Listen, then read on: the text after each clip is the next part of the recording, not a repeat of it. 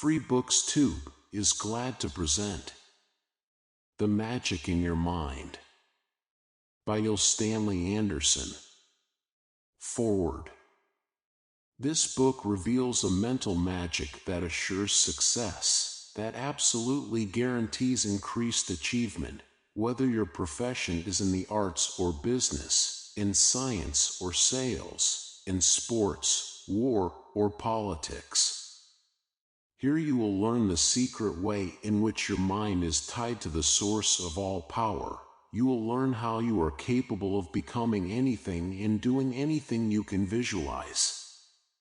Every man's consciousness is constantly changing, is trapped at the knife-edge overlap of past and future, reacts rather than acts, is incomplete and partial, eternally seeks itself. For since the mere state of being throws no light on that state, consciousness learns of itself through reaction to outside stimuli. If a man comes to believe he is unsuccessful, it is because he carries the impression he has been unsuccessful, and this conclusion, once adopted, inescapably molds him into the shape of the thing he believes, locks him in a prison of his own making. The magic by which a man becomes free is imagination. By training himself to cast up mental pictures of the thing he desires, by resisting sensual stimuli, even envisaging the exact opposite, he tends to assume a factual position in accordance with his vision, for his vision then becomes his experience, rather than the sensual stimuli that moved him before. Consciousness always assumes a form to suit its knowledge of itself, and where such knowledge breaks beyond the limits imposed by sensory experience, man begins to grow into the image of the secret self. There is only one mind in all creation. That mind is in everyone, is in its true state of being not confined to anyone, not confined to the body. It is a central, knowing consciousness in which everything dwells, which dwells in everything. In a bodily confined state it assumes the limitations imposed upon it by the knowledge of itself which it receives through the senses, but when bondage to those senses is broken by development of an inner power to perceive and know directly, then slavery to its embodiment is at an end.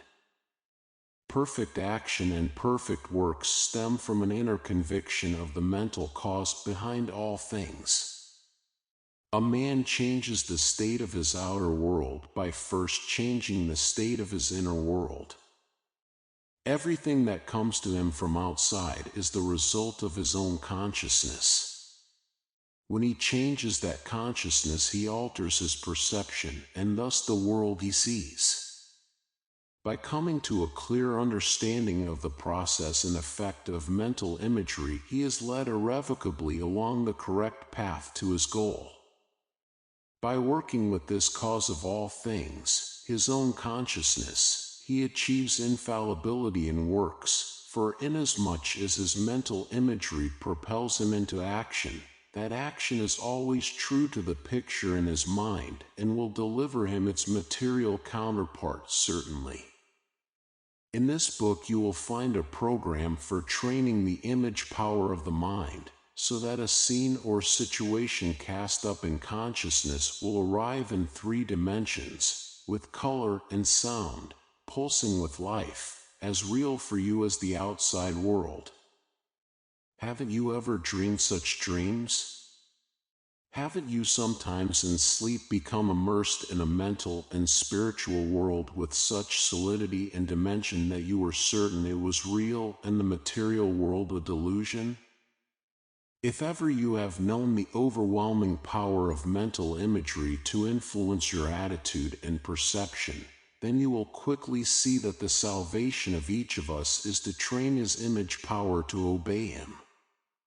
In this manner it is possible to become free from the promptings and urgings of nature, from death and disease and destruction, from ineffectuality and frustration. For the man whose inner power of vision transcends the constantly distracting stimuli of the outer world has taken charge of his own life, is truly master of his fate. I give you the end of a golden string, only wind it into a ball, it will lead you in at heaven's gate, built in Jerusalem's wall. William Blake. Chapter 1. The Hidden Cause of All Things. Shakespeare's Hamlet in his famed soliloquy pondered, to be or not to be, and thus faced squarely the primary challenge of life. Most people only exist, never truly are at all. They exist as predictable equations, reacting rather than acting, walking compendiums of aphorisms and taboos, reflexes and syndromes. Surely the gods must chuckle at the ironic spectacle of robots fancying themselves free, but still, when finally the embodied consciousness rises above the pain-pleasure principle of nature, then the true meaning of freedom is made apparent at last. Action versus reaction. We exist in order that we may become something more than we are, not through favorable circumstance or auspicious occurrence, but through an inner search for increased awareness. To be, to become, these are the commandments of evolving life, which is going somewhere, aspires to some unsealed heights, and the awakened soul answers the call, seeks, grows, expands. To do less is to sink into the reactive prison of the ego, with all its pain, suffering, limitation, decay, and death. The man who lives through reaction to the world about him is the victim of every change in his environment, now happy, now sad, now victorious, now defeated, affected but never affecting. He may live many years in this manner, wrapped with sensory perception and the ups and downs of his surface self, but one day pain so outweighs pleasure that he suddenly perceives his ego as illusory, a product of outside circumstances only. Then he either sinks into complete animal lethargy or, turning away from the senses, seeks inner awareness and self-mastery. Then he is on the road to really living, truly becoming. Then he begins to uncover his real potential. Then he discovers the miracle of his own consciousness, the magic in his mind. Mastery over life is not attained by dominion over material things, but by mental perception of their true cause and nature. The wise man does not attempt to bend the world to fit his way or to coerce events into a replica of his desires, but instead strives for a higher consciousness that enables him to perceive the secret cause behind all things. Thus he finds a prominent place in events. By his utter harmony with them, he actually appears to be molding them. He moves effortlessly through the most strenuous action, the most perilous times, because his attunement with the mental force that controls the universe guides him to perform the work that needs to be done. Electromagnetic mind. This mental force that controls the universe may be called anything you like and visualized any way you choose. The important thing is to understand that it exists, to know something about how it works, what your relationship to it is. It might, for instance, be likened to an enormous electromagnetic field. All conscious forms of life then would be tiny electromagnetic fields within the universal field and finding positions within it, each according to the kind and quality of its field.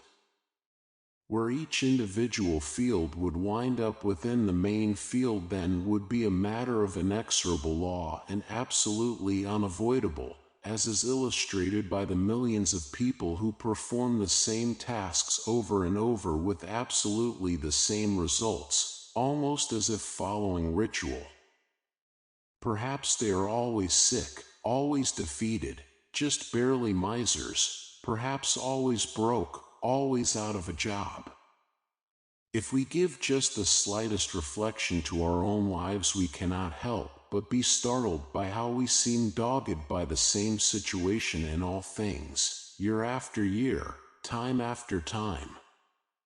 This deadly recurrence is the source of most frustration, and mental illness is the bottom root of all failure. Yet it is avoidable. And the way by which it is avoidable brings complete emancipation of the mind and spirit.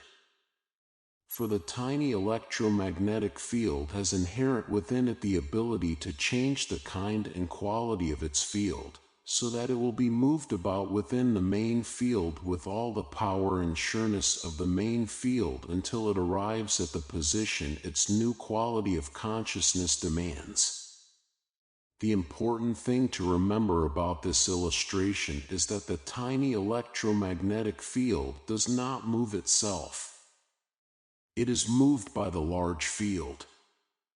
And behind its movement lies all the power of the large field.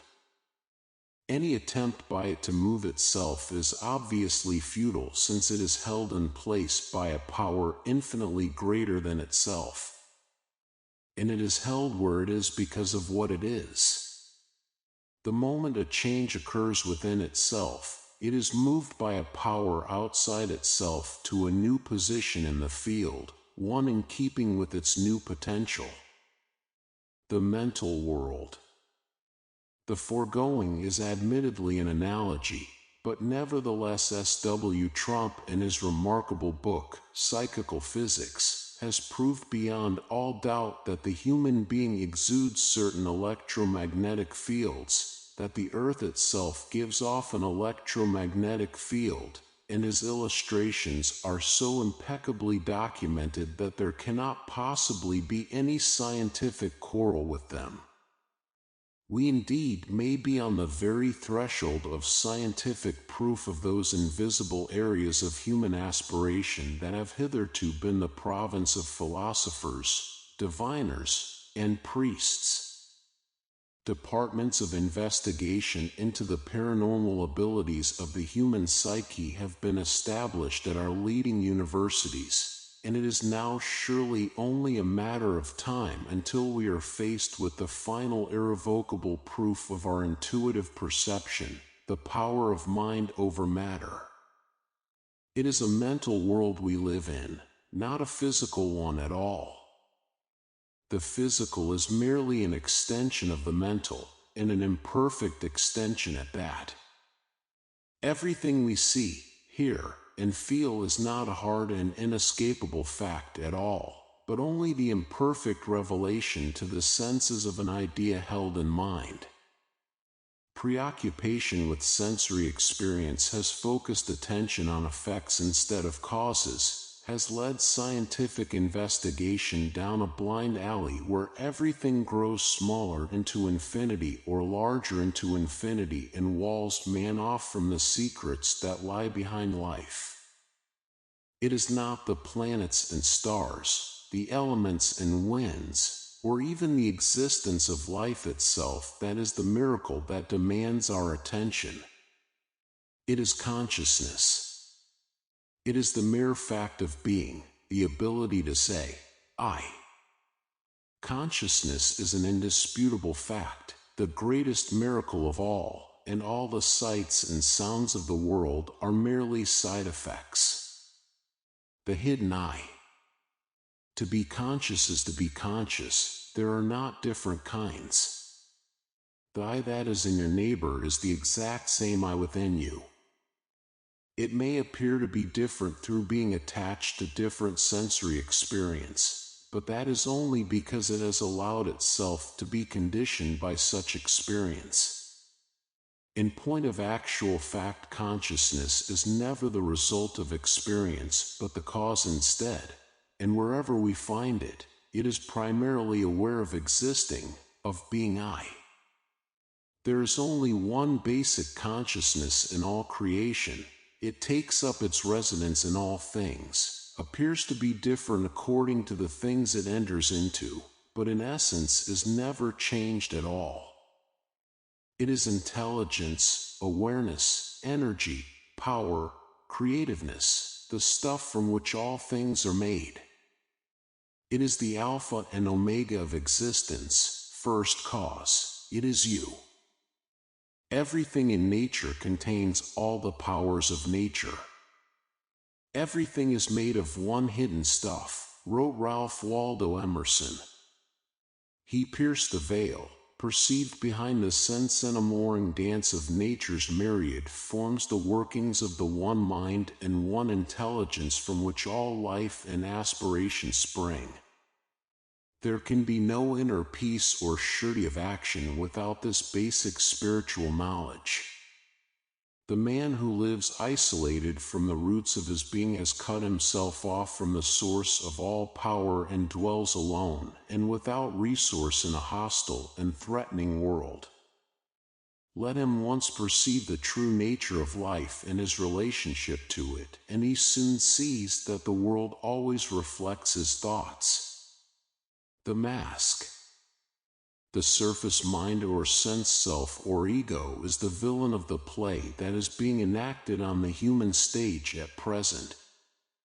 Man as a form of life is sufficiently evolved so as to understand his separateness and uniqueness.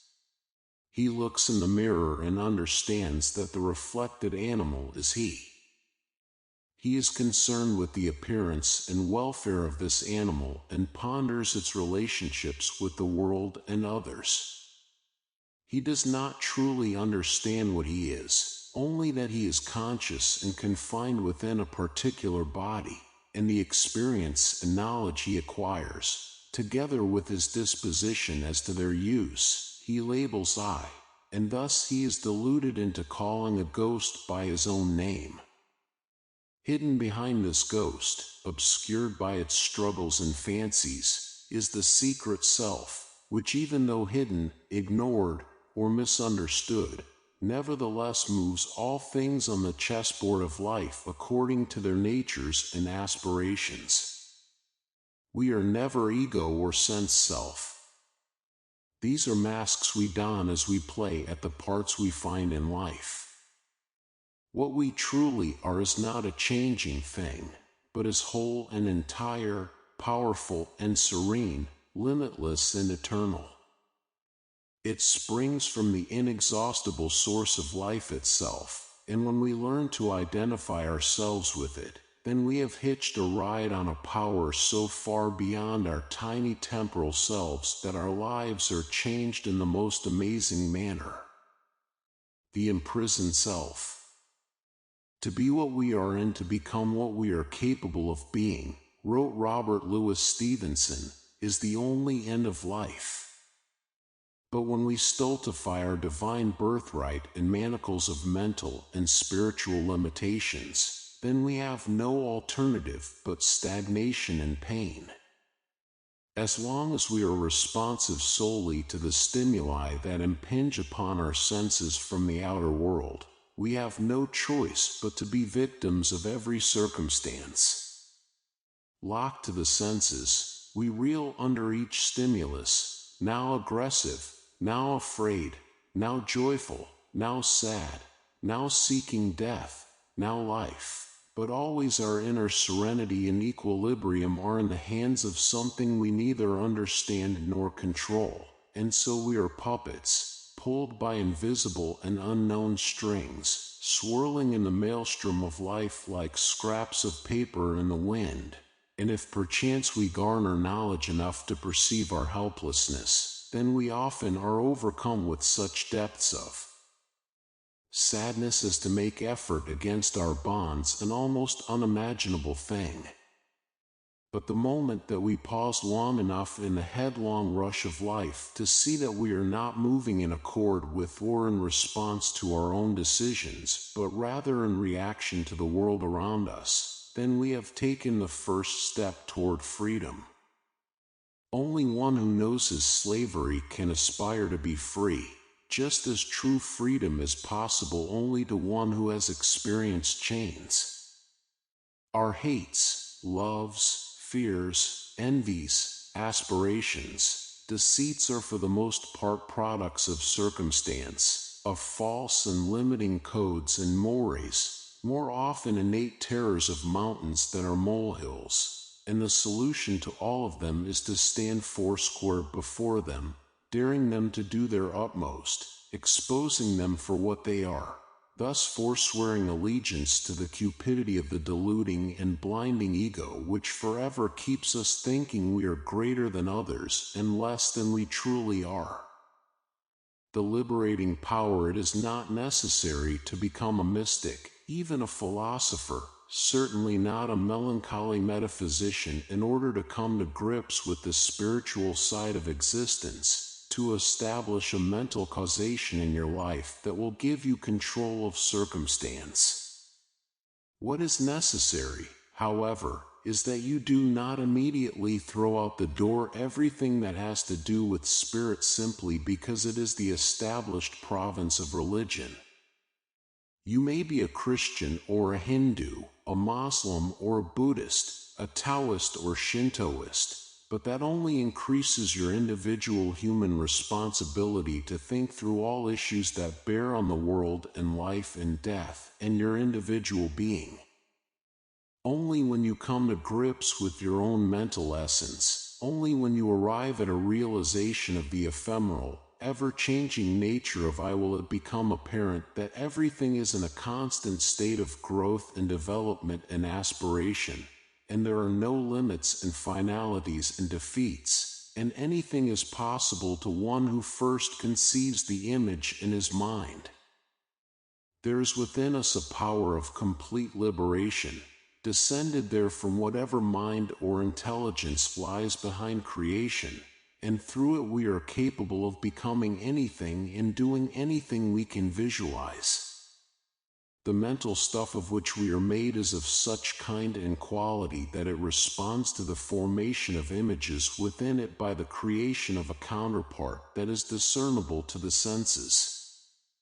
Thus any picture we hold in our minds is bound to resolve in the material world. We cannot help ourselves in this. As long as we live and think, we will hold images in our minds, and these images develop into the things of our lives, and so long as we think a certain way we must live a certain way, and no amount of willing or wishing will change it, only the vision we carry within. The law of life. It is astounding and sad to see the many thousands of people whose mental machinery keeps delivering to them the very effects they say they do not want.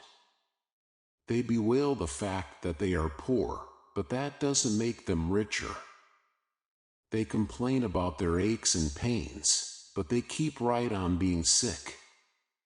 They say that nobody likes them, which means they don't like anybody.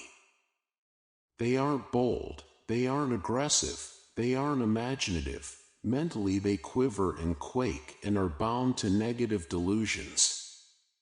It simply doesn't matter what the picture in your mind is, it is delivered nonetheless, with the same amount of faithfulness and promptness if it is a picture of poverty or disease or fear or failure as it would be if it were a picture of wealth or health or courage or success.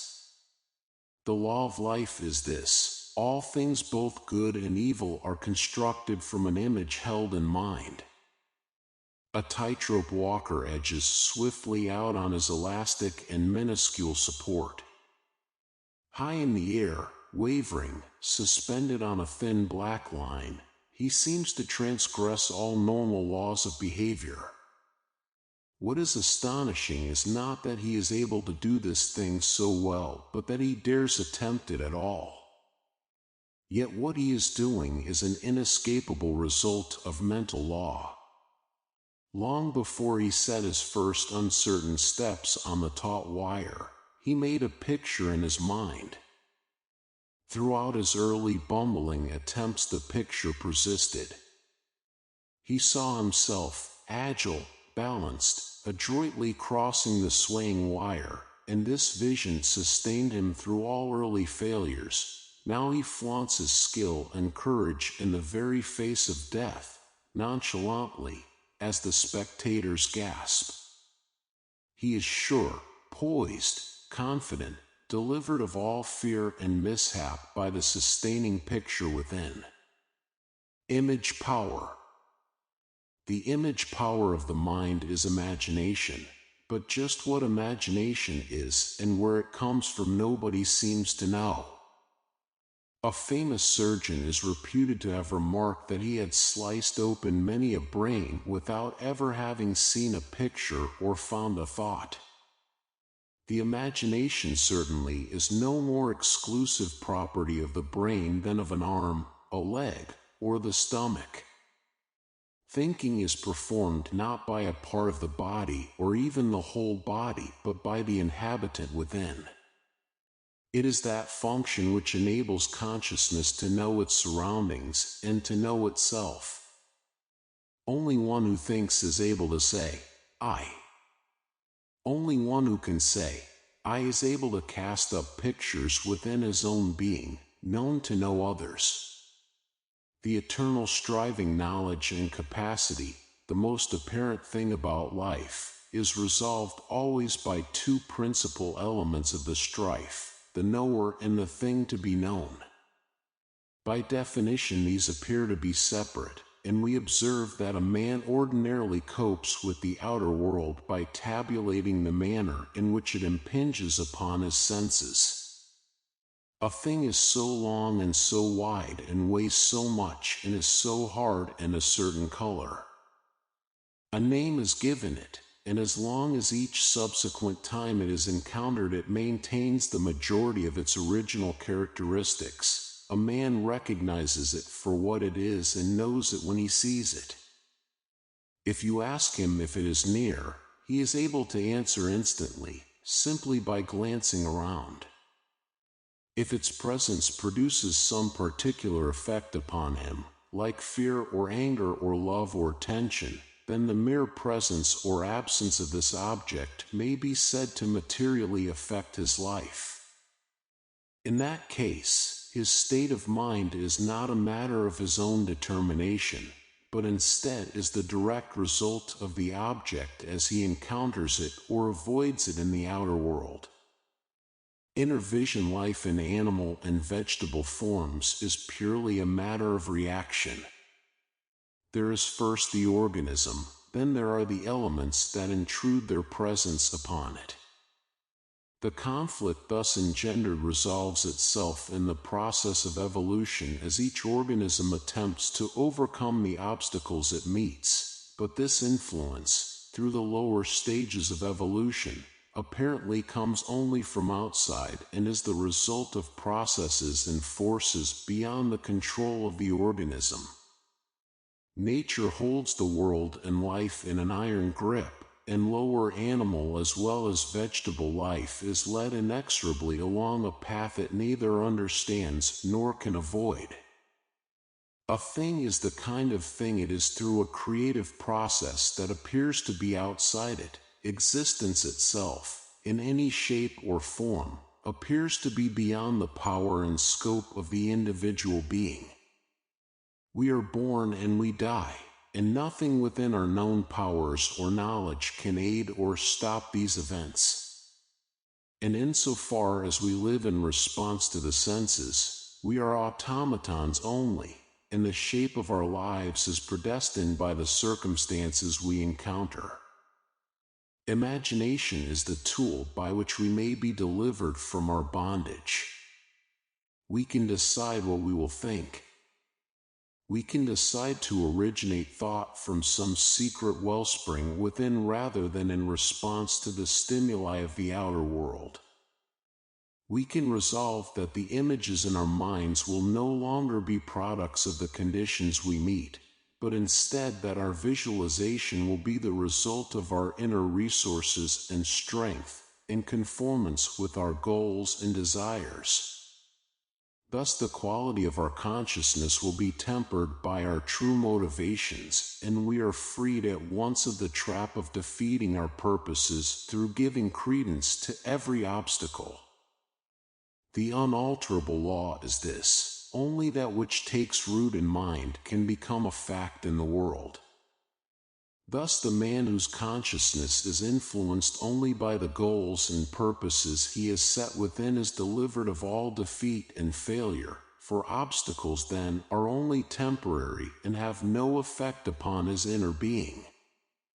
Only that which conforms to his inner vision is accepted home at last and allowed to take root in the plastic, creative medium of the secret self. The secret self. It is knowledge about and faith in this secret self that is the key to correct use of the imagination. No man lives in the dark when he learns where the light is. To understand the secret self is to free oneself from bondage to circumstance, to loose within a power compounded upon itself, to provide life with perfect working and perfect serenity. This entity within each of us, not the ego, not experience, not time or circumstance or place or position, but consciousness only, thy divested of all accoutrements except pure sense of existence, this is the self that contains all power, whose essence is greater than the individual, greater than 10,000 individuals, for it is the supporting structure upon which all things are built, the evolving self of the universe. It is not confined to the body, to a time or place or condition, but is in all times and places and conditions. It is infinite and eternal and only one, but being so as easily manifests as the finite and temporal and many. All are contained within it, yet each contains it all. For by its very nature all of it is every place at the same moment. The secret self is timeless and eternal. It is the self of the universe, and it is the self of each of us, the self of you. It was never born and it will never die. It enters into each of its creations and becomes that creation. What is going on in life, in the world, in the universe is completely its working and the result of its secret purpose and undivulged goal. The nature of its being is mental, its essence is dynamic and creative. It is the eternal stuff that occupies all space and time and within which there is no dimension. It is all ends and middles and opposites and extremes. And it is infinitely creative. The myriad forms of life are but a tiny indication of its vast potential for plastic multiplicity out of its essential oneness. Mental ascendancy. The secret self is within you. It is not visited upon a fortunate few and withheld from others, but is totally existent in the heart of each of us. Insofar as we are able to divorce ourselves from the world and the ego and sensual stimuli, we will become increasingly aware of its existence within and consciously strive to identify ourselves with it. It is through this identification that the seeds of power are sown. One who is able to cast off the limitations of ego and improve the quality of his consciousness through disciplinary use of the imagination is able by means of direct identification to become one with the secret self and thus attain to a measure of its power for perfection. The potential for achieving this astounding goal lies within each of us. By means of inner mental ascendancy and pictorial definition, a man may become one with the purposes of the secret self and thus become infallible in his works and his goals. This is a pretty big capsule to swallow. Our materialistic society, with its reverence for the products of science, has excised 3/4 of our mentality.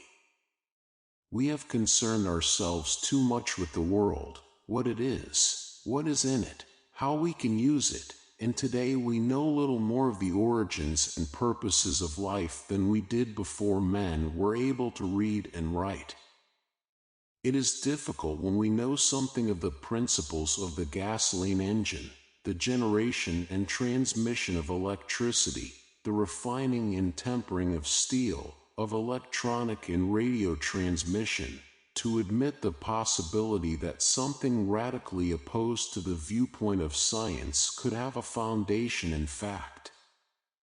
Science says the laws of nature are supreme, and man must learn to live with them in order to prosper. Now comes this diametrically opposed theory: nature is subservient to mind, not the mind of man as we know it, but the supreme mind or secret self that lies behind life, and this secret self is within each of us. We can come to know it and to use it, and thus transcend the laws of nature and free ourselves from bondage to the senses and the material world. Thoughts become things. What is going on in life is the evolution of the individual to complete oneness with the secret self. The universal being that lies behind creation has differentiated into finite form, taken disguise, so to speak, in order to work out the manifold sides of its infinite and eternal nature. Therefore, the man who expands his consciousness is fulfilling the fondest wish of life. It is not necessary that we become saints to understand as much of the secret self as is necessary to use its power in our affairs. To know this law is enough. Whatever we accept as a permanent mental image in our consciousness must manifest in our world, for we become in life what we are in consciousness, and nothing can alter that fact. It takes a great deal of courage to admit to yourself that if you are sick, frightened, frustrated, or defeated, you have brought these conditions on yourself, and no one but yourself can get rid of them. Occasionally someone so afflicted will experiment with the power of his mind to cure him, but will give it only the most cursory trial. If, for example, he is ill and in pain, he might say, "I visualized myself well and happy, but I hurt just as much as ever." What he didn't do above all things was visualize himself well and happy. He visualized himself sick and in pain. The moment he began to visualize himself well and happy, he would become well and happy. This is not a law that works once in a while or part of the time or on auspicious occasions. It works all of the time, and it works in the exact same way, and it is returning to you right now in the material world the images you maintain in your mind. You cannot escape them. They surround you, sustain you, or torment you. They are good or evil or uplifting or degrading or exalting or painful according to the vision that prompts them, and as long as you are alive, as long as you think and imagine, you are literally surrounded day and night by the images that predominate in your consciousness. Thought control. The startling power of the secret self is that it always makes manifest the image it beholds. Nothing illustrates this fact better than the current experiments with hypnosis. A man may be in such excruciating pain that even narcotics will not relieve him, but he can be put under deep hypnosis and told that there is no pain at all, and presto, there is no pain. He may have a deep and abiding fear of crowds, but under hypnosis it can be suggested to him that he likes crowds, and lo and behold, he enjoys them most of all. He can become stronger, healed of disease, smarter, more aggressive, possessed of endurance and indomitableness, all because these things are impressed upon his psyche as facts, and the image in his mind grows from them. Aha, the cry goes up, find me a good hypnotist. I want to be smart and strong and successful and all those good things, and to be rid of weakness and pain and failure. And hypnosis can do it too, if you are willing to abdicate as the person in charge of your life. If you are willing that someone else run it every hour of every day throughout the whole of it, then you can turn your life over to a hypnotist and he can remake it in the image you outline. However, it will make small difference to you. You may still be in the vehicle, but you no longer will be driving. If effort and strife and the overcoming of obstacles are the spurs to growth that the secret self intends them to be, then surely you will have abdicated from life itself.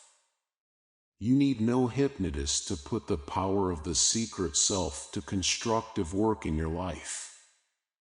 No hypnotist can overcome the negative image making of your mind unless he is with you 24 hours a day. You are the only one in constant rapport with yourself, and thus you are the only one able to police the thoughts and images you entertain. If you let the image be prompted by something outside you, then you exercise no control over your life. If you accept images only in accord with your desires, then life will deliver your inner goals. In any case, the magnificent promise of the secret self is this: you can change your life by altering the images in your mind, for what comes to you in the end is only that which you have been accepting in consciousness. Now there are many people who agree with this premise but are quick to point out that the images in the consciousness of most persons are projected there from the subconscious and are not of their own choosing. Most schools of psychotherapy apparently feel this way, for they propose a tedious and time-consuming treatment bent on expurgating from the subconscious memories of painful and bitter occasions which might prompt unpleasant images in the mind. 7 or 8 years of this process have not noticeably emptied painful memories from the subconscious of most patients, and in any case, if a treatment is truly efficacious, it cannot possibly consume so long a time. The saddest thing about the modern put the blame elsewhere school of psychoanalysis is that the person undergoing it accepts it as justification for his failure to police his consciousness and thereafter expects such policing to be accomplished by having the neighborhood rid of criminals. If he achieves some semblance of a changed consciousness in the hands of the psychiatrist, he soon goes back to a world full of negative thoughts and ideas, and just because he does not police his own mind, they readily find acceptance there. You may not be able to alter the positions of the stars, to stop the earth from revolving, to cause the winds to blow or the sea to calm, but you can choose what you will think. You can think what you want to think. You can think only in response to an inner vision and a secret goal, and if you take your stand with a firm heart and a high resolve, you will be successful, and you will not be intimidated, and you will project your image clear and true, and its counterpart will return to you in the world. Dryhole Casey. In a little village on the western slopes of the Great Divide lived a man whose entire life had followed one ignominious pattern. For 35 years he had been an oil well driller and had followed the frontiers of oil exploration throughout the United States. During that time he had drilled 44 wildcat wells, and not one of them had made a strike. He had drilled in Texas, Oklahoma, Kansas, Louisiana, California, New Mexico, Arizona, Colorado, Wyoming, and still he had not hit. Oil operators wouldn't hire him anymore. He became known as Dryhole Casey, a nice guy, but strictly out of luck. Finally, he took a job in a Colorado mine and eked out his days without hope. He kept his drilling rig, though. It was his first love. Weekends would find him in the backyard, lubricating and cleaning its parts, handling them with ritualistic care. One day in late spring, when the snow stood in broad glittering fields on the slopes of the mountains and the rivers and streams were high and royally, he wandered up into the woods and sat gazing over the valley. The valley was a basin hemmed in on three sides by precipitous intrusions of granite, and these mountains had been productive of many minerals: lead, zinc, silver, tungsten, manganese. Our friend gazed to the west, to where the basin sloped down to a plateau. Suddenly his mind formed the perfect picture of a faulted anticline, a predominant type of subsurface oil trap. The image seemed superimposed over the scene before his eyes, so that he could almost see the oil below the surface of the ground. He trembled before his vision, could not resist it. It seemed like a sudden visitation from heaven, and he left the mountainside absolutely certain that within the small valley lay a major oil field. Next day he quit his job in the mine and with his savings managed to procure oil lease options on the land he visualized as being the most favorable. Now he had to raise capital to complete his leasing arrangements and provide funds to drill an initial well, a gargantuan task, since everyone who knew him knew also his history of failure. But the vision in his mind persisted. It led him to take a bus to an eastern city in quest of funds. It led him after a week of discouragement to a park bench and a seat alongside an elderly man who quietly and patiently fed the squirrels. It was a bright, warm day, and the squirrels were active, playing and clowning over the proffered food, and the two men laughed at their antics, and each told stories of other squirrels and other times and agreed that the foibles of humanity were not shared by animals. Warmed at each other's company, they agreed to lunch together at a nearby restaurant. In the course of the luncheon, the oil driller told his newfound friend of his vision and his problem.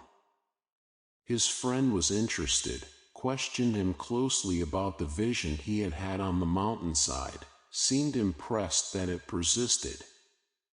"How much money do you need?" he asked.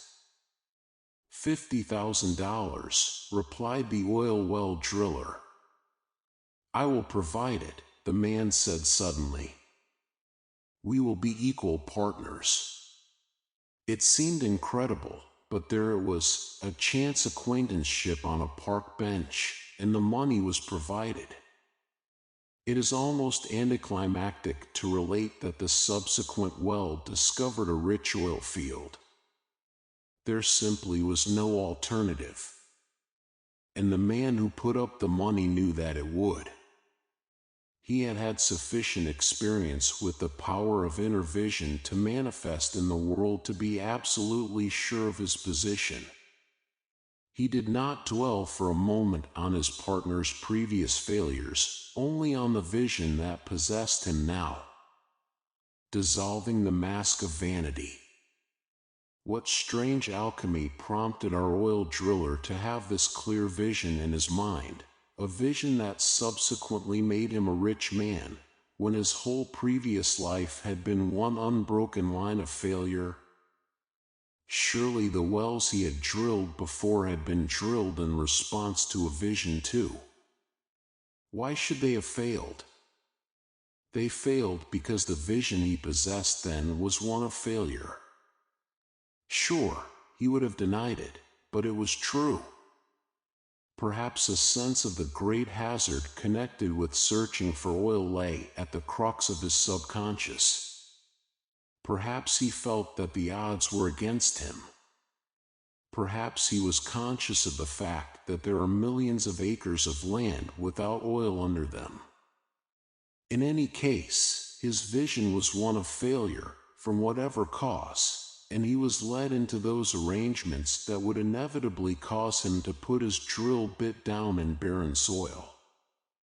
And in two cases, where he actually had drilled on productive land, He once had ceased making hole only 27 feet above the productive formation, and another time failed to make a test of a sand that later produced several million barrels. But he could not help himself. He was only following the dictates of the vision in his mind. See how different his behavior was in the discovery of the basin field. He saw the oil. He knew it was there. There was not the slightest doubt in his mind, and that is the way he acted. There was no resisting him this time. His vision was for production, and that is what resulted. Why? Why did he finally have a positive vision after harboring a negative one for so many years? Such a question could not be answered with certainty without making an intensive study of the man, but in all probability the debilitating and crippling factor was fear. Fear more than any other single thing warps and distorts our vision. Our oil driller most likely was afraid of failure, and his apprehension twisted his inner vision from success to defeat. He couldn't win as long as the fear stayed with him. Finally, when he had reached the absolute bottom, when the business he loved had rejected him and the men in it no longer would hire him, fear simply left him.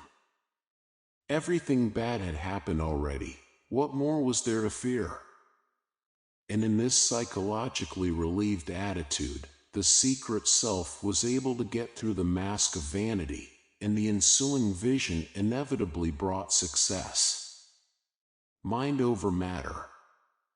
It is computed, wrote Jonathan Swift, that 11,000 persons have, at several times, suffered death rather than submit to break their eggs at the smaller end. The resistance of the human mind to change is amazing, especially when it appears so obvious that life itself is nothing more than change. Multitudes of people, many of them very intelligent, argue that all cause is in the physical world and that mentality only observes. They seem determined to go down to their deaths with this frightfully erroneous viewpoint, even though their own inner attitudes belie their stand, even though their slogans extol the power of mind over matter. On locker room doors and conference room walls, the framed and placarded slogans emblazon their messages: a quitter never wins. A winner never quits. A team that won't be beat can't be beat. Put your heart in it. All else will follow. Make up your mind, and you make up the future. But these verbal expositions to thoughtful vision are regarded as having precedence only in such matters as team effort, to bind together the group for a purpose, and their tremendous importance to individual creativeness is largely overlooked. From the inner vision all things are done, the bridge is built, the tower constructed, the oil well drilled, the motion picture made, the book written, the picture painted, music composed, outer space probed, secrets of the atom exposed. There is absolutely no such thing as accomplishment unless it is preceded by a vision of that accomplishment. You simply can't reach across the table and pick up a dish unless you first have the mental image. All things come to all people according to the pictures that form in their minds, and the effort that is expended in this world to escape fates that are inevitable is sufficient to construct a tower to the sun. No amount of movement, of physical energy expended, can prevail against a wrong mental image. Similarly, the possessor of the correct mental image is guided to perform the work to be done, effortlessly, almost nonchalantly. Most of the struggling and striving in the world is done by people who are trapped into unwanted circumstances through incorrect mental visualization, and the fact that they visualize the very thing that they profess to abhor is the contradictory situation that is filling our psychiatrists' couches. Mastery over fate. Bernard Spinoza wrote, "So long as a man imagines that he cannot do this or that, so long is he determined not to do it, and consequently, so long is it impossible to him that he should do it." The picture that forms in the mind, whether for good or ill, will deliver its inevitable consequence. The problem is not with the mental or spiritual fact of physical fulfillment of mental visualization, but rather of finding a key that will enable each person to cast up mental images at will, hold them until realization, and not have other images intruded by the recalcitrant subconscious, which so often runs contrary to the wishes of the conscious mind. In the deeper reaches of the human psyche, the seeds are formed that motivate a whole life, and a man either accedes to or takes command of these invisible prompters. If he accedes, his life will be run from a source beyond his conscious control. If he takes command, he becomes master of his fate. Taking command is never as simple as it sounds. It requires a firmness and boldness that only few people innately possess. Most of us live as complete slaves to reaction, absolute victims of the commands of the subconscious, and we seldom, if ever, even think it possible that we can overcome our feelings and react in an entirely different way than circumstances would have us do. For example, if you participate in a test and defeat seems inevitable, you only make it certain by acceding. But if you keep alive your spirit by a vision of victory, by an absolute resistance to the importunities of defeat and disaster, who knows what miracles may occur? The mental vision that resists all sensual stimuli becomes at length a thing unto itself, and its resolution as objective fact in the material world cries out for utterance and will not be stifled. Nature's vast creativity springs from the infinite potentiality of the secret self. Anything possible of conception is sure to eventually be created as a solid material fact for all the world to witness. There is no such thing as an idea without a visible resolution, for the great plasticity of the secret self shapes every idea contained within it, and whoever is possessed of a thought is possessed of a thing as well, as long as he holds his image clear. Creativity. Creativeness is not part of the surface self, of the ego, the conscious mind, the physical or sensual being. It emanates upward through the levels of consciousness from the secret self, takes shape and form through a power greatly beyond and infinitely more powerful than the small individual I. That part of a man which is most powerful of all is invisible, seems apart from him completely, is hidden in the deepest recesses of his being, is not callable by name, is not recognizable through the physical senses, cannot be coerced, but responds innately and completely to image.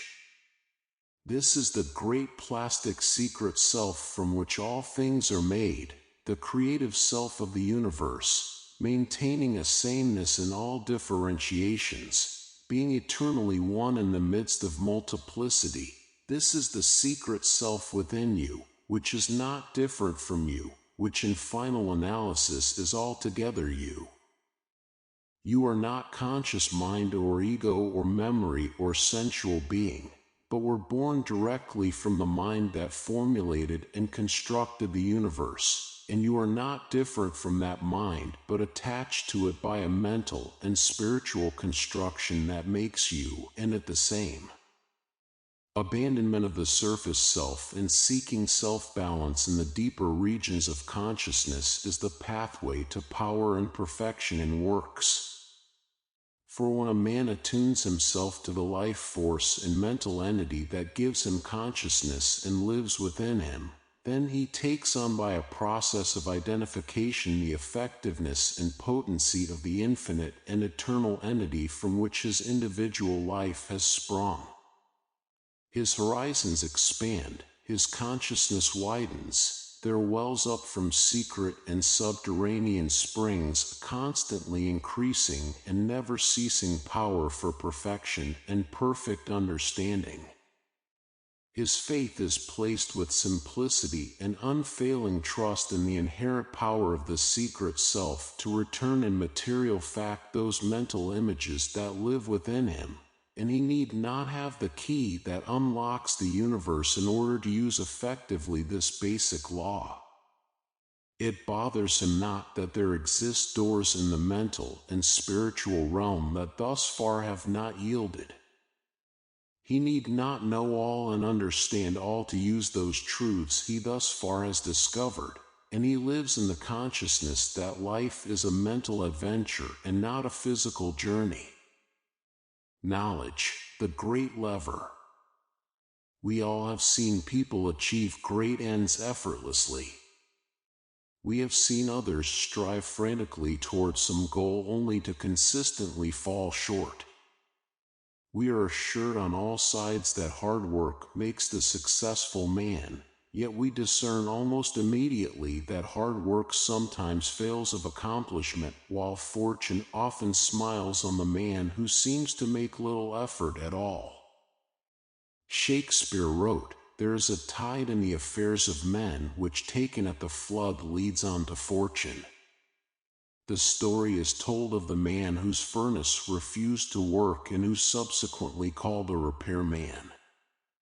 The repairman struck the furnace a blow with his hammer, and it promptly resumed working.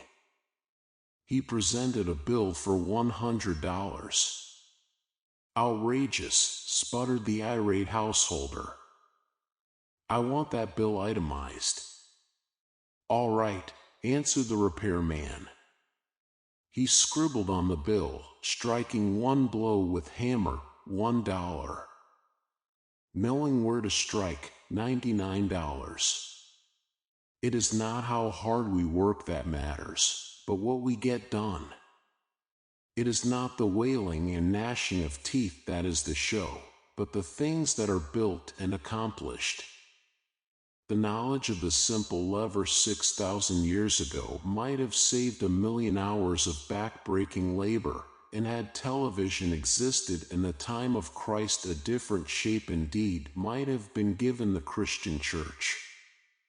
Knowing where and when to strike, just as the repairman so aptly illustrated, is the goal to be sought, and not the energy to run 1,000,000 circles around a field which does not need to be circled even once.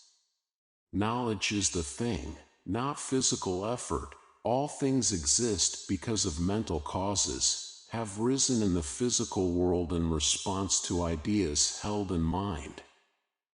Mind is first cause, and he who is guided by this knowledge discovers the fountain of power.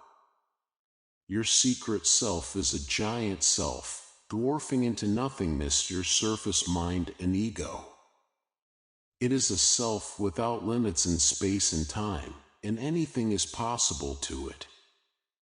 Its manifestations on the human scene sometimes seem supernatural.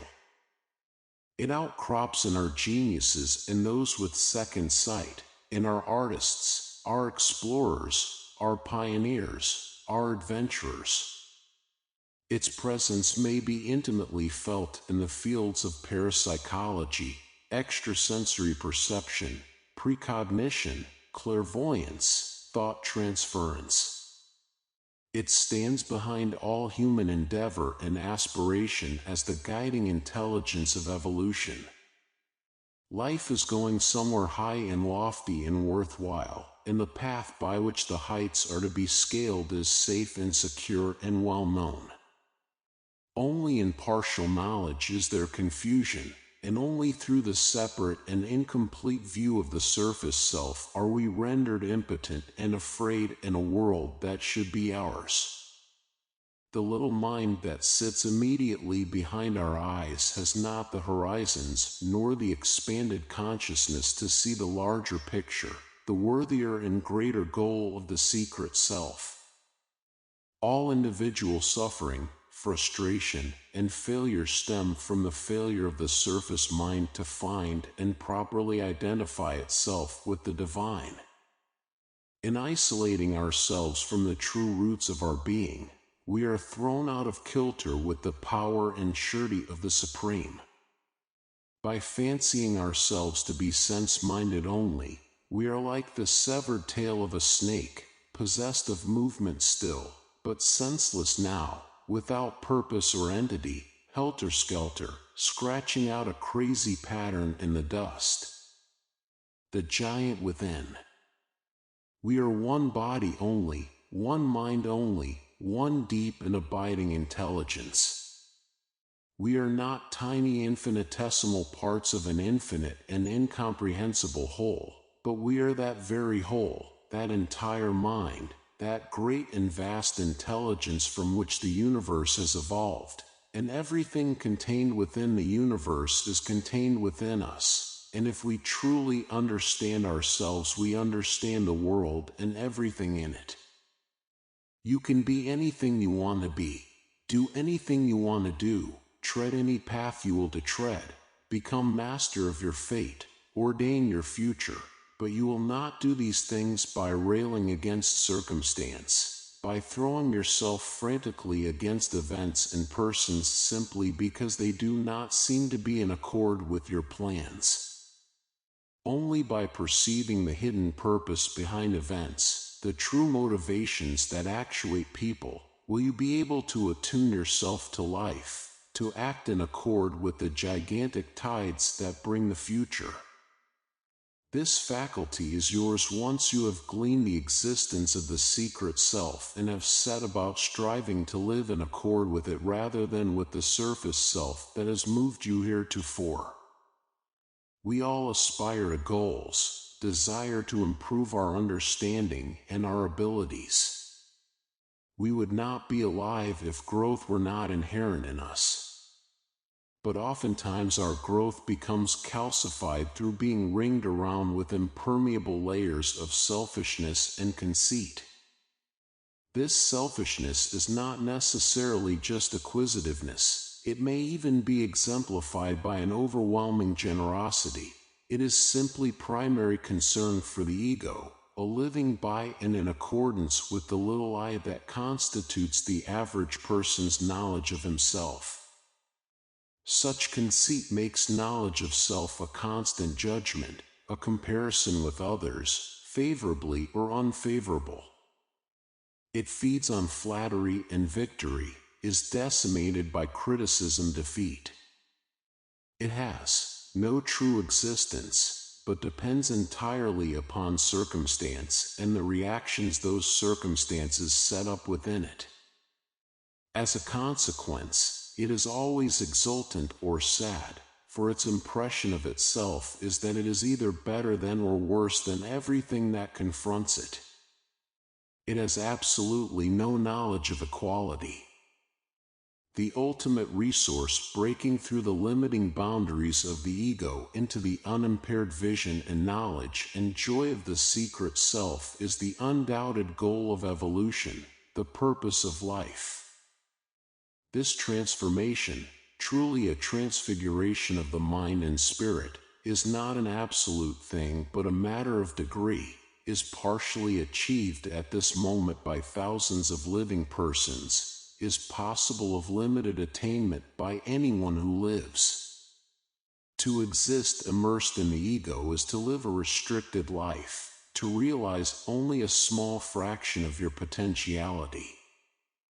Such deliberate subordination to the dictates of nature is a subjection to pain and suffering and death and decay. Such subjection is normal to lower forms of life, seems part of the plan by which the secret self is emerging from matter, but when consciousness has reached the point where it recognizes its imprisonment, when it sees its subjection to circumstance and pleasure and pain, then it must strive to be free, to establish a truer order for its development. It then must break through the barriers of its awareness, cease living in the ego, and attain the widened horizons and powers of the secret self, or it will fall back into the inertia of the sensual nature, lose its capacity for growth and development, and so cease to represent the secret self at all. To the person trapped and resigned to be trapped in the ego, there is no final end but suffering and pain. Only in the divine lie the ultimate resources that overcome all obstacles, and only in seeking to discover the secret self has a man firmly set foot on the one and only path that leads to success, serenity, and joy. Struggle and sacrifice.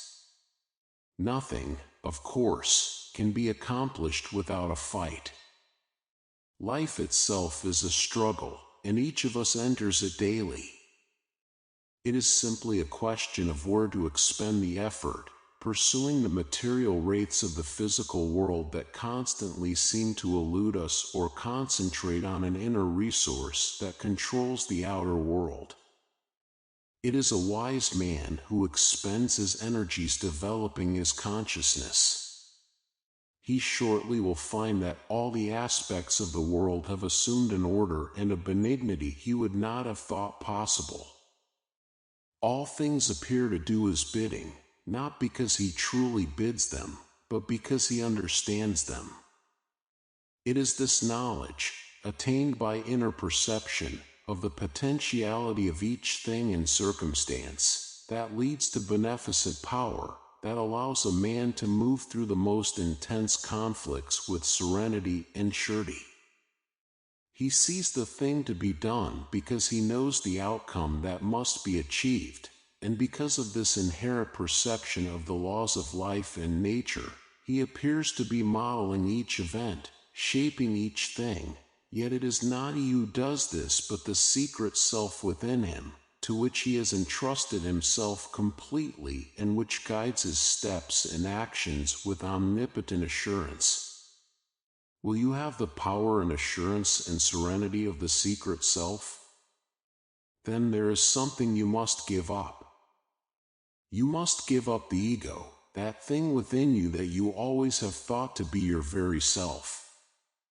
You must seek to shed that sense of separateness that is a product of your surface mind, and to search deep within your consciousness for the pure core of being that is the self of all things. It will not be easy. The sensual nature with its constantly distracting stimuli brings daily clarion calls from the outer world. But if your life has provided you full measure of pain and frustration from chasing these tempters and deceivers, then you will face them with resistance and resolve to pursue them no more. The path to power lies within you. All things will be found there. The fight is not between the world and you, but between your ego and your true self. Simply choose to find your true self, and in the end you cannot lose. When the fight begins within himself, a man's worth something. Robert Browning. Chapter 2. Discovering the Secret Self. Human personality is immensely complex. A person is far more than a name and certain physical, mental, and emotional characteristics. It is strange that we ever feel we know others at all, when the slightest examination of our own psyche reveals at once that we know scarcely anything about ourselves. We do not even dwell alone in our own bodies, are for the most part a battleground for opposing sides of our nature, and as one assumes command, then another, we present the constantly changing colors of a chameleon. Our many selves. A man engaged in concentrated effort often talks to himself. One part of him sits in judgment on the other, so that he gives vent to little exclamations of exasperation such as, "You can do better than that, Henry, old boy," or "Don't be such a bonehead, you can get it." In this apparent division of the self, one half assumes a nature that appears above reproach, while the other apparently has the personality of a mischievous, recalcitrant child. If you ask Henry which of the two he is, he answers that he is Henry. If you ask him who is talking to Henry, he achieves a look of utter blankness, manages to answer at last that he's only talking to himself. Well, it isn't just a way that Henry has, it's a way that all of us have. We house within us not one nature, but many, not one self, but a whole myriad of selves superimposed upon each other like endless reflections in opposing mirrors, and not one of these selves is our true self, not even all taken together, but another truer being hidden within, timeless and eternal and unchanging. The conflicts and oppositions of the many sides of our surface nature are directly responsible for the prevalence of that psychological disorder called schizophrenia. The schizophrenic is disoriented with the world and himself through intense inner conflicts waged by several of his different natures. In extreme cases, one, then the other, takes over, so that he is possessed of several distinct personalities, each as different from the other as night from day. A number of clinical cases of this nature have been studied extensively. One has even been made into a best-selling book, so that by and large people are finally becoming aware of the wavering, mystical being each of us really is. The psychologically sound person is one who takes charge of his own personality, refuses to allow himself to be influenced by the wind, imposes a discipline upon himself predicated upon the goals he wishes to achieve. Yet despite this taking charge, despite the discipline imposed upon the surface nature and inner parts of the psyche, the psychologically sound person must remain subservient to an inner hidden part of his being, that indestructible and bright core within that sustains him and gives him life. If he does not, then a sickness of all his parts aggrandizes his ego, disassociates him from reality, causes him to assume the psychologically functional disorder known as paranoia. His blown-up ego then has shut him off from the supporting and sustaining secret self, and he is heading directly for destruction. Most of the dictators of our modern political systems have been of this type, carrying their countries and themselves to destruction in a blind and headlong rush. Infinity in the finite. It becomes obvious, once we give it close consideration, that man not only is at war with nature, but actually is at war with himself. We are such battlegrounds within that often we cannot contain our turmoil, and our entire psyche becomes permeated with a sickness that makes it of little use to the world or ourselves. Whatever the human being is, he is more than a physical body, and the misty shape of his invisible aura is something that cannot be contained within boundaries or assigned categories or weighed or measured or counted. All that we are and can hope to be is mental, is the essence of some gigantic intelligence in the lap of which we nestle and from which we are fed and nurtured as if from subterranean springs. This gigantic intelligence is the secret self of the universe. It is also, paradoxically enough, the secret self of each of us. No amount of rhetoric prevails against this belief. No argument dissuades the man of faith. Still, the enigma is there. How is it possible that something infinite in size and scope, like a universal mind, can be housed within the tiny, finite body of an individual man? To be infinite is to be one. More than one of anything infinite automatically is not infinite, for anything infinite occupies all the space there is and therefore does not leave room for anything else. Thus anything infinite is exactly the same as anything within it, for all of anything infinite has to be at each particular place at each particular time. Now this may be a pretty hard dose to swallow, but it is perhaps as scientifically sound as the quantum theory of physics, and what it essentially means is this: if there is intelligence behind life, and there is every reason to believe there must be, then all of that intelligence is innate in each creation of that intelligence. Thus universal mind or the secret self is complete and entire within each of us. We have only to discover it for its power and perfection to be ours. But neither the search nor the finding are easy. We are so steeped in our egotism, so insisted within our myriad surface selves, that vision to penetrate the illusion is hard to acquire, is developed only by arduous mental effort and spiritual discipline.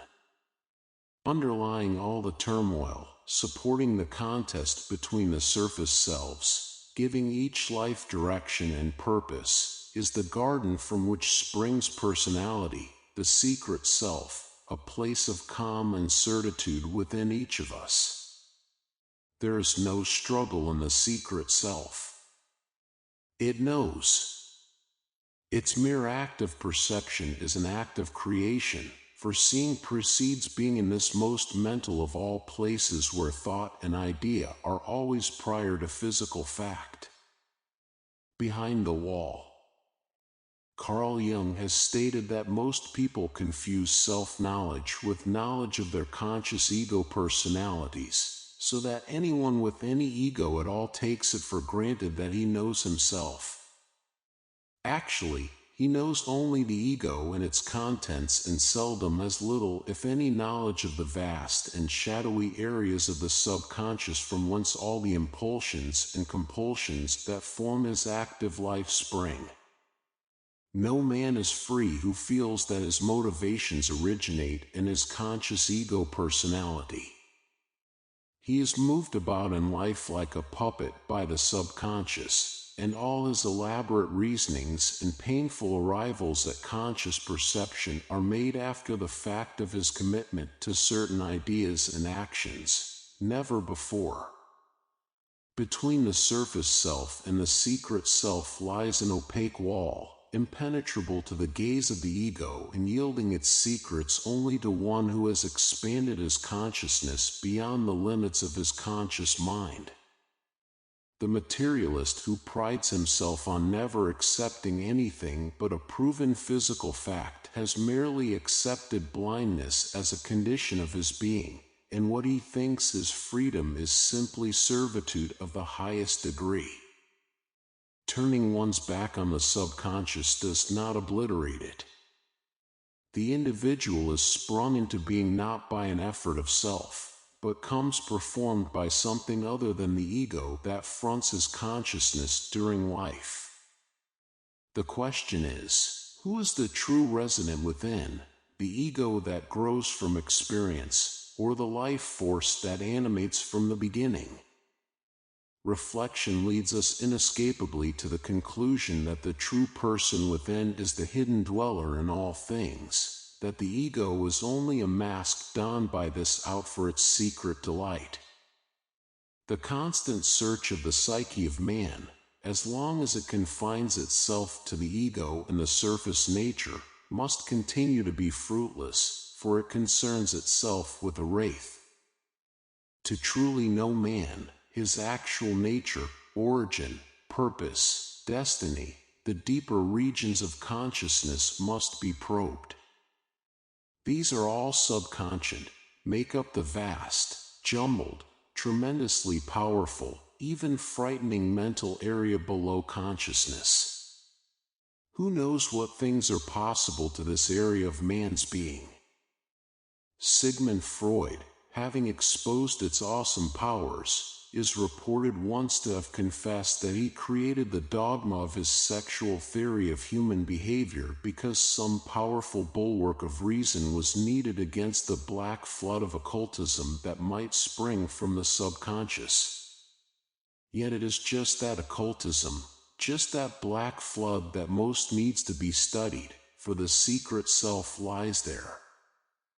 The unuttered part of life, the Ouija board and divining rod, are not just parlor games or the tools of crackpots, but are the best of illustrations that within us there is a being enormously different from our surface selves, and which has powers of perception and knowledge vastly greater than our conscious minds. A man with a forked hazel stick can find water beneath the surface of the ground. And this remarkable feat is true not because there is any affinity between the water and the hazel stick, but because there exists in the subconscious of the man a means of perceiving that water underlies a particular piece of ground. The stick turns downward and points out the water because of unconscious muscular reactions on the part of the man, but he will swear it does so of its own volition. And to the degree that the turning down is originated by the secret self and not by his surface self, his claim is true. In any case, the stick turns down, the well is dug, and water is there. The man couldn't have seen the water, the stick couldn't have known it was there. Some other thing, some invisible force was at work. That thing, that force, is the secret self. Thomas Carlyle wrote, "The uttered part of man's life, let us always repeat, bears to the unuttered, unconscious part a small unknown proportion. He himself never knows it, much less do others. We wend our unheeding oblivious ways through life, captives of forces we neither understand nor are aware exist, and we labor under the delusion that we are free. This blindness has not been forced upon us because of our relationship to life, nor is it necessary in order to preserve our sanity or individuality as some casuists would have us believe. It is simply an inevitable step in the evolution of mind out of matter, and even now is being transcended by those individuals sufficiently evolved to correctly perceive the secret self and its existence within. Mind seeks to know. Its goal is a constantly increasing awareness. Expanding consciousness is apparent wherever we look, almost as if a mental explosion had taken place in the heart of the universe and now speeds outward in all directions, encompassing everything. Liberation from bondage. The surface mind is not the true mind, is but the barest fractional part of the true mind, and we never know our power and effectuality until we turn away from this troublesome false self and originate thought and action on the deeper planes of our being. Then we become as a power doubled upon itself, have hitched a ride on illimitable energy.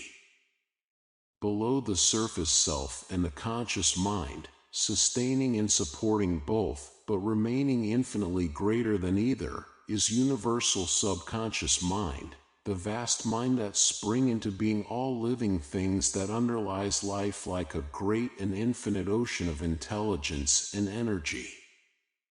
This subconscious mind is not just a hodgepodge reservoir of instincts, urges, and long-forgotten memories individual to each man, neither a kind of cell memory of pain and pleasure as some psychologists would have us believe, but encompasses infinitely more, the whole scope of creation, of space and time and knowledge and purpose. And all of this mind is in every person, and no one has a larger share of it than others, and all of it is available to each of us this very moment, is actually the sustaining self of every one of us. Frustration and suffering are the human lot in this stage of evolution because we have separated ourselves from the root source of our power. This has been done as consciousness has evolved into self-consciousness, for the particular stage of self-consciousness at which we have arrived is embryonic, is only self-consciousness in the narrowest sense of the word, delimits itself by the boundaries of the physical senses, and therefore makes of itself a tiny speck in an infinitely large and living universe. It is small wonder that we are blinded to the beginnings and ends of life, so tiny is our newly acquired sense of being. Yet even now it reaches groping and hopeful hands toward an alliance with its greater self, and it is this alliance that will finally liberate it from bondage to the flesh, from the limitations of space and time and matter. The other person in you. All this may sound pretty obscure, even occult, and since the average person today is so grounded and steeped in materialism, there may be those of you who balk at this point and say, "Prove it. Show me evidence of universal subconscious mind." There is evidence aplenty. Various hypnotic techniques are continually exposing layers of the subconscious that indicate that they are not the personal property of the person under hypnosis. For example, Miss Jones may be hypnotized and recall intimate details of a life not her own, so that the unwary researcher will be led to believe that she is recalling a life lived previously.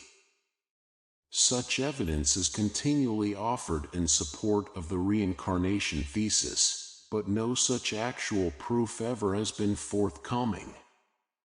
People under hypnosis have spoken languages they neither consciously understood nor ever had heard, described in detail places and times where they had never been and could not have conscious knowledge of, literally performed all manner of clairvoyant feats that indicate the amazing power and scope of the subconscious, and the indisputable evidence is of a single entity only, existing in all persons but the individual property of none.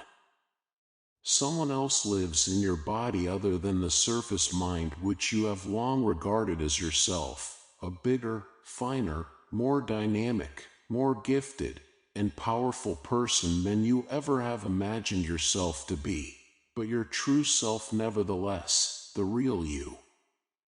Its action and power are behind every thought and move you make, and if your conscious mind is opposed to this real self, then you are torn on the rack of indecision and opposition and meet nothing but frustration and disappointment wherever you turn.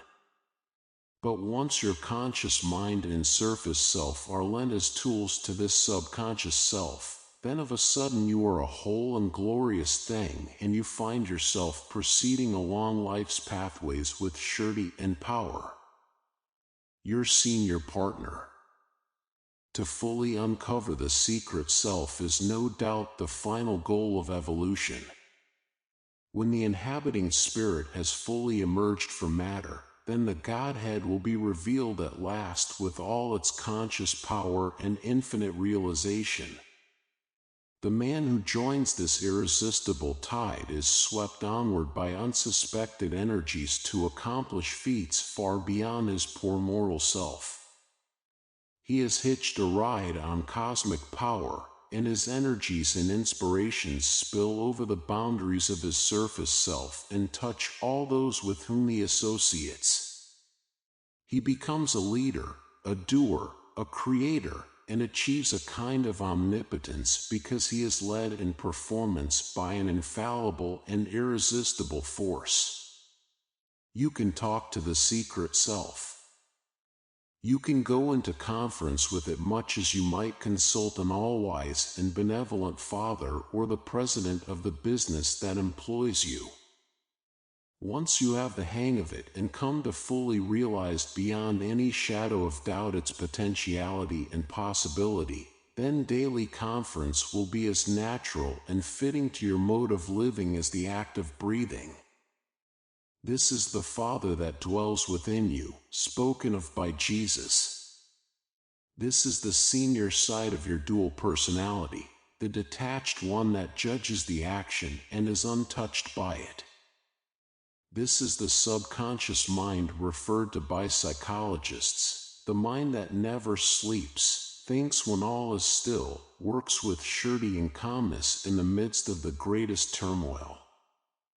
This is the talisman that delivers you the hunch, that brings your fortune, the idea for your book, painting, or composition, an inner vision, a new path to tread. This is the deep center of your being to which you retreat in meditation and prayer, where joy, serenity, and bliss reign because all is known and truly understood. Haven't you ever contacted it? Set that right at once. As soon as you know the secret self is there, your close relationship to it is assured, for who would turn his back on the source of his redemption from pain and suffering and frustration? An experiment. Take a simple finger ring. Tie it to a thin thread about 12 inches long. Hold the loose end of the thread between your thumb and forefinger. Let the ring dangle. Now tell the secret self that you are going to ask it some questions, that if the ring moves in a small circle you will understand the answer to be yes, that if it sways back and forth in a linear path you will understand the answer to be no. Ask the question aloud, hold the ring and wait. Don't try to stop it from moving, and make no attempt to start it moving. It will move. At first, the movement will be erratic, but soon it will settle into a back and forth or circular motion. Eventually, your questions will be answered instantaneously. Then you will have made a direct contact with the secret self, and you will realize with comprehending awe that someone infinitely aware dwells within you. There is no limit to the power of the secret self. Your whole effort from the moment of your realization of its existence should be to become acquainted with it, to explore its infinite facets and discover the keys that unlock its powers. Once you begin to guide your life in accordance with its perceptions and motivations, you will begin to take on an infallibility in works that bodes success in every undertaking, every relationship. You will find that you are accompanied always by a feeling of inner joy and energy and well-being where before you were always gnawed at by vague anxieties and fears and feelings of lethargy and fatigue. The color of the sky will change, the world will take on a new and meaningful and exciting aspect. You will have placed yourself in tune with the guiding and motivating force of the universe, and it will buoy your spirits heavenward. No task will appear too great, no obstacle insurmountable. Supporter of the worlds. Arthur Schopenhauer wrote, "Every man takes the limits of his own field of vision for the limits of the world." And it is this blinding quality of the surface psyche, that it cannot see beyond the limits it imposes upon itself, that gives inherent characteristics of weakness and incapability to every mortal man. Even so, the degree is markedly different in the limitations men impose upon themselves. Some men build towers to the sky, challenge nature in her most inaccessible places, make their whole lives a constant attack on mental and physical barriers. Other men accept all the limitations they encounter, live in fear of self-manufactured ogres, cannot challenge, expand, or grow because they are slaves of the tiny surface self and have not glimpsed or understood the giant within them.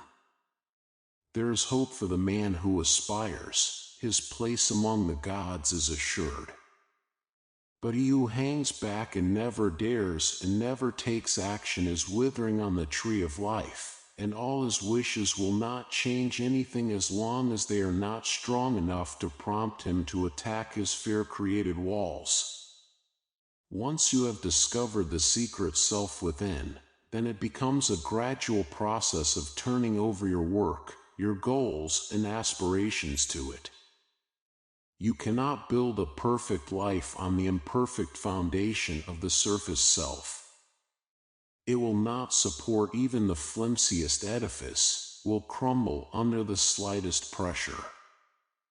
All must be built on the secret self, which already supports the worlds and the universes and will support your life, be you savant or saint, and without the slightest tremor.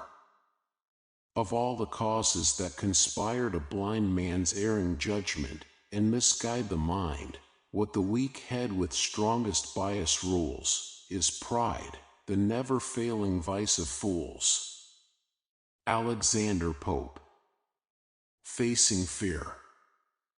It is vanity, or pride if you will, which is the true enemy of the secret self. For with consciousness centered in the surface self, with the vanity that self-centeredness brings, an opaque veil is drawn over all spiritual perception, and man lives isolated from the wellsprings of his being. He may struggle through life many years in this summer, attacking his problems and pursuing his goals with the persistent energy of an enterprising fly, but eventually he must be brought up short by the realization that he simply is ineffectual, and he had best find a new blueprint of thought and action or give up the ghost altogether. One ant alone does not topple a rubber tree plant. Only the concerted effort and teamwork of thousands of ants make this feat possible, and the energy and effort of one human being is nothing by itself, but is everything when it proceeds from the source of all energy, for then it is attuned to the tides and forces of the cosmos, becomes in a manner an irresistible force, a kind of infallible action. Success stories often are fictions concocted by the human desire to achieve supremacy over circumstance. Most people fit into a kind of equation. They react a certain way when confronted with certain circumstances, and therefore must act a certain way always when confronted with those same circumstances.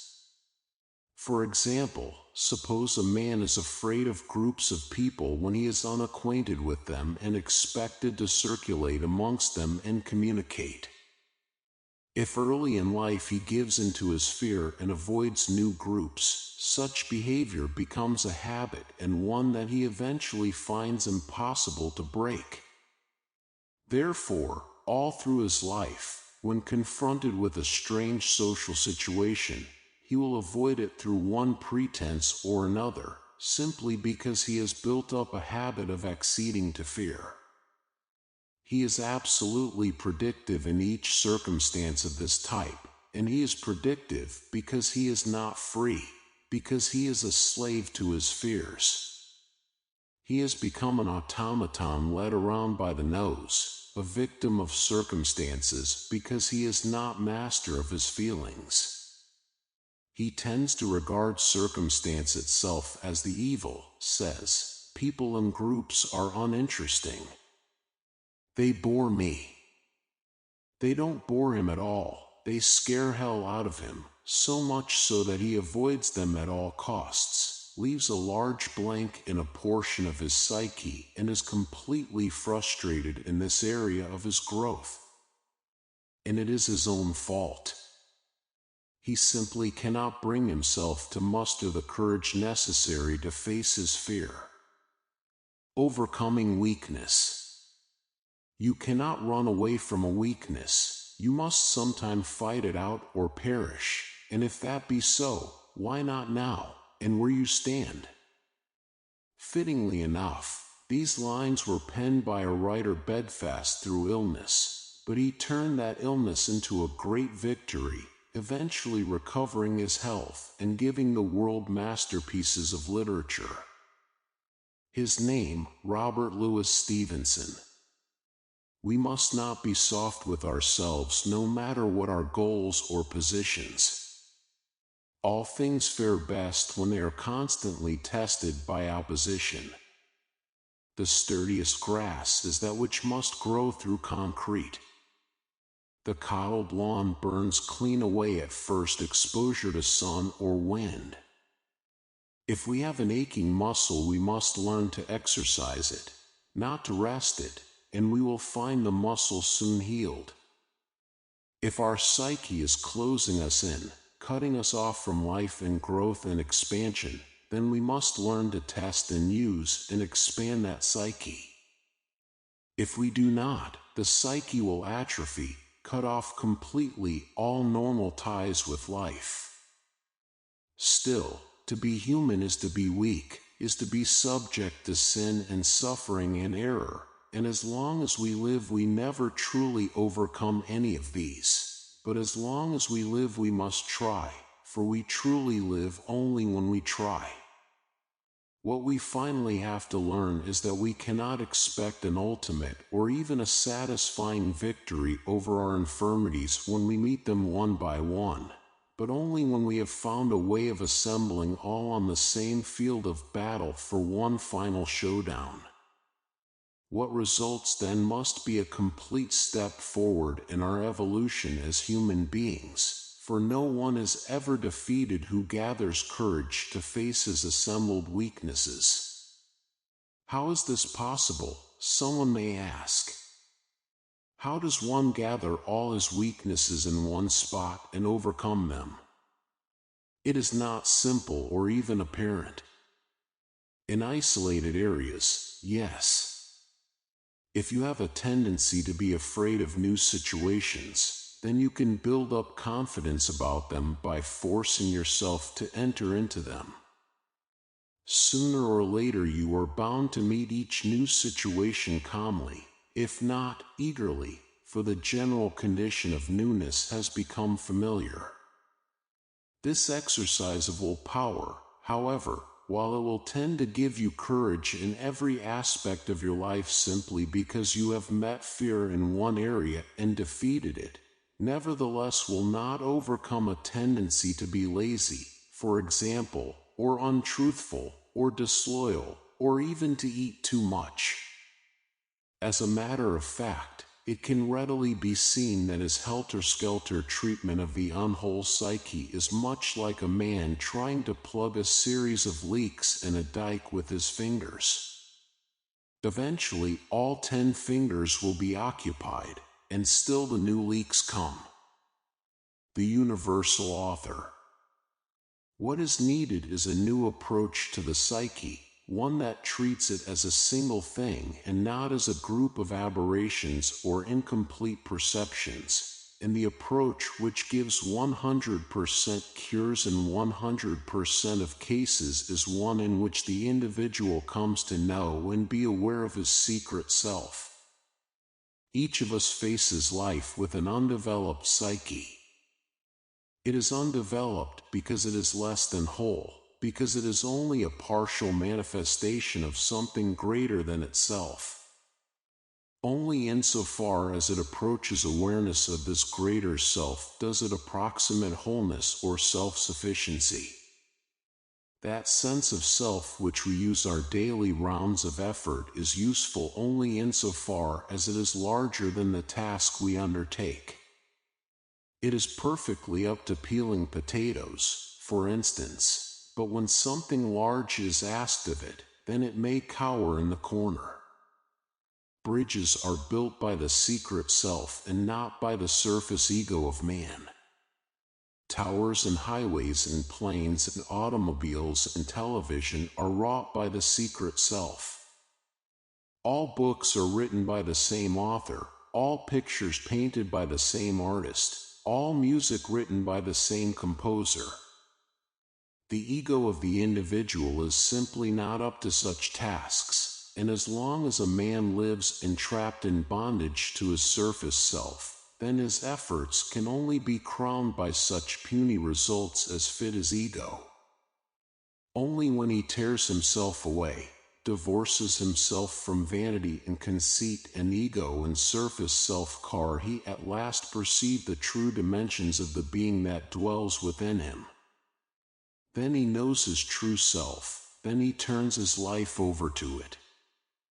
Then his efforts take on a grandeur and purpose that are bound to achieve noble and vigorous ends, for the power that engrosses him proceeds from outside him and carries him along on its surging tides, and is greater than he in every way. Any man or woman whose life is aimed at creative effort is bound to discover the secret self sooner or later. No one can closet himself in the nebulous realm of the mental and spiritual without early coming to know that there dwells within him a mental being of enormous dimension and power, contact with which has the power to ennoble and illumine each moment. The author seeks his muse with all his heart. The painter pauses with raised brush, awaiting inspiration. We are moved from within toward each aspiration, provided it is loftier than the limitations of the surface self, and so the world belongs to those who aspire, who dare, who try, for all aspiration is only effort against the prison of the surface self, and all such effort is the alchemy by which the common clay of our little egos is transmuted into something transcendental and precious. An artist finds his talent. A number of years ago there lived in a poor section of a large city a man who had given up the years of his youth to perfect his art. He lived meagerly on what few pennies he could earn making charcoal sketches and waterfront bars, and he spent every moment he could spare in front of his easel. He painted ships, every conceivable type and kind, at sea, becalmed and in storm, in port, loading and unloading, ships under sail, ships under steam, sleek yachts, wallowing freighters, men-o'-war. He loved the sea and he loved to paint, and by the amount of time he had spent at each he should have mastered his art very well, but he hadn't. Somehow it escaped him. His paintings were not amateurish, they exhibited the hand of a craftsman, yet they always seemed clichés, as if they were saying something that had been said 1,000 times before. People would look at them and even comment that they had seen them before.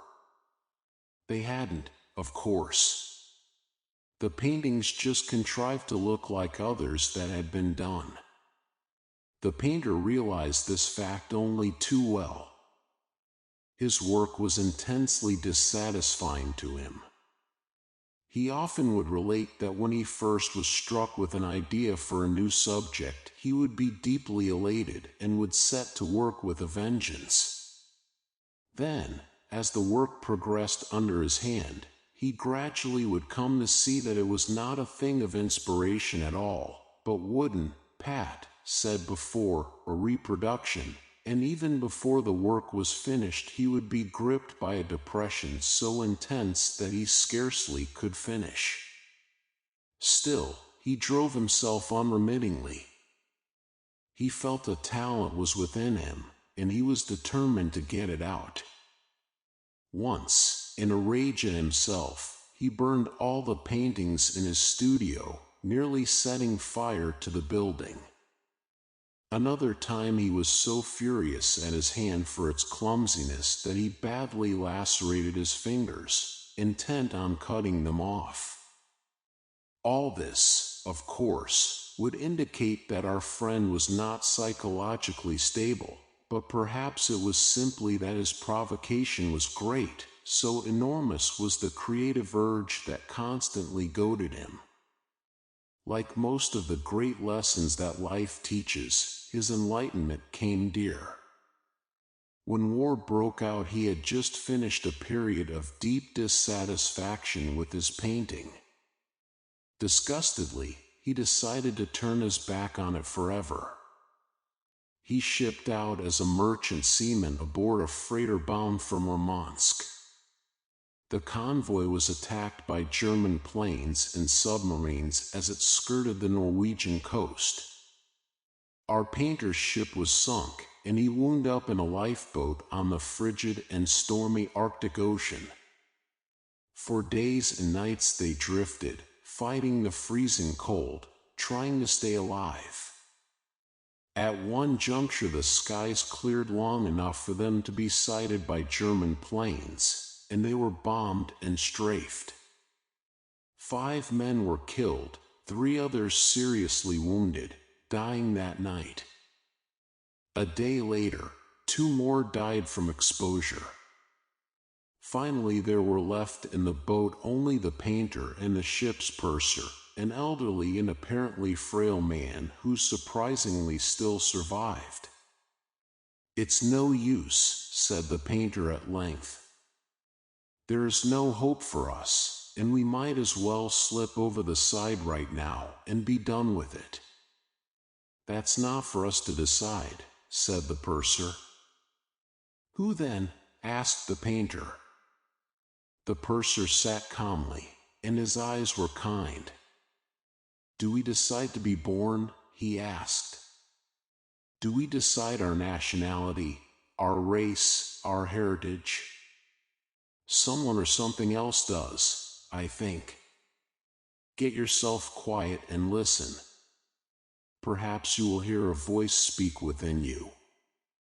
Then you will learn whether you are to live or die." The end seemed near. Surely it was useless to struggle further. For the first time in his life, the painter was able to give over direction of his destiny to something other than his own ego. The bitter cold of approaching night descended on them. Just before dusk, a British seaplane swooped out of the fog with a roar, saw them, landed on the sea, took them aboard. They were in a London hospital that night. After some weeks of convalescence, our painter once again tried his hand at his easel. What emerged from the canvas startled him. It was as if a hand other than his own guided the brush, chose the colors, as though a mind other than his own envisaged the scene. Viewing the complete painting, he felt a surge of joy.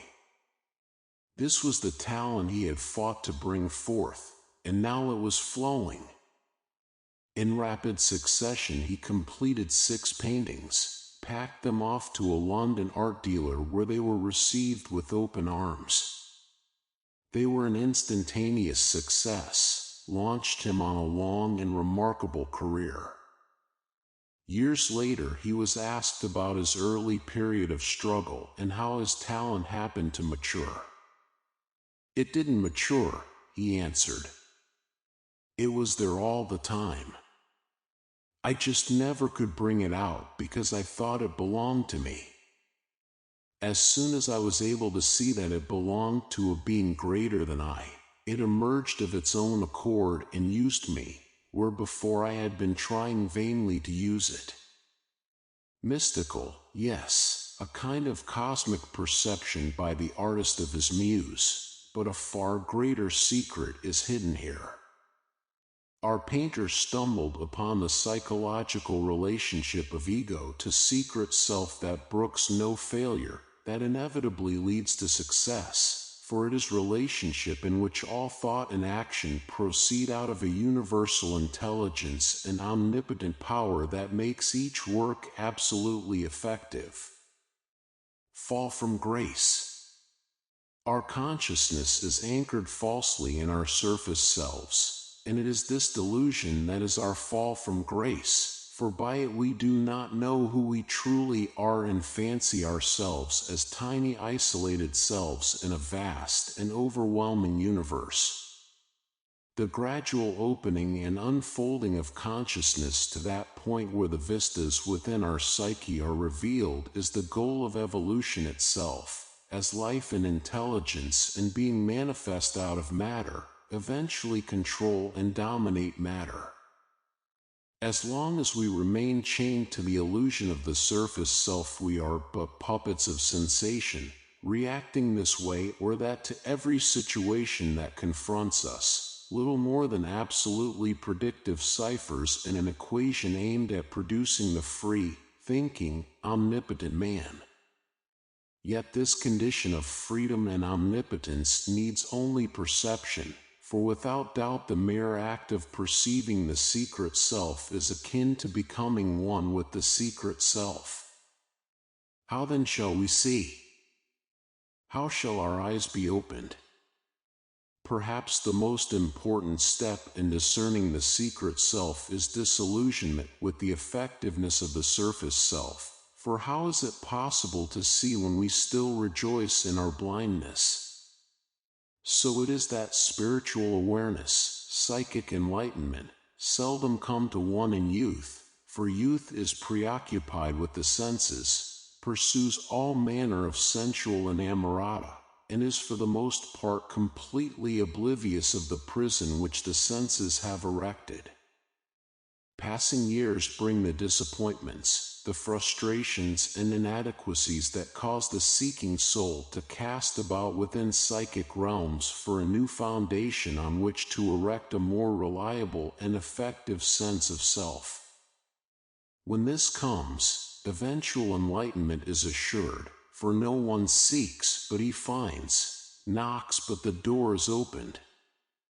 The mere act of turning away from the senses and the surface self seems sufficient. The veil is removed, the blinder disintegrated, and an event in psychic life that was brought about by suffering and frustration and disillusionment turns out to be the greatest of blessings in disguise.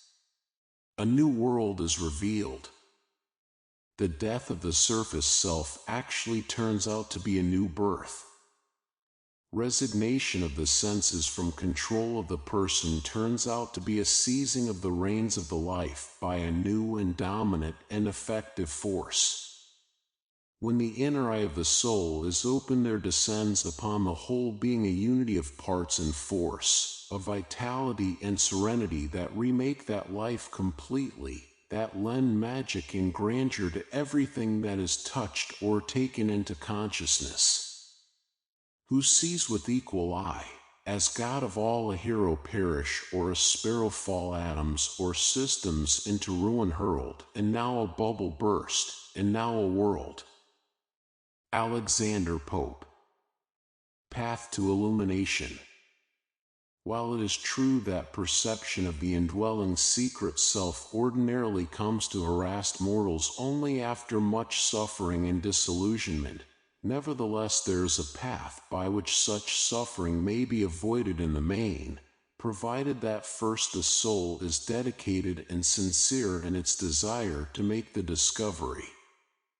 The secret self is never discovered alone within, but at the same time is discovered in all places, in all beings, and is found to be the same in all.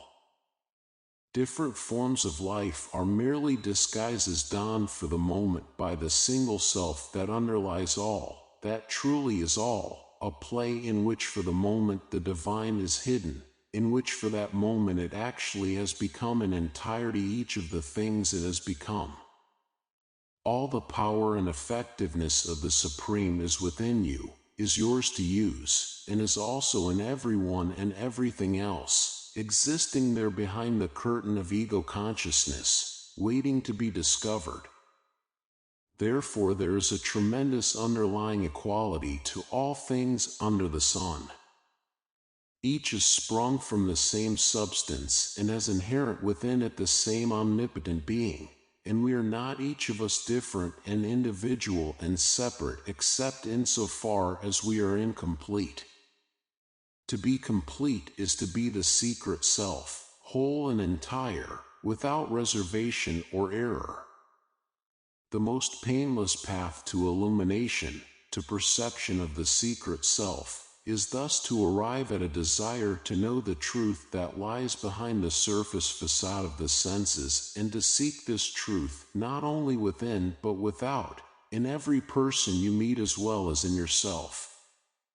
Once this sense of absolute equality of things and people begins to make itself known to you, then you will detect a presence in each stone and clod, in each tree and plant, in each animal and person you meet, locked in a prison dictated by its form to be sure, but a presence pure and simple of the secret self, which has chosen the masquerade for its own purposes and is not truly locked away from consciousness of its real self, but even now is developing it as we brush at the veil that separates us from our heritage. Once a man senses the presence of the divine in all things, he is able to arrive at a sense of equality that makes him in some secret and inviolable corner of his being untouched by victory or defeat, pleasure or pain, position or prestige.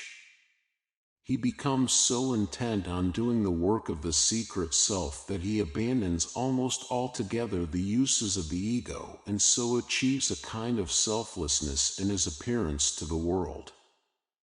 Equality is a perfect psychic position, but is impossible to the ego, which seeks forever to be better than all the egos around it. And if it is not better, it is convinced it is worse, and so either becomes blown up and blind or wounded and fearful, and thus provides the worst of all psychic bases for dealing with life, love, and accomplishment.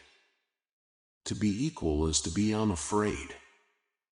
To know that there inhabits all others the same being that inhabits you is to achieve a psychic confidence that enables you to place your life and hopes and energies in the hands of this being without a qualm, with absolute certainty that you will be guided to perform that work that you must do, in the best of all possible ways, at the best of all possible times. The phantom material world. It is an established fact that our five senses perceive but the tiniest portion of the almost infinite spectrum of vibrations that prevails in the universe, that 1,000,000 times more remains untold about each thing than can possibly be perceived by sensual means. Whistles can be made which are imperceptible to the human ear but are easily heard by certain animals. The frequency of vibration we know as light is strictly bounded as to the range that has an effect on the human eye, but nevertheless we know there are variations in what people can see. Some are color-blind, others nearsighted, others far-sighted, some have an artist's vision, to others materializations appear, as to Bernadette at Lourdes. In short, the materialist who prides himself on accepting nothing but the evidence of his senses is accepting the sketchiest of evidence. He actually prides himself on his blindness, accepting things as facts on the basis of knowing a mere 1/100000th of their total qualities. He would not dream of entering a business deal with such meager knowledge, but accepts the world and others and himself on such evidence and rears like a reluctant stallion when it is suggested to him that he lives among phantoms. Focusing attention on the ego and the evidence of the senses is the veil that hides the secret self. The senses themselves are not the veil, only the impression they give that they are conveying to the observer the total aspect of things. Nor is ego inherently a veil, only the impression that it gives through completely dominating the consciousness that it is the actual self of the person. Hung up in his sensual world and totally immersed in the ego, a man has no chance to perceive the secret self. The clarion call sounds, but his ears are not attuned. With his tiny and incomplete knowledge he keeps entering into things without perceiving their true nature and ultimate destiny, and therefore his path through life is marked mainly by suffering and defeat, though occasionally the purpose of this ego will coincide with the ends of the divine, in which case he willingly falls victim to his own duplicity, convinced that his little machinations have moved the world. The end of his ego is certain still, for it is but flotsam adrift on a surging tide and sooner or later destroys itself by pursuing its separate ends. Resignation and aspiration. To let go of ego is the thing to be done. To get outside of and free from the grip of the senses is the only path to discovery of the secret self. Many people are brought to their knees by little before they let go of self and achieve equality through resignation. Many of the most brilliantly recorded illuminations have happened in this manner. Out of the utmost defeat and degradation of the human soul have arisen its most inspirational moments, but it is doubtful if any human being would willingly choose such a path for an end that is vague to him in the first place. Mystics who have discovered the secret self through mental and spiritual concentration report that even they have experienced a dark night of the soul as the ego was surrendered. Evelyn Underhill chronicles many such transfigurations, and all were preceded by a period of deep spiritual and emotional depression, such as Christ had in the Garden of Gethsemane. It is no easy thing to surrender ego. It is a kind of death. But it must be cloned before life can be enlarged by the expanded consciousness that results from complete possession of the individual by the secret self. The quality above all things that is required is courage. You must push off, the jump must be taken. Lyrically, it is almost exactly as recorded by Dustin Smith, a free-fall parachutist. The first time you go into a free fall is the weirdest. You have no idea what is going to happen. You are terrified on the first step. Then you look down, like God. And the ultimate is going away from the plane. In this you're free, and you're purely responsible for yourself. There is a real moment of truth when you reach for the cord. You come down absolutely elated. You've done something that in one way seems ridiculous, but in another way makes great sense.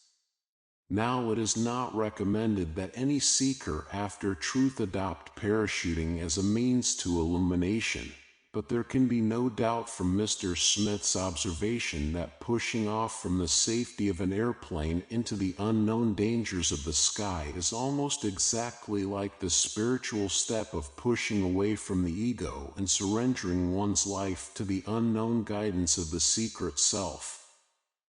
They both require courage, they both exemplify a search. They both typify man's aspiration to pierce the veils that blind him. The country beyond. The end result of transfiguration, of illumination, is for the ego to be properly subordinated to the divine, but before the secret self can even appear to the aspiring soul, there must be a prior period of time in which the edge of the importance of the ego is gradually whittled down until it no longer occupies the whole consciousness, until there is room within the awareness for light to enter, for the divine to be revealed. Some people are so immersed in the workings of the ego that they haven't the faintest idea what is meant by subordinating it to another principle. To them the ego is the beginning and end, the sum of all existence, and according to how they gratify this surface self by power and position and victory, they feel they have achieved success in life. The truth is that the surest way to ensure against success in life, the success of arriving at a grasp of the meaning of existence, is to continually gratify the ego. What results then is a blindness by limitation, for the ego, being small, cannot see beyond itself. Jesus, a great mystic and a master of spiritual knowledge, pronounced it to be more difficult for a rich man to enter the kingdom of heaven than for a camel to go through the eye of a needle. This observation of his, of course, is largely parable. It is not strictly rich men Jesus referred to, for some rich men are most spiritual, but rather men who live to gratify the senses and their own ingrown vanity. These are the ones to whom expanded consciousness is unavailable. It is denied for no moral reason. but a purely scientific one. If one chooses to look through a crack in the wall, there is revealed a partial world. If one goes through the wall, the true aspect of the country beyond is revealed at last. Forsaking ego and uniting with the secret self makes this view possible to the aspiring soul. Expanding consciousness. Consciousness is the key to discovering the secret self. To become aware that consciousness is the same in all people is a big step on the road to illumination.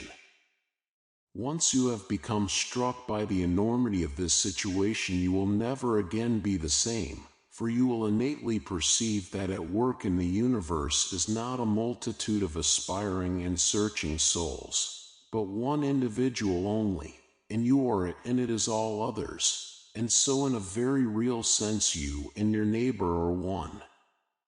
Once the magnificent implications of this fact have come home to you, you will see that the secret of effective living is not the exerting of your individual will as you have always supposed it to be, but rather in growing to know and understand events and objects so that you can correctly perceive their true purpose and destiny.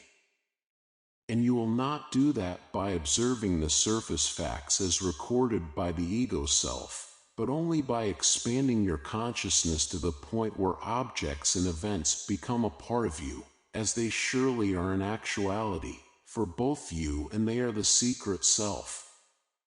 To expand consciousness infinitely would be to grow into oneness with the one force, the one power, the one mind that truly exists. Perhaps this goal in this age and at this stage of evolution is impossible, but nevertheless we can expand our present consciousness 1,000-fold, if not to include the universe, certainly to include our friends and neighbors and the events and circumstances that surround us. By a process of identification we can come to know other things and other people and outside events even as we know ourselves. And possessed by this knowledge we can act in the midst of all things in complete accord with their true nature and destiny, and so our actions take on a kind of omnipotence, our works a kind of absolute effectiveness, so that we appear to be molding and changing the world about us when in truth we are only acting in conformity with its real but unrevealed nature. Magic alchemy is not I, but a power greater than I is the first acknowledgement we must make to the secret self. Once this is done, we have by a kind of surrender placed our fate where it should be, in the hands of something infinitely more informed and more capable. To forsake the urgings and promptings of the surface nature and ego is the first step. For as long as we are bound to this ineffective and tiny microcosm, we cannot be effective in our works or serene in our spiritual development. We must turn away from that which we have always considered self and embrace that which we have always considered other than self, and in that turning away and in that embracing lies our salvation. It is not I who doeth the works, stated Jesus, but the Father that dwelleth within me. And when his transfiguration was complete, I and the Father are one. The surface self will not surrender lightly. Its struggles and misguided urgings will be constant. Wise is the man and extremely enlightened who manages to control his ego at all times. To be human is to be subject to error, but to discover within the image of perfection and joy is to find a way out of the morass of physical sensation in which we find ourselves entrapped in life. Salvation for all of us is as near as ourselves, for there dwells within each of us a hallowed light, a hidden self that can relieve our sufferings and frustrations, no matter how painful or enduring. We have only to discover and embrace it, for it to become our true selves and to work its magic in our lives. Chapter 3. The Greatest Magic of All. Mechanistic notions of life are all too prevalent in society today. Most people believe a thing is what it is because of being made out of, by, and from other things, and most of us are intent on moving this thing by hand, as if fancying ourselves chess players and life the board and the pieces the things we are concerned with. All too soon we find we are opposed by an inscrutable and ruthless opponent, and our end is inevitable. We have concerned ourselves with only the surface aspect of the game, and such a viewpoint never can fathom life's nuances and real significance. Immortal hand and eye. Material concepts of existence wind up depressingly sterile, for after the complex machinery of the human body is reduced to its tiniest cell, still the animating presence is not found. Nothing is there but the yawning abyss of a dead and unheeding universe to greet the material researcher. The form of a thing suits its function, and its function suits its purpose, and inherent in each is a complex and highly intelligent design, far surpassing anything yet possible to the surface mind of man. It is not so much the form that we must be concerned with, but the idea that lies behind form, the intelligent purpose that gives that form perfect function. Tiger, tiger, burning bright Indiana, the forests of the night, what a mortal hand, or I could frame thy fearful symmetry. William Blake M. witnessed the pacing of the sleek and powerful tiger in the cages of a zoo, and you know at once that you are seeing a creature consummately designed for a specific function, without a wasted motion, without a spare or useless part. Examine the myriad geometrical designs of snowflakes, and you become immediately aware that behind creation lies a supreme mathematical mind, a millionfold more comprehending than that of the most erudite of scientists. The ordered spinning of the planets in space, the arrangement of solar systems in the universe, the design of the atom, the deep and inscrutable mystery of animation. Surely we are blind if we fail to recognize the working of a supreme intelligence, guiding, molding, directing with purpose. Out of the infinite plastic creativeness of this intelligence have all things sprung. It makes all, fashions everything from itself.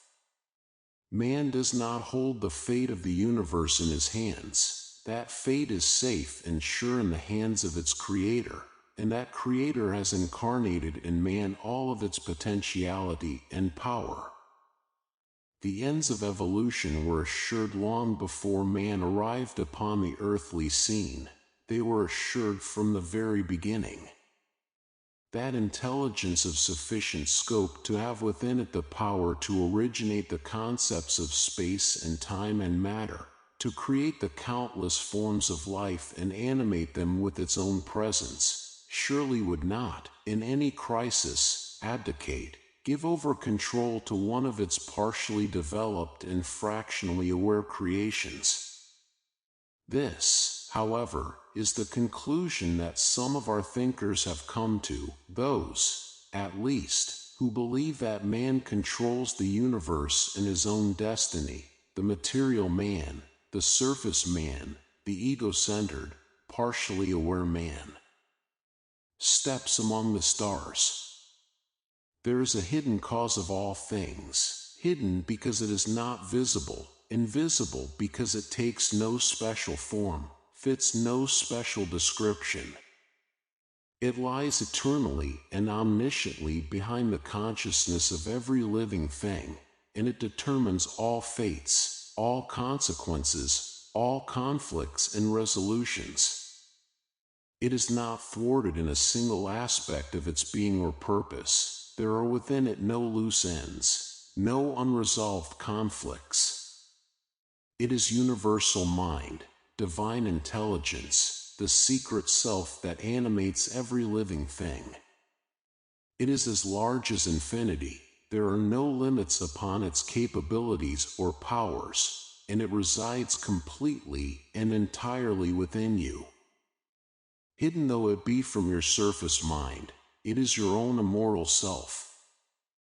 This is the self whose steps are visible in the stars, in the infinitesimal and complex design of the germinating seed, in the color and grandeur and bustling energy of evolving life. It brings all forms into existence, crumbles and dissipates them when the idea behind them has been expressed. It is the sole being, the one mind, the solitary life, the only true presence, the one real self in existence. Immortal, never born, never dying, the infinite sides of its manifold nature are expressed on the stage of life, and each of its creations contains within it all of the essence and power and intelligence of the Creator. Each has within it the secret self. Life taps us on the shoulder. What good is it, a man sometimes asks, to have a self that is so far beyond your comprehension, that isn't even the you that you've always thought yourself to be? There is a very great deal of good. If you focus yourself in the surface mind, then the dimensions of life are forever hidden from you. You do not know where you came from, and you do not know where you are going. You even wonder if one day you might suddenly cease to be. You cannot fathom the billions of miles of distance to the nearest star, or the billions of years since the Earth first swung into orbit around the Sun. You cannot see the mind of another person, understand what animates a living being, comprehend the purpose of life. All is mystery, all dwarfs the little ego, which literally cannot see beyond its own nose and grasps even that but vaguely. Unless we are as uncomprehending as cows in the field, we cannot help but be sick when we live focused in the ego. The world is just too big. Fear and futility and guilt and frustration are our daily lot when we are small and inadequate and know that we are small and inadequate. We may be mice and roar like lions, but we will soon know that we are mice if we live absorbed in the ego. Life taps each man on the shoulder. He either listens or he gets knocked down. No individual reigns supreme. We are all part and parcel of one mind, one self, one supreme intelligence. And inasmuch as we understand this transforming fact that intelligence enters completely into us and possesses us and uses us for its work in the world, so that we perform to the zenith of our human capabilities. Tunnel vision. Implicit in the universe is first cause, original impetus, and this first cause is a primal intelligence from which all things have sprung. It is involved in expressing itself, and the result is the infinite variety and design of life, the endless series of evolving forms that inhabit the world.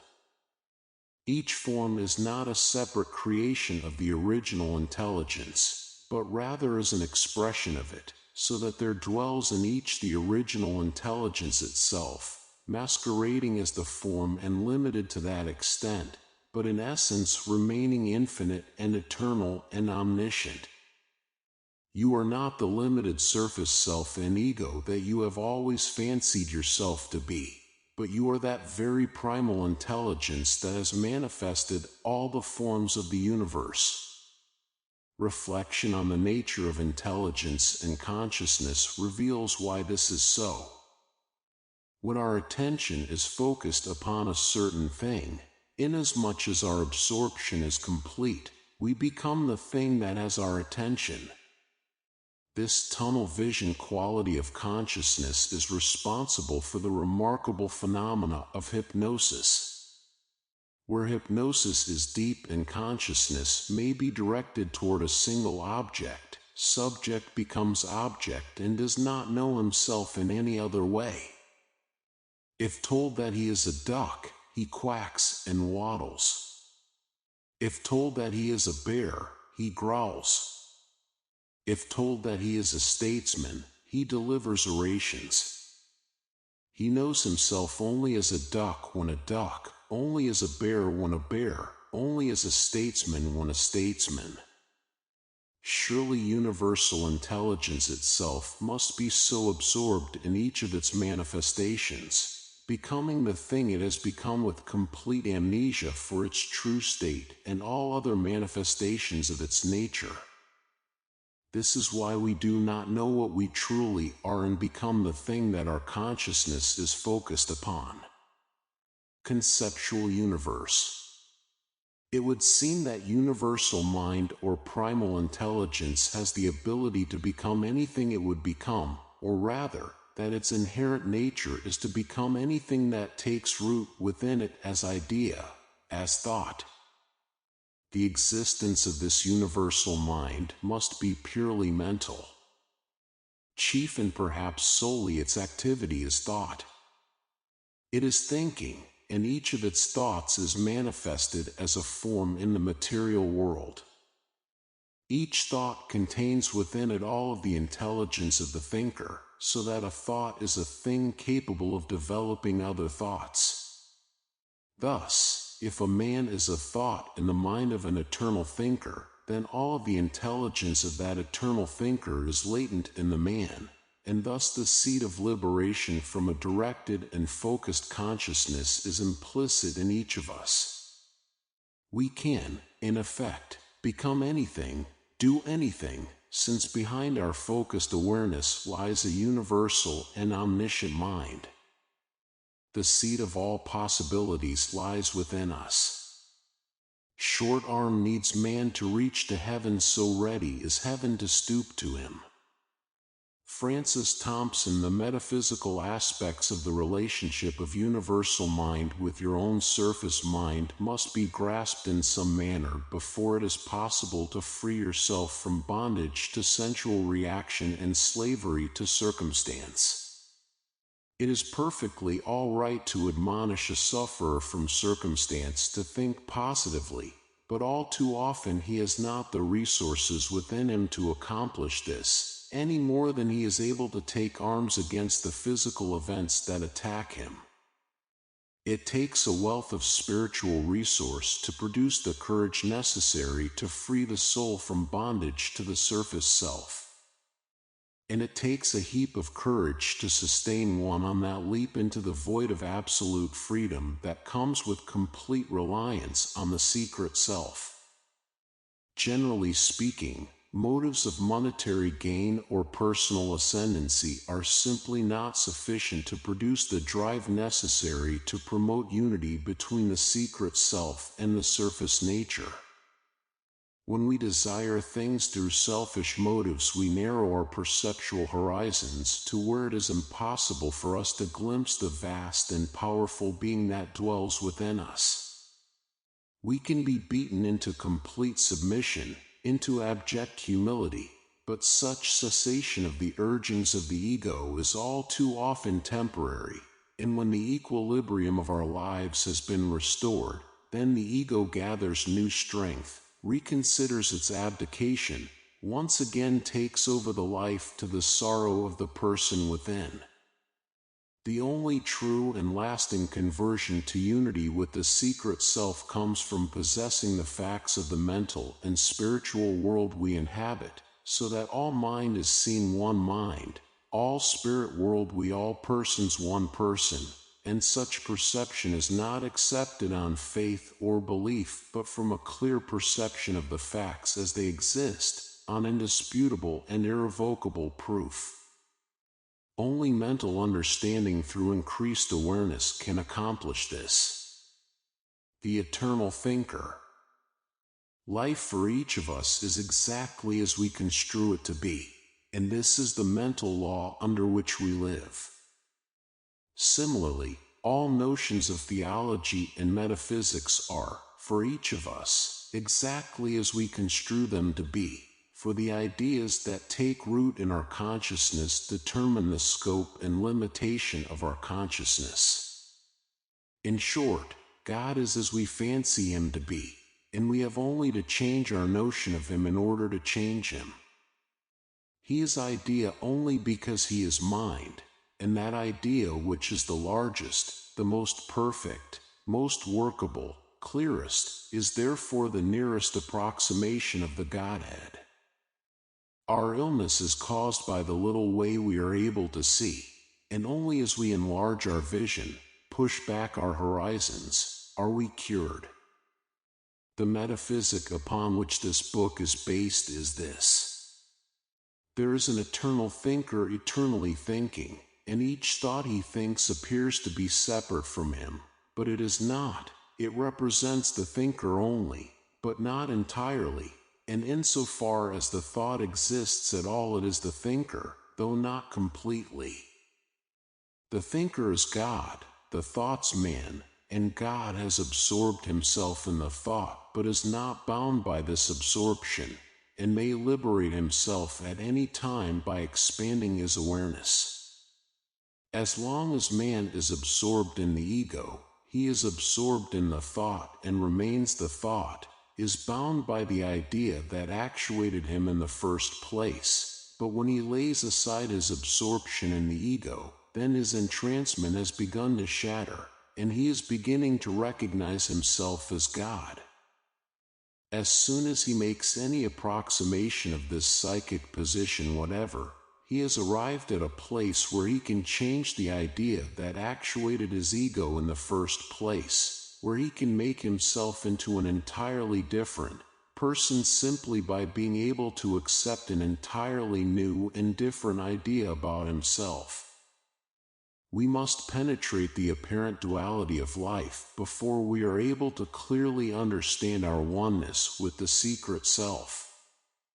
There are not many different natures and beings at work in the world, only one. All are different aspects of this one being. In each is enclosed that amount of consciousness that determines the form of the thing, but the consciousness enclosed is still the consciousness of the secret self, limited and apparently separated because it is absorbed in the thing it has become. And this absorption, this limitation, is what we know as surface self, as ego, and it is the veil that separates us from knowledge of our vaster nature and true being. To get rid of ego, then, is the thing to be done. To subordinate it to the secret self, to place it in proper psychic position to its master and director, and above all to recognize it as primarily illusion, a changing thing, a temporary cloud that stands between us in pure and complete unity with the divine. These are the steps a novitiate must take before his works in the world are marked by power and effectiveness. Conditioning consciousness. All lack, limitation, and malfunction that touches our lives is carried in our minds, is literally created there because it is a product of our limited and ego-centered consciousness. We stumble because we do nor see, and this condition of not seeing places the obstacle in our path. Edward Carpenter stated, "It should be as easy to expel an obnoxious thought out of your mind as to shake a stone out of your shoe, but, alas, it is not so." The obnoxious thought is not a thing of itself, but rather the lack of a thing. Negative conditions are imperfect perceptions. It is when we are not able to perceive that we falter. You simply cannot turn your mind upside down and shake out something that is not there in the first place. The reason the obnoxious thought exists is because the consciousness is too small and simply does not see. The remedy, rather than trying to cast out something that is not truly there, is to expand consciousness until it can be seen that lack and limitation and malfunction only exist by virtue of imperfect mental perception. This is why there is such a great deal of failure on the part of persons who try to create positive conditions in their lives by thinking positively. Usually such positive thoughts center around money, health, love, security, inner peace. A person who lives in a constant state of apprehension is told that all he has to do to develop courage is to tell himself that he is brave. Still, no lion-hearted warrior, all positive statements to himself avail nothing, and he is left just as cringing and tension-filled after his self-treatment as before, perhaps more so, for now even the little confidence he once had has been stripped away. It is simply no good telling yourself that something is white when your eyes tell you that it is black. In order for that something to become white, it must appear white, and the only way it will appear white is for you to be able, by psychic development, to penetrate the illusion of its blackness. Fear is not inherent in circumstance, it is inherent in our reaction to circumstance. If we wish to conquer fear, we must develop such knowledge and perception as enable us to see control and knowledge and perception we formerly found threatening. There is nothing wrong with being afraid of a lion. But if we wish to conquer that fear, we are going about it the wrong way when we try to hide the fear from ourselves and step out to meet the lion in ignorance, thereby providing the beast a tasty meal.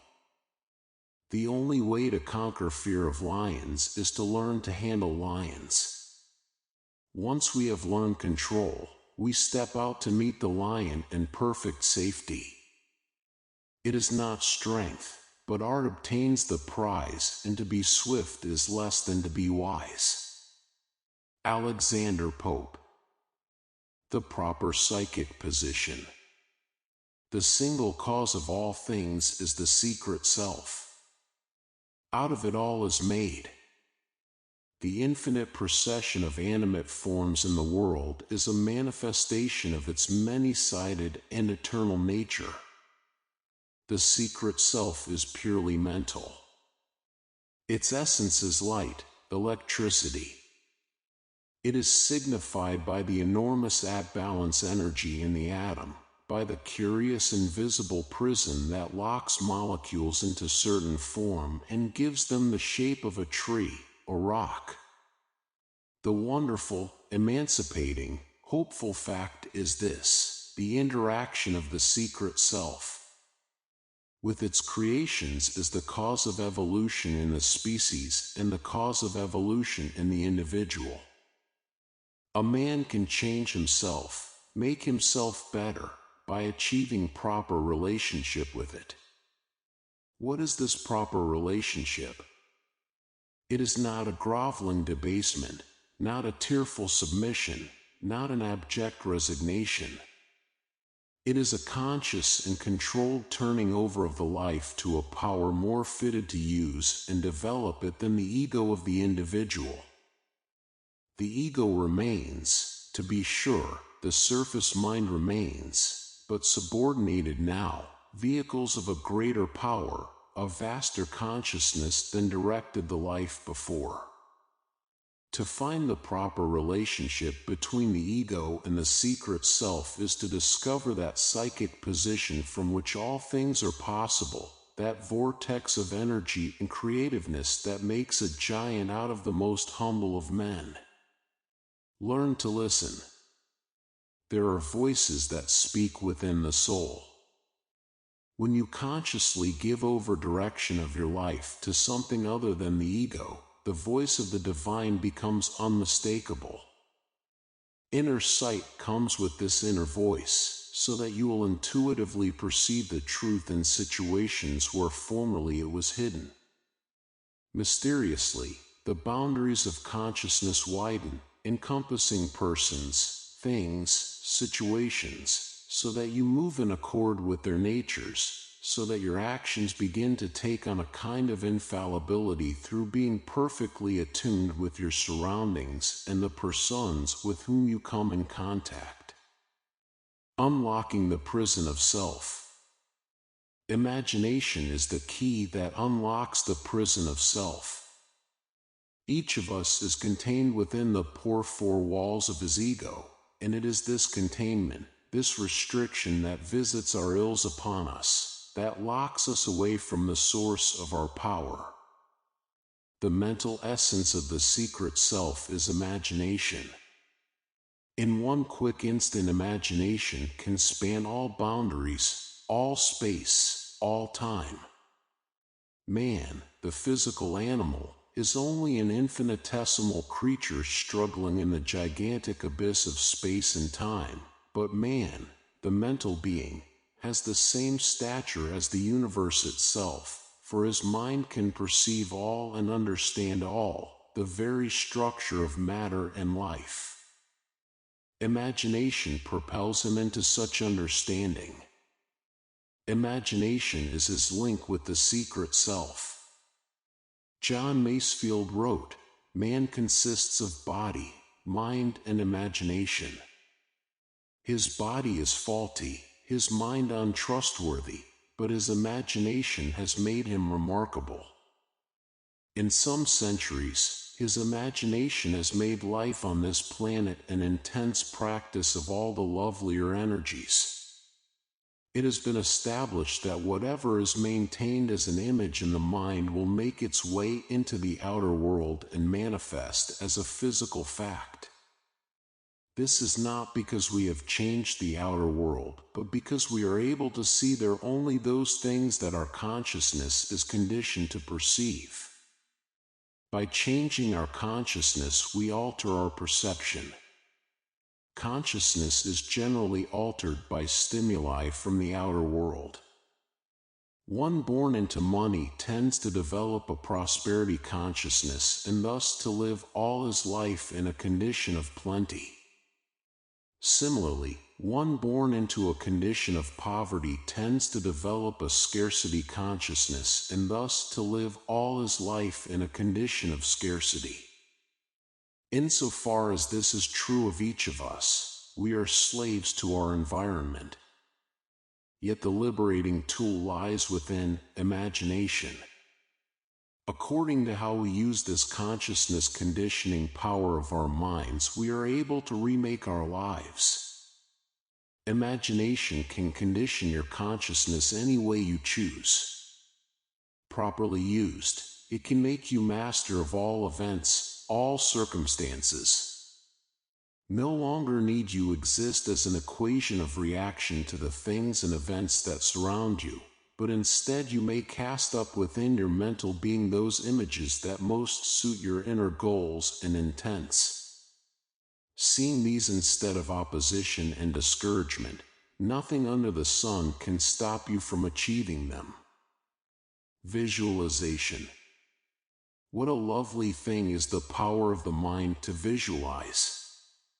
Pageants, scenes, whole arenas of action may be cast up within the imagination, in full color and sound, at a moment's notice. What we choose to see within our minds we see, and this is the principal fact of our existence. We are always no more or less than the things that take root in our consciousness, and when we determine to keep out all that detracts and restricts and limits, then we have taken our first step in making our lives a self-determined affair rather than a reaction. The godlike part of man is mental, spiritual. What is so astounding about his existence is not his hands or eyes or heart or liver or even brain, but the fact that he thinks, visualizes, conceives, originates. By an amazing gift of some genie, he is able to choose what he will think and thereby determine his fate. All creativity stems from the relationship of the surface self with the secret self, and from the dynamic effect of imagination upon the secret self. An author puts himself in tune with his muse by first subordinating his surface self to some power within which he knows to be great and vastly effective. He then focuses his imagination on his story and his characters, and by a process that seems entirely independent of him they begin to move and reveal themselves, and the story unfolds. He is not making it up. It is as real to him, more real in fact, than the chairs and desks in his room. What is happening in his mind is happening within him, and he acknowledges it immediately as being part of him, as changing him, as making him different than he was before the story came and the characters performed. Upon the moving screen of his mind, an intensely significant and highly symbolic drama is played, for what he visualizes there is taken unto him and becomes a part of him, and his consciousness is altered by it. It is not the author who creates the book, but the book that creates the author, just as we all are creations of the mental images and ideas and thoughts that have found a home in our minds. The seed of perfection. Each of us is an infant in the metamorphosis of the soul through myriad forms and an eternity of changing. We fancy ourselves as concrete things, something with boundaries, unchanging, and when we have occasion to refer to ourselves or examine ourselves introspectively, we believe we know what we refer to and are adamant in our avowal of self. The truth is we neither know ourselves nor are we the same from one moment in our lives to the next. If we think of ourselves as bodies, our changing self becomes apparent. It is nearly impossible even for families to recognize a loved one after 30 years of absence, so greatly has the self altered. And a little reflection upon the changing quality of consciousness is sure to give us some insight into the numberless selves our surface minds and egos have become since first appearing in the world. First the infant, mulling and puking, then the schoolboy with his shining morning face, then the lover, sighing like a furnace, then the soldier, full of strange oaths, then the justice, in fair round belly, then the lean and slippered pantaloon, then second childishness, sans teeth, sans eyes, sans taste, sans everything. Shakespeare indeed perceived the many masks donned by the secret self in its journey through life, and the man who points to himself, and charging his surface mind and ego to be recognized, says, "I am this or I am that," only bespeaks his tendency to become like the image in his mind. The rest is illusion. The emerging knowledge of self naturally brings with it a fear of the vast and impenetrable universe. There is no such fear in a cow, who, chewing cud and contented with pasture, does not know itself as a cow or as anything. It simply exists as a complex bundle of nerves and blood and tissue, reacting to situations that surround it according to a set of established reflexes called instincts.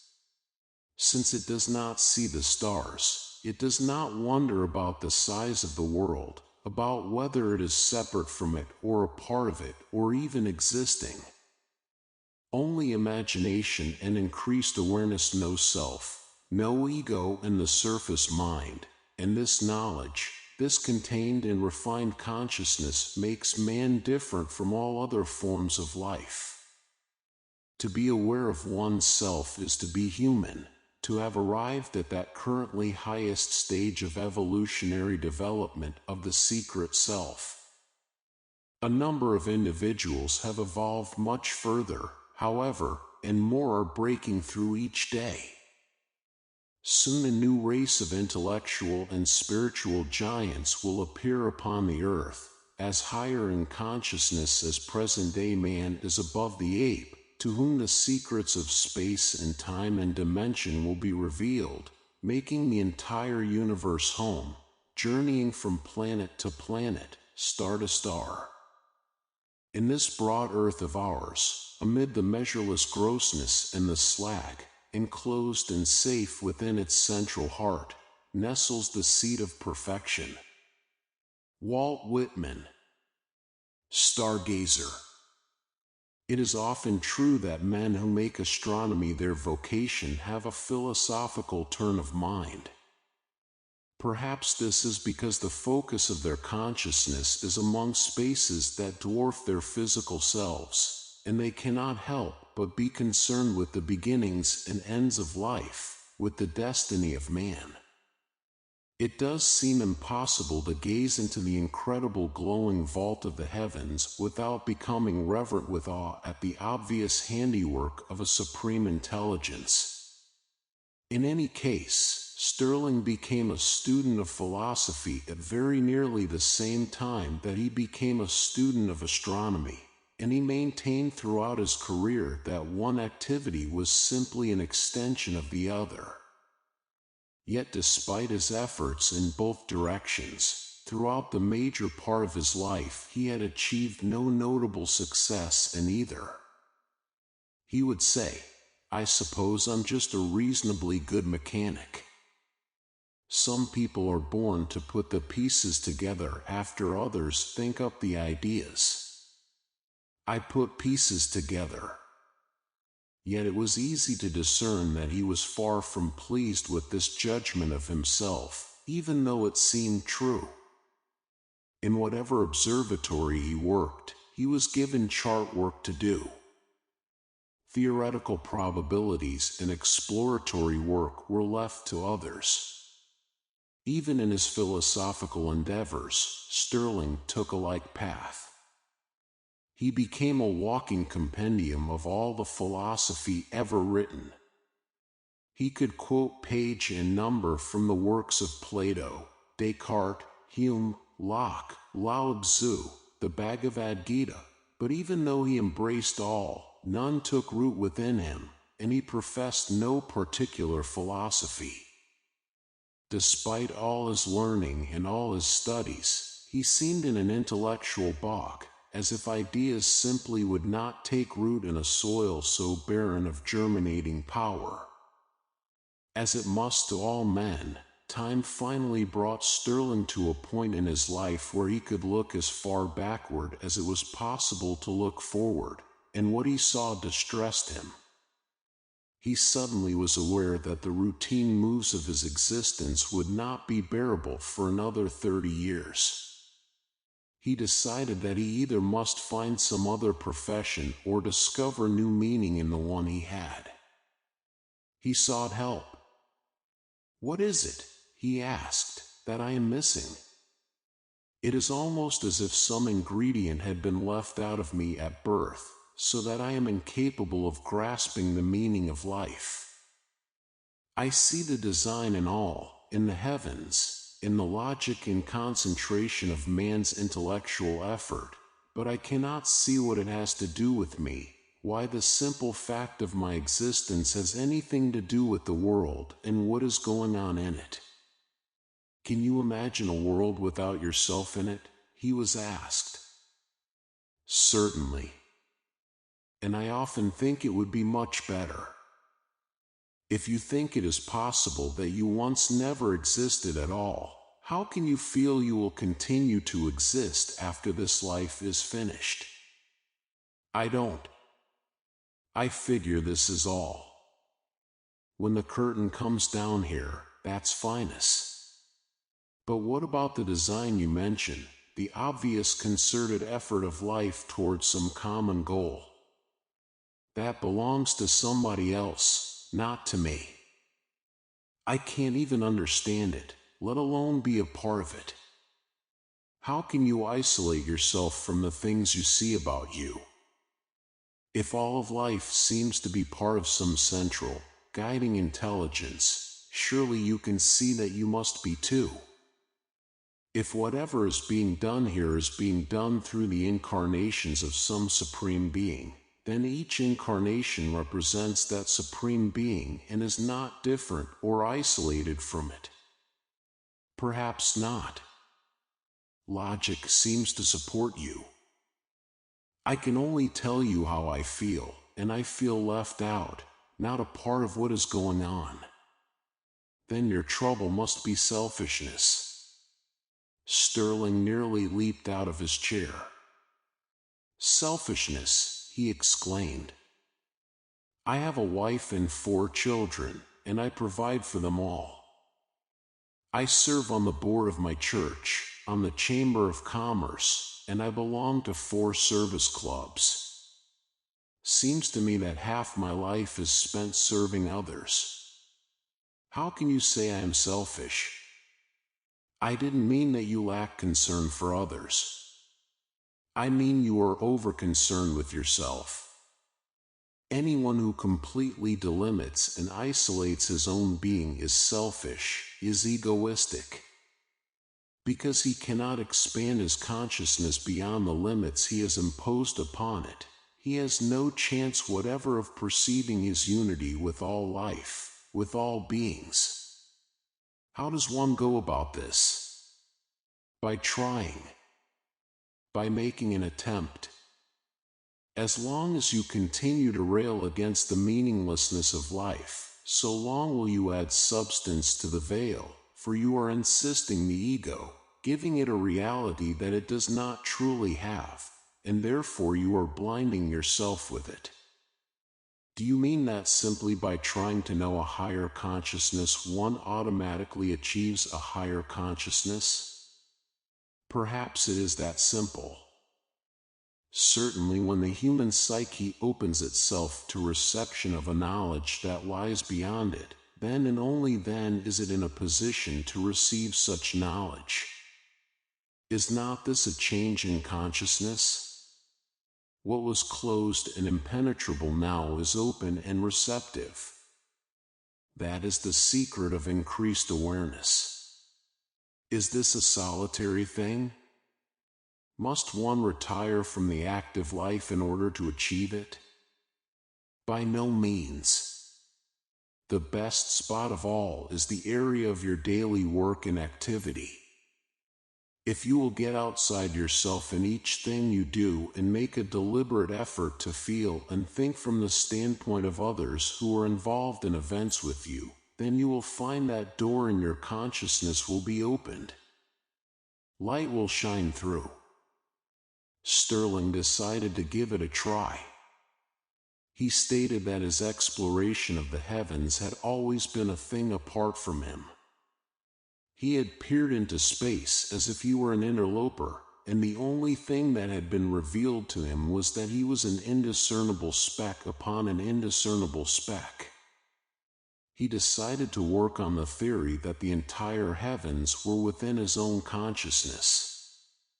The idea intrigued him. Several months later he discovered a new novi. Within a year he presented a paper elucidating upon the constant creation of hydrogen. It was widely acclaimed. He made this statement to his friends: "It is impossible to penetrate the heart of a matter if one is detached from it." In some kind of mysterious way we all share the same consciousness, and when we manage to break down the walls that separate us from the things we are doing, we are able to grasp their meaning by a kind of direct apprehension. I suppose you could call this intuition, but actually it is a great deal more. It is absolute knowing through being the thing you are attempting to know. If this sounds mysterious, I can only say it happened to me. I found a novi not because I saw it, but because I knew it was there. I was able to help on the constant creation theory not because I am a mathematical genius, but because I knew deep inside me that it was so. Expressing the unexpressed. Carl Jung wrote, "Since we cannot develop backwards into animal consciousness, there remains only the more strenuous way forwards into higher consciousness." Nearly all human ills, fears, guilts, hostilities, and frustrations stem from the fact that we no longer have the insentience of animals, but have not as yet expanded our awareness beyond the limits of our surface selves. As long as we remain chained to our surface selves, life will be a burden which we are not fit to cope with. Strange, how different it is to convey this simple message. The delusion of separate ego-self is so strong in many people that no amount of persuasion, example, or proof can dissuade them from their illusory consciousness. As long as it works, it's okay with me, seems to be their conclusion, and they do not see that it isn't working at all, that they are only automatons moved about by their reaction to outside stimuli. As long as they acquire sufficient material comforts, they are satisfied with the present level of their consciousness, are bound to insentience, do not aspire, so cannot possibly expand. To live in the somnolent awareness of the animal fulfills no areas of the soul. If man carries within him any portion of that which is infinite and eternal, then it becomes his obligation to express it. If he does not, he loses his soul. That which is unexpressed, in the end becomes non-existent. Something has moved constantly upward and onward through the eons of time since the beginning of the universe. It gathered itself through the slime and mist of first creation, animated the darkest corners of the earth, the depths of the sea, the most arid of deserts. Wherever space and substance is, there also life must be, for nothing truly is inanimate in all creation. One mind, one intelligence, one life seeks an ever more complete and manifold expression of its hidden and unrevealed self. All things are made from one thing, develop in one direction, and all paths converge in some infinite place where each shall find his home in the heart of the secret self. We are that very thing that has fashioned the earth and the planets, whose infinite intelligence and myriad design is found in the complex geometry of four-dimensional space, the complicated cohesion of the atom. We have only to resign the mask we present to others and ourselves, to let go of ego and seek residence in a wider range of consciousness, and there will be revealed to us at once a living universe of which we are not only the center, but which we completely contain. Higher planes of consciousness. There are planes of consciousness that no one yet has penetrated. Waiting for the intellectual adventurer is a whole host of unexplored realms of the mind. Man may have crossed the oceans and visited the poles, may even now be venturing into space, but thus far he does not even know his origin or his destiny. These lie hidden in the dormant layers of his consciousness. The unavoidable cause of all things is mind.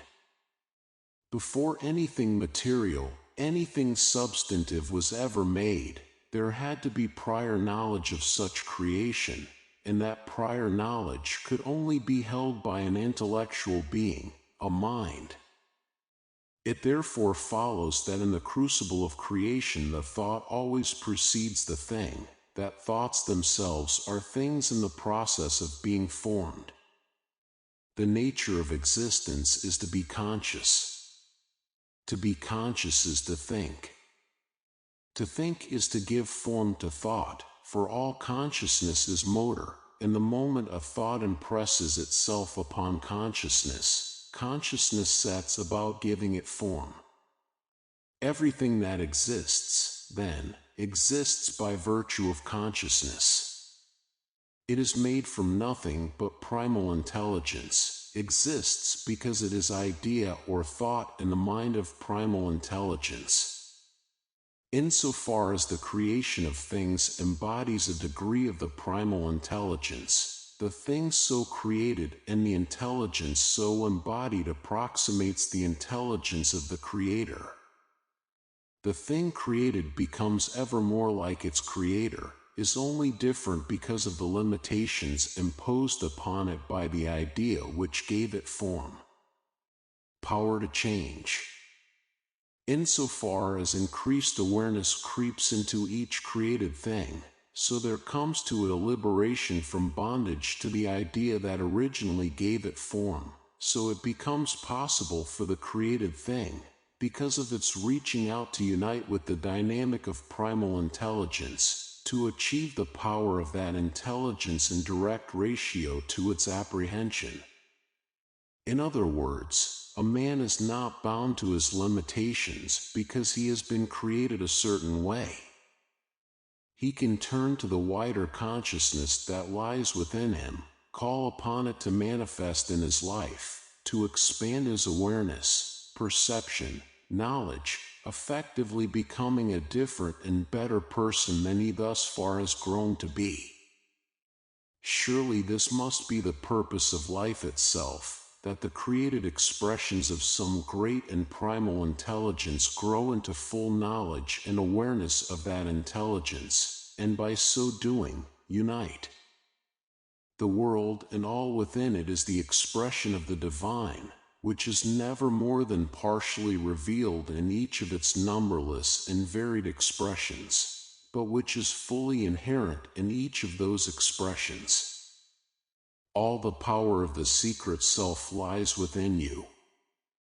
Some tiny portion of this great creator was not cut off and installed. All of it is hidden within you, lies dormant there, ready and able to enlarge your life to the same degree that you are able to free yourself from ego-imposed bonds. The hidden cause of all things is the primal mind that lies behind creation, and it delivers to each creature according to the consciousness of each creature, according to the image in the mind. What we are witness to in the world is an incessant parade of thoughts becoming things. Not because thoughts create things, but because we only perceive the things that occupy our consciousness as thought. In essence, all things possible of mental visualizing are already in existence, for in order that they be visualized at all, they must already have been conceived in the mind of the ultimate intelligence. Therefore, there is no such thing as a new thought or new idea from the standpoint of the secret self, but each idea or thought is only new from the standpoint of the individual consciousness which apprehends it. As soon as this idea takes root in individual consciousness, the individual soon perceives its material counterpart in the world. It then seems that the idea created the thing, but in actuality the thing was there all the while. It existed in the mind of the secret self and awaited only perception by the individual consciousness. We see only what we are. It is established fact that a half-dozen people can stand on a street corner and each see things that are imperceptible to the others because of the different qualities of their consciousness. One man might be a realtor and be primarily concerned with the value of a vacant lot. Another might be a doctor and be preoccupied with the erratic gait of a pedestrian. Another might be an advertising man with his attention focused on a vacant billboard atop the drugstore. Still another might be an old lady concerned with the speed of the traffic. There might be an automobile salesman whose attention is riveted upon the new model of a competitor. There might be a contractor who observes that the drugstore needs painting. Such a list is endless. Because of the infinite variety of the human species, it would surely be impossible for any two people out of any number of combinations to see exactly the same things on the same street corner. What we see is always a result of our consciousness. We see only that which already has been cast up as mental image in our minds, and we see only that which we are. There is no liberation from this fact. It is the basic law of existence. It can be used to restrict consciousness or it can be used to expand consciousness, but work it must, and always. By using it, and we cannot help using it, we either shrivel our souls or expand them. There is no in-between. We are cursed or blessed from within, and upon the judgment seat sits our ego, a false judge to be sure, an illusion to begin with. When we subordinate ego to secret self, then we are able to expand consciousness and increase awareness, to fully use the law of growth and power. But as long as the ego remains king, that long will we be slaves to a tyrant which imprisons our consciousness within narrow boundaries. Trailblazers. The path that mankind treads toward discovery of unity with the secret self is sure. Such discovery is the goal of evolution. The earth one day will be occupied by a race of intellectual and spiritual giants, in whom the secret self is fully revealed. Meanwhile, the path is not blazoned, and trailbreakers proceed singly. Set oil along it, if you will.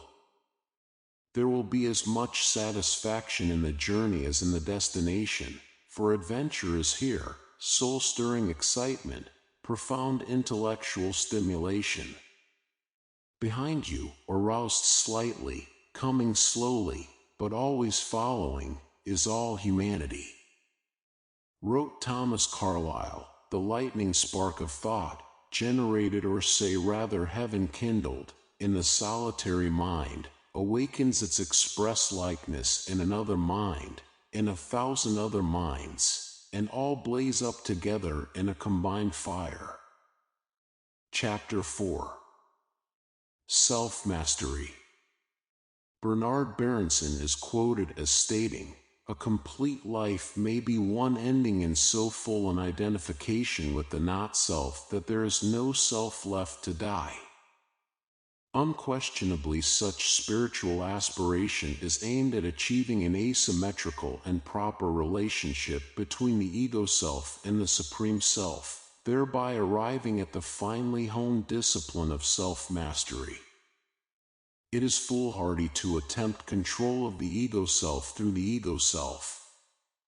Control connotes an element to be controlled and an element to exercise control, ergo, a duality, and if the element to be controlled attempts domain over itself, there is no hope of achieving balance and direction in the personality.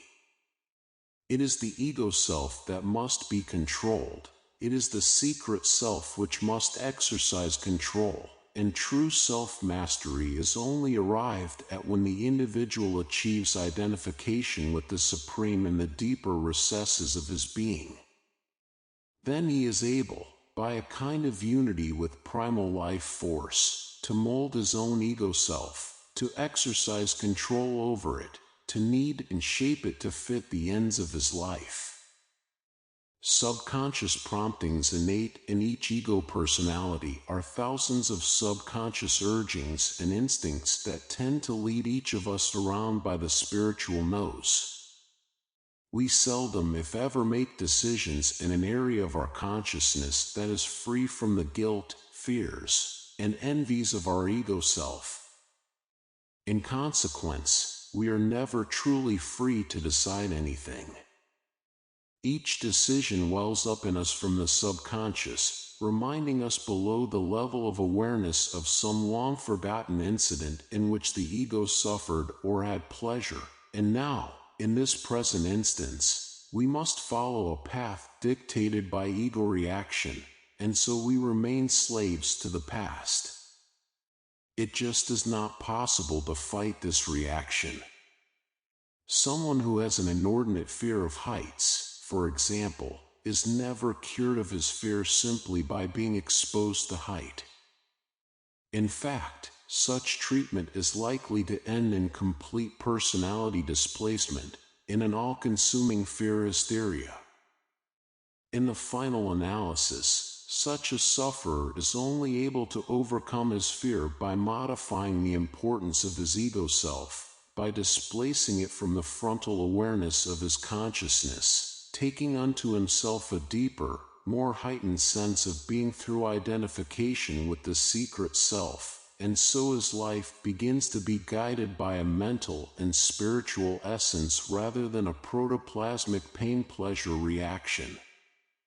The ego self is not master of itself, cannot be master, only deludes itself when it attempts such mastery.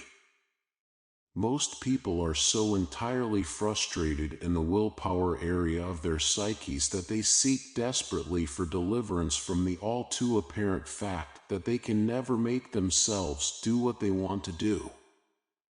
If they are fat, for example, they know that they can grow slim by eating less, and they desire to be slim, but the psyche knots upon itself. The contemplated pleasure of being slim pulls against the present pleasure of eating, and the person eats and stays fat. As sorry as this may be in the matter of his personal appearance, it is nothing compared to the damage wreaked upon his already injured psyche. Now he knows that he cannot make himself do something that he ought to do, and he realizes all too well that he is not in control of his life. Something else is, and he senses this something to be undesirable, to be constructed of whim and mood and urge and sensualness, and he would be free of it, but cannot help himself, for he is attempting to make both subject and object out of the exact same thing, his ego self. In every action, as proved by physics, there is a mover and a thing to be moved. And by the very nature of space and energy and substance, an object cannot move itself without having something to act upon or against. The ego self is a thing to be moved, and it needs a prime mover, the secret self. Will equals intellect. Benedict Spinoza wrote, "The will and intellect are one and the same thing." In other words, we always do the thing that our understanding prompts us to do. Wishing does not make it so, and desire itself is only a key that unlocks the door of understanding. Knowledge moves the world. We cannot make ourselves or anybody else do anything that we are not capable of controlling through having a complete knowledge of all the factors involved. There is a law that follows all accomplishment, all attainment, all creation, all action, and that is the law of sacrifice. Nothing in this world is gained except by giving up something else, for nothing occupies and absorbs consciousness except that it displaces something else from that position, and whatever occupies consciousness receives the total energy and thought and imagination of the individual, absorbs him as it were, and tends to come into his life as a complete and whole thing. You do not achieve your goal simply by wanting it, you achieve it primarily through thinking about it. Through thinking about it, you grow into understanding of it, and it is this understanding that delivers the goal in the end. The first kind of understanding that must be achieved is an understanding of the psyche, how it is divided, how it consists of the little I, the ego, and the big I, the secret self, how the relationship between these two determines the mental health and effectiveness of the individual. Self-mastery starts with the knowledge of mistaken identity, how you always have regarded yourself wrongly, and when you perceive, no matter how dimly, the giant person you really are, then you are able to regard with compassion the struggling little pygmy of your ego, to educate it, direct it, enlarge it, and so enlarge your life. No discipline can be without pain, wrote Havelock Ellis, and when the ego seeks beyond itself for a method of discipline and growth, there must be a breaking of bounds, a throwing off of chains, an expansion into new territories of aspiration, and all that is old and restricting must be left behind, and all that was routine and secure must be left there too, and the soul must take flight to a new and higher area of consciousness, on brave wings, daring and aspiring, and just as ecstasy is close to pain, so pain will come, then ecstasy, then pain again, and the insisting shell will be broken, and understanding will come. Self-discipline, the surface self, has neither the scope nor the power to effect control of itself. When it attempts to impose such discipline, it achieves a kind of sideshow effect, remaining surface ego entirely, but dressing itself in inhibitions and restraints that make it a grotesque parody of itself. Discipline is only possible through subjection. The individual must acknowledge a being or a principle greater than he in order to follow its guidance. Once such acknowledgement is made, then the whole life is caught up in the work that is involved. A power descends into the person from beyond him, and works are performed that before were completely beyond his scope. Most efforts at self-discipline are either pathetic or humorous, for the ego self simply is not capable of controlling the subconscious. The feelings that proceed out of the subconscious are the motivating forces of our lives, and all logic and reasoning are merely rationalizations after the fact that we must do certain things or must not do them because we are so impelled or restrained by the subconscious. If we desire one thing consciously and its opposite keeps appearing in our lives, it is because our conscious desires do not conform to our subconscious desires. What we subconsciously desire is always delivered to us finally. No amount of willing or wishing or hoping can change this immutable law, for the subconscious has an umbilical tie with the Supreme Mind, and what is impressed upon it as a thought, an idea, a desire, is inevitably delivered into the world of the individual. Man against himself. In point of actual fact, it is impossible for the conscious mind to truly entertain an image that is in direct opposition to subconscious feelings. For instance, if we are afraid to dive off a diving board and resolve to overcome this fear, we must first condition the subconscious not to be afraid. If we do not, we have absolutely no chance of diving off the board. We may climb up on it. We may look down at the water. We may command our limbs to throw us forward through the air, but they simply will not respond. The fear-created image in the subconscious holds us back, protects us from the danger it fears. That conditioned image was placed in the subconscious by the impact of conscious mind, but imagination and a new conditioned image, free of fear, may be placed there also by conscious mind, and when it is, we are free to dive off the board and will. Willpower itself is a much overrated and misunderstood thing. Like a rattlesnake, the will often turns on its tormentor and delivers a painful laceration instead of the obeisance sought. The story is told of the man who had become obsessed with the power of his mind and his will. He believed he was able to command all animate things to do his bidding, and now sought to prove the effectiveness of his thought upon inanimate objects. He secluded himself in his study, placed a small block of wood upon his desk, sat down in a chair opposite it, sought to move it by the power of his mind. 3 days later, relatives, failing to elicit response to their knocks and calls, broke down the door and found the poor man seated before his desk in a catatonic stupor from which he never recovered. Far from his having imbued the block of wood with his own volition, the block of wood seemed to have removed all volition from him. He never again, in the few remaining years of his life, evidenced any symptoms of will whatever. He had to be fed, dressed, completely cared for. He had expended his will completely. In deepest truth, will is not something we develop, but something that is developed in us. It gathers itself out of a vaster, more highly developed and universal consciousness and makes itself manifest in us as a tendency to action or opinion that we have no desire to oppose. The vast majority of people in the world are not so much drivers as driven, and the unequivocal statement can be made that all those who fancy themselves as drivers are driven in reality.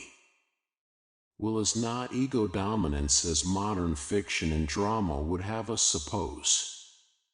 Inflated individuality is not the stuff that comprises the underlying motivation of the captains of industry, science, art, warfare.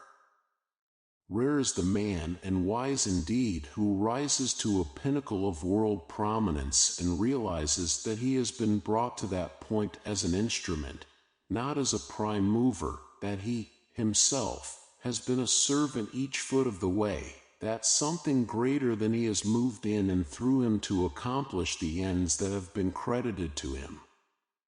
Yet such a man is secure against the onslaughts of both time and change, and just because he is secure, just because he is equal to both victory and defeat, pleasure and pain, so his position in the world remains secure, for he has nothing further to learn by riding the eternal whirligig of opposites by which the one infinite and eternal intelligence plumbs the depths of its own knowledge and feeling.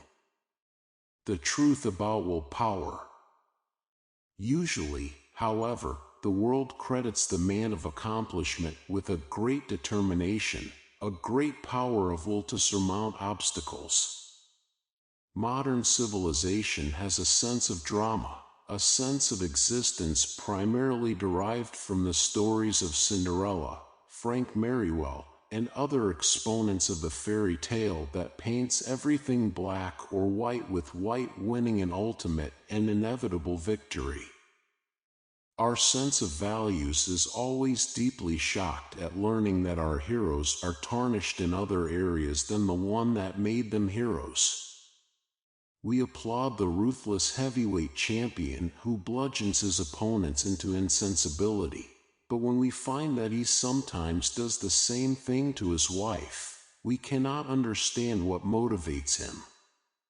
Yet exactly the same thing motivates him in one activity as in the other. In both, the man is the same. The only thing that changes is society's view of him. This duality of applause and condemnation exists in many other facets of our civilization. In wartime, we make a hero of the killer. In peacetime, we put him in jail. Houses and cities are hacked from unsettled frontiers by men who are able to take by ruthlessness and hold by strength, but these same men, when society becomes more static, are put in jail for preying on weaker citizens of the society they helped create. Of all passing standards, the most virulent is that which condemns people for being what they were born to be, as if it were their fault and they could change into something different or better if only they would. We are so sure that we are masters of our fate that we have blinded ourselves to the fact that practically the whole world is in chains, and rarer than Diogenes' honest man is his counterpart, a free one. Will, in the end, does not belong to a man, but a man belongs to his will. There is in him, deep in the recesses of mind, spirit, consciousness, a motivation to be and to become, and for better or worse it is his to live with all his life. This is his fate, and he cannot fly it, must face it or die. And in the facing of it, he meets himself and comes to know himself or turn away from himself, is carried along to heights by the knowledge attained, or is crushed through the ignorance nurtured by his blindness. The path he follows is the path he must follow. Victory and defeat, success and failure, knowledge and ignorance are all there. He will experience them all as he threads his way forward toward an ever greater self-knowledge. Willpower, then, is merely the shining through personality of an inner power to become something other than the role the individual is cast in at the moment. A man is born poor and impoverished and grows up to become rich and powerful, and we say he became successful through the exercise of a superior willpower. Yet, in most cases, such a man did not take stock and then consciously make the decision to strive for wealth and power. His environment condition is subconscious to it. The hurts and rebuffs of his childhood accumulated to place in his subconsciousness an inordinate desire for conditions of plenty and power, and so his entire adult life was spent in pursuit of such gratifications. He is no more free than the man who attains no success at all. He was led to it through an uncontrolled subconscious. He is a prisoner still, a dweller in chains. The unrevealed quest. In our society, it certainly is considered eminently more desirable to wind up wealthy and in a position of power than it is to wind up stone poor and in a position of dependency. But if life is a spiritual quest and not a material one, then it matters little where on the scale of material acquisition a man arrives, as long as he attains a wisdom about living and discovers his immortal soul. There is evident behind all living things an animate being resident in each, and it cannot matter much to this being which of its manifestations manages to accumulate more than the others. Life is going somewhere, is involved in a paramount but unrevealed quest, and those who conform most nearly to the end sought are those who unravel the secrets, contribute to progressive understanding and enlightenment. The will to know, to understand, to grow, to become, is an integral part of each being. We cannot help ourselves in this. Each of us, however, must develop and expand along his own individual lines. No blueprint can be drawn for any man. We obey our own destiny best when we listen to our heart. No amount of conscious reasoning can prevail against this intuition, and only by following its dictates can we discover our true selves. Each person is involved in becoming that thing that his subconscious mind wills him to be. To understand why we often behave contrary to our wishes, it is necessary to perceive that the long lines of our lives are controlled by our subconscious desires, and the only way to change our destiny is to change the aims of our subconscious. When a bomb goes off, you do not behave in accord with your conscious mind, but in accord with your subconscious mind, and if in that instance you would like to behave like a hero, then you had better start right now conditioning your subconscious to make you behave bravely in the midst of noise, chaos, and confusion. In all emergencies, in all strenuous and heated action, we behave in accord with the subconscious, and no amount of willing or firm resolve will alter it, except if that resolve be put to work educating the subconscious prior to the emergency. Our remedies oft within ourselves do lie, which we ascribe to heaven.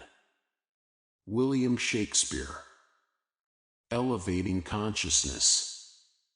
Withal, we can develop a kind of willpower, a willpower which resolves itself in freedom from reaction to circumstance by recognizing that there is a greater power which will bring us to our fullest culmination as human souls when we allow it to use us completely, when we become instruments for its manifestation on earth. Then we are able by a kind of elevation of consciousness to transcend the constant goading and urgings of the subconscious and to install in their stead the reasonable dictates of an illuminated intelligence. Then we rise above circumstance, above reaction. Then we take our fate into our own hands in the exact same measure that the ego abdicates as ruling power in our lives. The first step in the development of willpower is to seek outside the limited surface nature for the answers to all problems. One simply cannot instill the courage of a lion into the consciousness of a mouse, and a change in consciousness is the thing to be sought whenever discord lies in the life. Attempting to coerce the ego through force of the will is like attempting to burst all the bubbles on the sea with a pin. A few will be broken, but the cause of their creation remains unchanged, and on they come. So the ego will, which at most is only a kind of suppressor, dams for a moment the urges and instincts of the subconscious, but they will break through eventually and wreak double havoc through their pent-up force. To the extent that we delude ourselves that the exercise of ego will can work a beneficence in our lives, we are led around by an illusion that must rob us eventually of all power and direction through being absolutely unable to provide any kind of control. Instinctive avatars. Much of the suffering in this world is caused by the concealed guilts buried deep in the subconscious of unhappy persons who have set about remaking themselves by exercising ego will against their defects. They bury these failures in the psyche where untold damage is done by repressing energy, robbing them of their natural vitality. The will of the ego, when used to chain the natural energy of the self, restrains the whole personality, replaces boldness with timidity, optimism with pessimism, energy with lassitude. There is little help for the man who enslaves himself through bondage to the ego. Through acceptance of restriction and limitation and lack is delineated by the necessity of conforming to some pre-existent standard that he was never made to conform to and could never truly conform to, no matter what. We sometimes see men in whom life flourishes hugely, men who are cast in heroic mold whether their statures be large or small, for they fit into no pattern, are restrained by no fears or apprehensions, but seem by some stroke of great good fortune to possess themselves completely, confidently, compellingly. These men have not suffered to learn the do-nots of life. They are unrestrained outlets for the energy and constructiveness of that constantly growing and evolving force that lies behind creation. Their appetites and enthusiasms are large. They take all into their scope, use all to grow by. They measure obstacles as opportunities to prove their strength, to improve their mastery. These lucky ones live in the lap of a nurturing and guiding fortune, for they have not cluttered their subconscious storehouses with a million chains and restraints. Life finds in them the joyous outlet it seeks, and these instinctive avatars are carried in a rush to the tops of their professions, are recognized and gathered around wherever they may be. Such dynamic unfoldment is possible to each of us, not in some humorless bending of the will toward a certain end, but by freeing ourselves of over-concern with the ego, by trusting in the great good ends of life, by placing our fates and our energies in everlasting hands. Thou art not idle, in thy higher sphere thy spirit bends itself to loving tasks. James Russell Lowell, expressing yourself. The most important thing that any of us can learn about willpower itself is that it avails nothing when accompanied by grim concern. The man who moves in accord with his inner self moves in accord with a force that no willpower in the world can possibly alter in the minutest fraction, and he moves joyously. The grim concern of the ego will is simply conscious desire out of joint with subconscious desire, and where these two meet head-on, subconscious desire always wins. Far from exerting will against subconscious urgings, A man must first discover his true self by letting down all guards and prejudices and inhibitions, so that the power that makes him what he is can at last flow through. If the image then revealed is too repugnant to either his conscious mind or the laws and rules of society, then he must set about inculcating a new set of reflexes in the subconscious through a method of auto-conditioning. In short, he must remake his psyche. It will be a rare thing, however, if he remakes it in the exact image of his conscious desire. Chances are such desire was false to begin with, having been accumulated in the subconscious through ego conflict and social propaganda. Each of us is the product of a basic force at work in the universe, and each of us, because of the simple fact of his existence, is an integral part of the progress of that force through and out of primordial matter into consciousness, into superconsciousness, beyond.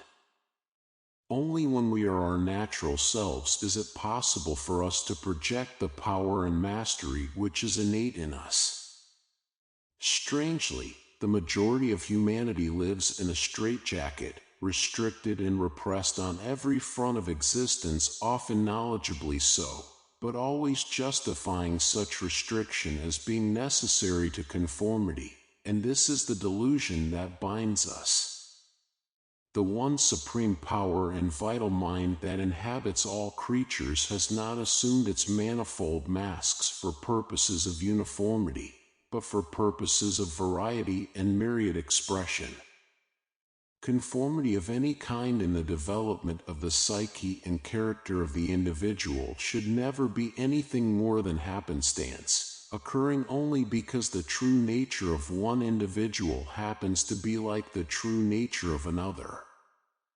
The object all the while should be individual expression, and when this is the motivating force in the life of the person, he immediately increases his worth to society by acting as an absolutely unduplicated sounding rod in the cosmos, contributing his interpretation to all whom he contacts and therefore becoming a much more valuable member of society than the conformist with his preconceived ideas and predetermined reactions and basically unhappy psyche.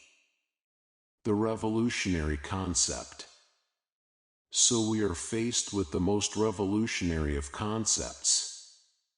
One does not attain to self-mastery through an exercise of will, but rather through a search for his secret self, a hidden sense of being that overlays both the conscious and subconscious minds. He may exert will in this direction, insofar as dedication and determination are concerned, but even here he must exert it joyfully, with humor, else he is sure to be defeated. The door to all secrets is open with a key. It is simply too strong for a battering ram.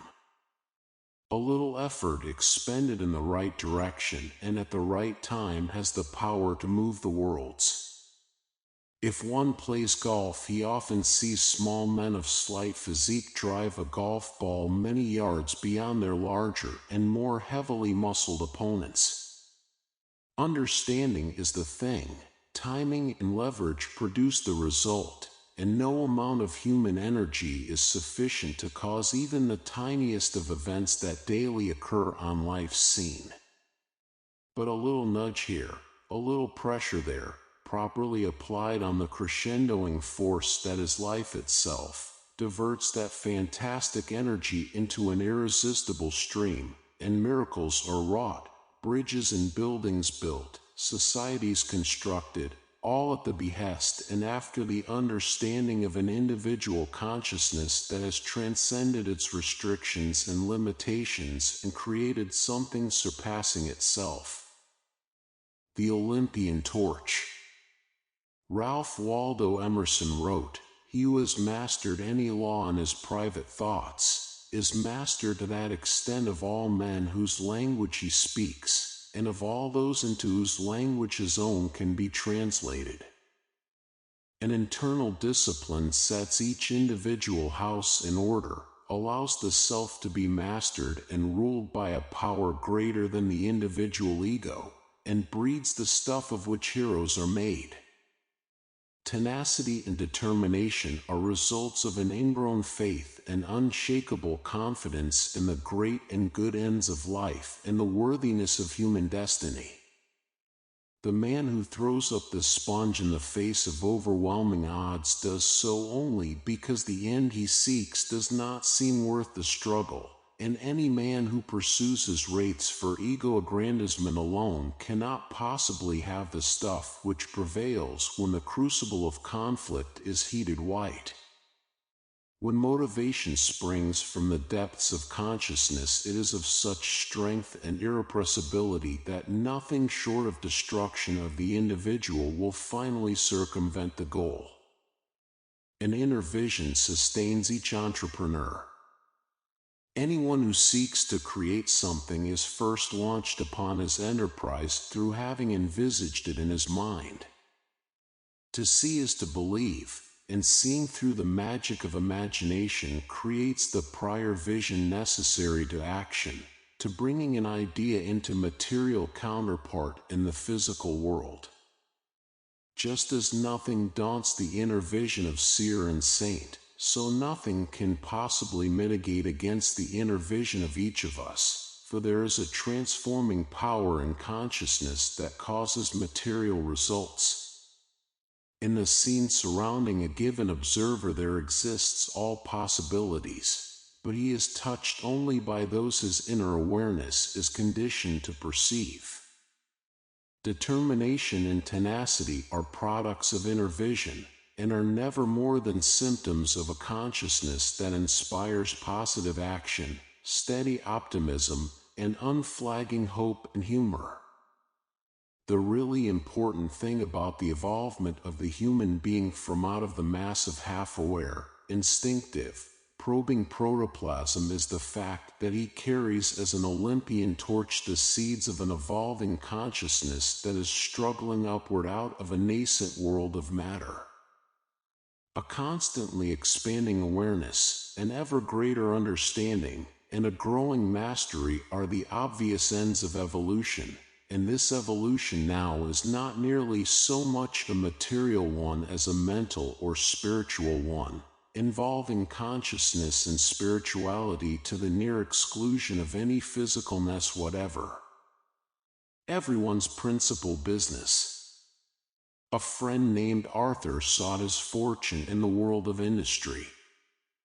He had trained himself well for his task, had taken an engineering degree at one of the country's best technical colleges, had served a well-rounded apprenticeship in a major manufacturing company before venturing out on his own.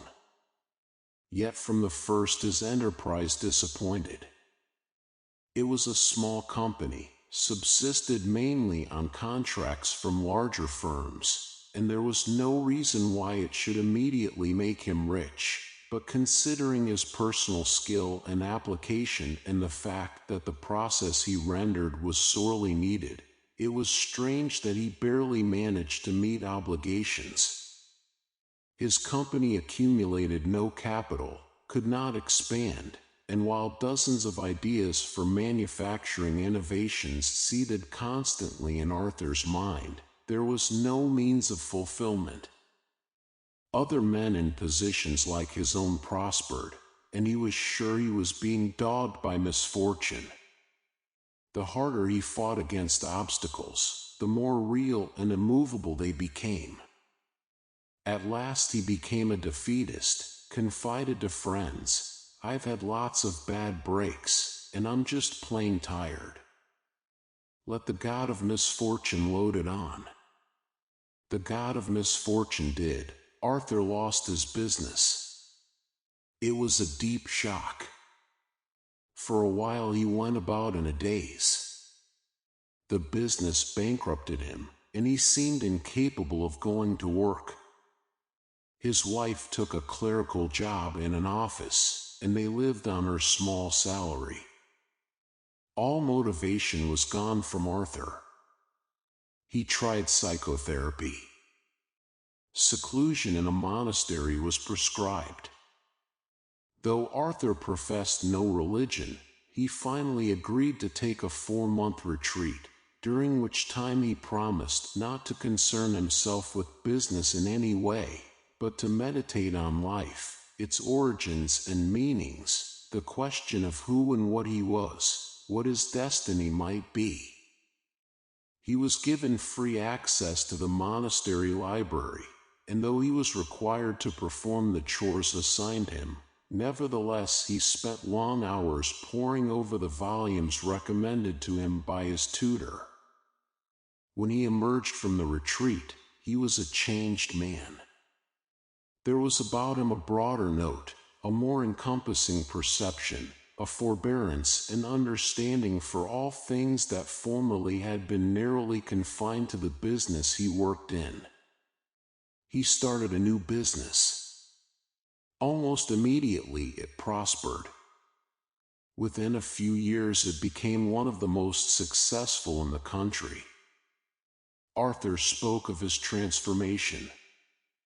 "I always made the mistake," he said, "of thinking that a man could succeed by simply accumulating knowledge about the thing he wanted to do, but I was wrong.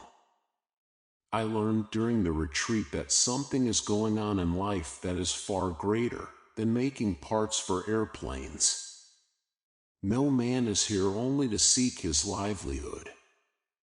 He carries within him the seed of a budding perfection, and it is only when he turns his eyes within and discovers this precious cargo that he is able to live his life with sufficient reverence for others to bring understanding to his tasks.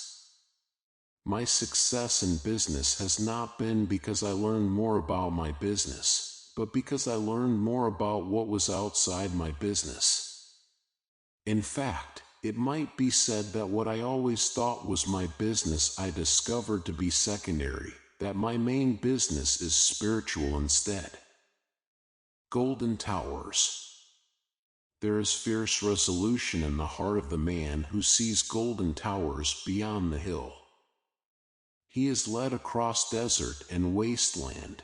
No matter the obstacles, his image propels him. The secret of never giving up is to implant upon the moving screen of consciousness a clear image of the goal to be attained. Let that image be your golden tower. Guard it from tarnishing, blurring, dissolving, and you need have no fear that you will falter on the way, or resign yourself to defeat, or give up altogether. Let no doubt assail you because the path you tread appears to diverge from the proper direction. There are as many ways to the promised land as there are pilgrims to undertake the journey, and each arrives in due course if only he keeps faith with his golden tower. We all move together toward the same ultimate destiny, but each of us is a separate and unique note in the universe, and each of us must travel his own path for the lessons to be learned there, for the experience to be gained. Thomas Henry Huxley wrote, "Perhaps the most valuable result of all education is the ability to make yourself do the thing you have to do, when it ought to be done, whether you like it or not." And it is true that the picture in the mind does not always inspire in us the same enthusiasm for action. Sometimes we are beset by laziness and procrastination, and our resolve has to be nourished at the fount of renewed concentration. But it is no use expostulating, get to work, when the task at hand is repugnant. The first thing to do, if the job is to be accomplished at all, is to create an entirely new and attractive picture of the task.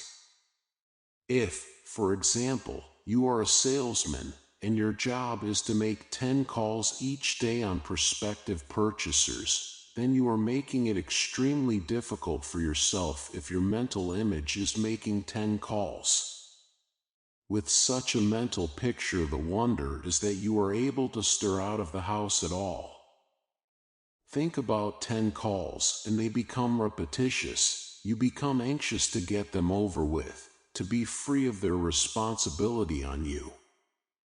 Then you think of the driving to be done, the inevitable delays and irritations. Then maybe so-and-so won't be in, maybe such and such isn't taking any more orders, so the entire day will be wasted and you might as well have stayed at home. Sure enough, that is what you wind up doing. Now the other side of the coin. Instead of thinking of the 10 calls, suppose the image within your consciousness is tied up with success and accomplishment. Your job then is not 10 calls at all, but the systematic and congenial cultivation of every prospective purchaser of your product. The game always has to be worth the candle, and before you can throw yourself wholeheartedly into each challenge with determination and absorption, you must first be positive that right action will bring results. We are so constituted that we absolutely cannot act in any direction without the double-pronged spur of confidence and hope. Visualize your heart's desire. Keep the image fresh and clear. It will act as all the motivation you need to lead you into right and energetic actions. Appropriate discipline. Suppose you are a writer, a painter, anyone whose work is creative and primarily conducted in solitude. When you sit before your easel or desk with idle hands and berate yourself for not working and struggle in the throes of lethargy, when your days become unfruitful and you are frustrated with the burden of your unproductively, then give a thought to your imagination and the images that are playing upon the plastic creative screen of your mind. We are bound to do the thing that our consciousness is focused upon, and if the image we carry is far afield from the affairs of the world in which we are enmeshed, then we daydream, cannot work, are enraptured by irrelevant pictures that pursue each other across our consciousness. Then we can call our will into play, not a will that attempts to force us to work, but a will that chooses the objects of its contemplation, so that instead of thinking of fishing in the Sierras, we now concentrate our attention upon the task at hand. The mind takes the problem into focus. Possibilities and solutions are considered, and before long our fingers are busily at work, as if with volition of their own. Impulses and whims occasionally spring out of a special attunement of the ego self with the secret self, but far more often bubble up out of a capricious subconscious and are more to be controlled than given into. Usually, impulses are creature comfort urges, and were we to live our lives in obedience to them, it is doubtful we would ever accomplish anything. We would like to lie abed in the morning rather than get up and go to work, because lying in bed feels good, but if we stay there often enough we will soon be jobless and without means of support. We would like to load up on ice cream and cake and to eat the things we like as often as our stomach will allow us, but if we do we soon will have to be transported by truck, we will be so fat. We would like to play and have fun and never to have to worry about others, but if we take such a tack we one day find ourselves penniless, friendless, without family. The wise man soon learns that impulses and whims are simply the ego seeking surcease from the discipline being imposed upon it. Rather than relax that discipline, he applies it the more strongly. Every human desire must be tempered with appropriate discipline, else it becomes license, and the knowledge comes to all of us sooner or later that leisure is only valuable after work, eating after hunger, sleeping after tiredness, and it is absolutely impossible to experience a single pleasure in life without a concomitant measure of pain. Superknowledge. Not to be confused with impulse and whim is the welling up out of the universal consciousness of a guidance or a direction that seizes the soul of the individual and directs him unfalteringly along a path that leads to his destiny. The unwary may easily be led to believe an impulse is such guidance or attunement, but once having experienced true rapport with the secret self, any further delusion about which is impulse and which intuition is put finally to rest. In the wall that separates the human soul from its source, a crack occasionally appears, revealing for a moment the mathematical perfection and utter rightness of the world beyond and the soul within it. It is this psychological state that is referred to in mysticism and in many religions as attunement or grace, and once involved in it, the individual's choices and directions are as warrants from on high. Everything does his bidding at the very moment his bidding is resolved. This aspect of superknowledge gives us our best indication of the nature and usefulness of the will. Once we understand that desire opposed to the aims of the secret self can avail the individual nothing but frustration, then we finally have been awakened to the principle of attunement, which is the secret of effective living. To actually decide is not within the scope of human knowledge, simply because human knowledge is limited to the scantiest fraction of total knowledge. It is just no good trying to make a decision about things when nearly the entire sum of their characteristics is hidden. Individual will exercised against events and people is the sheerest of vanities and avails nothing in the end but suffering and defeat. Acts performed in the ego for advantages are acts performed without understanding of their true significance, and any success or satisfaction achieved through them is like froth on the crest of a wave, disappearing with the wave. Our consciousness is placed so frontally on our total psyche that we are forever being mesmerized by the blandishments, urgings, and pleadings of the ego. We aspire to conquer peaks that once climbed reveal themselves as the lowliest of plateaus, and force us to consider how false our gods have been. True goals are spiritual, and laziness, procrastination, and fear are overcome not by railing at the self, but by seeking the sustaining seeds of consciousness that lie deep within the nature. The liberating law. As our understanding grows, so does our willpower, but bear in mind the differentiation. True willpower is effective, achieves results through the mere aiming. False willpower never achieves results at all. As consciousness expands and takes in new levels of awareness, so the power of the individual increases. Achieving increased awareness and communing with higher heavenly powers are not things restricted to the isolated mystic or contemplative saint, but are available to all, and the reward is always complete effectiveness, whether in creative fields or executive, whether spiritual, mental, or material, for in understanding is power, in knowledge surety. And he who has arrived at enlarged consciousness must therefore be able to work his will and weigh on the world simply by becoming one with it. To be what we truly are and to become what we are capable of becoming are the only courses of action open to the man who would live a fulfilled life.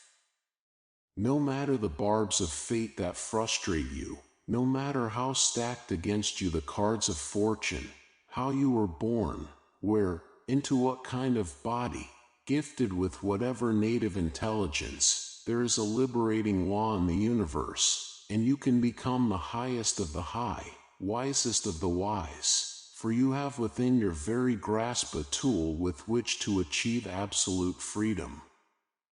Once you have acknowledged to yourself that within your body is that supreme consciousness that has authored the worlds and the universes, then at last you are bound to let the ego step down from the helm and allow a wiser force to chart your course through life. Once you have placed your fortunes and energies in the hands of the secret self, you will know a peace and inner quietude that surpasses any joy you have known. Your life will grow into a whole thing. Each day will serve as a building block towards some definite goal or purpose. You will finally be amazed at the miracles wrought when the secret self takes over. Overcoming guilt and hostility. Guilt and hostility are accoutrements of the ego, which arms itself with delusions in order to survive. If a nagging sense of guilt accompanies you, it is because the ego is made of accumulated things, teachings, blandishments, sensual impressions, none of which have much relation to eternal truth, but nonetheless is a moral censor of every act performed by the individual. If you feel guilty, never make the intellectual mistake of thinking that your feelings arise from the censorship of the secret self, which makes no such lean and human judgments. Guilt is generally the accumulated teachings of society acting within the individual as a prompter or deterrent of certain actions. Such censorship seldom is based on lasting truth, since society's pressures for conformity are often at variance with the divine's pressures for individuality. Hostility is simply the other face of guilt, manifesting as hostility in the aggressive person, just as guilt manifests in the more passive. There is certainly nothing good about either of these emotional blocks. They are products of the ego and vanish when the individual centers himself in the deeper regions of consciousness. Then it becomes nearly impossible to be emotionally involved in the vanities of the little self that is action servant of the secret self. The way to peace of mind lies in abandoning the will as a tool of the ego, finally abandoning the ego also and centering the consciousness in the divine. Through the widening of consciousness that this psychological transference brings, there comes to the individual an understanding that before was impossible to him. In a way that transcends material explanation, he takes on a little of the identity of everything that crosses his awareness. In this manner he understands others through actually participating in the consciousness of others, and this superknowledge, this deep intuition, brings to his action and work a high effectiveness and almost supernatural preordination.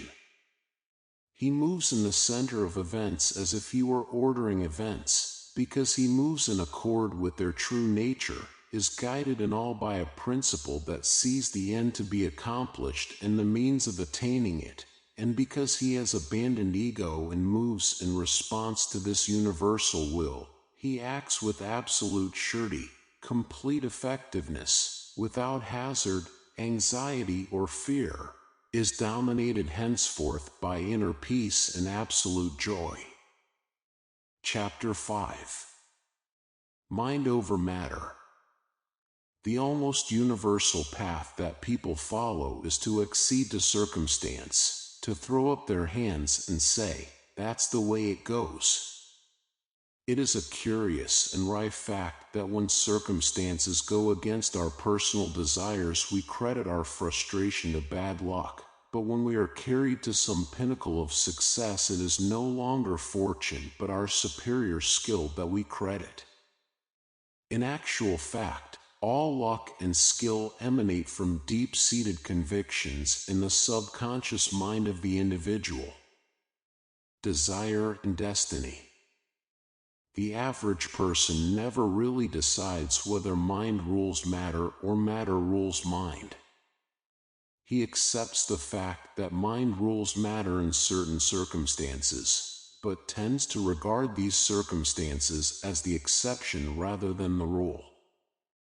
He sees mental attitude determine the outcome of athletic contests, overcome physical disability, but when it comes to adopting completely a mind-first approach to daily living, he never quite makes it.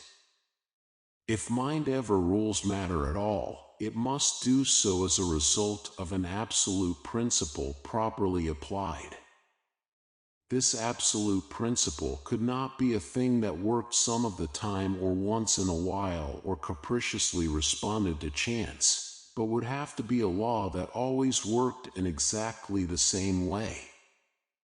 If, for example, someone adopted the mind over matter approach in a particular circumstance and failed to achieve the results he desired, it would not be the law that had failed, but his understanding of the law and his application of its principles. When we examine accomplishment, the first thing we notice is that the man who doesn't want to climb a mountain never climbs one. After that, we note that even among the men who definitely want to climb mountains, a large number never climb any. From this, we deduce that the first ingredient essential to accomplishment is desire. After that, other more discretionary and therefore more obscure factors become involved. It is difficult to say why people want anything. We observe that nearly everybody would rather experience pleasure than pain, but we are aware that certain persons not only stick pins into their bodies but maintain agonizing physical attitudes over protracted periods of time. Such people appear to have chosen pain instead of pleasure, at least in a physical sense, and to have done such a thing through an inner impulsion either above the pain-pleasure principle or related to it obscurely. Desire for a goal is the only thing that makes a pain-filled experience possible to bear. Desire is also an opiate. Many people involved in crucial physical exertions report no sense of pain whatever, though when the period of exertion is over, wounds are found on their flesh, and joints and muscles are strained. Football players are a notable case in point. If we carry our observations even further, we soon note that there is a great deal of difference in the degrees of desire. One man may want and hold out his hand, and that is the greatest effort possible to him. Another man may want and rend chains, so great is his need. Desire is a thing that impels. The greater the desire, the more it impels, and this impulsion is rooted in the inner vision that possesses the individual. To the degree that we are alive and imprisoned within reactive flesh, to that same degree we relentlessly pursue the visions that possess us. Whether our mental images are of buildings to be built or of banks to be robbed makes not the slightest difference to the motor impulse that develops within the creature. You can be absolutely certain that the things that occupy a man's mind will soon be part of life, if they are not already. Blessing and curse. A curious thing has evolved in the human being. The quality of mental reflection which has slowly developed in his psyche over the eons of his evolution has enabled him to form pictures within his mind in complete variance to the world around him. He can, if he will, on a flight of fancy, transfer himself from rags to riches, Kansas to Istanbul, in the twinkling of an eye, and thus, in the conscious center of his being, no longer is a slave to the world in which he finds himself. Two principal phenomena have resulted, one stigmata, the other a blessing. The stigmata are these. Life is largely a matter of disciplining oneself to endure pain in order to achieve a desired end, but the immature person often seizes on the image power of the mind to seek refuge from reality, and as a result develops a kind of wish-thinking that makes him absolutely ineffectual in all circumstances. He turns the power of the imagination upon itself, destroys its ability to influence the outer world by setting it to work on problems that have no relationship to the outer world. The victims of such delusions are legion. They populate our mental hospitals, derelict centers, flop houses. They constitute the majority of those admitted to sanitariums for the treatment of alcoholism. And they are to be found all over the world in zombie-like trance, making the movements of the living, but with one foot in another world.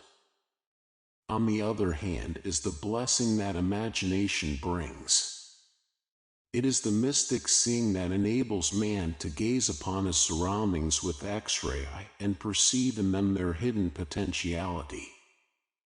This harnessing of the image-making power of the mind to the outer world of things and events has transformed life on earth, has enabled man, in a few short centuries, not only to achieve dominion over his immediate environment, but to arrive at the verge of extending that dominion through the time-space continuum of the universe.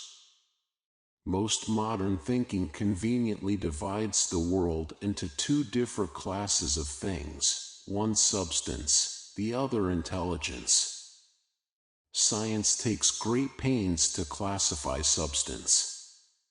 It catalogs the elements and their various combinations, delineates the makeup of the molecules whose cohesion forms the elements, breaks down the molecule into various atomic weights, and even differentiates the atom into a nucleus and a certain number of encircling electrons. At this point, the difference between hydrogen and lead, for example, has become startlingly slight. Each has an invisible nucleus encircled by a certain number of electrons, more in the case of lead, but hardly appreciably more, and the difference between them appears to be one of degree rather than one of kind. Our confusion grows when, through the sudden process of nuclear fission, the atom itself is reduced to nothing measurable, disappearing in a burst of flame, and we are forced to inquire at last if substance is really substance after all, but perhaps might not represent a vastly subtler conception of idea only, intelligence itself. Behind the atom. If we examine any consciousness, we inevitably find a body of some sort, a weight, scale, and dimension that houses the intelligence being examined and refuses any kind of scrutiny separate from it. It seems most probable that matter and intelligence are one and the same thing, that intelligence is only a higher manifestation of matter, becoming apparent only in that substance that takes on complexity. Once we have agreed that intelligence is a manifestation of form, it is but a step further to gain a glimmer of the truth, that intelligence is evolutionary in the growth of matter, which leads us inescapably to the conclusion that intelligence, while a manifestation of matter, is superior to and has basic control of that matter. In short, intelligence, or consciousness, or awareness, has inherent in itself control over all physical circumstances, all events. Walter Russell is interesting here. That which man calls matter or substance, he writes, has no existence whatever. So-called matter is but waves of the motion of light, electrically divided into opposed pairs, then electrically conditioned and patterned into what we call various substances of matter. Briefly put, matter is but the motion of light, and motion is not substance. Our creative thinkers must look primarily to light to perform tomorrow's miracles. Light, energy, intelligence, whichever of the three you choose to acknowledge as the moving force behind the universe, the primary thing is to be able to acknowledge that substance is only relative, not a solid and absolute thing at all, but representative of the working of mind and always subservient to mind. A desk is not a desk except in the most crudely sensual way. In actuality, it is an enclosure or series of enclosures in which molecules are speeding about at many times the swiftness of rifle bullets. 1,000,000 times more volume exists outside the molecules than in them, and if those in steel, for instance, were to cease their movement for a moment, you could poke your finger through the steel with the same ease as you poke it through air. Basic behind the construction of matter is an innate symmetry, a kind of mathematical ideation that can only be attributed to a thinking mind. The atom itself, the smallest building block of substance, has a cohesiveness and aesthetic composition that, beyond all things, implies individuality. The atom indicates purpose, and it indicates an urge to survival. And when a sufficient number of atoms of the right electronic makeup were combined to make a protein molecule, then it was a very short time indeed before arms and legs and eyes and brain were grown, and there moved about on the surface of matter an autonomous being seeking dominion over his environment, man. Consciousness is proportional to complexity. When we turn our reflections back to the origins of life and the purposes of evolution, we are struck at once with the picture of increasing complexity. From amoeba to man has taken many millions of years, and the two seem scarcely related. Yet the step from inanimate matter to animate matter, as is represented by the amoeba, is perhaps more breathtaking than the step from amoeba to man, for the latter represents simply an increase in complexity while the former represents something entirely different from what preceded it.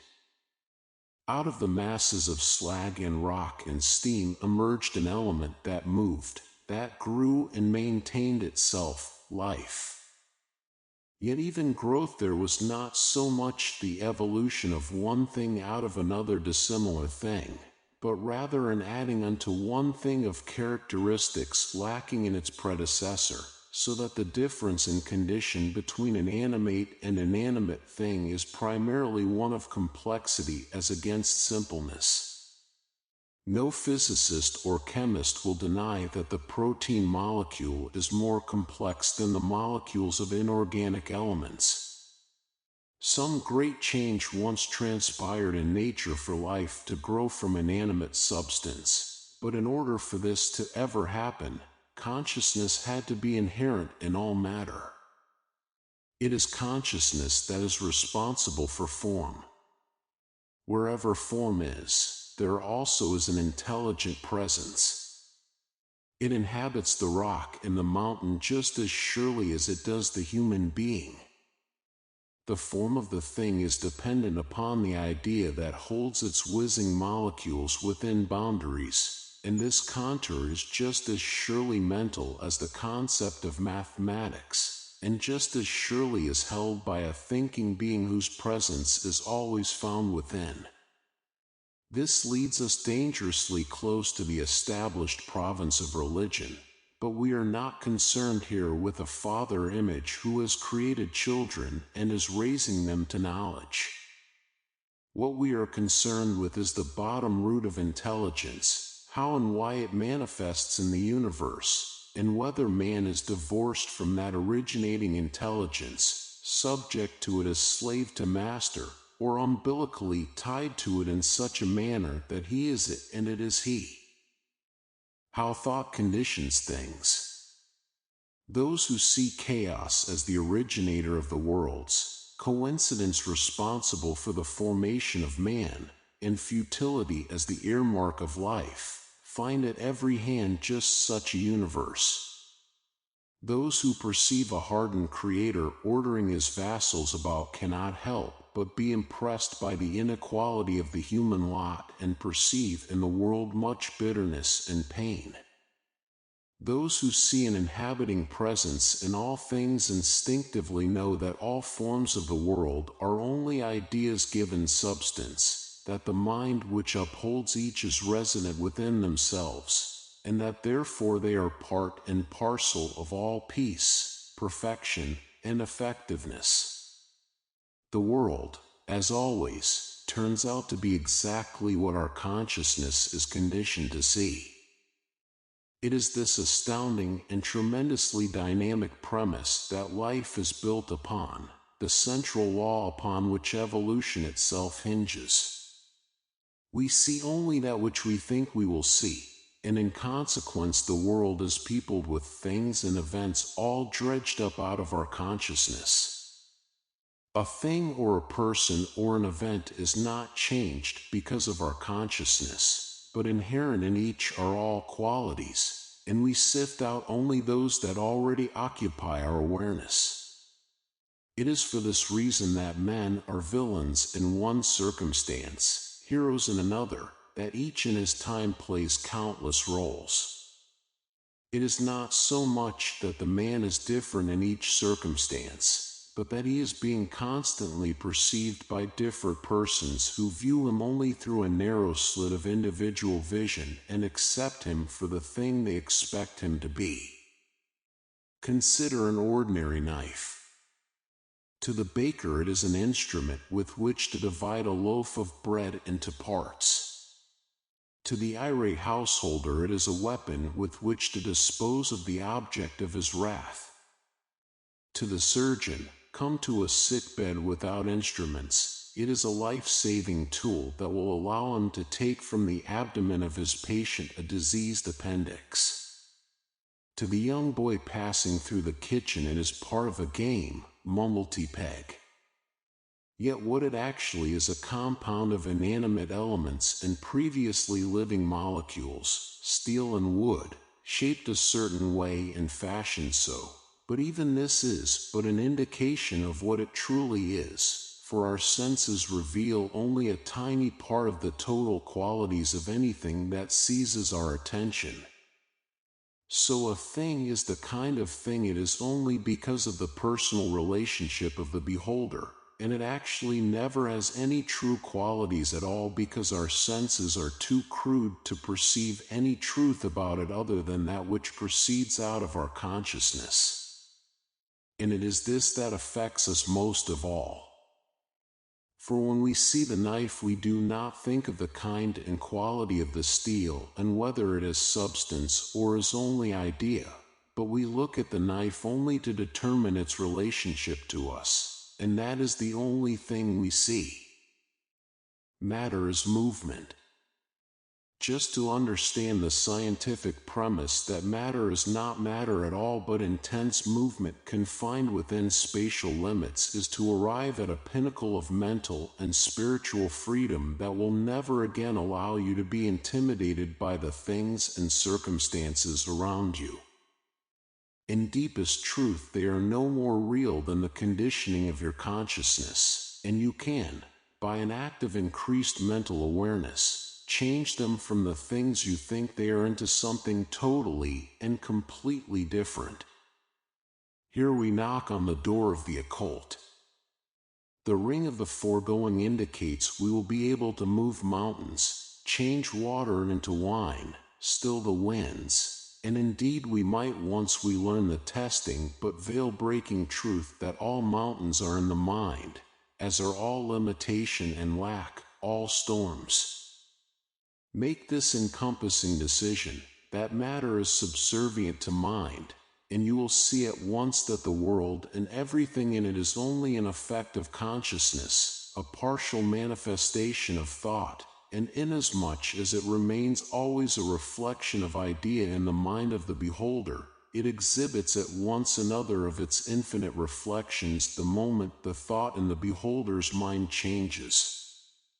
What that means is this. Things show only a side that reflects the individual's thought about them. They don't truly change when the thought about them changes, but they contain all possibilities and reveal to the beholder only an aspect that his consciousness is prepared to perceive. This metaphysical breakdown of the universe is a great help in adjusting oneself to the premise of working first with mind and allowing events to develop from an inner impulsion of their own.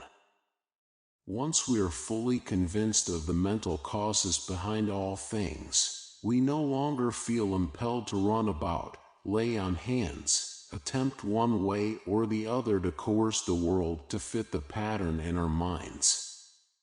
One intelligence lies at the center of all events and things, and it is at the core of your own nature. Once you have gained sufficient wisdom to be concerned only with your own consciousness and the inner discipline that widens its awareness, then you can be sure that the outer world will be a reflection of the inner, that you are working with the root causes of your environment. All possibilities exist in each person because each is a manifestation of a mind that is totality, infinity, unity, and each is only less than the total according to his isolation from it. And when he expands his mental nature, he approaches original perfection, power, omniscience. Mind over matter is not so much a mental dominion over material things as it is an awareness of their many-sidedness and unlimited potentiality. Acceptance by the observer of any one facet of a thing as the totality of that thing automatically confers such limitation on that thing as far as its influence upon him is concerned.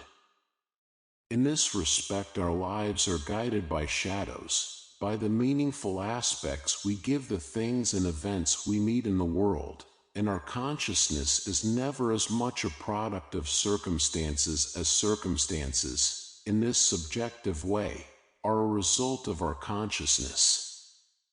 Our skin-deep selves. A little reflection on the conditioning quality of consciousness is all that is necessary to quickly realize how continuously it works in our lives. Love is blind because the lover always perceives the mental image of his beloved. The divorce rate is a product of disenchantment.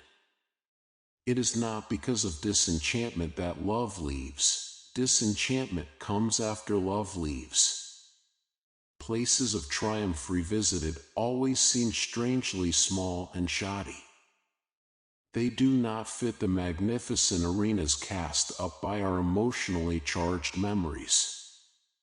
And when pain commingles with places and events, we can no more bring ourselves to visit them or have contact with them or even dredge them up from our memories than we can sprout wings and fly. So capricious is the pain-avoiding, pleasure-seeking ego in its efforts to hide our true selves. This veil-shrouding, fan-dancing, now you see it, now you don't quality of the ego is what makes each of us use 1,000 selves in the conduct of his life, and never actually be any one of them or even all put together. Because we do not truly know who we are, we seek in every situation a role to be played, usually feeling no sense of deceit or sham whatever, but blithely accepting the fact of a chameleon self which adapts its colors to its background. In the office we are a different self to the boss than to our subordinates. At home we are a different self to our spouse than to our children. We are a different self at our club than with a small group of confidants. And we often present a different self to the neighbor on one side of us than to the neighbor on the other. We seldom know how it is that we get into the various roles we play, but play them we must, and when we have a dinner party and carefully select the guest list with an eye to their getting along, it is not the homogeneity of the guests that are our reviews, but whether we have played the same role with all of them and therefore can be a single self at the party that night. If perchance an uninvited guest arrives, this sudden dropping in is greeted with deep consternation as the necessity of playing two different roles is foisted upon us. It awakens deep within our psyches the uneasy undertones of schizophrenia. Great dramatic coaches, in an effort to lead their protégés to understanding of the characters they portray, always seek an under-the-skin approach, instinctively realizing that a person is only truly understood from the inside, that any other position deals with symptoms only. Man's investigation of the world itself has taken this inner and outer course, the inner exemplified by psychology, religion, parapsychology, the outer exemplified by the physical sciences. Science has made the greater progress by far, but the race is not always to the swift. Science has pursued substance in its laboratories, from mountain to atoms, but unraveled no enigmas other than a kind of elementary construction, and its sole accomplishment in its search for the secret of life has been to chase matter off the physical stage into some realm of invisibility where it no longer can be perceived, much less understood by the methods and instruments available. Intuitive perception man is a reactive animal and generally plays the role expected of him. Rare and wise is he who is able to shuck off this automatism. He is able to do so only by recognizing that within each man resides the identical animating spirit. By inner understanding he is able to allow events to develop through their own inner impulsion. This intuitive perception permits him to take his place in each event according to the best interests of his own nature. We are all born into a bondage of the senses, and insofar as we place absolute credence in their evidence, we remain slaves to them. Only when we arrive at a mystic intuition of the universality of intelligence are we finally able to realize that matter in essence is only mind, and that innate in each of us is the same resident being, which exists everywhere at all times and in all things, appearing to be different according to the form into which it has entered, but essentially remaining one, indivisible, and infinite. Once in a while a man arises who by some strange evolutionary leap seems to have surmounted the bondage that holds others. Such a man was Edgar Cayce, the Wizard of Virginia Beach. Not only was he able to read minds, see things and events at a distance, but he also seemed able to call upon universal mind for all the knowledge within it. Cayce's perceptions circumvented time, space, matter, and his carefully documented exploits have never been disproved.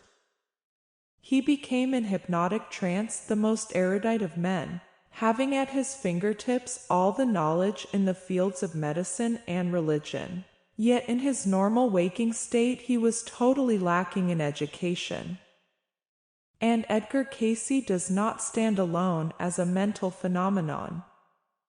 Nearly every child prodigy, every genius exhibits this strange power to transcend the limitations of matter by a gigantic leap of mind.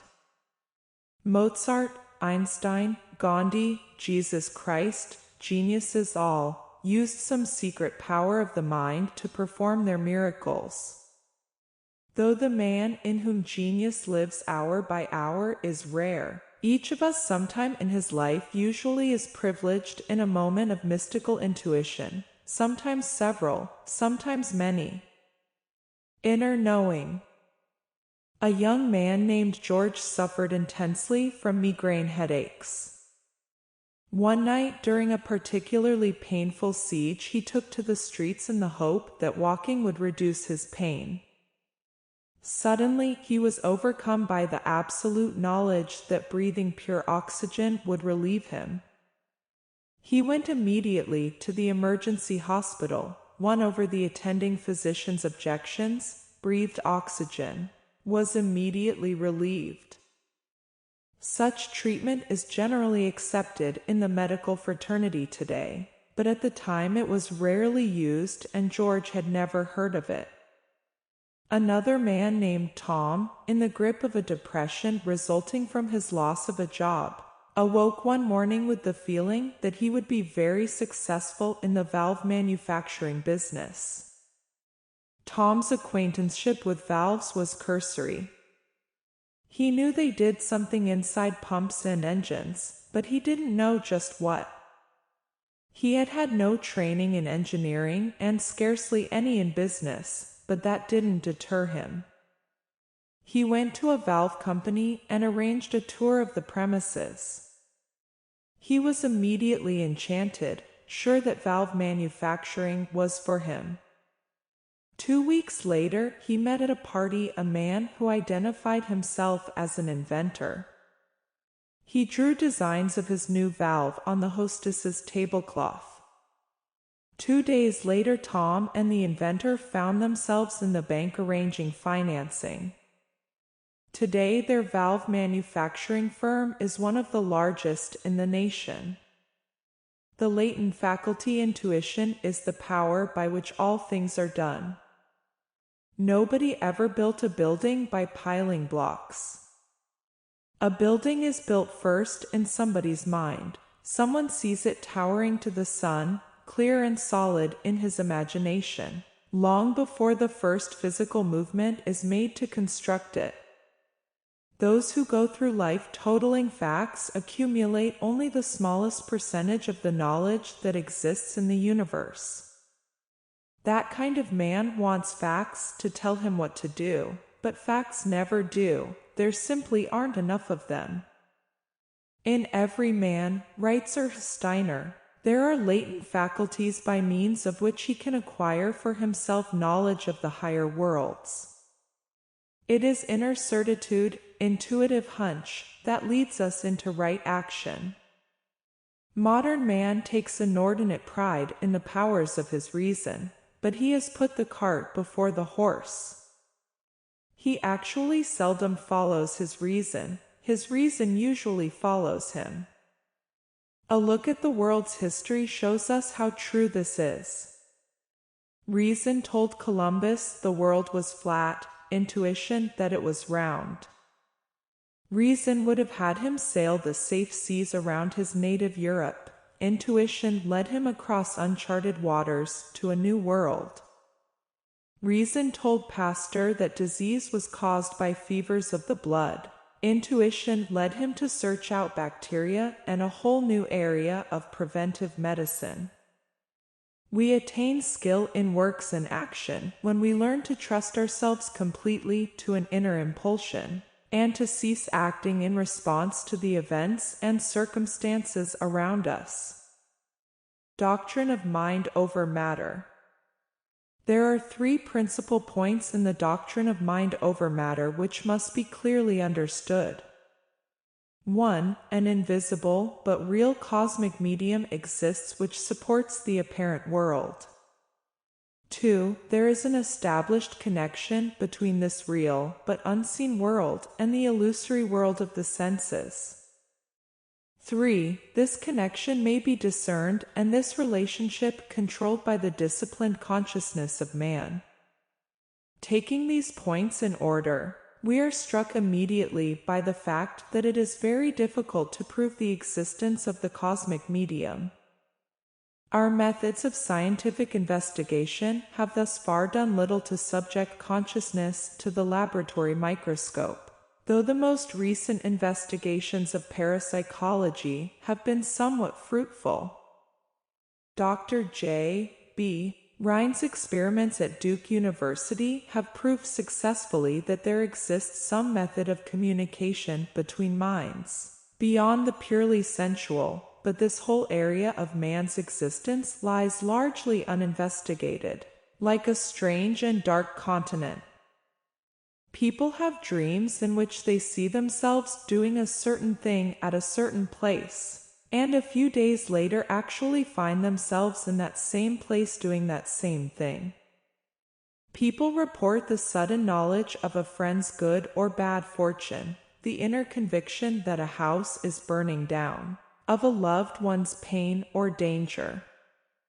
Never a day passes but what countless manifestations of this kind are recorded around the world.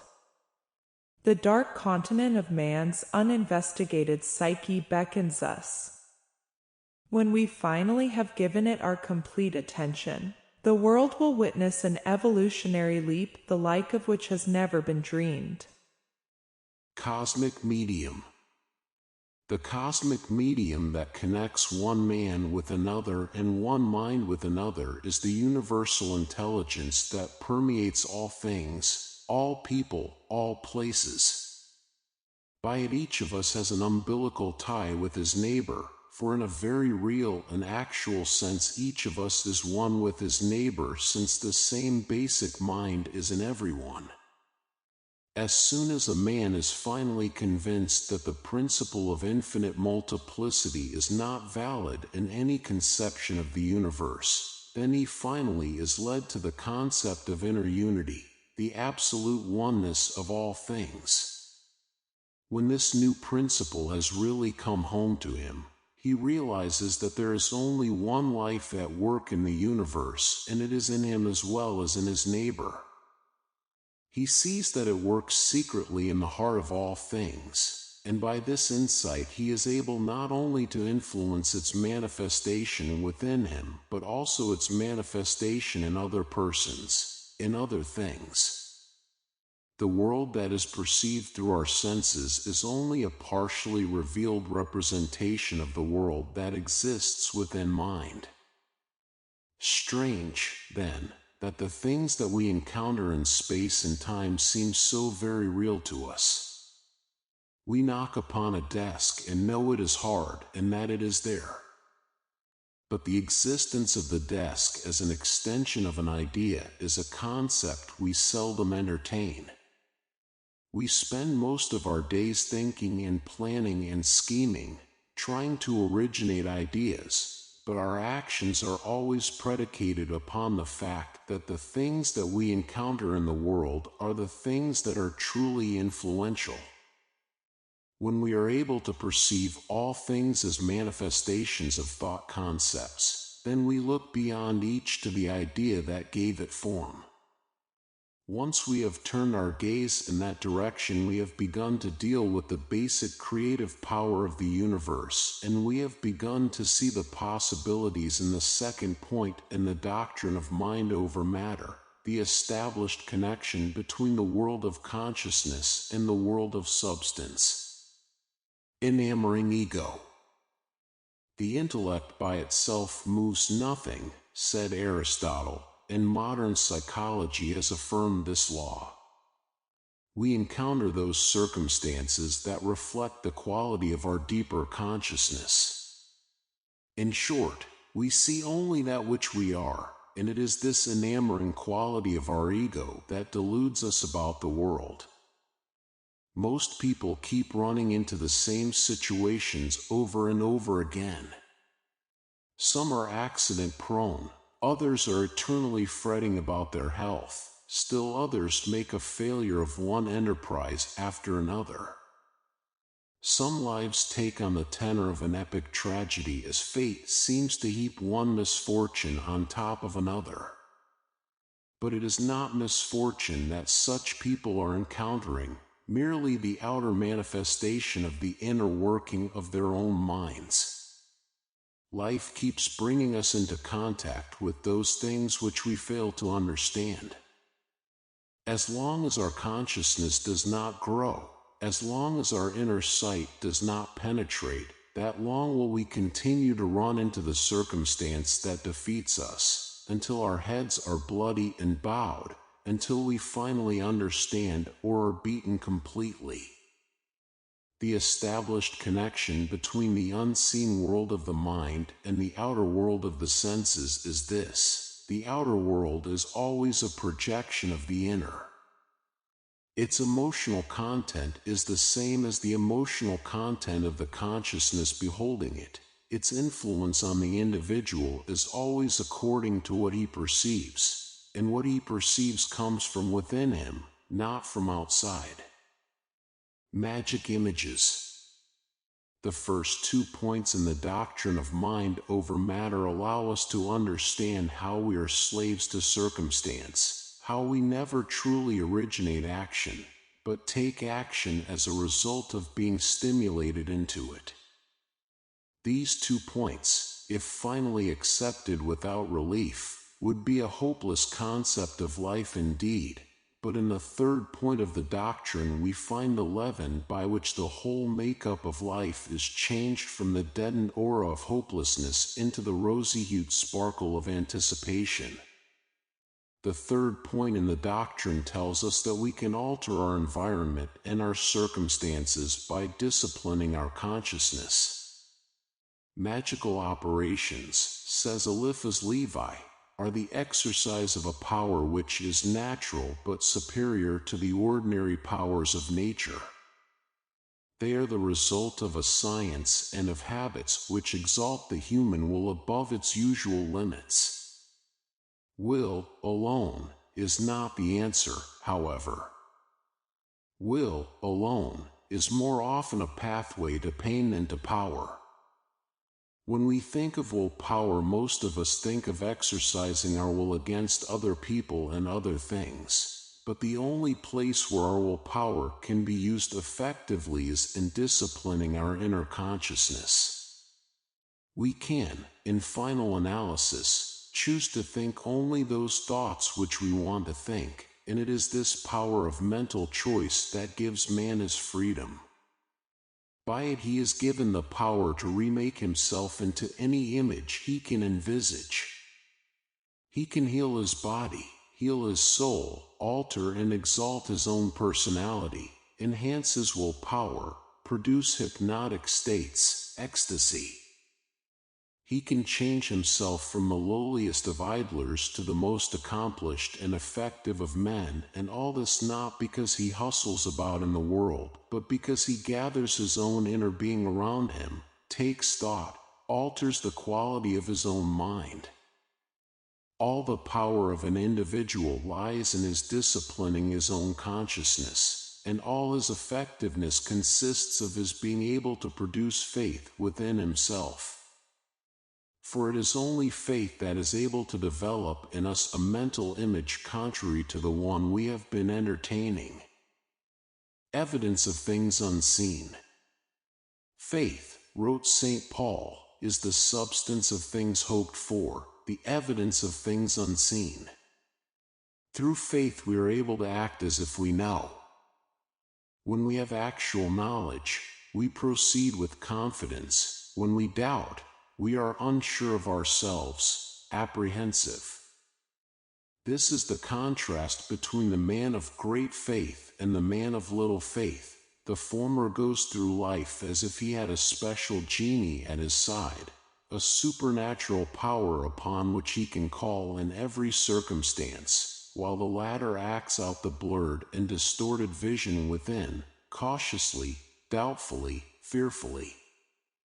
The substance of things hoped for is a real substance, formed from pictures in the mind as concrete and detailed as in the world itself.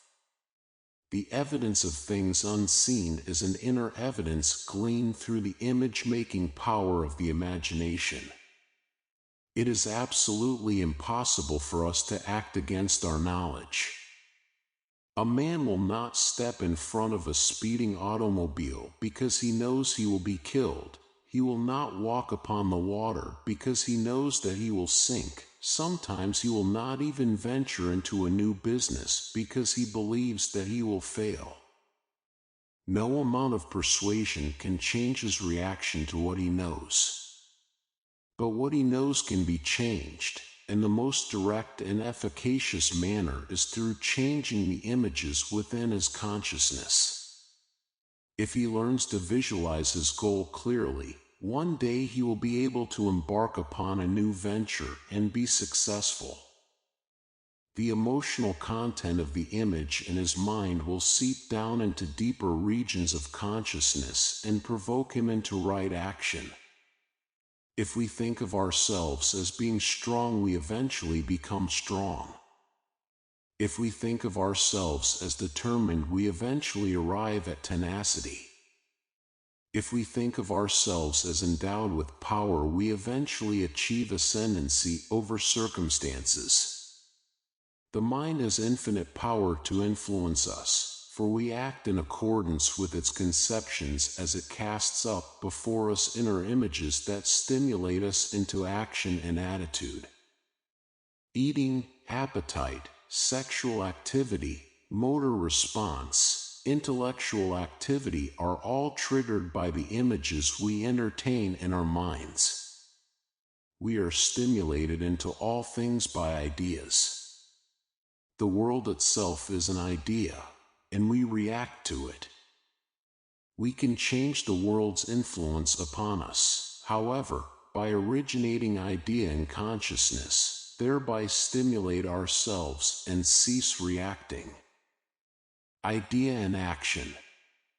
Dr. Jose Delgado, a Yale University surgeon, reports that the behavior of animals and presumably man can be drastically changed by painless electric charges to the brain. In experiments, monkeys ate 7 times more food than normal or suddenly became amorous or abruptly ferocious, and tests on humans brought on fear, affection, giddy laughter, and remarkable feats of memory, all depending upon which area of the brain was stimulated. It seems obvious that in these experiments electrical stimulation is simply substituted for what normally would be nervous stimulation, and when we reflect that nervous stimulation is always brought about through reaction to the ideas in our consciousness, then we become acutely aware how important it is to control our thoughts and to treat the image-making power of the mind with care. We always tend to become that which occupies our thoughts. In the long run, a man is not so much a body as he is the sum total of the ideas within his consciousness. You need only meet him for a moment to know many of those ideas. If he is genial, you know that he regards the world as a warm and comfortable place. If he is cold, then you know that he finds hostility around him. If he is indifferent, then you know that he is afraid of being hurt. Excess always provides the clue. A man who laughs too much may be hiding his tears, like Pagliacci.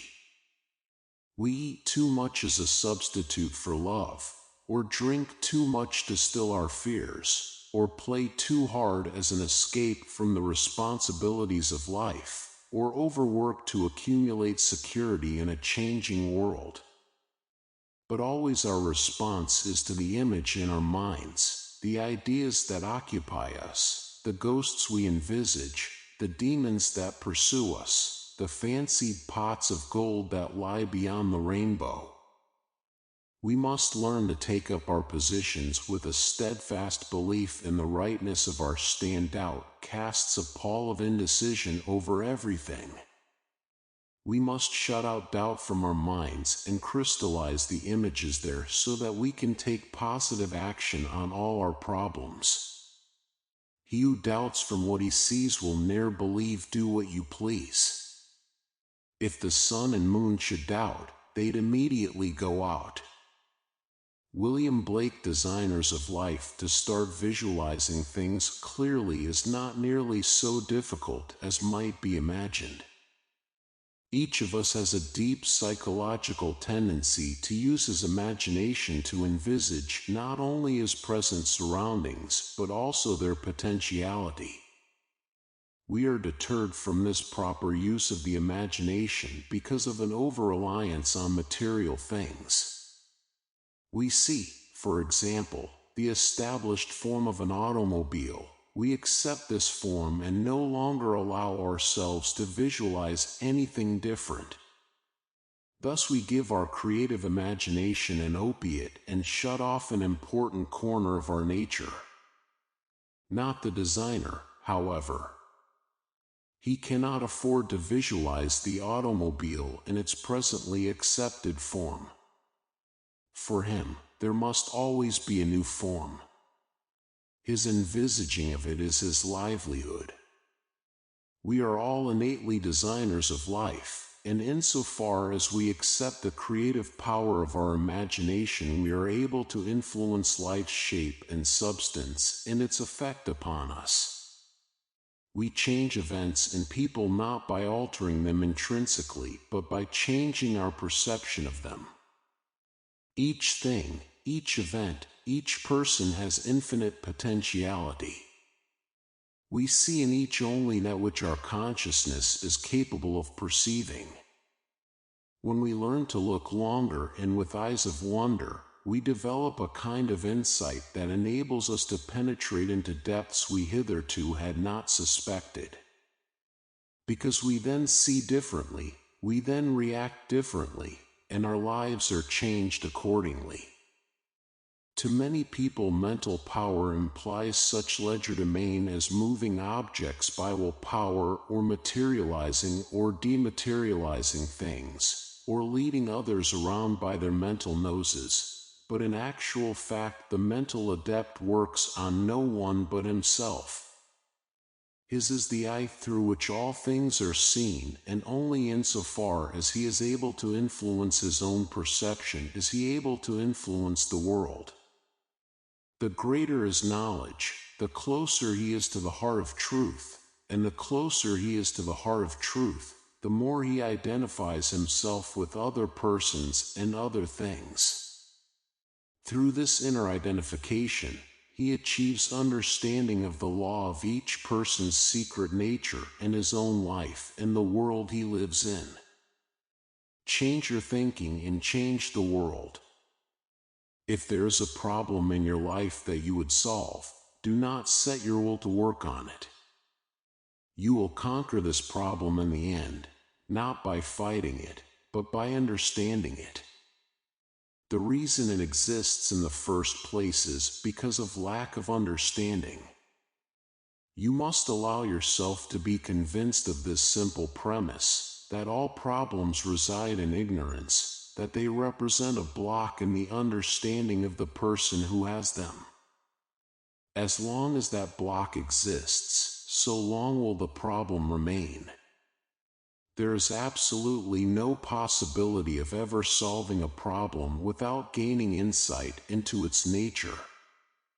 Life is a constant movement by which simplicity is resolved into complexity and complexity is resolved into simplicity, and the alchemy that causes the natural growth of things is simply widened consciousness. The most complex problem in the world yields to understanding, and once it has been solved it becomes simple. To achieve the ascendancy of mind over matter, you must accept the basic premise of there being one animating presence residing in all persons and all things. Behind all form is a basic unity, an essential oneness that is never destroyed despite all differentiation. When we are able, through higher consciousness and increased insight, to penetrate the many masks behind which the all-encompassing one mind and one life is hidden, then we achieve effectiveness in all our works and actions through understanding the dynamic law of becoming that exists within each form.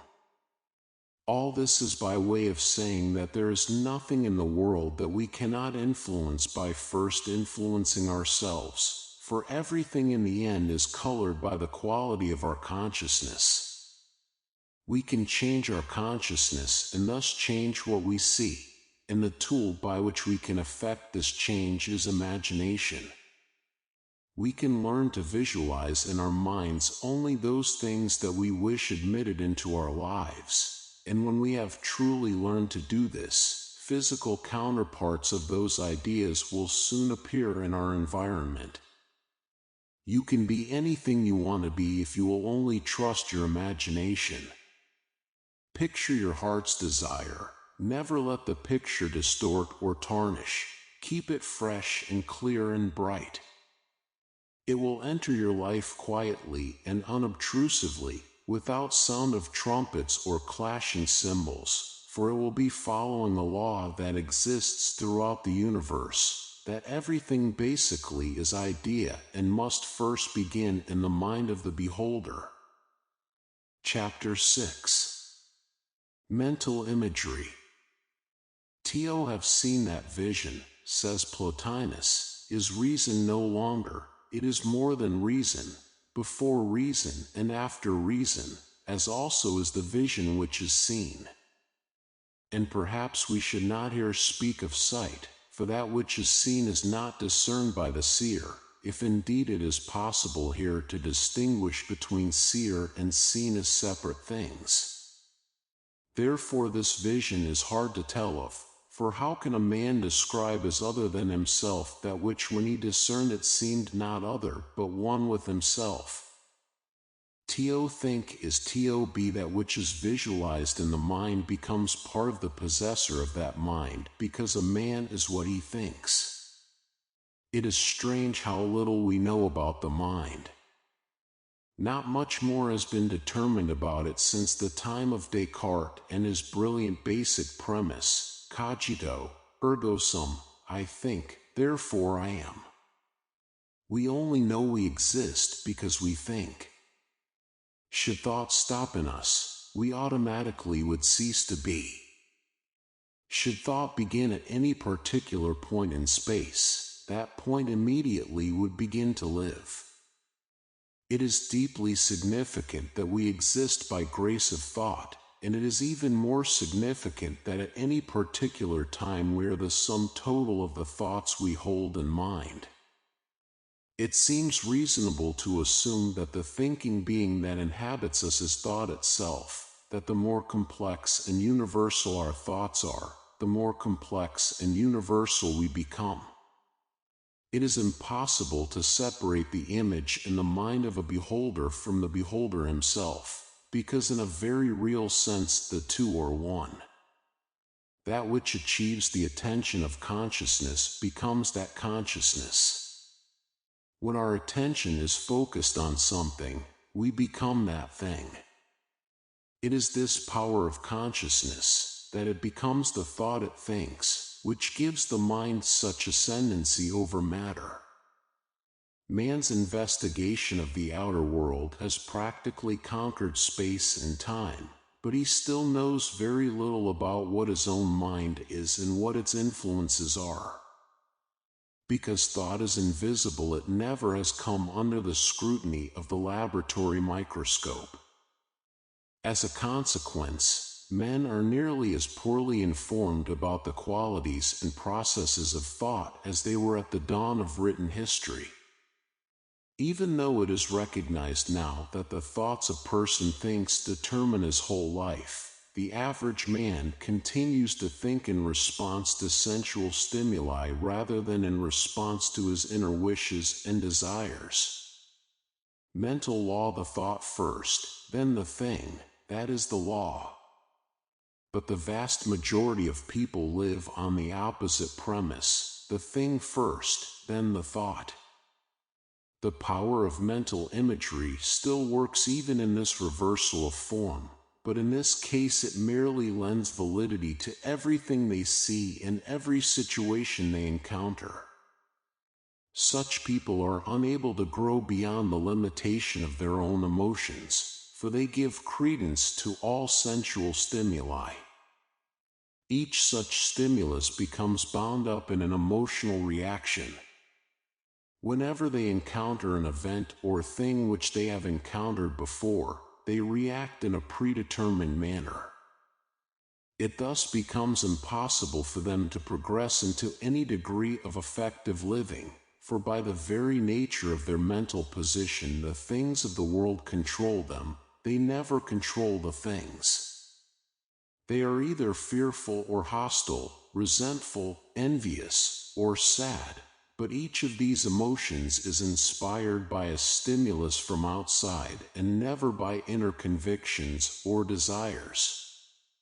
These are the people who are the most strenuous defenders of their mental aberrations. In argument they are easily provoked to hysteria. Since their convictions are insisted in emotion, they defend them with their lives, convinced of ultimate disaster should their delusions be dissolved. The most fortunate thing that can happen is that life reduce their egos to nothingness. To a great extent their eyes are then cleared, and they are able finally to see that they have always reacted rather than acted.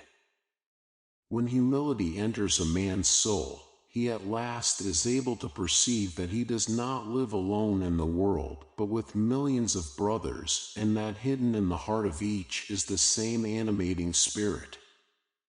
Forecaster of the future. To know is nothing at all, to imagine is everything, wrote Anatole France. That which seizes the attention of our consciousness is an infallible forecaster of the future.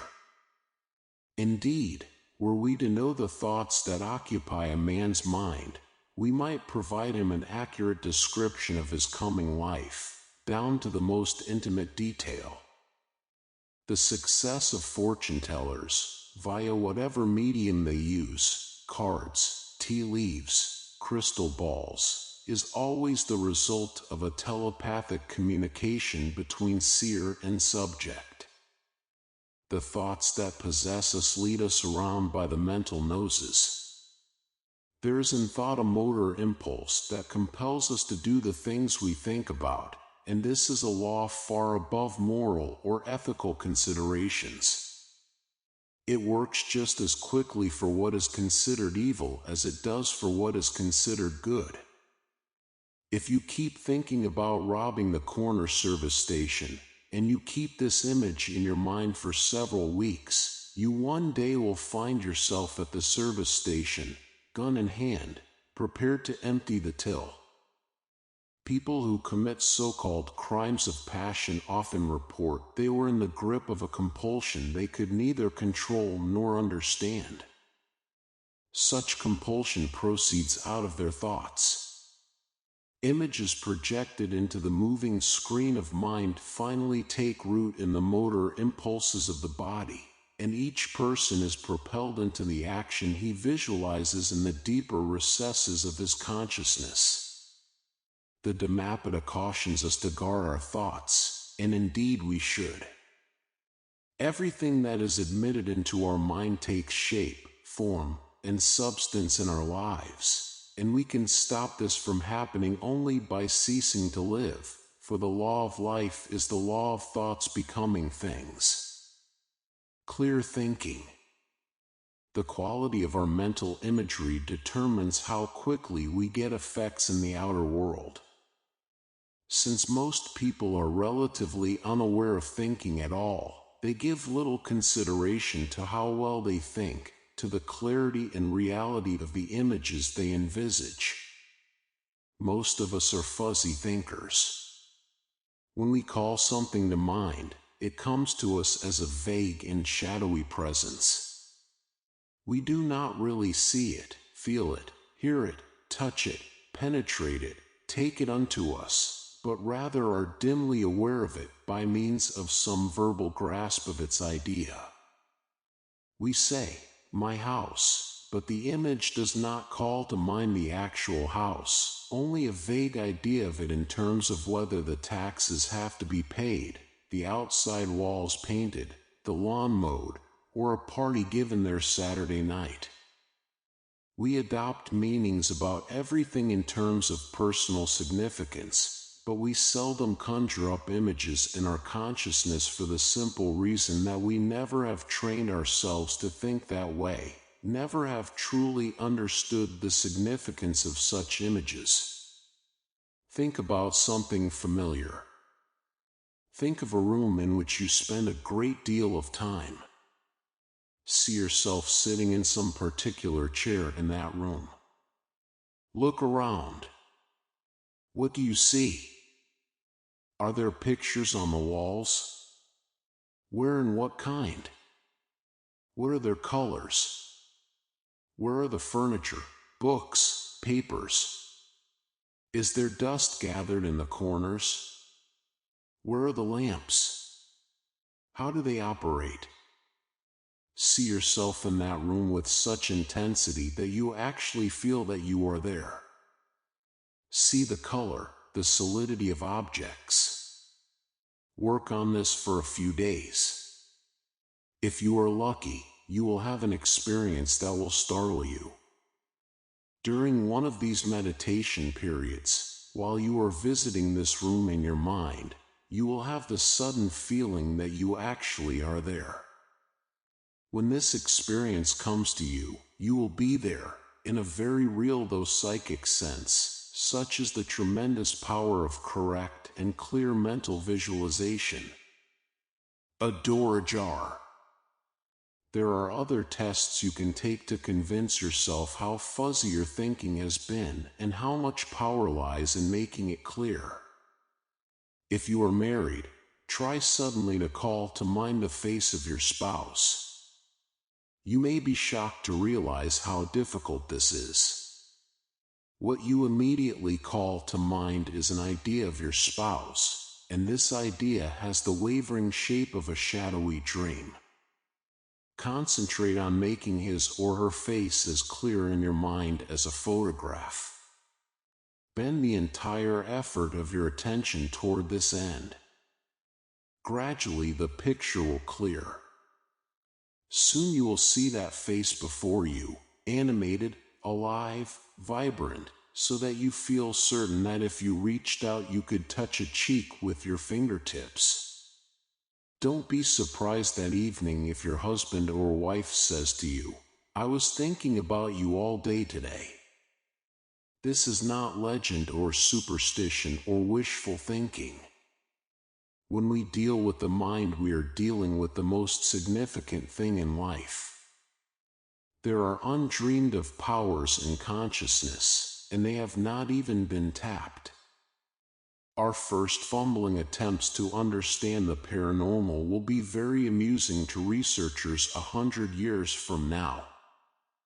The current awakening to telepathy and clairvoyance and precognition have barely jarred the door into an enormous storehouse of fantastic powers and perceptions. We take our first step on the proper path when we realize the original power of mind over matter and how our thoughts influence the world we live in. Once we truly have apprehended the tremendous force that propels a mental image to become a physical fact, then we see that we must dedicate our efforts to becoming clear and concise thinkers rather than rushers around in the world. Psychic imbalance. We must learn to visualize with complete clarity, so that an image called up in mind exists with the same solidity, color, and dimension as one in the physical world. Research conducted into the content of dreams has revealed that some people dream in black and white while others dream in color. Others dream in pantomime, still others with full sound effects. Some people's dreams are populated with folks without faces, and in some people's dreams it is always night. In others it is always day. Such research has proved pretty well that emotional blocks in the subconscious restrict the individual from completely visualizing things in his mind. A man might attempt to envision himself successfully completing a task which he desires to do, but no matter how hard he tries to focus his inner attention, he never can quite see himself in that position. If it would finally involve a change of residence, for example, he might report that he is able to see the new home and everything in it, but is unable to visualize himself there. It is the subconscious that blocks him out from such visualization. Some fear or hostility or resentment has given him a deep mental block about moving and forbids the picture from entering his mind, and thereby bars the actual event from happening in the physical world. It is no easy matter for him to overcome this subconscious censoring of his thoughts. It represents a wrong self-identification, a psychic imbalance. This psychic imbalance is universally caused by the centering of consciousness in the ego rather than in the deeper regions of being. A man who allows his surface self to control his life is in the grip of a Lilliputian ghost. he eventually will become bound up mentally by thousands of little prompters that proceed out of his subconscious. It is they that give form and substance to his ego, the thing he regards as himself, which is never himself at all but only the limitations that he has accepted and come to regard as real.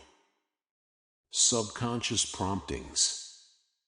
Modern psychoanalysis, in order to test the psychic imbalance of the individual, uses a test devised by Rorschach, in which the subconscious preoccupation of a patient is diagnosed from spontaneous images which he sees in complex ink blots. Since the ink blots are haphazard and multiform, it follows that the images that the patient sees in them represent the kind of thing that his consciousness is habitually focused upon.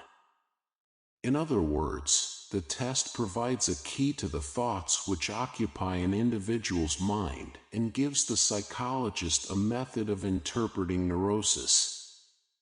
The premise that diagnosis is based upon is that each of us sees in all things the thoughts that, a priori, occupy our minds. Thus life itself turns out to be nothing more or less than a gigantic Rorschach test. Shape and form and substance have infinite meaning and infinite possibility. To the individual beholder, each assumes color and quality directly taken from the thoughts that occupy his consciousness. When we choose the thoughts, we think we choose our lives. The fact of the matter is that very few people are free to exercise choice in their thinking because the bulk of their thought erupts from pain-insistent memories in the subconscious. They are not free because they have wrongly identified themselves. Their sense of self is primarily the memories of events and relationships. In consequence, they assume themselves to be a changing thing, an ego, a sense of self built upon dimly remembered and barely perceived relationships. The ego thinks always in response to the subconscious.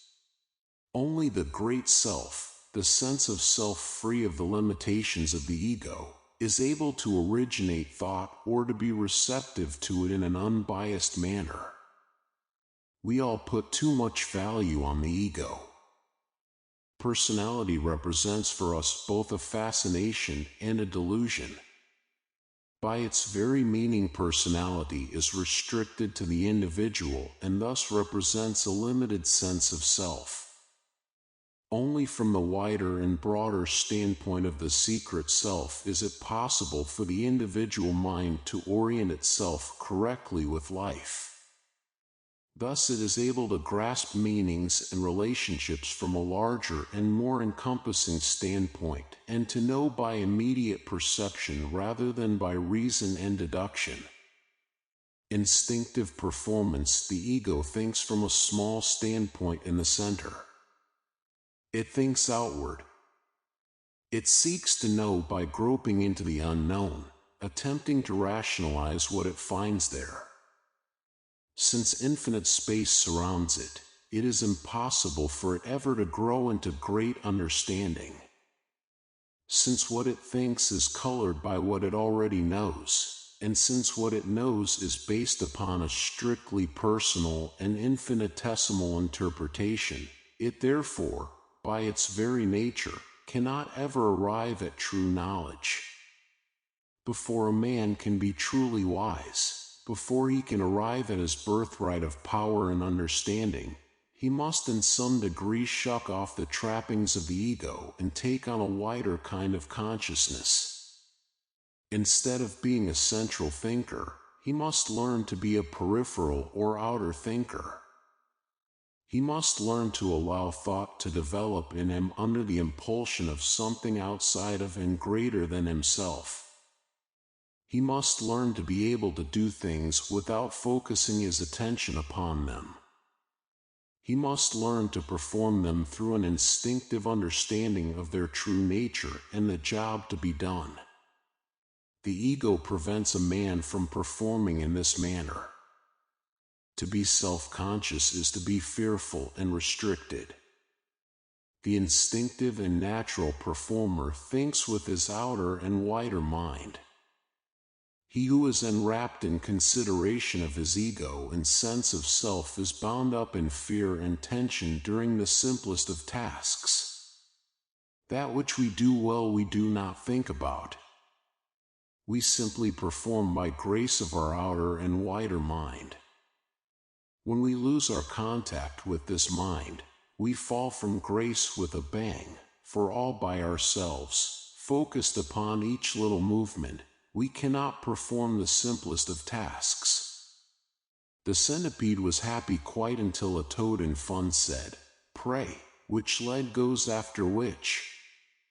That worked her mind to such a pitch, she lay distracted in a ditch, considering how to run.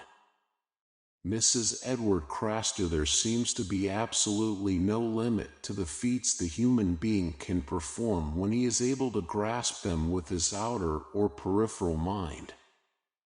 A man stands on the forefinger of one hand atop a 100-foot pole. Another walks a tightrope across the chasm of Niagara Falls. Another springs from a board and turns 3 somersaults in the air before landing on his feet.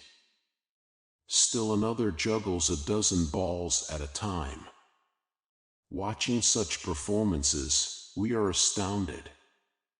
How is it possible, we ask ourselves, for a human being to do such things? It is possible because the man has mastered the knack of performing without thought. He has learned to shut off the thinking of his central self and to stand outside, as it were, grasping his whole action as a continuous thing, seeing it as a single, flowing, unbroken movement. As a consequence, arms and legs move, muscles coordinate, energy is expended, all at the behest of a complete picture held by his wider mind. He performs from the spine, unthinkingly, responds only to the image of what he wants to do, just as another man might walk down the street, thinking only of where he wants to go and never of the act of putting one foot in front of the other. Trusting your greater self. The reason why most people play such atrocious golf is that they have broken the golf swing down into a dozen different small actions, each of which receives the focus of their attention when they stand up to hit the golf ball. It is a wonder they don't break their spines or snap a tendon. The miracle is that they hit the ball at all, since they are thinking about everything else but that. Those rare specimens who master the art of shooting par have mastered also the art of not thinking how. The great player stands up to the ball only after he has made up his mind where he wants to hit it. He doesn't think of how he will hit it. We can adopt his method in everything we do.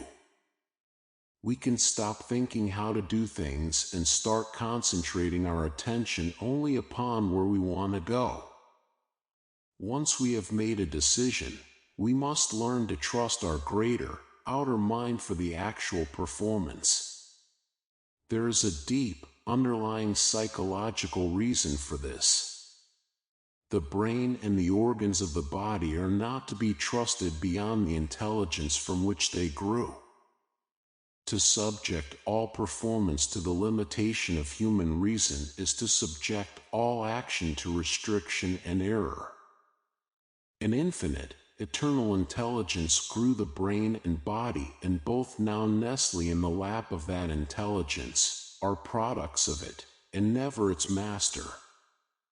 We must stop forcing our ego to act as an originator of action and thought, and instead learn to let thought develop in us, action develop in us, as a result of a complete reliance upon an outer and wider sense of being. Chuang Tzu wrote, "A drunken man, when he falls out of a cart, though he may suffer, does not die. His bones are the same as other people's, but he meets the accident in a different way." His spirit is in a condition of security. He is not conscious of riding in the cart, neither is he conscious of falling out of it. Ideas of life, death, fear, etc., cannot penetrate his breast, and so he does not suffer from contact with objective existences, and if such security is to be got from wine, how much more is to be got from spontaneity? What we are driving at is an attempt to function through the totality of our psychic being, rather than some small part of it, like the brain, or the reason, or the memory. It should be obvious that the whole is always greater than its parts, and if we can learn to think and act through the totality of all our psychic functioning, then it is apparent that our effectiveness must be vastly increased. The important thing to remember is that the center of the mind's activity is not in the conscious thinking process, but in something greatly above it, outside it, and yet in a manner within. Active mind. When a man learns to let his mind alone, it begins to function in a spontaneous manner that is natural to it. It rids itself of inhibition and restriction, and the person's effectiveness and energy are greatly increased. There are large rewards to be gained from learning how to function unconsciously. It is through painful awareness of self that all our imperfections spring. We are able to stifle the nagging voice of self-consciousness through immersing it in the great sea of being that is the secret self. There it merges and is lost as a drop of water merges and is lost in the ocean. We become natural men instead of artificial ones, and all our actions and all our thoughts take on a spontaneity that springs directly out of the divine. Unthinkable ingenuity and creative power lie within universal mind, and to the degree that you learn to trust your life and being to it, that much of its power is yours. The most remarkable thing about man is his mind. The mystery that surrounds another person is the fact that he thinks, that his thoughts are invisible and therefore strictly his own. Within the boundaries of his own being, he lives in a world that no one truly penetrates. It is populated by shapes and structures, events and persons known only to him, with a significance that is rooted in symbol. And this world in his mind has greater meaning for him than the materialistic world in which he moves. He retires from the material world when he goes to bed, but even in sleep the world in his mind is still with him. This mental world has even greater meaning in sleep. Now his thoughts, though still couched in materialistic terms, take on symbolistic significance, and the things he dreams come to him as disguised meanings, playing out upon the screen of consciousness the conflicts that exist in his subconscious. A man is with his mind 24 hours of every day, and he never ceases to think. He is influenced 1,000 times more by the thoughts that cross his consciousness than he ever is by the situations he encounters in the sensual world. He is truly a mental creature, and those animal qualities he possesses are residual only, left over from an evolution whose great thrust, in the first place, was its effort to produce mind. Just as consciousness has evolved out of matter, to eventually control matter, so will it one day be free of matter, for the very nature of being presupposes a greater existence than any that is likely to occur as long as it is bound to the flesh. The cycle of birth, growth, decay, and death is bound to a physical world with its necessary constant production of different forms in an effort to find the most effective one. Such a cycle, however, no longer is mandatory for the mind, which has settled on an absolute form and no longer is changing in kind, only in degree. Evolution has brought us to the point where a mental being might best serve advancement by being free of the cycle of birth and death. Such a step is undoubtedly part of the evolutionary plan. It may be set for a time somewhere in the future or may be upon us now.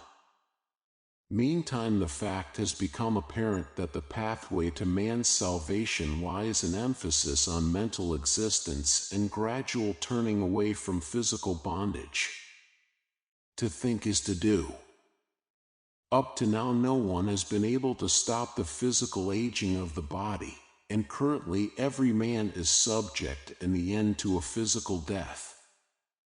As long as our activities, our pleasures, and our sensations are rooted in our physical bodies, we have no alternative but to eventually suffer pain, dissolution, and decay. But when we turn away from our physical bodies and take up residence in our minds, then we are able to experience a constant growth that lends us not only a deep personal satisfaction but fulfills the fondest wishes of life and evolution. To once make up your mind that intellect is superior to and supersedes matter is to take the most important step of all in the living of a serene and effective life. The soul grows within even as the body decays without, and that man who is able in the end to merge his sense of being with that of the secret self has perpetuated himself into eternity, has achieved immortality. Images that play about in our minds lead us inevitably into action. This is a law of life, and we can neither start nor stop it. Whatever we think about, we must do. Since we cannot stop our thinking, we inevitably are led into action by our thoughts, even if this action be of the most negative kind. Since a human being is a dynamic entity, choosing not to do a thing is just as much an action on his part as doing it would be. Fear of failure, for example, predisposes a man not to attempt any venture that carries a risk. As a consequence, he is apt to allow all things to pass him by, deterred from taking action because of the nature of the images in his mind. Usually these images are placed there by fear, or one of fear's cousins, and these negative emotional qualities spring out of the subconscious and have been placed there by the ego. The individual may rid himself of them by achieving a proper relationship between the ego and universal mind. He may become whole by getting rid of his sense of surface self, by immersing the ego in his wider being and becoming one with all things and all people. Getting rid of mental blocks. A man is not able to force himself to think different thoughts from those that he habitually thinks. He cannot exclude certain thoughts from his mind or force others to enter by an effort of will. Thought originates in the deeper recesses of his being, an area that largely is unavailable to his conscious mind and one that for the most part simply will not respond to coercion. A psychological transformation is not possible without a spiritual awakening, and before a man can change his kind and type of thinking, it first is necessary that he alter his conception of self. A little reflection on the ego reveals what a delusional trap it is, for it is primarily a sense of separateness and it feeds upon a sense of comparison. It is pleased to be better than others, extremely sad to be worse, and it performs all actions for selfish motives, avarice, applause, power. The greatest sickness in the world is to be satisfied in the ego, for then we are blinded to the real nature of life and our own potentiality. Only when we are dissatisfied in the ego through defeat or disillusionment are we close to the veil that separates us from our true selves. It is at this moment that we suddenly may see, that our eyes and souls may open and penetrate into the deeper and wider being that gives a universal quality to all people. We immensely improve our ability to visualize when we rid ourselves of the mental blocks and prompters that are stored in our subconscious.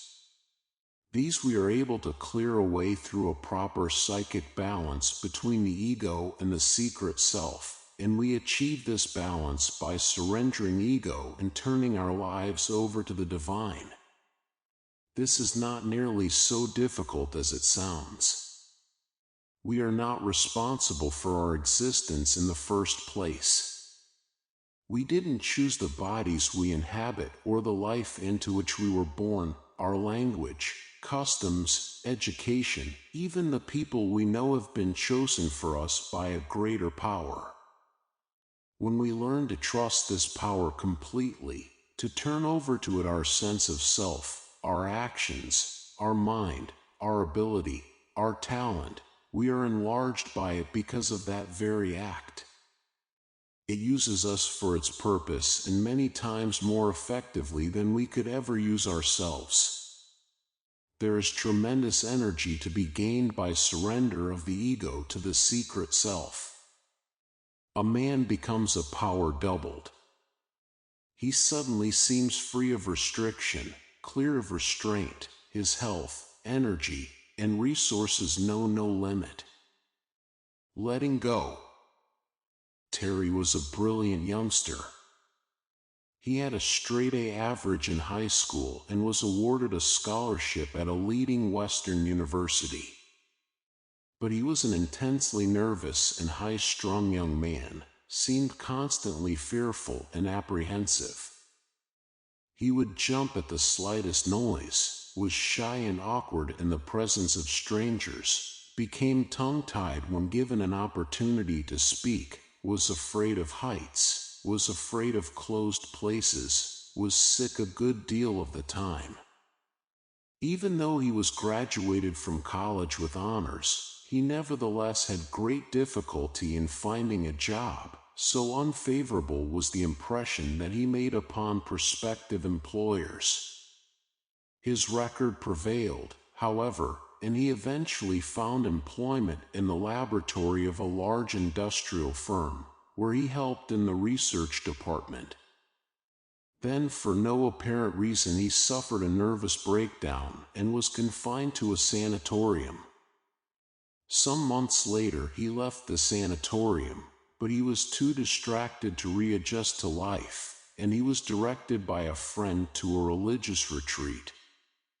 The retreat house stood on the bluffs overlooking the Pacific Ocean, and on a clear day 100 miles of the California coastline could be seen.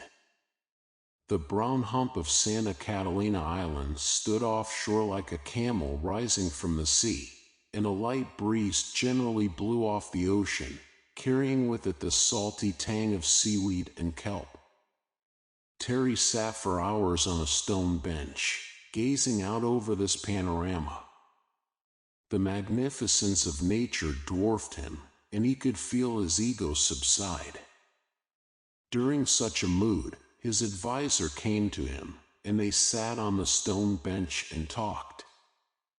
"I see you are better now," the advisor said. "It stands in your eyes. You are not so concerned with yourself." "That's true," answered Terry. "It's because it's so peaceful here." "It is peaceful anywhere, my son, if your soul is properly centered." "How does one properly center his soul?" "By getting rid of self-consciousness. That's very difficult to do when one has an inferiority complex. An inferiority complex is a delusion." "It may seem a delusion to you," answered Terry, "but it is not a delusion to me. I am fearful and apprehensive in all I do because I feel inferior, because I am afraid I will not do well. Then get rid of the sense of yourself as doer. Accept yourself only as instrument. Make up your mind that a power greater than you is working through you to accomplish its ends. It is not embarrassed or fearful or apprehensive. It is dynamic, irresistible, and eternal. If you can manage to put yourself in its hands completely, you never will be embarrassed or fearful again, and you will accomplish such things as you never thought possible. Terry listened to his advisor well. In the days that followed, he gazed out upon the sea and sky, and the truth came to him. When he left the retreat and returned to his home, his illness was gone, and he experienced a vigor in mind and body that he had never known. He undertook his work with serenity, became able to talk freely in front of people, mixed with them gladly, eventually came to lead them. Today he heads his own research company. He is well-to-do and respected, has not had a sick day in years. He credits everything to his religious awakening. I always thought that I was the one who was carrying the ball, he says, and the responsibility frightened me. Once I learned that the world and its events in my life were in safer hands than mine, I was able to get myself out of the way and see the working of a master intelligence everywhere. The things I seem to have accomplished have been accomplished by something outside me. It works through me just as it will work through you. All I do is let it. The perfect leader. To free the mind of the restrictions imposed by egoistic thinking is the first thing to be done. This is accomplished by turning your life over to the secret self. Place your hopes, your dreams, your ambitions, your talents, your very self, on a mental silver platter. Hand it over to the secret self. Say, "Here, you take it. You run it.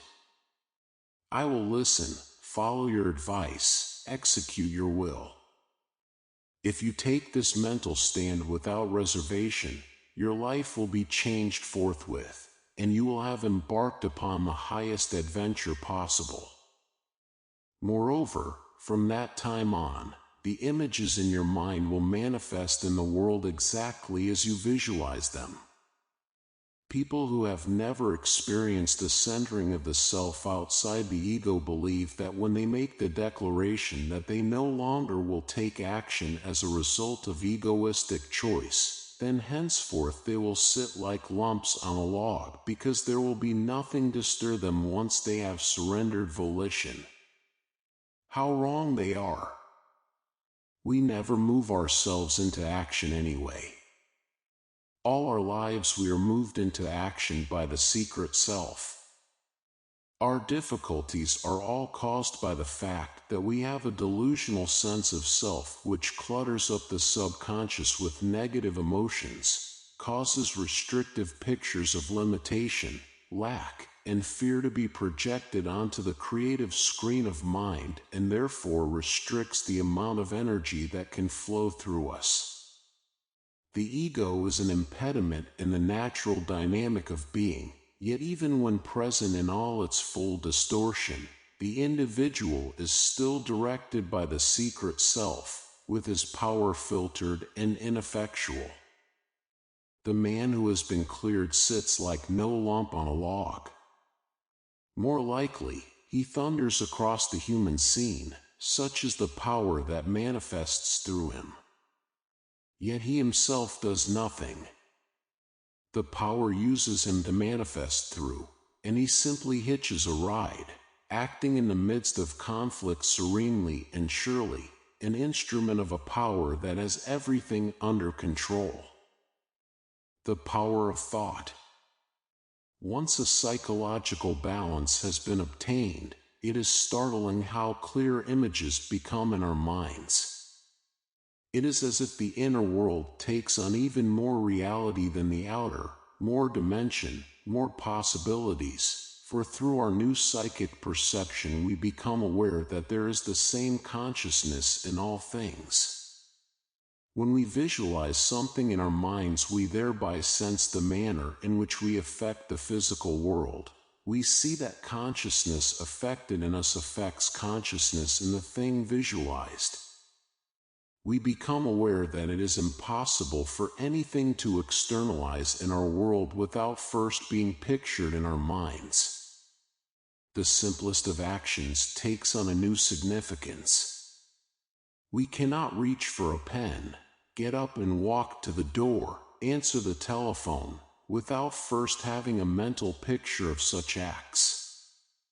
We become cognizant of this sequence as the natural cause and effect of all things, and we become exquisitely aware of the fact that we can by an act of mental visualization cease responding to stimuli from the sensual world. If, when we hear the doorbell, we visualize not answering the door, we will not answer it.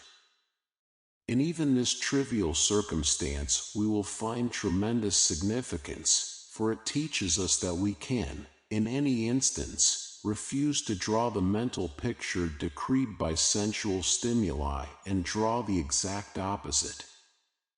By that simple realization we become enlightened and disciplined beings, free from bondage to the world of senses.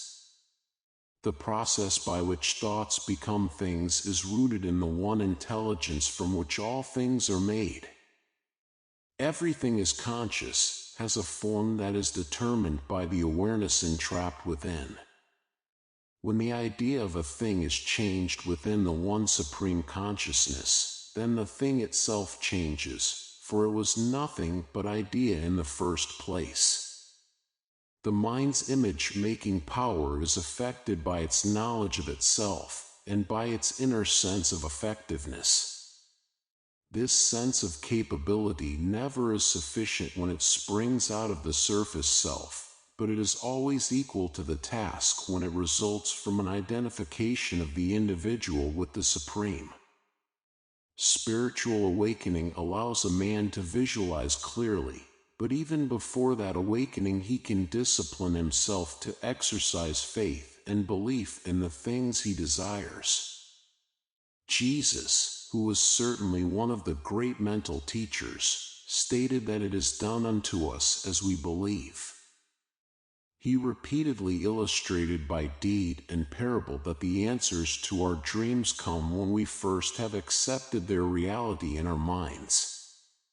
The man who achieves a dynamic success in life has mastered the art of acting as if it were impossible to fail. Such a bold approach frees within him an energy and insight that fits him for every occasion.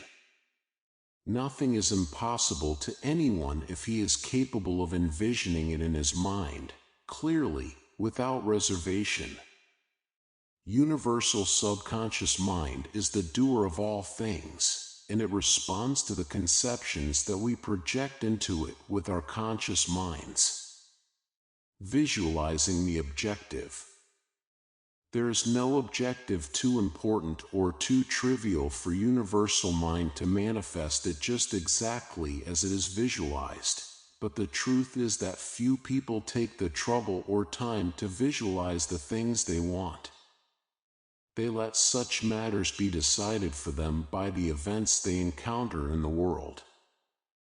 If, for example, they meet a friend who has acquired a new car, they are likely to avow to themselves and to family that what they want most of all is a new car. Next day, however, this desire fades, for now an associate in business has been promoted into a new job and they see that it is this they want most of all, not the new car after all. Next day, it is something else. The day after, something again. The desire of a week ago is long forgotten unless some event occurs to inspire in them the same reaction. Such people project a constant parade of changing pictures into the subconscious, which moves this way and that and never gets anything done at all. Since they really do not know what it is that they want, it is small wonder that they achieve nothing.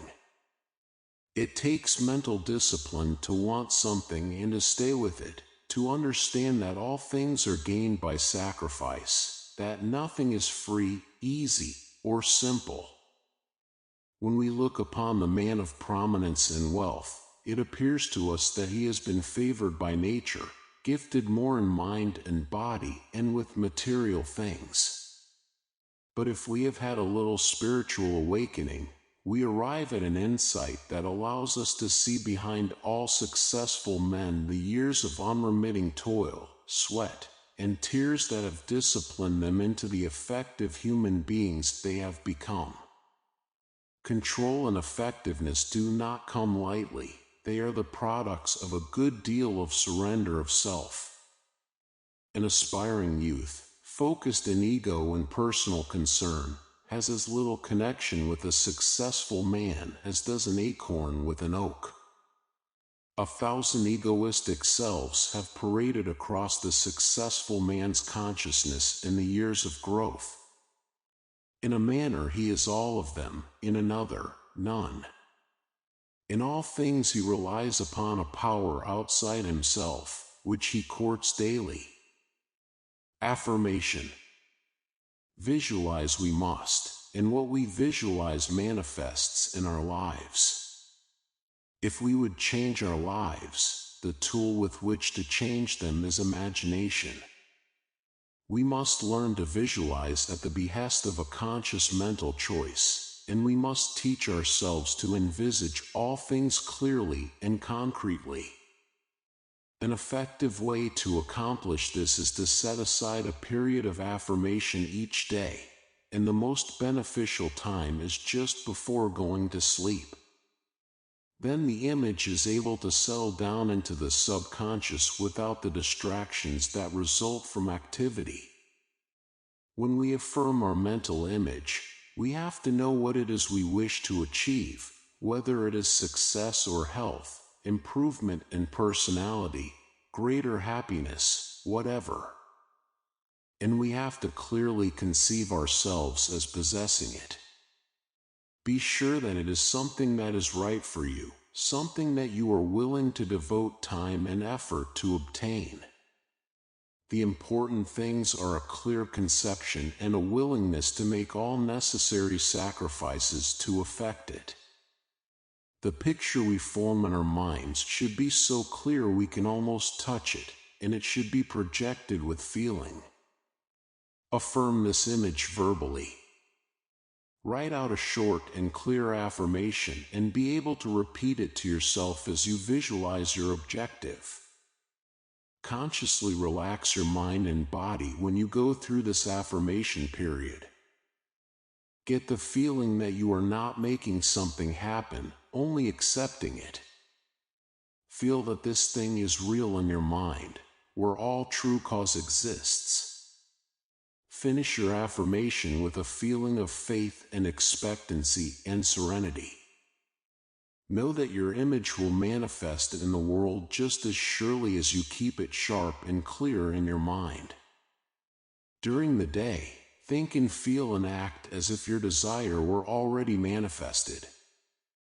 You will then behave as if you have it, and this complete change in your psychic position will attract the situation to you.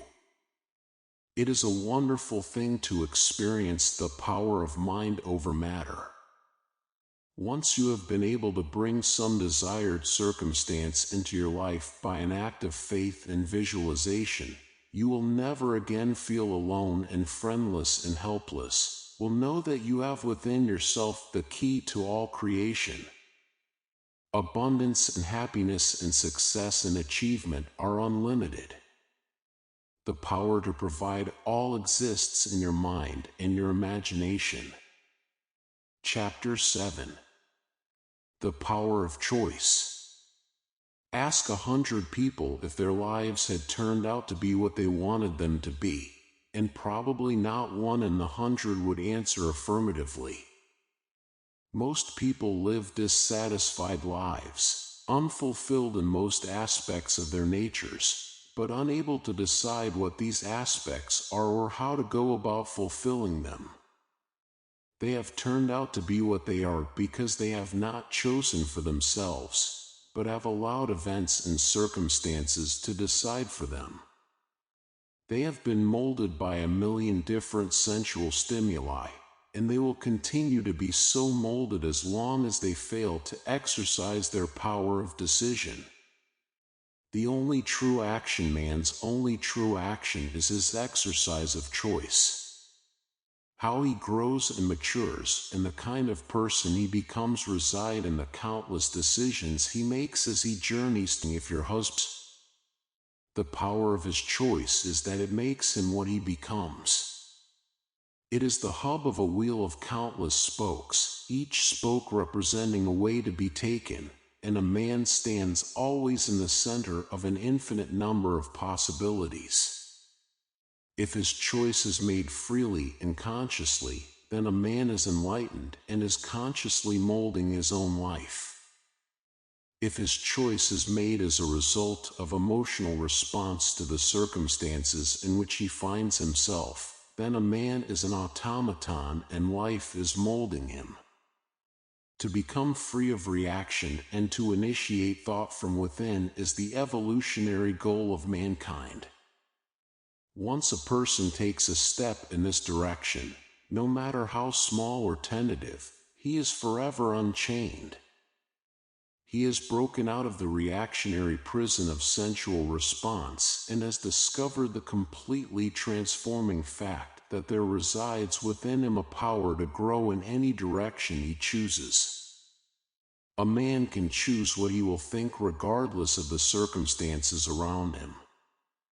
He can choose whatever his consciousness will be focused upon, and thereby he can determine the direction in which he will grow.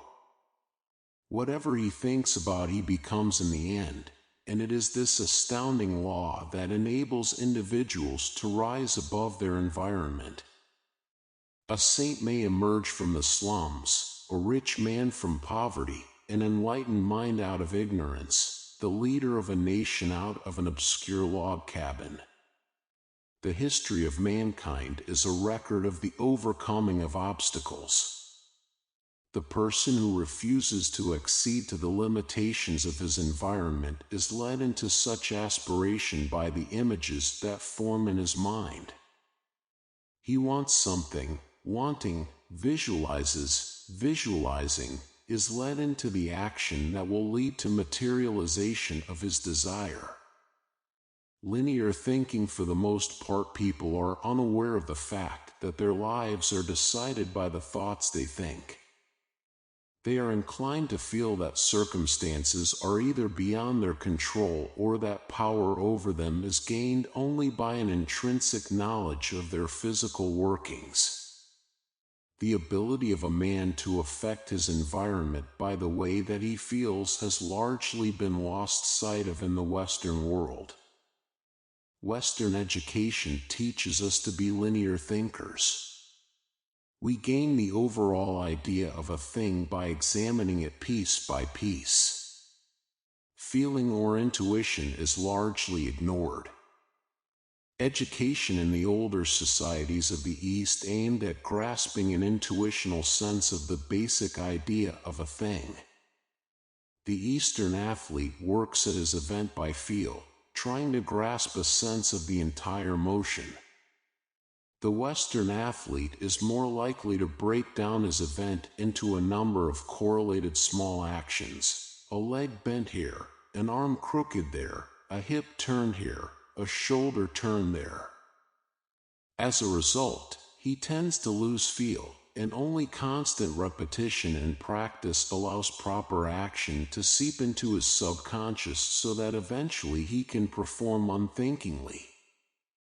It is very difficult to teach someone to dance by drawing diagrams of the proper steps upon the floor, but a man who instinctively moves in rhythm to music hardly needs to be taught at all, so apt a pupil is he.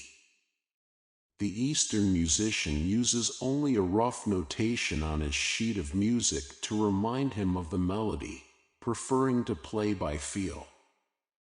The more complicated method of Western musicians is represented by a double scale of notes and half notes, delineating completely both melody and harmony.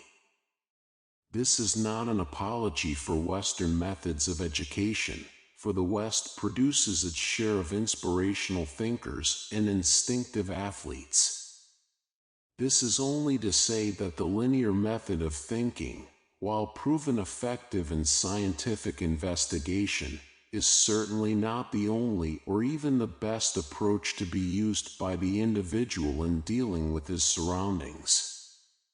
Our contacts in our daily lives are so profuse that we never can hope to understand them by trying to understand their parts. We must rely for our perceptions on an awareness of each thing achieved by an intuitional understanding of it. Intuitive thinking. It is often said that banking is a cold-blooded, logical business, based entirely upon reason. But one of the leading bankers in the Southwest recently electrified his audience when he told how his bank processed loan applications.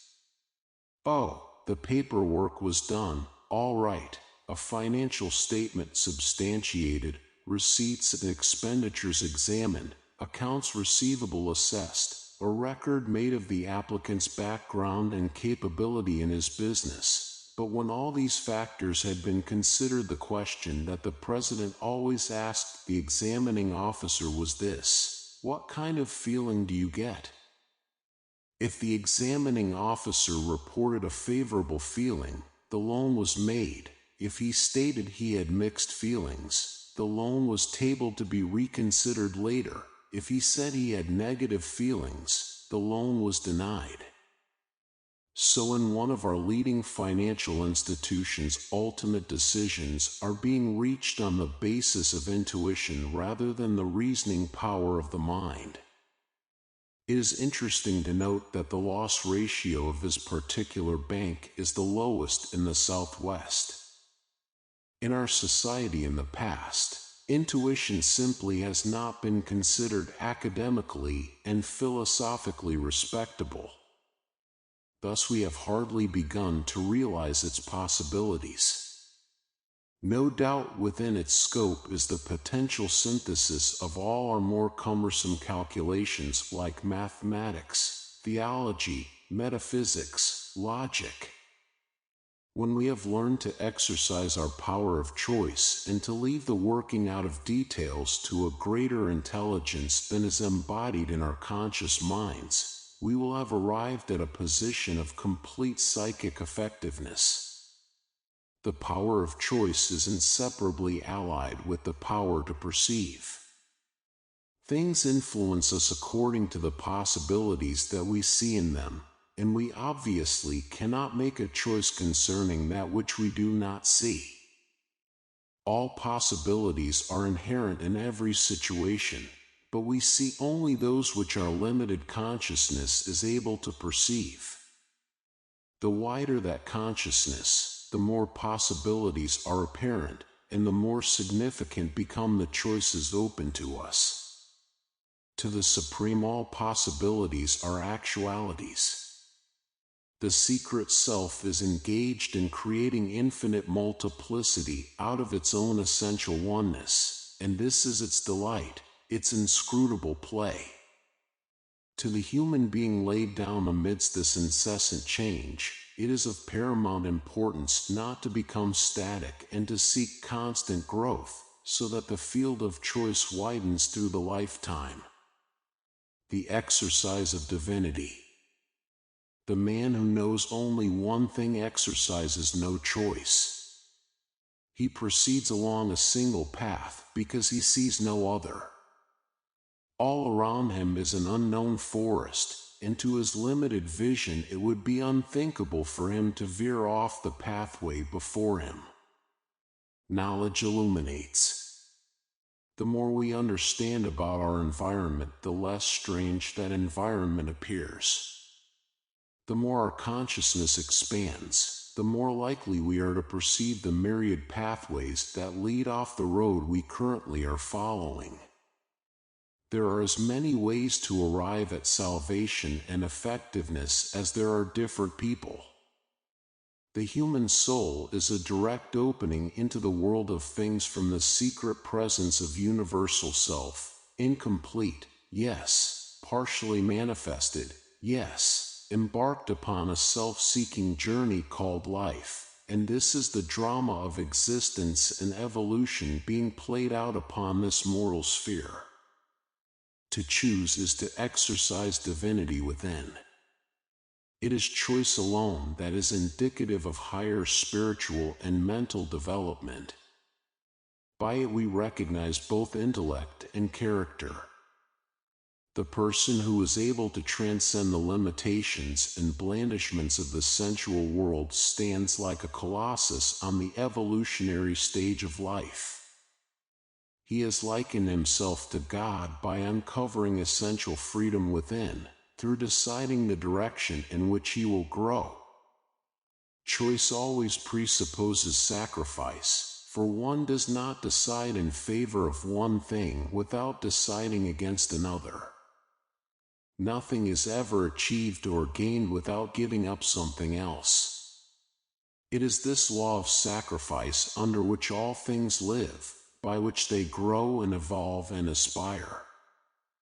The acceptance and knowledge of sacrifice alleviates much pain, for when we truly understand that we can have one thing only by giving up another, we hold on to all possessions with loose hands, prepared to let them go at any time. They do not belong to us alone. They are ideas proceeding out of universal mind and therefore under the mutual ownership of everyone. Pain and growth. Life sometimes seems to bend us terrifically, to put us under a strain we scarcely are able to bear, to involve us in conflicts that are beyond our scope to solve. But we are what we are only because we aspire to be greater, and the obstacles and the pain we meet with in life are only the result of our efforts to break out of the insisting shell of the ego and to grow outward in effectiveness and understanding. The archer, writes Khalil Gibran, sees the mark upon the path of the infinite, and he bends you with his might, that his arrows may go swift and far. The ends of things do not reveal themselves to the finite mind of man, are only partially available to his intuitive faculties, and then only insofar as he understands that life's goals and methods are in the hands of a greater power than he. His real vocation is to fathom his relationship to this power, to develop complete faith and trust in it, to realize that nothing rests in his own hands except the determination of the direction in which he will grow. Choice implies freedom, and whether man is free or an automaton has long been a favorite argument of religious sects and philosophers. Any power capable of creating the world and overseeing the orderly process of evolution must know exactly where it is going and how it intends to get there. Its course cannot possibly be altered by any one of the finite minds it has created. All the events that have happened in the world must have been preordained, for only through their orderly occurrence has it been possible for life to take the direction it has taken. Yet within the absolutely rigid scope of the occurrence of these events the individual is free, because he has innate within him the power to assume any of the roles that have to be played within any event, and it is he, himself, who chooses in the end the role he will play. Since the universal self creates all things from itself, it is in actual truth all things, and therefore does not consider life in terms of people but only in terms of events. Events would approximate thoughts in the mind of a supreme being, whose split into myriad manifestations would be to ensure that it participated in all areas of each event in a form best suited to that participation.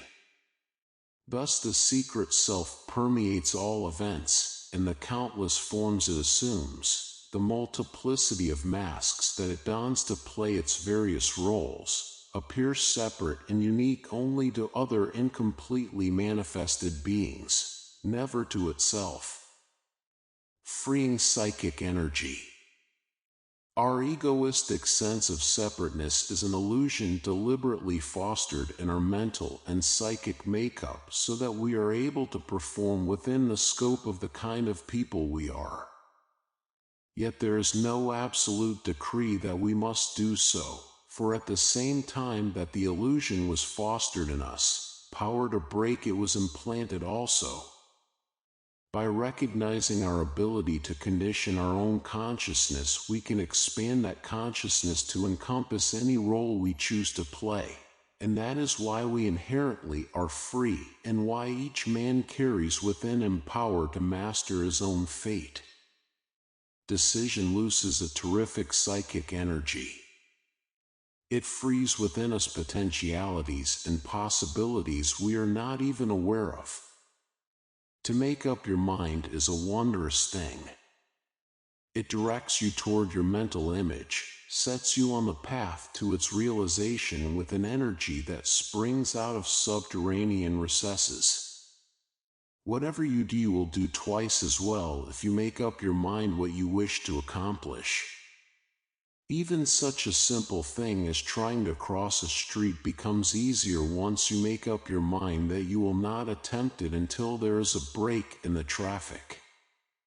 You will not stamp the pavement then, apprehensively watching the approaching cars with an eye toward making a sudden spurt. You will know that such energy is wasted. You will stand patiently, serene and sure, because you have made up your mind. Every task in life can be likened to this simple illustration. The man who enters into activity without making up his mind what he wants to do and how he wishes to accomplish it wastes his energies considering unsuitable possibilities as he proceeds. Some people say that to make up your mind gives you tunnel vision. You never alter course because you cannot see your surroundings. But all possibilities are inherent in all situations at all times. They exist in each situation before we enter it. Only those possibilities appear to us that we are able to envisage in our minds, but the picture we have should be the result of our choice. People to whom possibilities appear other than the one they set out to accomplish are those who have not made definite decisions. They have allowed the images in their minds to change, and this changing alters the situation in which they find themselves. Decide, and the tools are given. Decision is such an important part of everyday living. The coach before his team in the locker room attempts to inculcate in each member of that team a decision to win.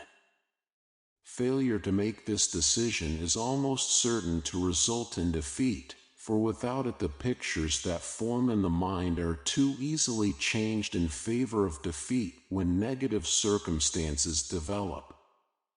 When you decide to accomplish something, you mentally toughen yourself to undergo the rigors and privations necessary to attaining the goal. This, above all, calls for tough-mindedness. The athlete who makes up his mind that he will swim the English Channel has to make up his mind at the same time that he will continue swimming, no matter how tired he gets. If he makes a decision to swim the channel, and that decision does not include a knowledge of the tiredness he is bound to encounter, then he has not truly made a decision at all, and the first time tiredness seeps through to his consciousness, pictures form of not swimming the channel, and he is finished. The kind of mental picture that assures success is the kind that is set into the mind with a conviction that is unshakable, that survives all onslaughts, obstacles, detours. Such inner conviction inspires great courage and energy. It is the mental picture held by all who achieve and accomplish, who get things done. Many people think they want things, but simply do not have sufficient desire to maintain their mental image in the face of negative circumstances. One has to want something badly in order to persevere in the face of misfortune and defeat. If we accept the sidetracking of our plans as evidence that they never will be realized, then it is a certainty that we never will accomplish anything. No path is easy except one that leads downhill. If we aspire, we must climb, and climbing takes effort and sweat and a willingness to continue in the face of all difficulties. A man climbs a mountain not just because the mountain is there, but because he wants to get to the top. It is this inner instinct to overcome obstacles, to rise above circumstance, to win out over all odds, that has carried life on its triumphal emergence from amoeba to spaceman. Mental toughness. We have to be tough with ourselves because it is easy to sink into lethargy and forget our aspirations. If we want to hitch a ride on life's express and really go somewhere, we have to be prepared to be shaken up en route. We have to know we will undergo pain, and we have to be prepared to endure it. All of us are inclined to be too soft with ourselves. We want to be sure that we don't work too hard, that we guard against tension, but the truth is that a man makes himself strong by lifting weights, by entering conflict. We achieve physical health by exercise, by the constant use of our bodies to reach some goal. We achieve mental health by the same path, by keeping our mental efforts bent on learning, by always seeking to grow. Sleep is a panacea and one of nature's wonders, but worlds are never conquered by men who lie abed, only by those who are out in the world and doing. Men of purpose never have to decide between action and lassitude. The image in a man's mind, if it is one of accomplishment, propels him into action. Purpose, however, is more significant than just accomplishment. Lack of purpose can destroy a man, bring sickness, alcoholism. It is purpose that holds the organism together. When that purpose disappears, the organism begins to disintegrate. Men who retire from active lives are excellent illustrations. Puttering around the garden, playing golf, and fishing are insufficient purpose to hold a man together in his later years. The human organism was not built for enjoyment, but for accomplishment. When we focus ourselves on pleasure-seeking ends, it is not long before we disintegrate both intellectually and physically. Even our senses become surfeited, and we are no longer able to enjoy our pleasures. The man who works all his life toward the end of retirement usually is frustrated and confused after 2 or 3 years of enforced leisure and seeks desperately for some way to get back into harness. Usually, however, his disintegration during this period has been rapid, and he no longer can make a place for himself in the world of achievement. Then he becomes embittered and lonely, and old age really sets in.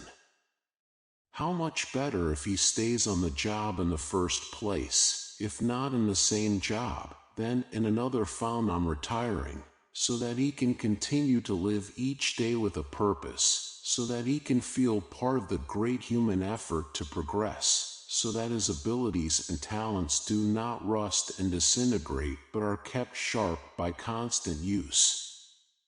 Use or lose, there is a law that is apparent throughout all life. Simply stated, it is use or lose. If we put our right arm in a cast for 3 months, it is shriveled to almost nothing when the cast is taken off. Only months of regular exercise will restore it to normality.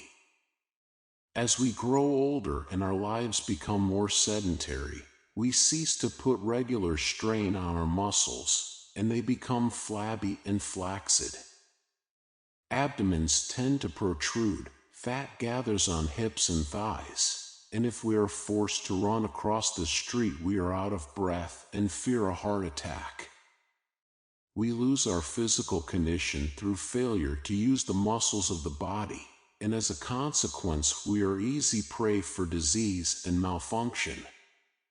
Regular and systematic use of our muscles prevents this, so with the more intangible parts of our natures. We must use our courage or it deserts us. We must use our determination or it leaves us. We must exercise our power of decision or we soon find that we have none. Taking a mental stand on things is not only important to success and achievement, but is also basic to mental health. The man who never knows where he stands and allows himself to be swayed on every issue is bound to put enormous strain on his emotional makeup, for he is led from peak to valley of victory and defeat without the slightest idea of what motivates him or what causes each circumstance to be attracted to him. Faith in one's self and one's destiny is the seed from which all decision springs. Doubt is the essence of old age and death. Cynicism, pessimism, and despair are harbingers of failure, disease, and disaster.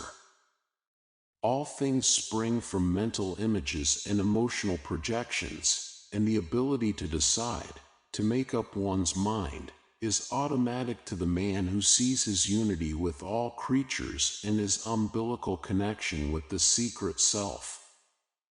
To be unable to make up one's mind, no matter how trivial the problem, is an act of cowardice and contaminates the soul.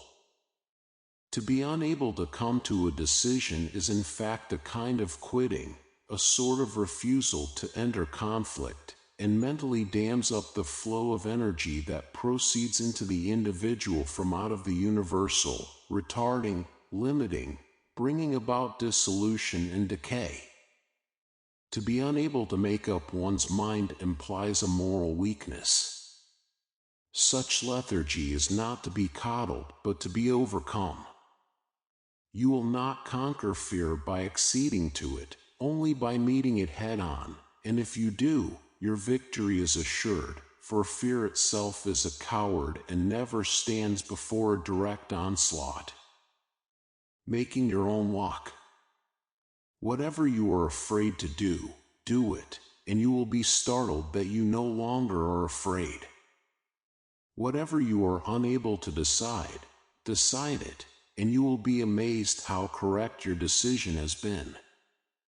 It is never the rightness or wrongness of our decisions that we are afraid of, but the fact that once we are committed to them we must stand and fight for them. It is the shying away from conflict that renders us unable to make up our minds. It is easy to lose your temper, to loaf and be mentally lazy, to eat what you want and as much as you want, to go into debt, to feel sorry for yourself, to go down and down, to put the blame elsewhere. But it takes courage to keep your temper and to be patient, to exercise and keep your body fit, to push your business and save your money, to say no, to accept complete responsibility for your own actions, to have faith, not to worry. A sign on the wall of many football locker rooms says, "A winner never quits, and a quitter never wins." It sometimes seems that nothing more is going on in life than that nature constantly tests us to see if we are afraid. There are cycles of good and bad luck, to be sure. Every card player knows them and plays his hands accordingly. Such proverbs as "it never rains but what it pours" and "misfortunes never come singly" are indicative of mankind's age-old recognition of streaks of good and bad fortune. Nature deals us her crudest blows when she desires to make us grow. Once we see the logic of this, we never again will quit in the face of adversity. When luck is running against you, that is the time to play harder, to cinch up your belt, pluck up your courage, smile, and be unafraid. That is the time to muster that little extra bit of mental alertness. Stick in there and fight. No matter how bleak the prospect, no matter how dismal the outlook, stay in there. Keep doing your very best, and above all things be unafraid. Visualize steel up your spine. Call upon your inner resources for an indomitableness that will not yield. Nature is watching you. The secret self is watching you.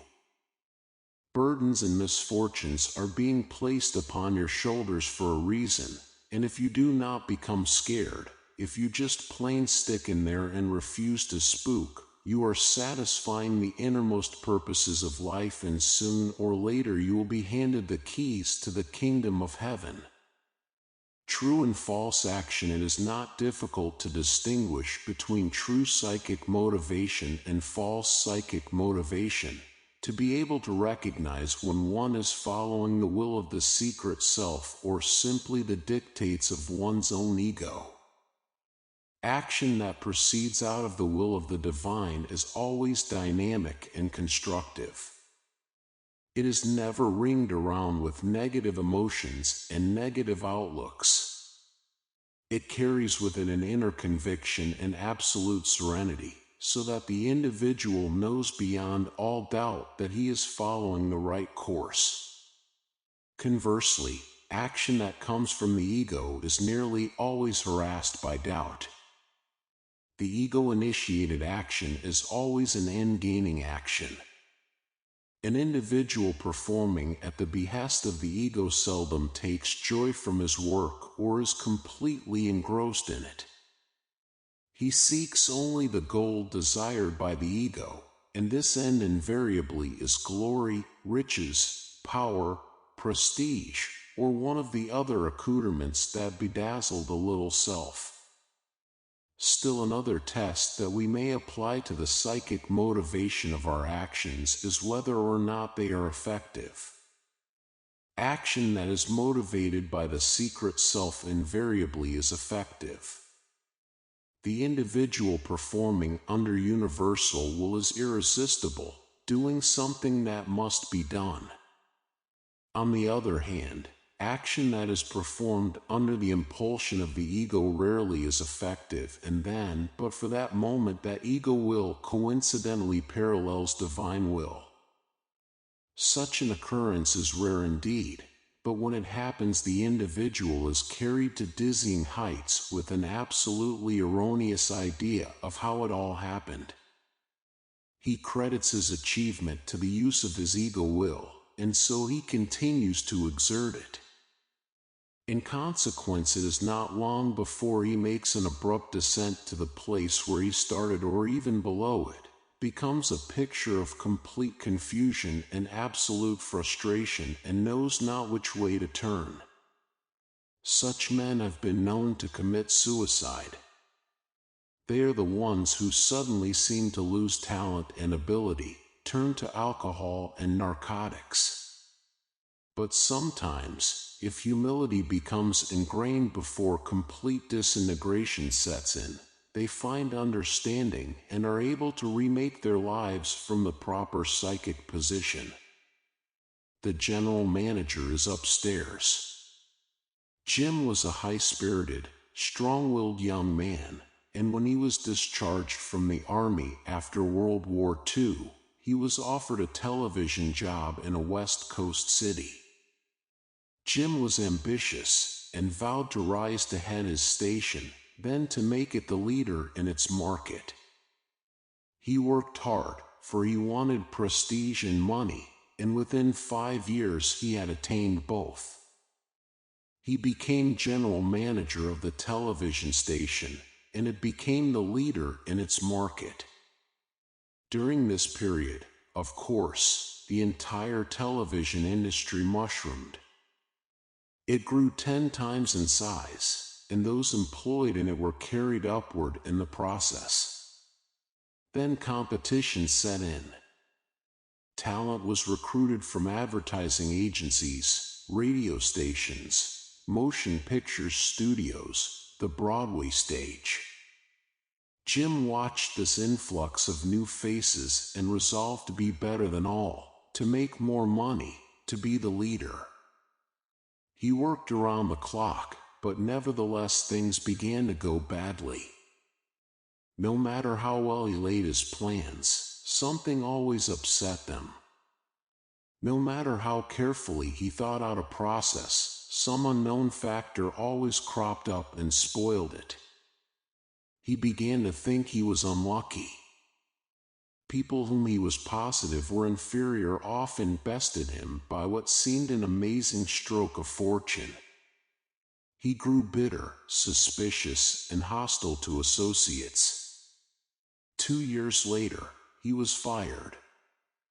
One day, when his spirits were at their lowest ebb and he had about given up, he came across a book that depicted the joys of surrendering one's will to universal will, and since he was about to give up anyway, he decided to try this.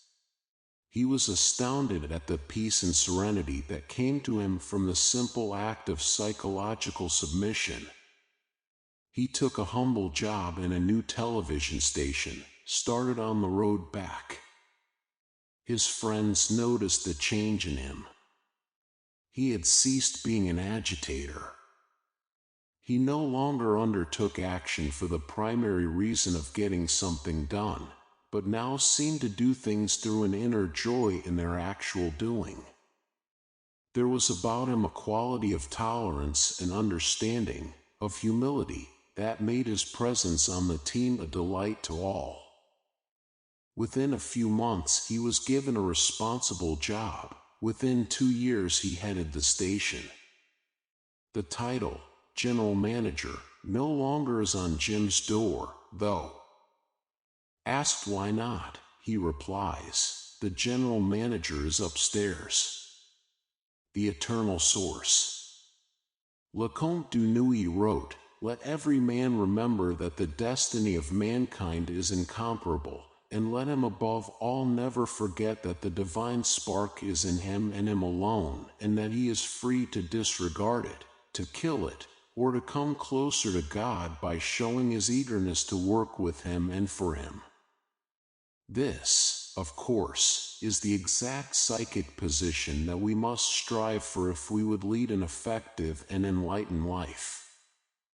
The knowledge of our eternal source and our subsequent identification with it leads us into actions and attitudes that have a broader and more universal viewpoint than any possible to the egoistic self.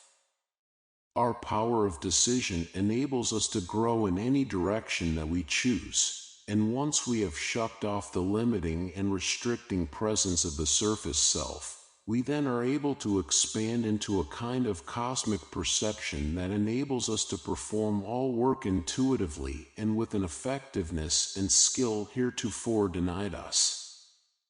You may be sure that you will not be a victim of lethargy when you surrender your life to the secret self. Instead, you will become much more dynamic. The meaningless pattern of your human existence will be altered completely, and you will come to see the invisible shape of your destiny. When the veil is lifted at last, you will find that the desire to hasten or retard or change events has gone. What will be, and that is enough. Just to be able to recognize that there is a greater plan enables one to abdicate from any attempt to run it. This does not take one out of the arena, it plunges one in more deeply. All that is sacrificed is the limited view of the surface self. Your outer mien may be full of action and thunder and dynamics, but inwardly you are serene, sure about all things, because, as Trimalchio says, our mother, the earth, is in the middle, made round like an egg, and has all good things in herself, like a honeycomb. Conditioning the subconscious. As long as we are focused in the sensory area of our awareness, we are never master of our own house, for our true motivations spring out of subterranean areas that we are not aware of and do not control. That is why people often are unable to achieve results through positive thinking. The subconscious always directs us. The conscious mind is only its agent. The more self-sufficient the conscious mind seems, the more it is used as a tool by the subconscious. You cannot issue orders to the subconscious. That is the wrong psychic approach. The subconscious must perceive, then accept. It does not respond to coercion. But even though the conscious mind cannot order the subconscious about, it can condition it to react differently. If a man is fearful, he cannot make himself brave by an act of will only by conditioning his subconscious to promote feelings of bravery in him. For this reason, periods of meditation are very important.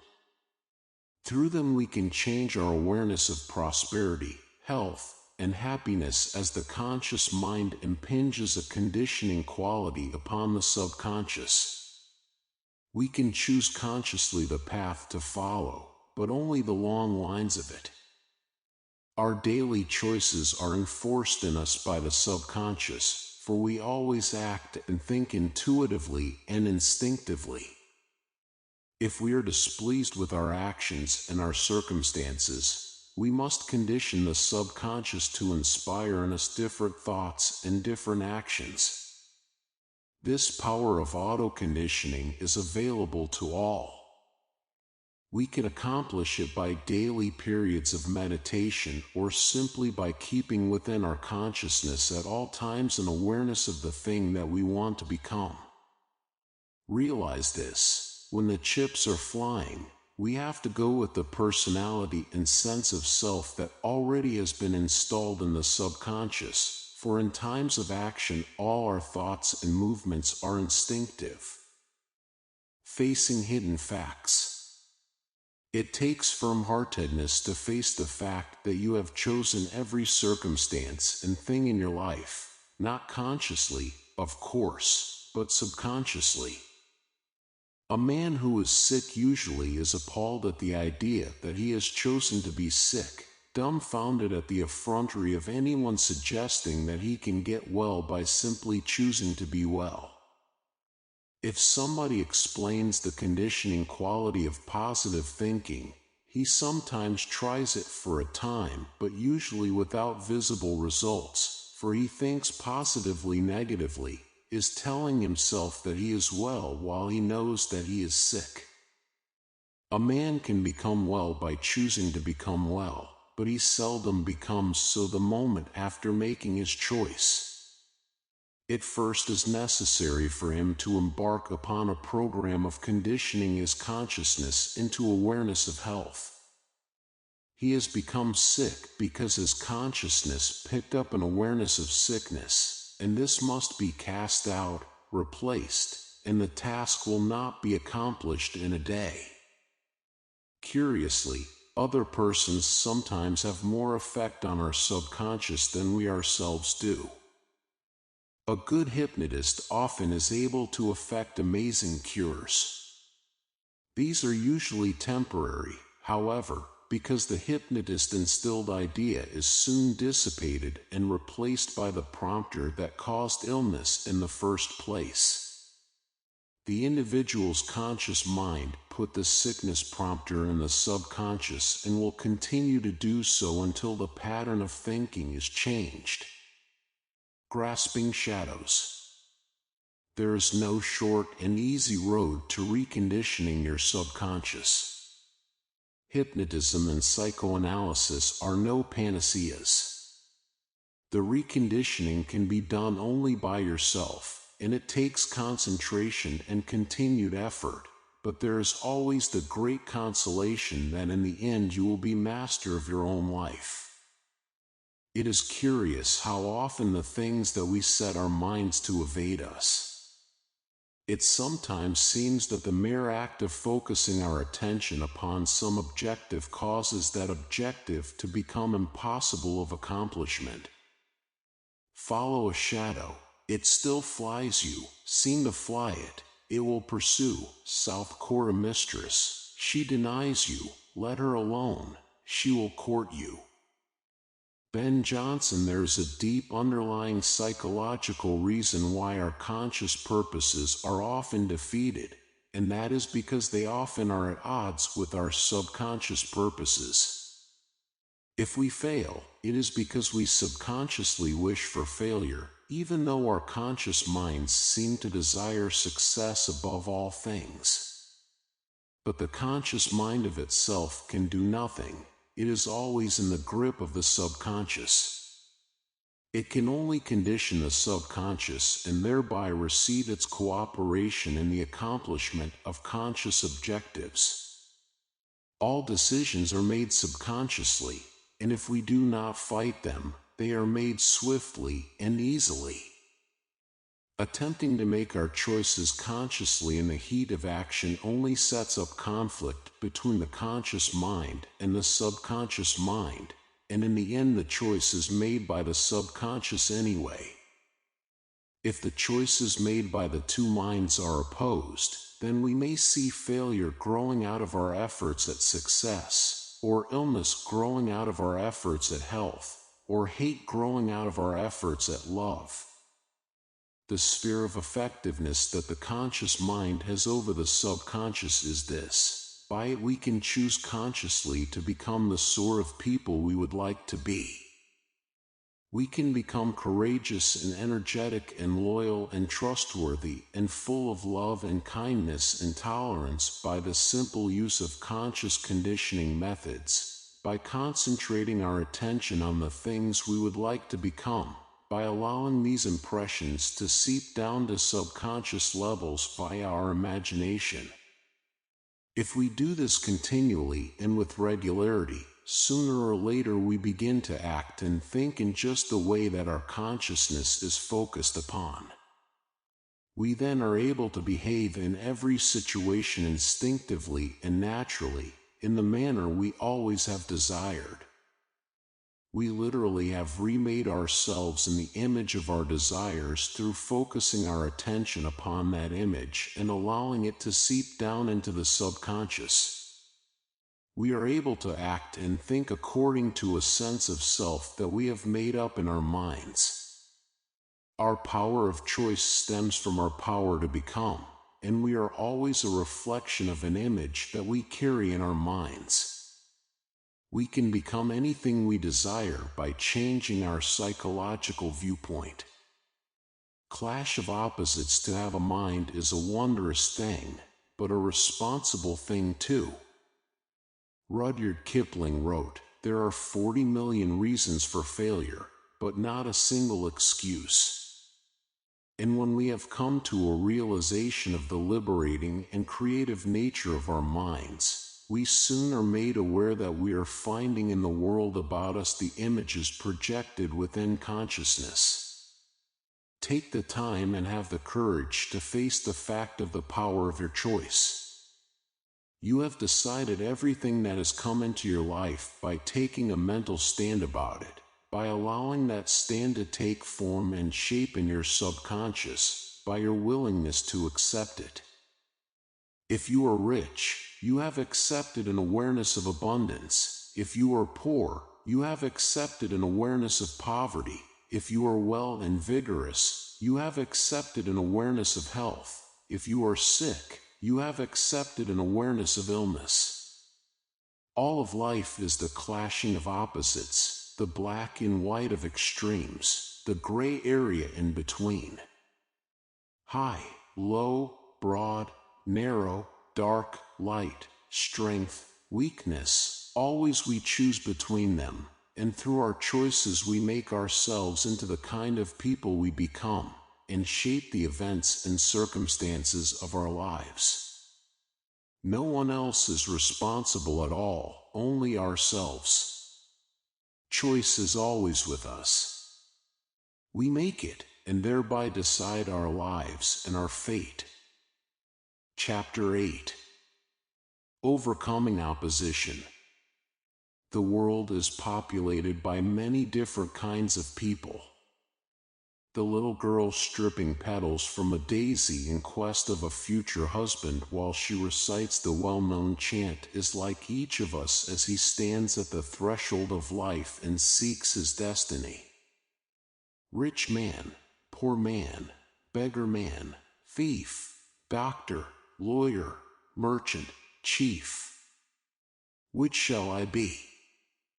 Some become merchants, others manufacturers, some teachers, others artists, some warriors, and the world appears different to each, for what he sees there prompts him in his choice, dictates each step of his way.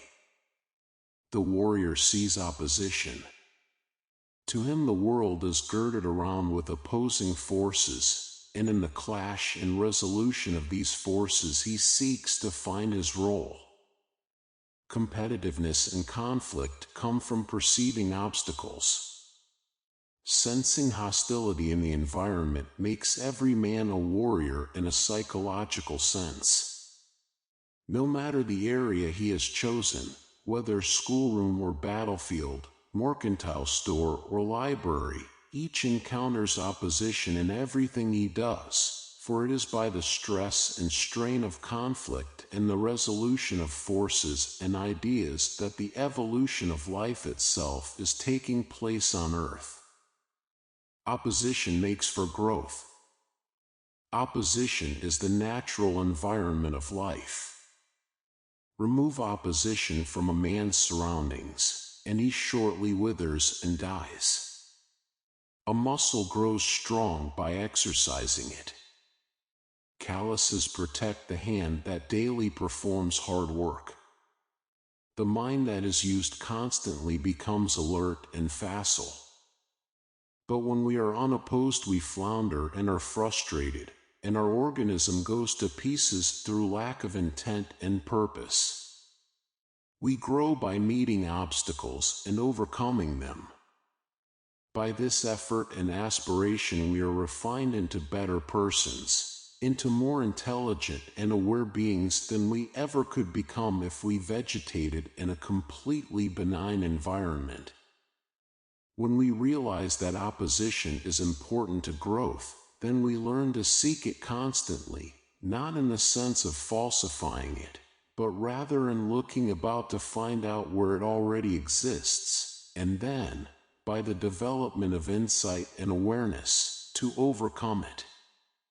Nobody ever broke down a wall by running headlong into it. When we are opposed, it is always by inscrutable and implacable forces. All opposition is blind because our own eyes are blinded. Once we have seen the truth about opposition, that opposition no longer will be there. Our efforts should not be bent upon breaking down a wall, but upon raising our consciousness so that we are able to perceive methods of egress and ingress. Some people meet opposition enthusiastically and without hostility. Those who do not are either broken by it or eventually turn and run. Hate, hostility, and resentment blind our eyes to the sort of thing that opposes us. In such a psychological state, we never can see the truth about an obstacle, and its inscrutability eventually will defeat us. You cannot throw yourself against the world and expect anything but defeat and despair. Emotional blind spots. All obstacles are not in their truest sense obstacles at all, but merely mental blocks in the mind of the person who perceives them. He overcomes them not by opposing them, but by attempting to understand them. In the end, all obstacles are reduced to one, a false sense of self. To overcome opposition, we must seek first for self-control and enlightenment as to the thing that opposes us. If it is a friend who competes for a job, we will neither gain the job nor keep the friend if we allow feelings of hostility to develop within us. Such emotional blocks blind us to the true nature of the job and the best way to go about getting it. they close our eyes to the qualities in our friend which might enable him to hold and perform the job as well or better than ourselves. Recognizing that opposition is really a block in our understanding is the biggest step in overcoming obstacles. Once we know what we have to do, it is fairly easy to take the necessary action. Doubt and confusion produce no work. The made-up mind, even if made up erroneously, at least gets the job done, is dynamic and creative and at work in the world. Opposition surrounds the man who cannot make up his mind, but doors appear in blank walls for the man who comes to a decision. I shoot the hippopotamus with bullets made of platinum because if I use leaden ones his hide is sure to flatten him. Hilaire Belloc. Willingness to enter conflict. There is a right and wrong way to do all things. But we do not necessarily choose the right way the first time we set about doing something. The immersion of the individual in events enables him to come to an understanding of those events, but if he does not enter into them, if he stands aside and attempts to view them from a distance, it is extremely unlikely that he ever will come to understand them at all. He will arrive at only an academic grasp of what is happening. He will have to measure the thing he is thinking about by some past experience, and since that past experience can have only the remotest bearing on the thing he now attempts to analyze, it will be most difficult for him to see its real relationship and potentiality. We get to know the things we are attempting to master only by doing them. No amount of teaching or studying ever made a craftsman. Whatever you wish to do, do it, and you will find your skill increase. The steps to mastery lead up a long hill replete with obstacles, and each one met and overcome increases your understanding. The job to be done has a right way to do it, and the right way to do it is made apparent by performance. And performance involves a willingness to enter into conflict, to meet opposition without fear, hostility, or resentment. The quality most necessary in the conquest of life is courage. It is very difficult to undertake any dynamic action unless there is resident in the person a boldness that refuses to be intimidated by obstacles. There are three principal reactions possible to the human organism when faced by danger. It can run, it can fight, or it can freeze. We see evidence of all three in the animal kingdom. The lion faced by danger fights, the antelope faced by danger runs, the possum faced by danger freezes. Such reactions are usually all present in the same person. The one that is triggered when he is faced by danger depends upon his emotional conditioning and his perception of truth. If we run from danger, it is obvious we have given in to fear. But the person who is frozen has given in to fear just as much as the person who runs away. However, few people run away today. We have been taught that fear is bad and must be overcome. Society admires the man of courage, and our fear of others, considering us cowards, usually is greater than our fear of dangerous circumstances. In the face of danger, the average person is rooted to the spot, mesmerized by the fear that permeates him. He could not possibly react in a worse manner. At least the man who runs away lives to fight another day, but the man who cannot either fight or run can only be destroyed. Facing fear. In our modern society, each man is engaged in a constant bout with fear. He must work to provide a living, and the fear is always with him that he will not earn enough for himself and his family. He usually is employed by an industrial colossus in which he is a mere cipher on the payroll, and since he cannot help but perceive his dispensability, insecurity constantly haunts him. He sees that he neither called himself into existence nor can he stay his eventual death, and because he cannot see beyond these ends of existence, he turns his psychological face from any consideration of his spiritual side. He usually lives out his life with his awareness fronted in the ego, and as a consequence he forever is comparing himself with others. He is either better or worse, but never equal, and so he is either patting himself on the back or berating himself for being inferior. Though fear is his constant companion, he often fancies he has overcome it because he does not run away, but the fear remains and announces its presence by ulcers, high blood pressure, heart trouble, arthritis, cancer.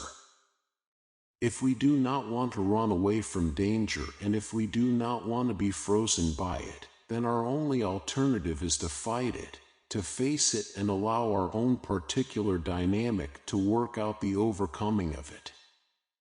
This involves above all things conquering fear, for when emotion permeates body and brain, the individual is unable to think. He closes himself around with a shell through which the true essence of the dangerous situation cannot possibly penetrate.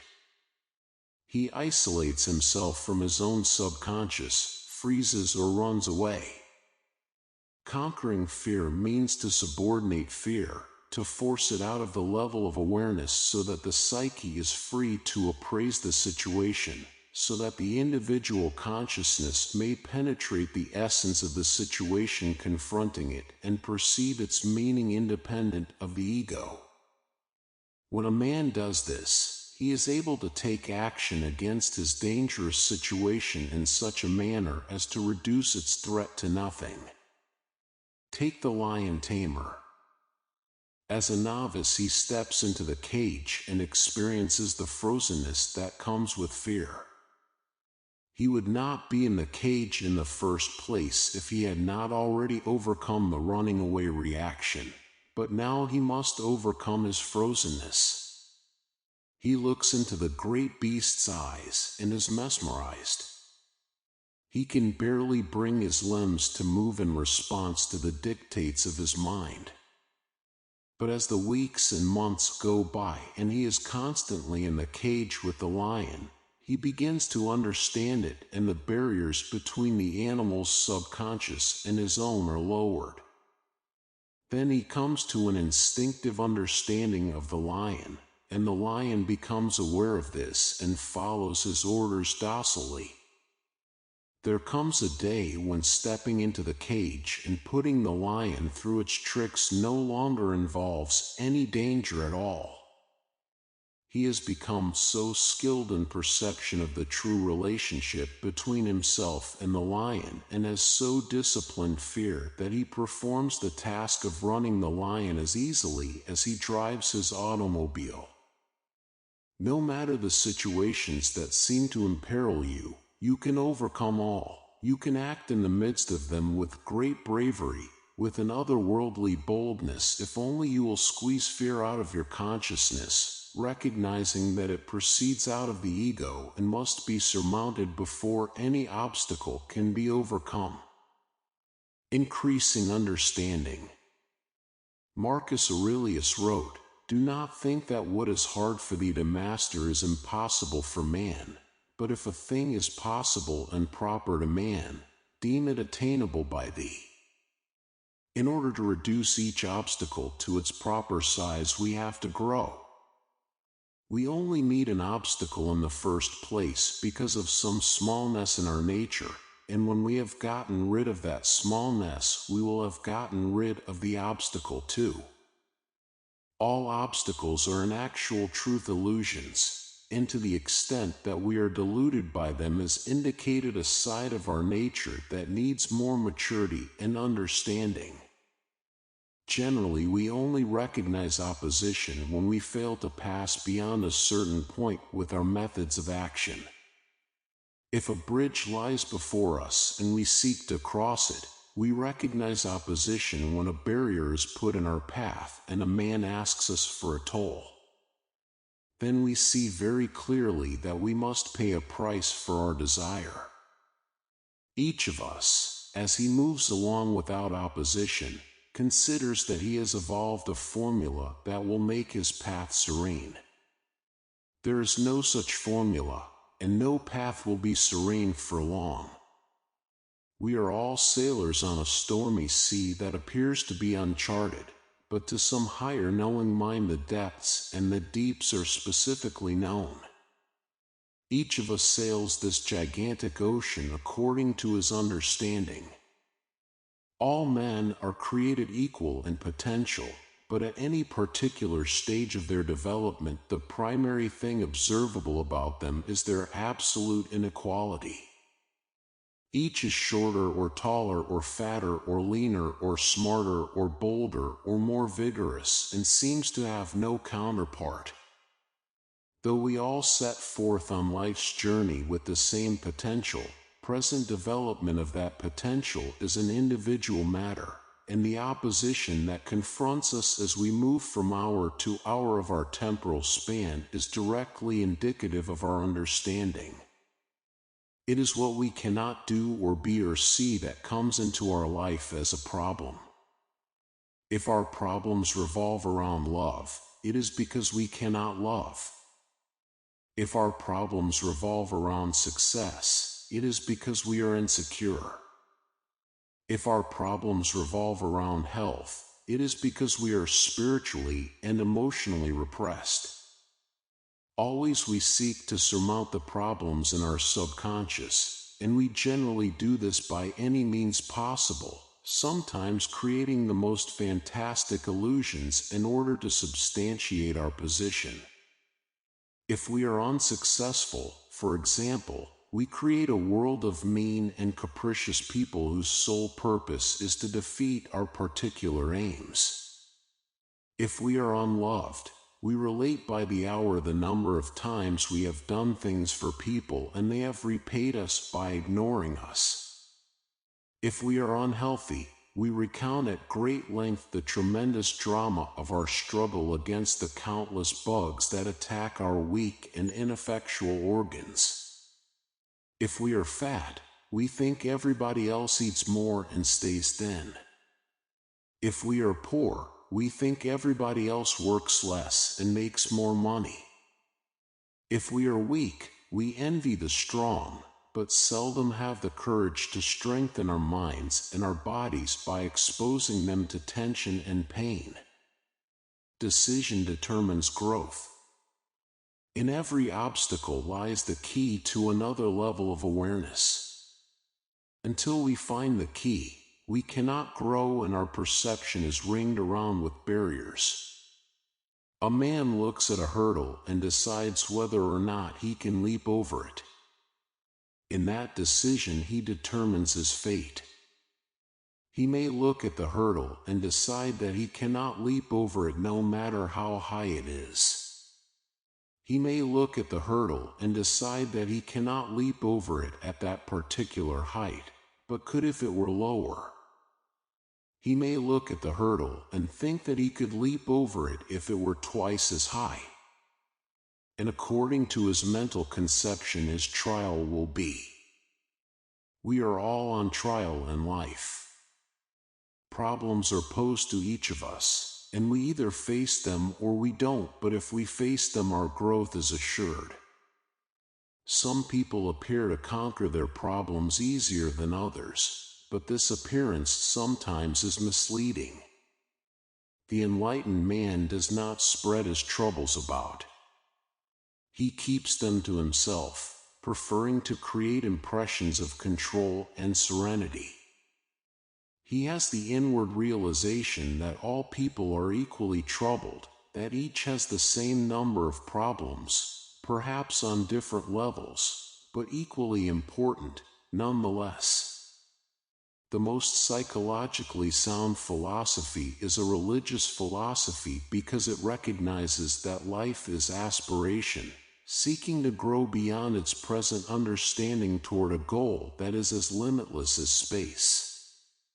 No man stands alone on the top of his mountain, no matter how small that mountain be.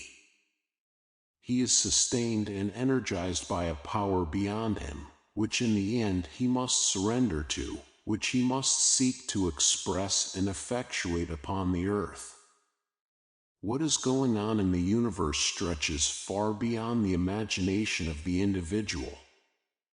We are in the grip of a power that knows exactly where it is going, that uses us as instruments to execute its will in the world.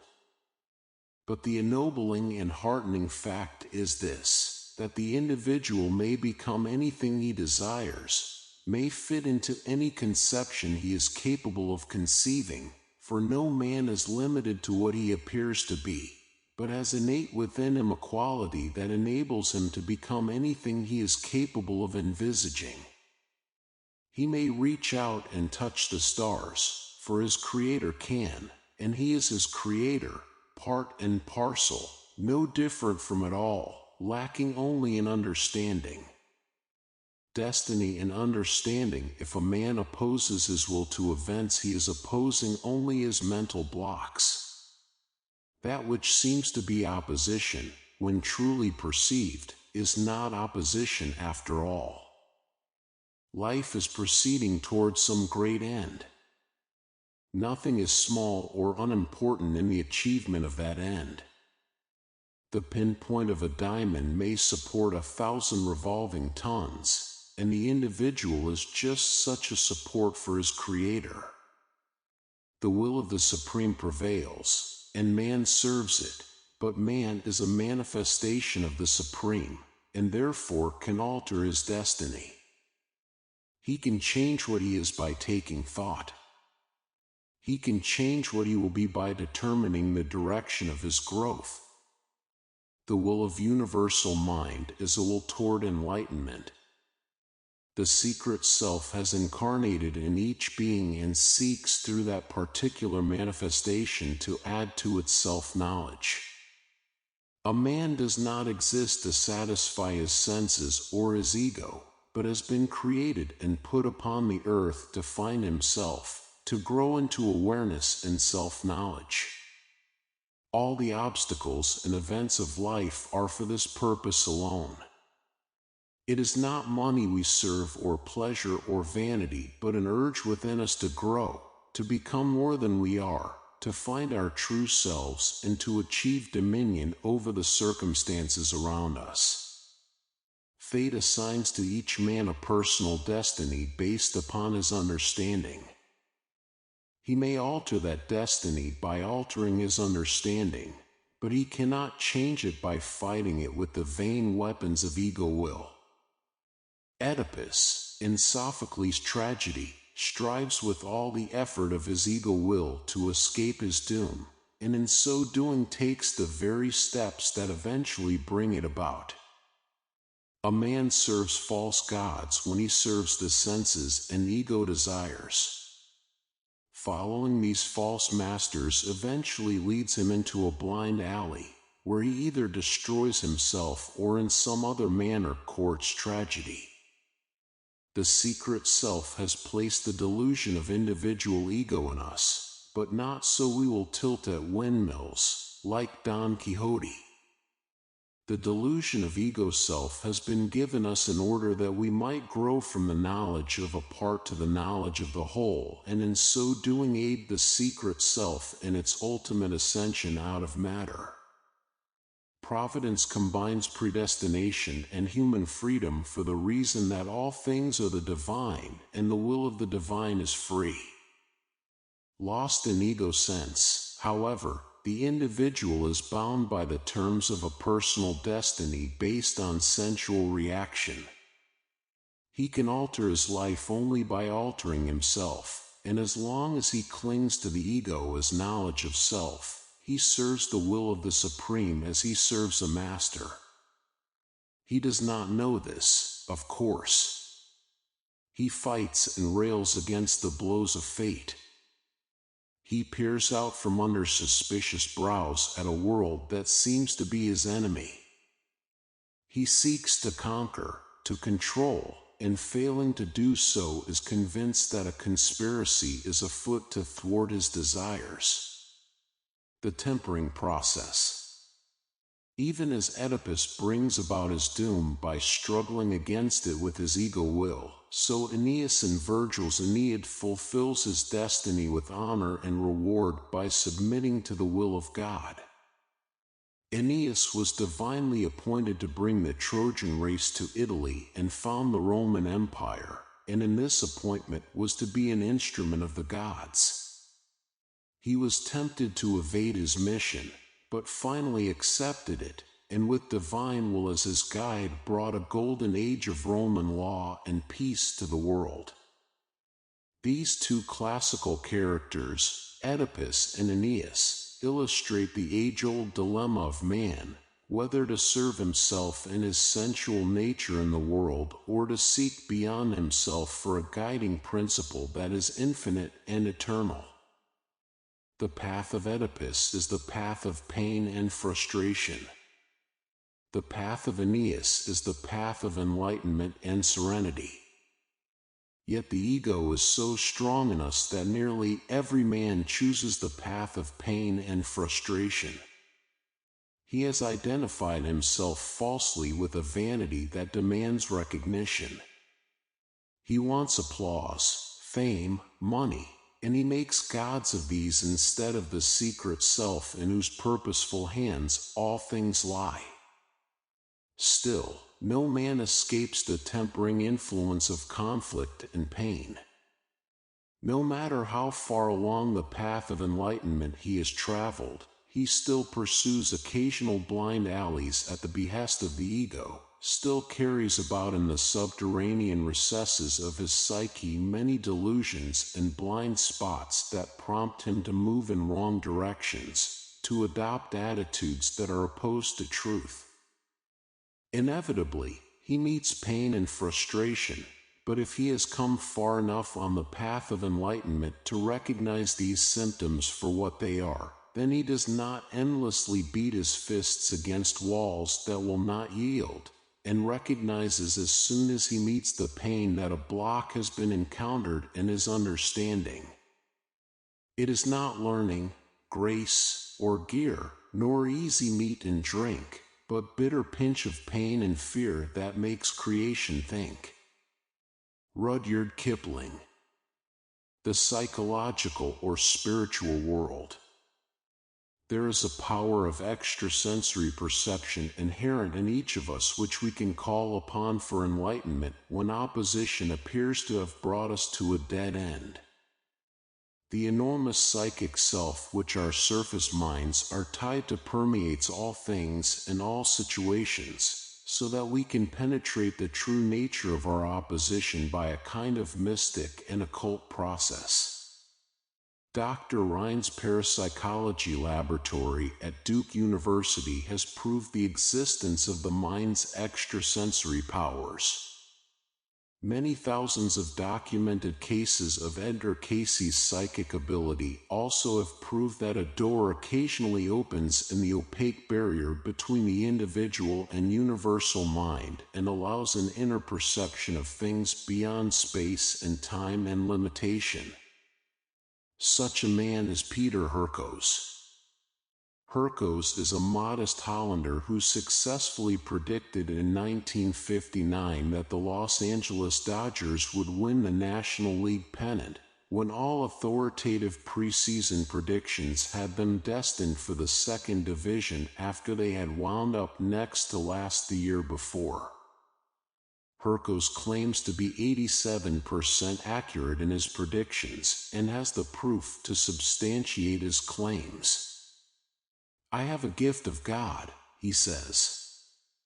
He has been hired by police departments all over the world to track down escaped criminals, and his record has been astounding. He has been employed by business firms as a sort of security officer, checking the books simply by handling them, able to pinpoint any discrepancy through his feelings.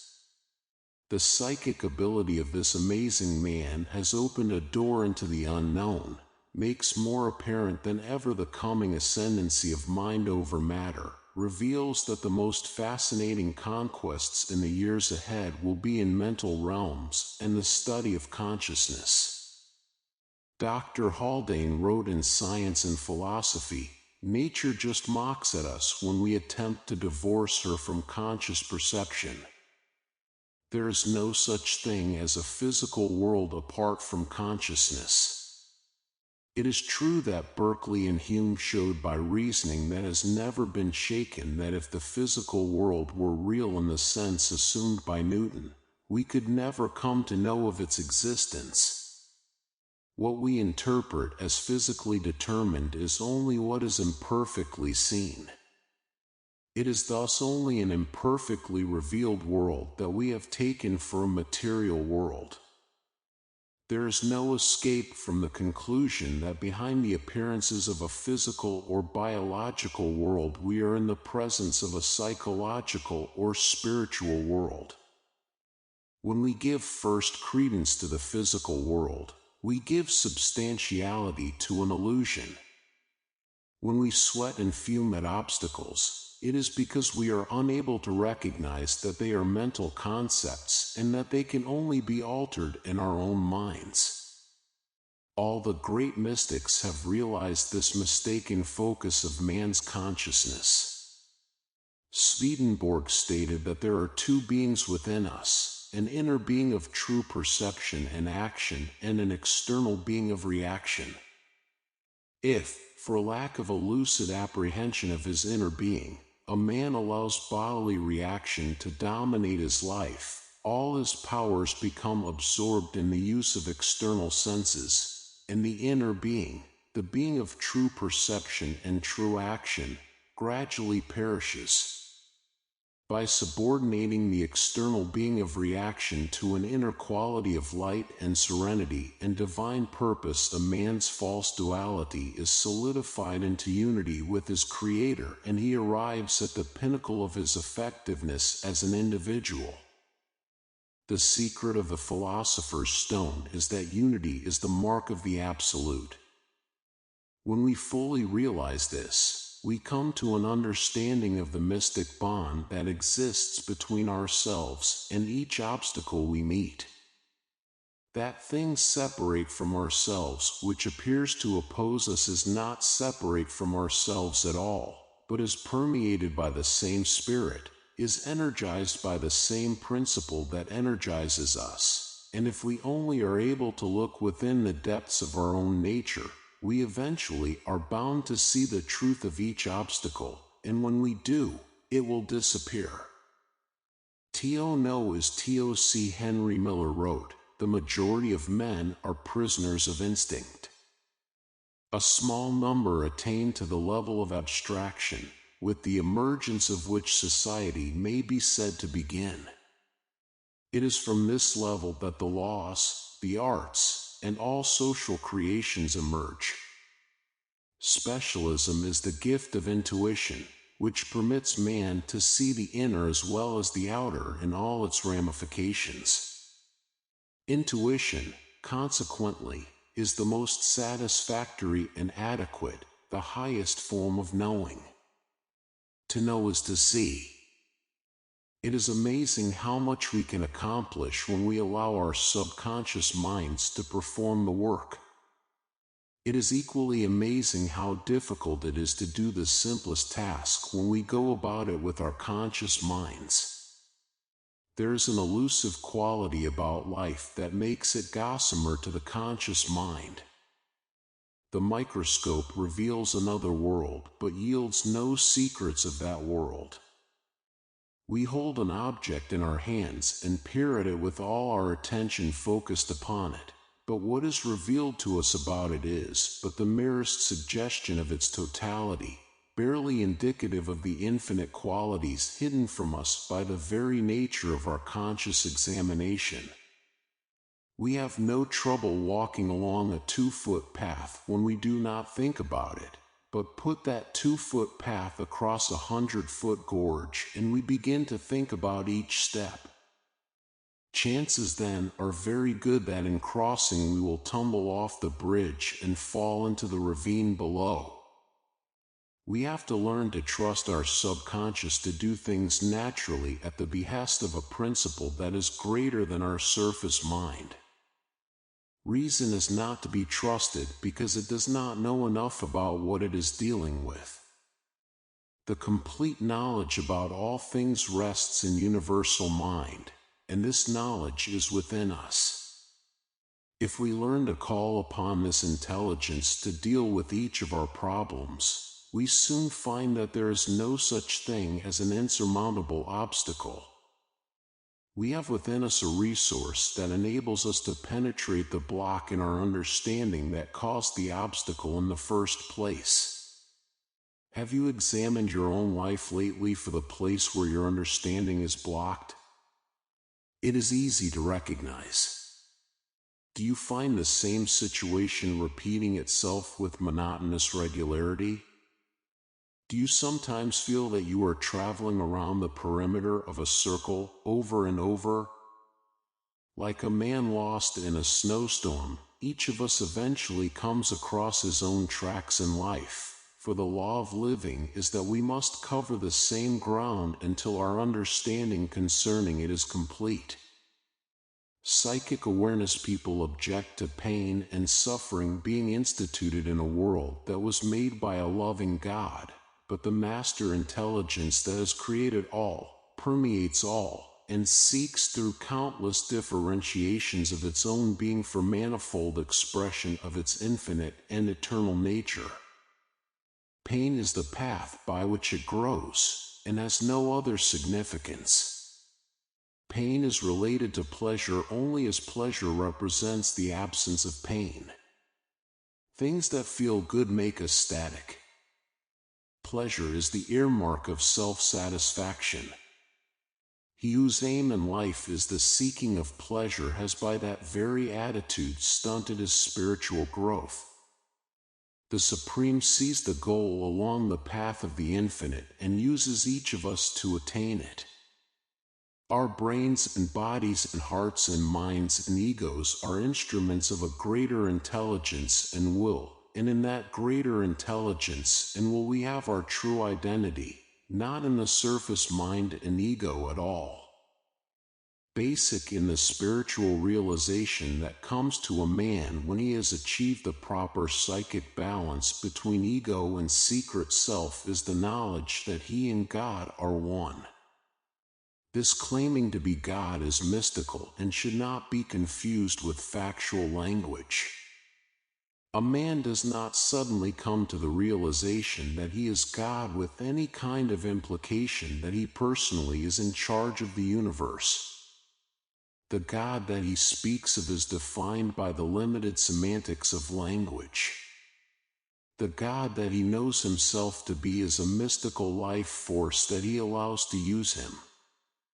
Any attempt by himself to act upon the world from the position of God immediately defeats itself, for he cannot coerce things to a personal end without separating himself from the Supreme and acting in the ego, thereby losing the psychic position from which his knowledge first sprang. The world is not here to be used by people who attain psychic illumination. It is here as a field of action for the working out of the expression of the secret self. The man who is able to achieve illumination simply comes into position as knower. By subordinating his ego and surface self to the workings of a greater mind and being, he achieves effectiveness and serenity, but he does not change the world. The world is what it is because of what it must become. And it was what it once was because of what it had to be now. The egotistic and vain action of men carries with it a sense of personal responsibility and impending disaster. There are wars and rumors of wars. There are economic crises and political crises. There are plagues and diseases and crimes. Men run about, hurry with this and that, convinced that disaster can be staved off only by their individual and heroic efforts. If there's any sense or meaning to life at all, no philosophy could be farther from the truth. The intelligence that reveals itself in the design of a snowflake, in the photosynthesis of green and growing things, in the complex biochemistry of living protoplasm, is in charge of the world and of life, and destiny and purpose can be left in its sure hands. It is not our position to rant and rail against fate and circumstance, and to save the world from disaster. It is ours to understand, to attempt to penetrate the meanings of existence so that we can grow into higher levels of consciousness and thereby become better instruments for the manifestation of the secret self. If we take this very great and exciting step, we fulfill the primary commandment of life. Creativeness becomes the guiding principle of the enlightened life. The man who places himself in the hands of the Supreme soon realizes that the work to be done through him will be unique because he is a unique instrument. He will not attack his tasks, he will listen and allow the work to be done. If he lets the ego control or originate, he defeats his purpose, for he cannot serve two masters. The creative urge prods so deeply at some people that they must abandon all to serve it, and in the serving of it they find spiritual enlightenment. They go each day to the fount of selfhood, rededicate themselves as instruments, let universal mind work through them. Creative work is a prayer. Harry worked as a bank clerk, and in his late 20s was aware of a gnawing dissatisfaction with life. He thought it was because he wasn't getting ahead, and he certainly felt that he had little talent for his job. Day after day he arose at the same hour, fixed his breakfast in his small apartment, took the bus to work, sat at a small desk behind a low iron railing, ate his lunch at the same restaurant, returned home at night to an evening of reading before going to bed. The monotony of this existence, its lack of creativity, palled on him. He became antisocial, was irritable and resentful to those about him. Returning home from work one day, he sprinted after a departing bus, slipped, fell under the wheels. Both legs were crushed, had to be amputated. When Harry returned to full consciousness after weeks of hovering near death and learned how the world had tumbled about his shoulders, he exhibited a strange reaction. Instead of being overcome by despair, he actually seemed happy. When asked about it, he replied, "I don't really know why, but for some reason I feel that now I can really be myself. I've lost part of my physical body, but gained something else, I think." After Harry was discharged from the hospital, he took a cottage at the beach where he lived on a small income derived from insurance. He began to write. He sat all day in a chair, propped up before a typewriter, and turned out reams of copy. After a while, some of it was published. Within 3 years, he was comfortably augmenting his income. Even more marked than his success as a writer was his transformation as an individual. He was radiant. His clear eyes focused far away as he spoke of what his creativeness meant to him. "It's religious," he said. "Like praying, I think. It's like being visited each day by a supreme mind that works through you because it needs you to do a particular work. I sit here all day in my little house, apparently all alone, but I must tell you that I feel more needed now than I ever have felt before in my life." He gestured toward the manuscript scattered around the room. "All this has been done through me. It doesn't matter whether people think it's great or mediocre or even poor. It has been done by a power greater than I am, and this power works through me."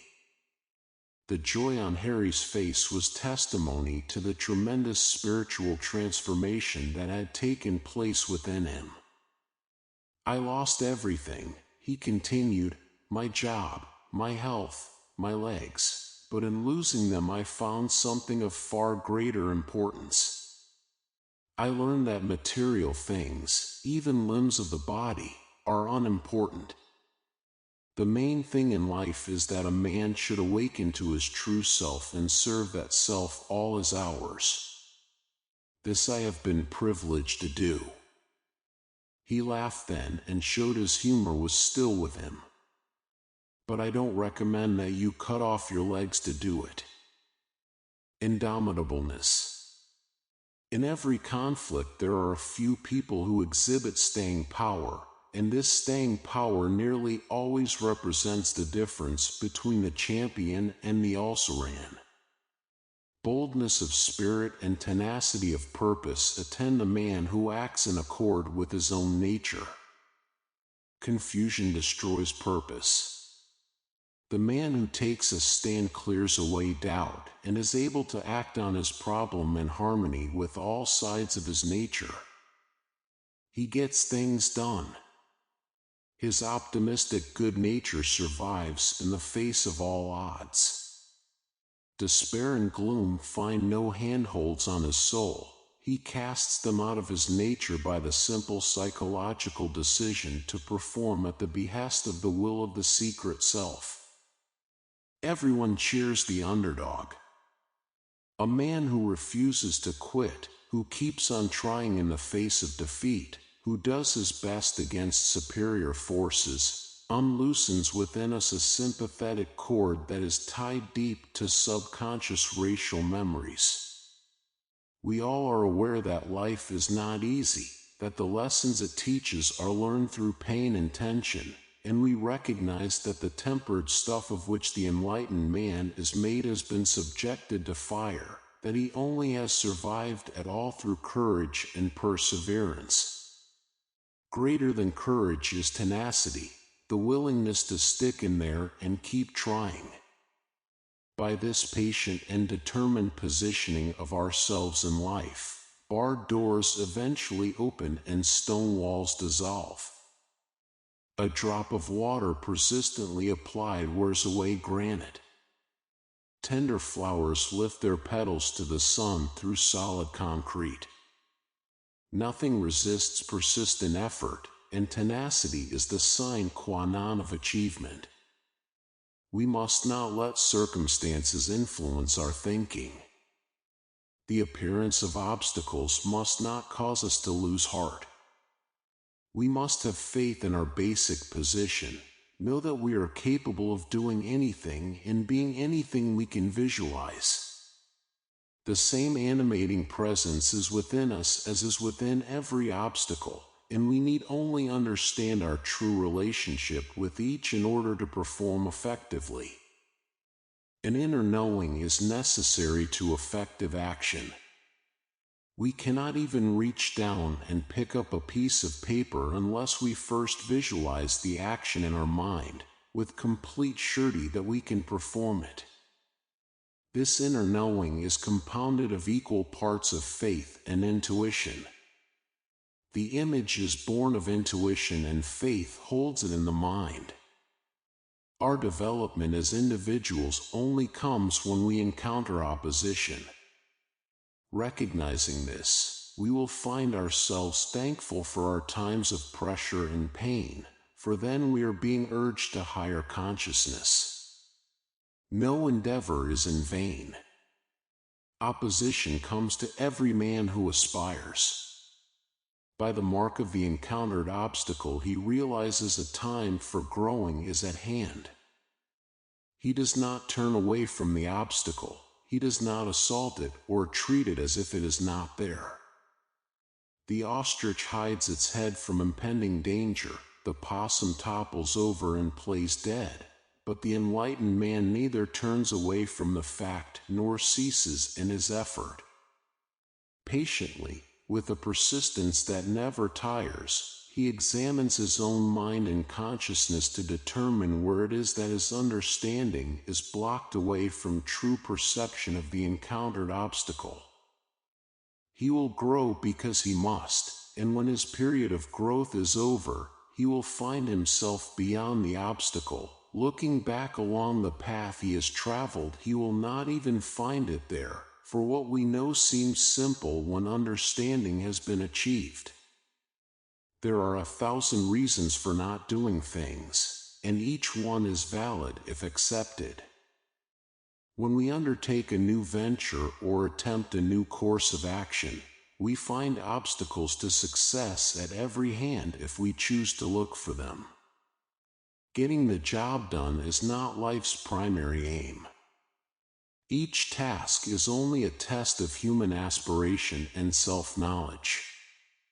Raising human consciousness to constantly higher levels is the primary purpose of nature.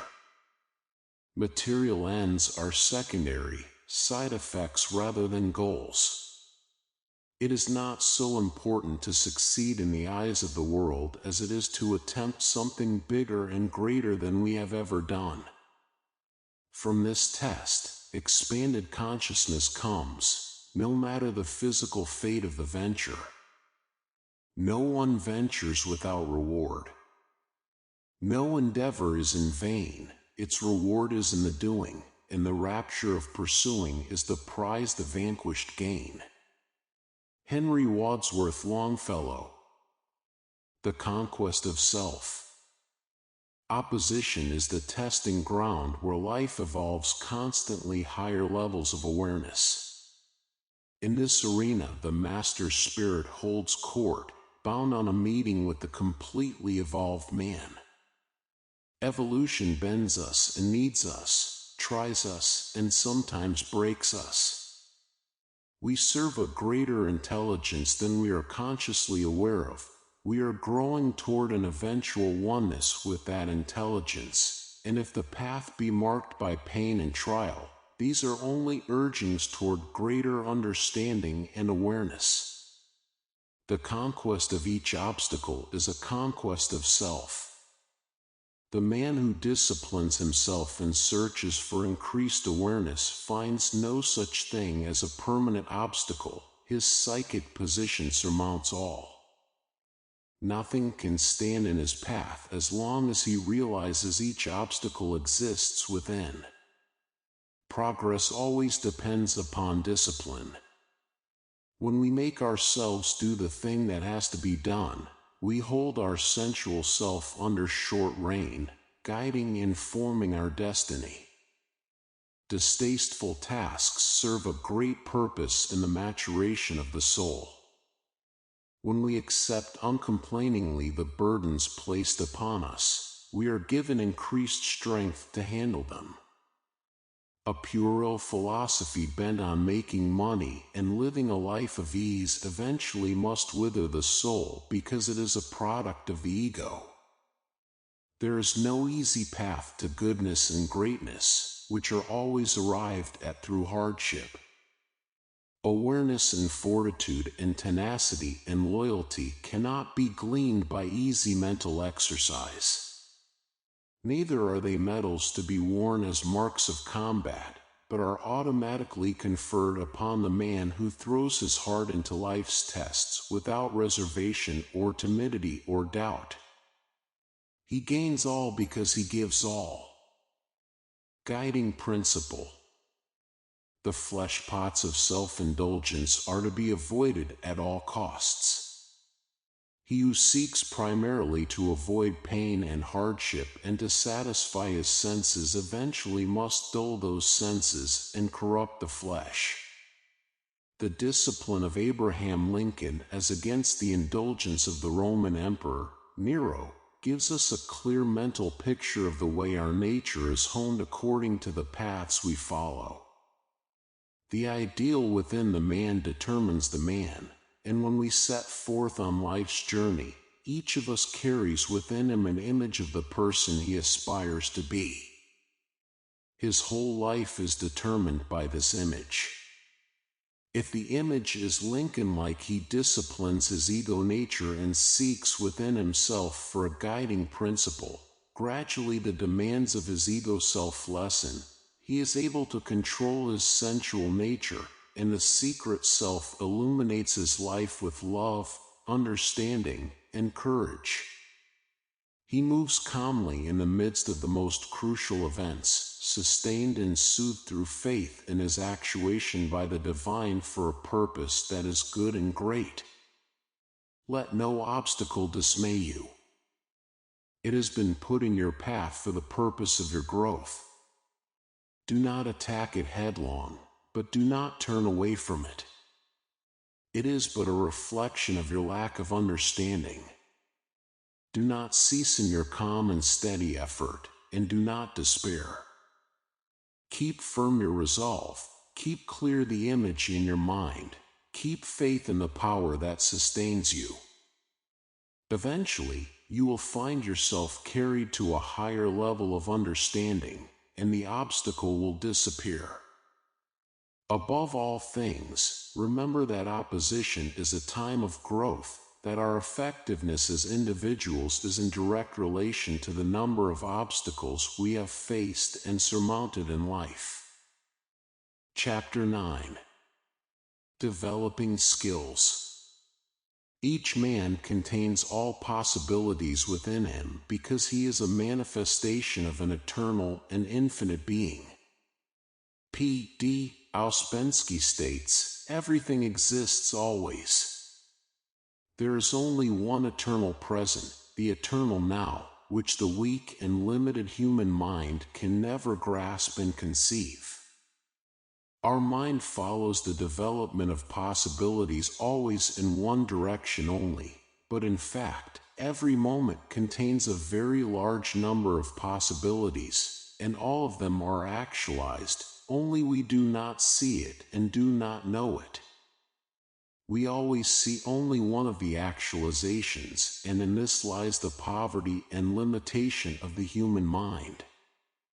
But if we try to imagine the actualization of all the possibilities of the present moment, and then of the next moment, and so on, we shall feel the world growing infinitely, incessantly multiplying itself and becoming immeasurably rich and utterly unlike the flat and limited world we have hitherto pictured to ourselves. Clear channel to universal mind. A man may develop any skill he desires. The essence of his nature is to grow in the direction indicated by the images that form in this consciousness. Some people are born with a clear channel from one facet of their consciousness into universal mind, and they are gifted. They are our Balzacs, our Mozarts, our Einsteins, our Galileos, our Michelangelos, and though they are superhuman in one corner of their natures, in all else they are normal and subject to the same weak and ineffectual vision as everyone. Such unearned perception of universal mind is sometimes more a curse than a blessing, because the person possessing it expects illumination in other areas also and is frustrated at being unable to find it. Rage and self-hate may grow out of such an unbalanced nature. Van Gogh cutting off his ear is an excellent illustration, and the artistic temperament, when gifted with genius, is often manic-depressive, alternating between periods of elation and self-abasement. Skills that we earn are the skills that delight us. Nothing in life is so exquisitely satisfying as the mastery of a skill. Whatever we do well adds to our stature as persons, increases our scope and effectiveness. From birth to death we acquire countless skills, use them daily, perform them unthinkingly, because they have become part of our nature. We learn to walk, we learn to run, we learn to talk, we learn to read, we learn to figure, we learn to cook, we learn to sew, we learn to drive, we learn to run a business, and the kinds of persons we become and our effectiveness as human beings have a direct bearing on the number of skills we have mastered. People say, "Oh, I could never develop any skills. I don't have any talent." Well, lack of natural ability is no reason for curling up your toes and playing dead. The most important thing in life is growth, and it makes no difference where you start on the scale of capability. What is important is that you do not stay there, but progress. There is a quality in the psychic makeup of man that, when impressed with desire and a picturization of that desire, immediately sets about opening his eyes to the possibilities for achieving it in the material world. Knowing this, we eventually come to have deep faith that the thing which we think about will become part of our lives. Modern Pied Piper, the man with the voice of a bullfrog, probably will never give a concert at Carnegie Hall, but if he spends the major portion of his life learning to be a singer, he will be able to perform quite creditably someday. None of us lives long enough to develop completely in all directions. For this reason, the secret self created multitudes of individuals, and through this multiplicity seeks expansion in all areas. The individual himself functions best when he is able to determine those abilities most natural to him and then sets about developing them to their highest possible level. To do this, he needs insight, and he most certainly needs to be free of mental blockages. A man sometimes seeks to develop his business ability because he desires to have money, when in truth he might find more fulfillment in other fields. The end-gaining philosophy that has become predominant in our civilization is a Pied Piper leading us down streets of frustration. One who works only to gain a result is seldom happy and almost never works well. He finds no pleasure in his tasks and no satisfaction in their growth possibilities.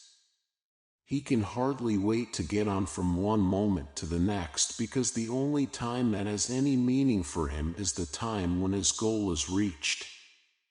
Should he never reach it, his life is hemmed in with bitterness through having sacrificed all for something that never materialized. It is better to lie on your back and look at the stars than to chase shadows, if the chasing is not fun. A little child can run after illusions and take delight in every moment, but the man who pursues a wraith and is bound to it begrudges every ounce of energy expended in attempting to bring his illusory target to earth. 3 laborers were asked what they were doing. The first said, "I am working." The second said, "I am digging a ditch." The third said, "I'm helping build a canal." Obviously, the third man took the most satisfaction from his labor because he saw that his work would create, and he was glad to be part of it. One who labors only to make a living puts in time that he wishes were gone, begrudges the hours he must spend at his tasks. He looks at the clock at 10 and wishes it were noon, and he looks at the clock at 3 and wishes it were 5. He actually wishes away a large part of his life. Longing for mastery. It is not nearly as important that we possess a skill as it is that we desire to possess one. The longing for mastery is the key to the motivation of the secret self, the very basis of evolution, of each form's tendency toward unity with its creator. Life is fluctuation and change, a constant cycle of growth and decay, and we have to aspire to be better than we are, even to stay where we are. In the moment self-satisfaction comes to us, our dissolution begins. Constant excitement and challenge come to the man who seeks mastery. Every situation confronts him with opportunity, for he sees in each an opportunity to develop a part of his nature. Whenever he meets an obstacle, he knows his knowledge is inadequate, and he sets about at once to rectify this deficiency. He learns everything he can because he sees the bond common to all knowledge. Eventually he learns easily and well, for he removes all limitation from his mind and like a sponge draws the knowledge needed for effective works and actions. We have to love the things we do in order to do them well. We have to like to perform the work regardless of the result. We have to not even care about the result and take our entire satisfaction from the action. When people have undergone great shocks, such as prolonged exposure to death and danger or the loss of a limb or the death of a loved one, they often turn to work for work's sake as a preoccupation for their minds, and thus they discover one of life's deepest joys. A child finger painting in a kindergarten class puts colors on paper with no idea of a result, and this engrossing of his whole nature makes him part of the work he does, and the work part of him. Mental hospitals have discovered the therapeutic value of putting patients to work at easels or with needle and thread or even in the garden, for surrender of self-concern to the task at hand rids the person of his tormenting ego, and he is able to get completely outside himself through becoming part of the work he is doing. We develop our skills through an inner love for the action involved. We will become musicians if we love music. We will become writers if we love writing. We will become builders if we love construction. We will become businessmen if we love commerce. But we become nothing simply through a desire to be famous and rich. Such false desires are products of the ego. Even the slightest look at them gives us evidence of their insubstantiality. If we undertake to be a businessman, for instance, and we run into difficulties and our reaction is one of depression and failure, we can be sure that we were led into our business endeavors in the first place through an egoistic desire to be better or more powerful than others. The businessman who loves business glories in his moments of trial, for it is then that he develops more understanding, more mastery. Since he loves business, he loves it when its nature is most acute, and therefore his times of trial are a joy.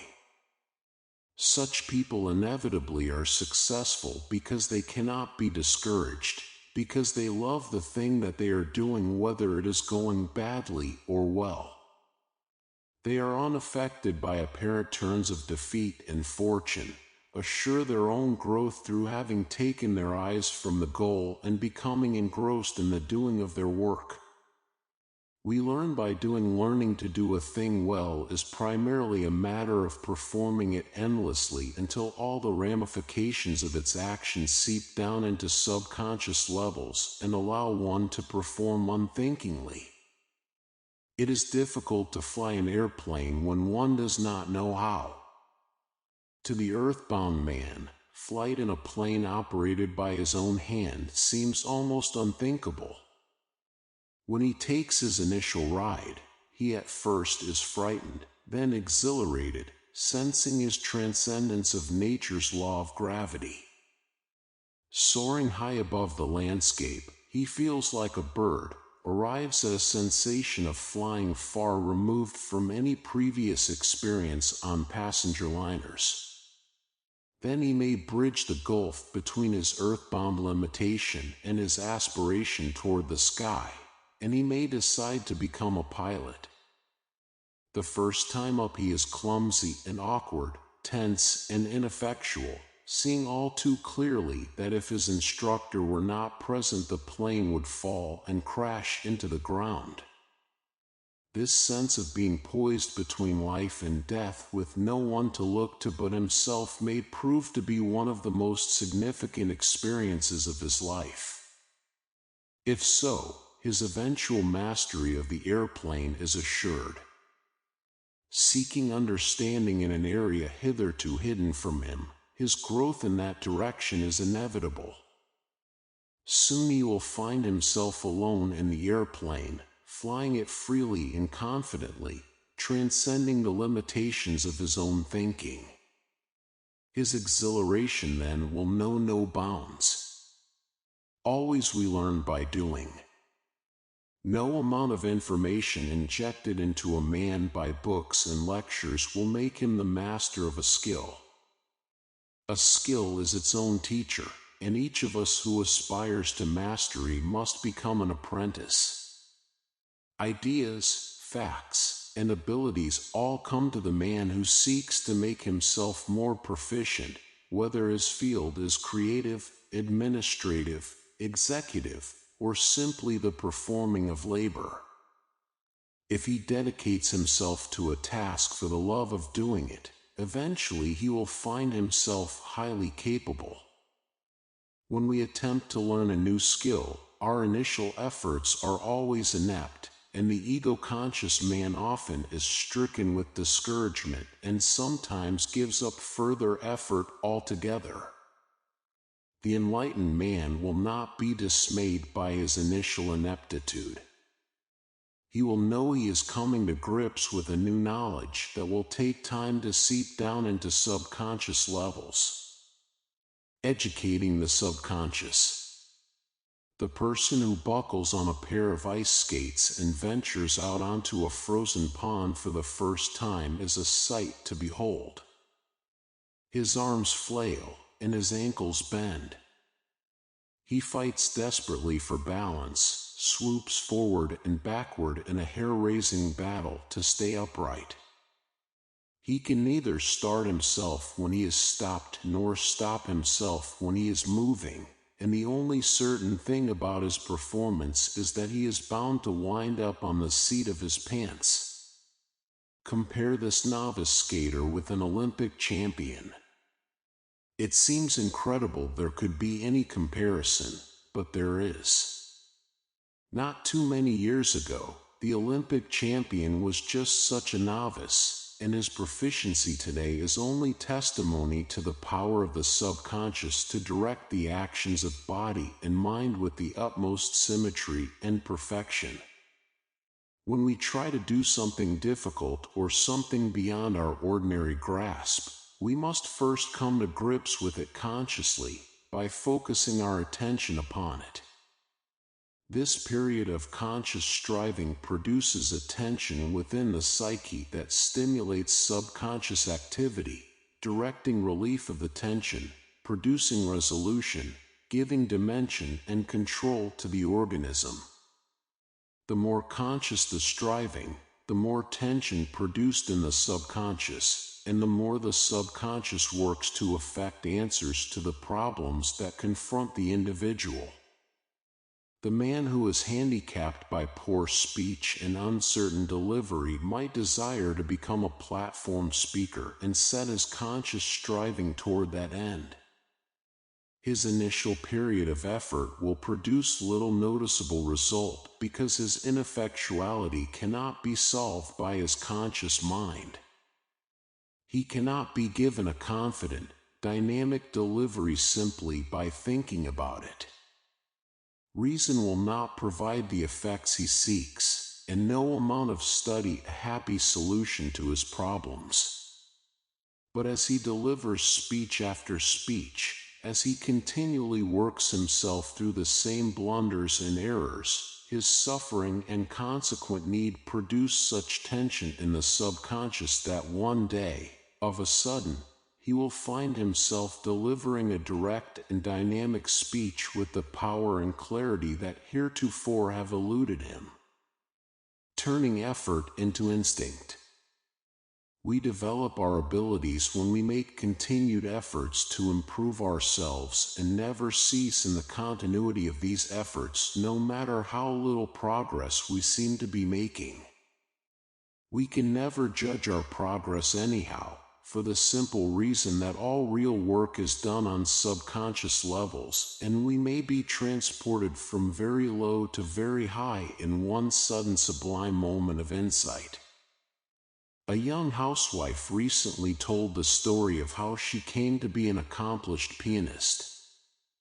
"I had been laboring at the piano for 4 years," she said. "I had gotten to the point where I was able to play a number of compositions, but they were all wooden, came out with no feeling, seemed to lack rhythm. The few times that I played for my friends, I was actually embarrassed at their having to listen. I practiced every day, though, sometimes as much as 3 hours. It seemed incredible that I made so little progress. I had always learned other things easily, but playing the piano seemed too much. Eventually, I became convinced I had no musical talent. One evening at a party, a friend suggested that I play. A refusal rose rapidly to my lips, but suddenly I was overcome with the most wonderful feeling that I would be able to play well. I cannot say just how the feeling came. It certainly did not form itself in so many words. I just knew deep within myself that I would be able to play well, and I had a sudden insight into the relationship between the music and myself. The piano, the keys, the notes, and the sheet music all blended together and merged with me. I knew that when I sat down and began to play, I would play well because I would be performing outside myself and wouldn't have to think about it. When I sat down at the piano, I played exactly as I envisioned. The guests applauded and gathered around, and I played the rest of the evening. I have been playing well ever since, and the whole thing taught me a great lesson. We must never quit when we seem to be making no progress. We may go from the most inept novice to the most accomplished performer in that single moment when the hours of our efforts break through and merge with our instincts. A man sets out to do a thing because he is impelled by the images in his mind. He is driven to the performance of the work that needs to be done, and he cannot rest as long as one iota of the task is unfinished. Yet he does not work simply to gain an end. He is engrossed in his task, just as it is engrossed in him, and his actions are performed with an inner joy, for he knows he is doing what he should be doing. He takes complete enjoyment from each day because each day delivers him all he desires, the work he loves, his performance in it, and the growth of his knowledge and capabilities. Look to this day, for it is the very life of life. In its brief course lie all the verities and realities of your existence, the glory of action, the bliss of growth, the splendor of beauty, for yesterday is but a dream and tomorrow is only a vision, but today well lived makes every yesterday a dream of happiness, and every tomorrow a vision of hope. Look well, therefore, to this day. From the Sanskrit. The only real security. One skill that people seem most desirous of developing is that of making money. But making money is not a skill, it is the result of a skill. Money sought for itself will surely prove to be most elusive. It is not evil, it is good, good because it is representative of work. But those who attempt to take it by avoiding work are corrupting its true purpose and shrinking their own natures. Henry Ford made this statement: if money is your only hope for independence, you will never have it. The only real security that a man can have in this world is a reserve of knowledge, experience, and ability. As a young man, Ford had little money, but he was sustained by the vision of his automobile, and his days and nights were full of work and thought. When that day arrived that every 10th family in America owned an automobile, Ford became a rich man. His fortune came to him not because it had been sought, but because he had rendered a service to millions of people. In our day and age in society, wealth is a natural result of serving a large number of people. All work is repaid in kind, and when we serve one person, he serves us also, and this owing of service usually results in the exchange of money. If we serve one person, we are paid so much. If we serve two, we are paid more. If we serve 10, even more. If we serve 1,000,000, we are bound to become wealthy. We cannot help but create wealth when we find a work that needs to be done, and we cannot help but receive a portion of this wealth ourselves.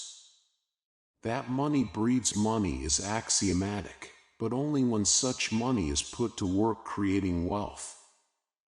When our savings are invested in activities that promote discovery and creation, they cannot help but make money, for they are being used in accordance with this primary law of life, that every service must be rewarded. Proper performance is always unthinking performance. Any other kind of action is ego-centered and based upon partial knowledge. A friend reports he can cut an apple exactly in half when he is not thinking about it, but when he concentrates, the halves no longer match.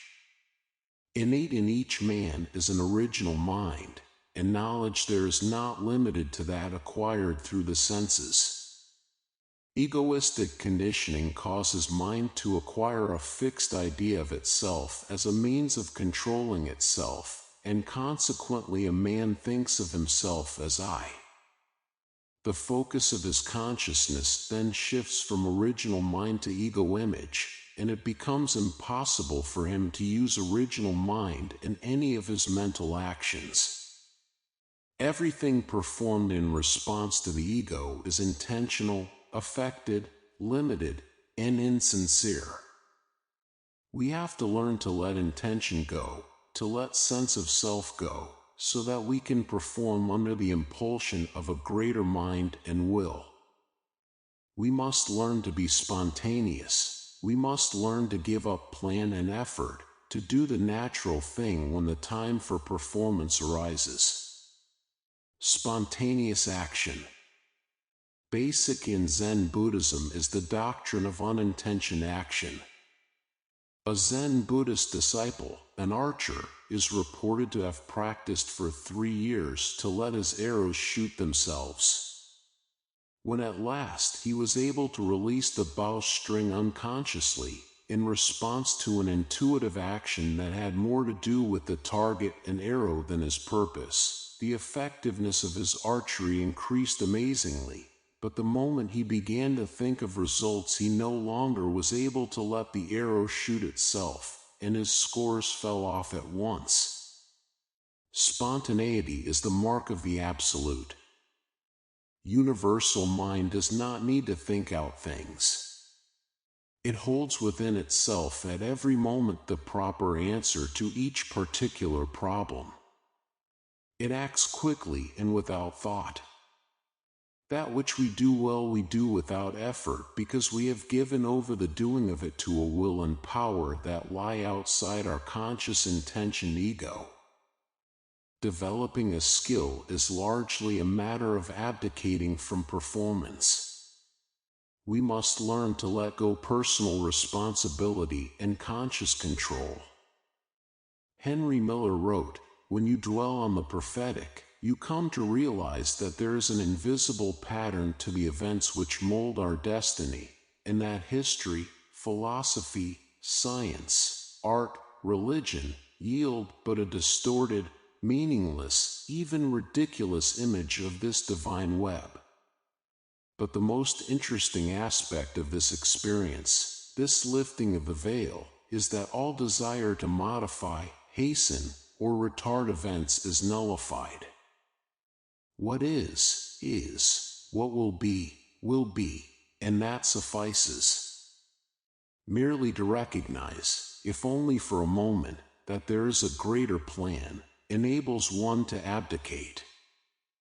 An abdicating one is not removed from the stream of life even mentally. One plunges in more deeply, more wholeheartedly. That is the curious thing.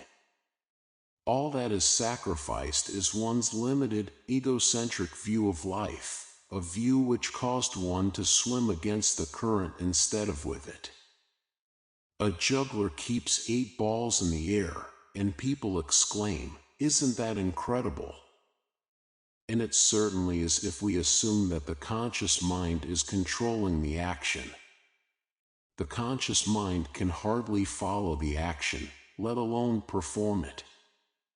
Juggling 8 balls is done by the subconscious, which directs all activity that takes on the coloration of skill or talent. This mind is not a multitude of minds, but only one. Therefore all skill and all talent reflect the activity of a single person. All books are written by the same author, all pictures painted by the same artist, all music composed by the same composer. In every creative activity or accomplished performance, the same mind is responsible. A thing done well reflects the direction of the divine, and thus spiritual awakening is necessary to effective living. The secret door. As long as we live and act in the ego, we cannot hope to develop our talents and capabilities except in the most limited manner. When you set out to learn something, you must first get yourself out of the way. This I that you constantly refer to, this sense of self that sits directly behind your eyes, is egoistic in the sense that it is separate, and will prevent your learning anything well as long as it controls your consciousness.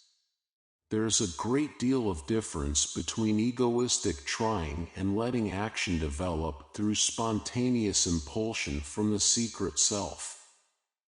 Effort made through the ego develops because the ego has some result in mind.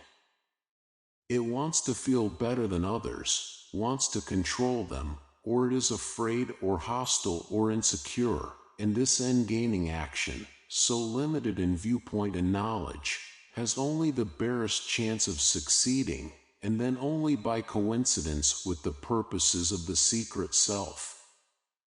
People try to master some skill and make only the barest progress.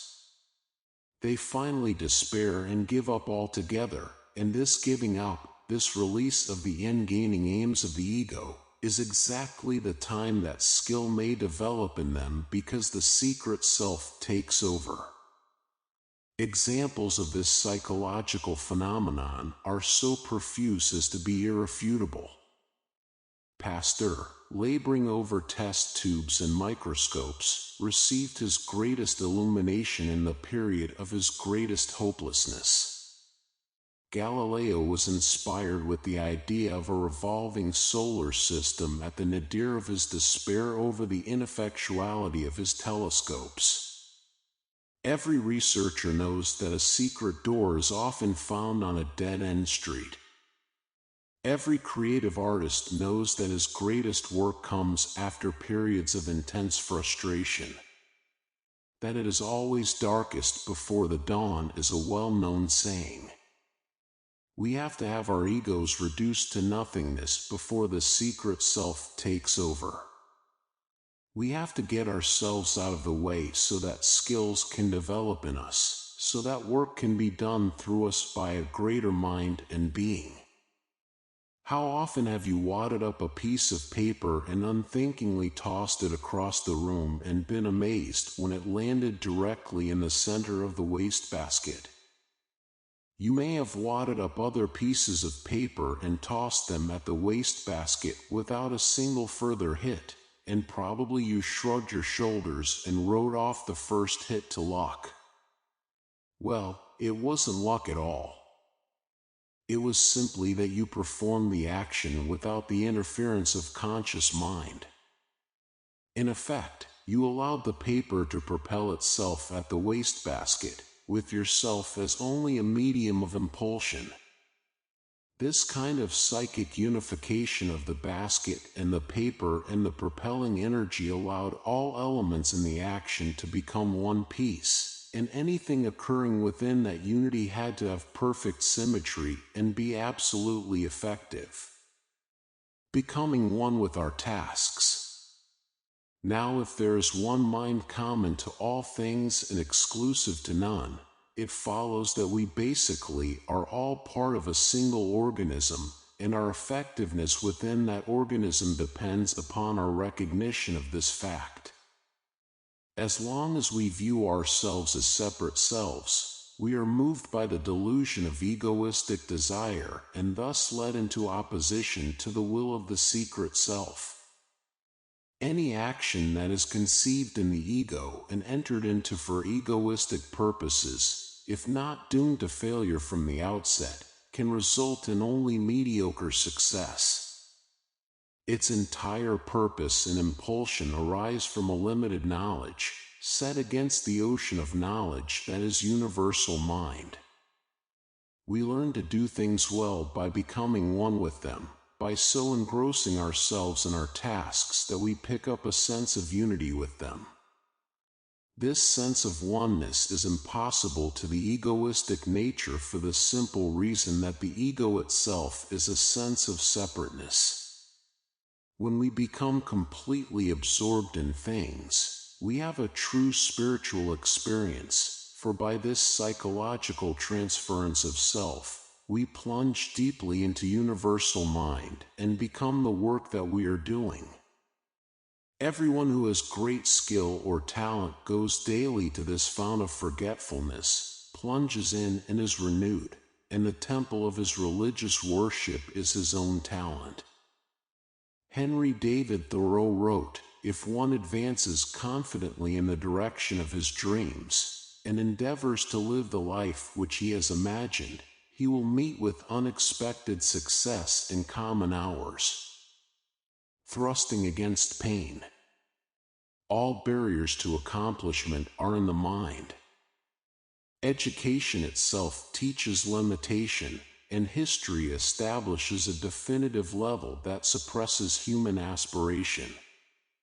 For years 4 minutes was thought to be the fastest time that any man ever would run the mile. Then along came a group of Australian milers with a new philosophy, and they broke down the mental barriers, and now any number of men have run the mile faster than 4 minutes. This new philosophy might as easily be applied to any area of human activity. It is built around the premise of thrusting against pain, on the idea that pain represents a limitation in the mind. Those who train under this system drive themselves to run farther than they think they can, asserting the principle of mind over matter to do away with fatigue. Such a philosophy releases a human being from all barriers. Nothing is impossible to him as long as his guiding principle is to surmount each obstacle he encounters. Directional drive is the most important single factor in achievement. Outstanding boxers are culled from the social groups that have to fight hardest to survive. Heads of corporations and government executives are often born in the most humble circumstances, and their climb to the top is allied directly to their dedication. Heaven attends the man who throws his heart into his work. In his absorption, he loses his egoistic sense of self and becomes a clear channel for the energy and creativeness of universal mind. Constant aspiration. The usefulness of goals depends on their ability to remove limitation from our thinking. A man exceeds himself by aiming higher than he has ever aimed before. It is not the goal that is important. It is the aiming higher. When a goal is reached, it actually becomes a limitation unless replaced by a higher goal. The man who achieves something and spends any time patting himself on the back is nullifying his growth, for when self-complacency enters the nature, ego grows and the individual stagnates. If we don't try to exceed ourselves, we disintegrate. If we do not try to be better, it is impossible for us even to stay as good as we are. The dynamic forces of life are growth and decay, and nothing is static. Things move in one direction or the other. A few years ago, a young man emerged from an automobile accident paralyzed from the neck down, except for the rudimentary use of the forefinger of his right hand. As he lay abed and pondered his situation, he resolved to develop some skill with that right forefinger. He had a typewriter rigged on his bed, with his right arm slung before it so he could peck at the keys with his forefinger. His initial efforts were excruciatingly slow, and required great concentration and resolve. He labored for hours to type a single sentence. As the weeks turned into months, he was able to type a page, then two, finally a dozen or more. After a year, he not only was typing proficiently, but was actually sitting up in bed to do it.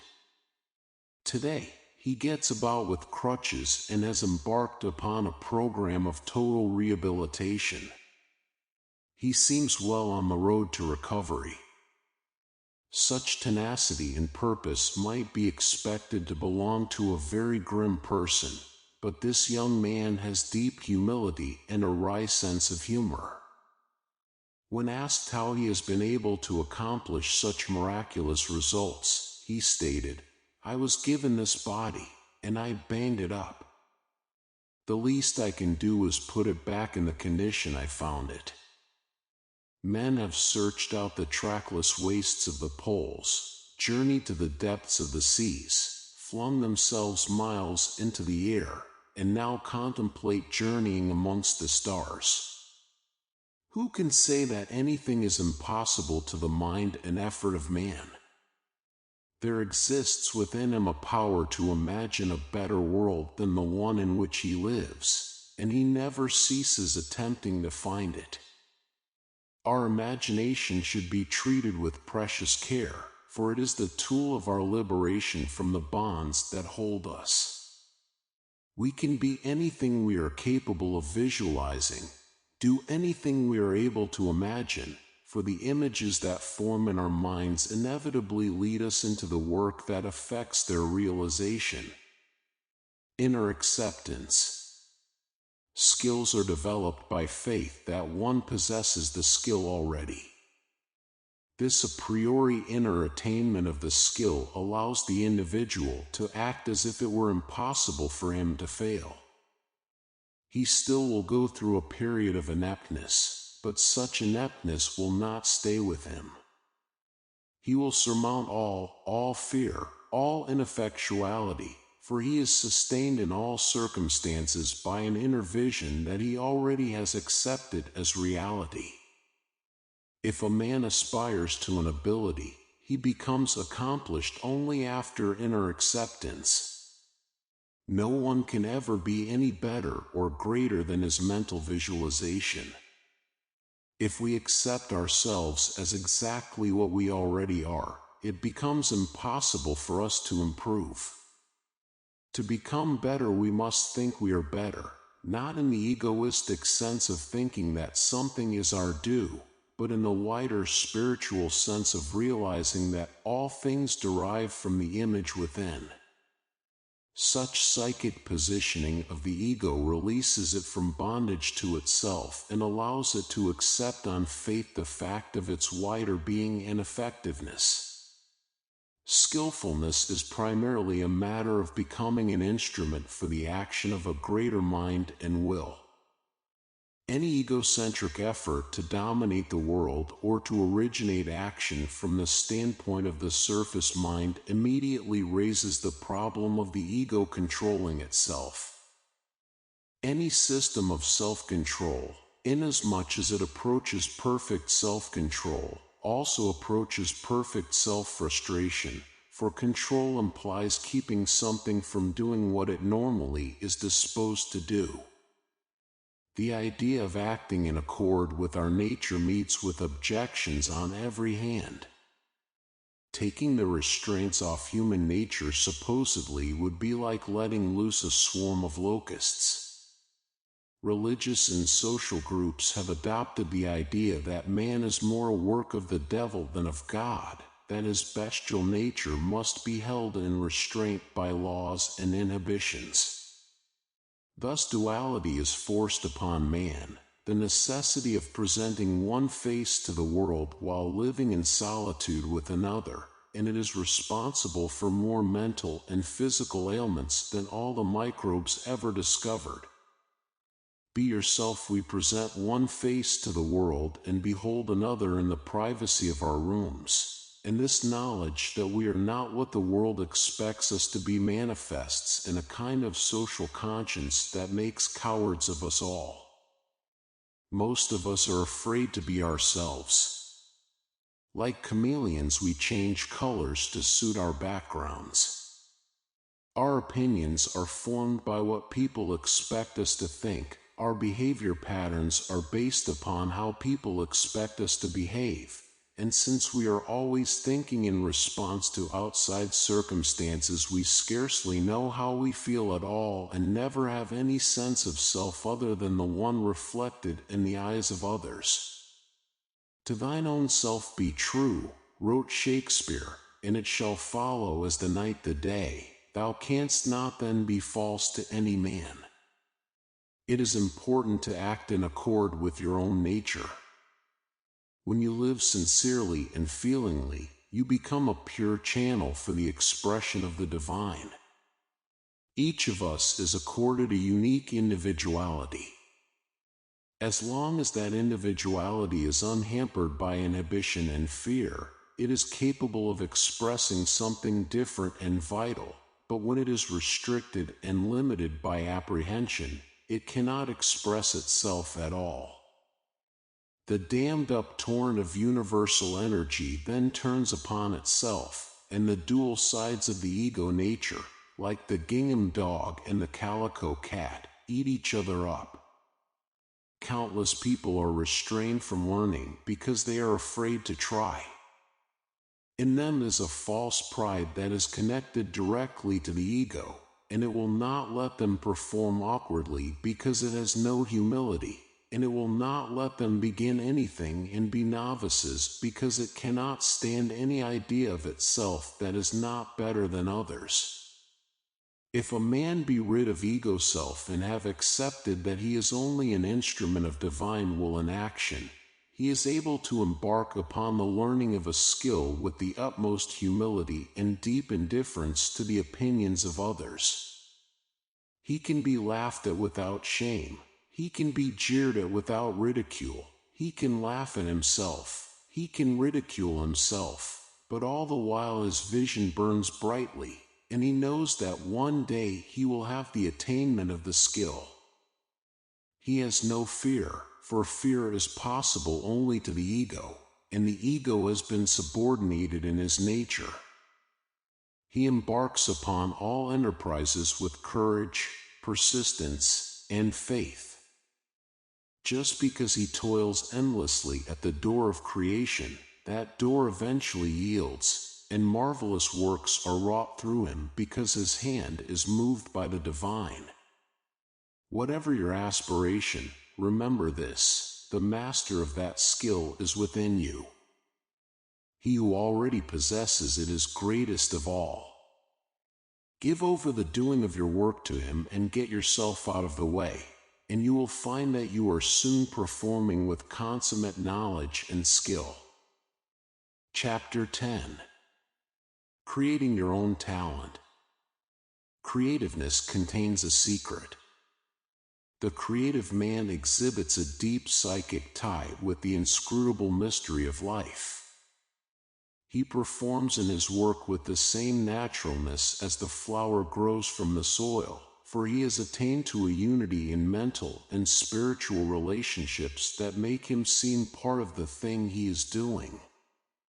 The consummate artist becomes one with his task, so allied with it in movement and being that it becomes almost impossible to discern where the man ends and the work begins.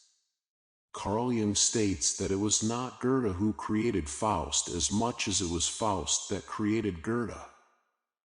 One seems absolutely dependent upon the other since each represents the same thing. Faust is an extension of Goethe, just as Goethe is an extension of Faust. The artist incarnate. Talent is an absolute blending of the individual with his work. Paintings of the great painter become the painter, just as the painter becomes the great paintings. When we see a person who exhibits a great talent, we know at once a kind of ecstasy at this manifestation of a supreme mind and skill. All exhibition of talent is a kind of religious experience to those who behold it, for it establishes a communion between the secret self and the individual. There is a living and superforce whose sphere of action is largely invisible and outside the boundaries of our workaday world. There is something more purposeful than atoms. There is a higher evolved intelligence than any that is contained within the human brain. There is a door into a world beyond, which sometimes opens and allows the individual to be seized by strange potencies tremendously above the level of his personal abilities. When that happens, we see the artist incarnate, the man with a super talent, who is able in one sphere of his activity to demonstrate directly to us the incalculable power and wisdom and beauty of the divine. The mystery of the talented man is that he is rooted directly in universal mind, that it manifests through him without any restriction or distortion by the ego. It is not the man who is responsible for his work, but a power beyond and above him that is manifesting through him, using him as an instrument. In deepest essence, each man is an artist and only comes to his complete fulfillment as an individual when he gets his egoistic nature out of the way and allows the creative talent of the divine to work through him, to accomplish those tasks that can best be done through his individually honed nature. When we live out our lives focused in the ego and bound to egoistic desires and satisfactions, it becomes impossible for us to achieve a spiritual awakening or to fulfill ourselves as creative persons. The world of material things is too much with us. Desires to be better, to have more, to live in material comfort, blind us to the long reaches of existence. This little life we live is important not for the creature comforts it brings, but for the search it involves us in. Until we make our primary purpose the discovery of who we are and where we came from and what our relationship to life is, we must live out our brief sputtering of the candle in complete unawareness and blind automatism, following the pressures that develop in the outer world as they impinge upon our senses. The creative vision. When the inner soul of man is touched by perception of the creative side of his nature, he sees at once the disaster inherent in a conduct of life based upon material goals. He sees that this thing he has always thought himself to be, his ego, is illusory, that the desires growing out of ego lead him into a maze of intricate byroads that inevitably will lose his chance at enlightenment. Such a man may give up all possessions, all fame, all creature comforts, so as to be misled no longer, and take up his existence with a resolve to be motivated in all things through an inner light that proceeds out of universal mind. Such enforced asceticism allows the individual to engross himself completely in the service of the secret self. John the Baptist prowling the wilderness in search of his immortal soul is no more an example of it than is the French painter, Gauguin, giving up career and family to exile himself on a South Sea island to paint pictures. Each has been touched by the creative vision, each must serve it at all cost.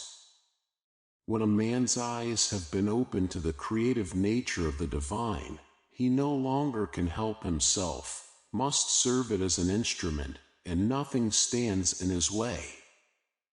The creative process is impersonal, it seizes the nature and uses it to the utmost, and the person performs feats of creation far above anything possible to his normal conscious mind.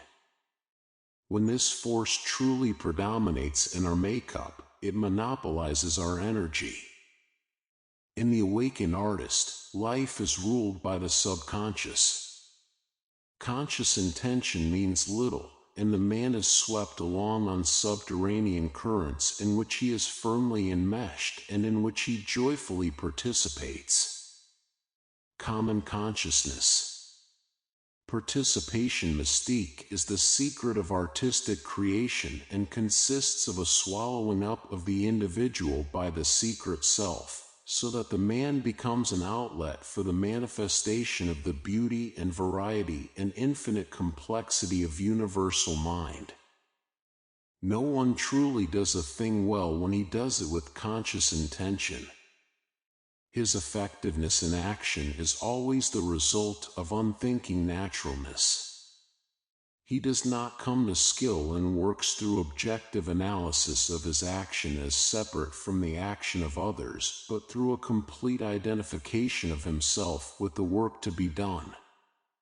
Samuel Taylor Coleridge wrote, "From my very childhood, I have been accustomed to abstract, and as it were, unrealize whatever of more than common interest my eyes dwelled on, and then by a sort of transfusion and transmission of my consciousness to identify myself with an object." Participation in the life of another through a mystic medium of common consciousness is the essence of artistic creation.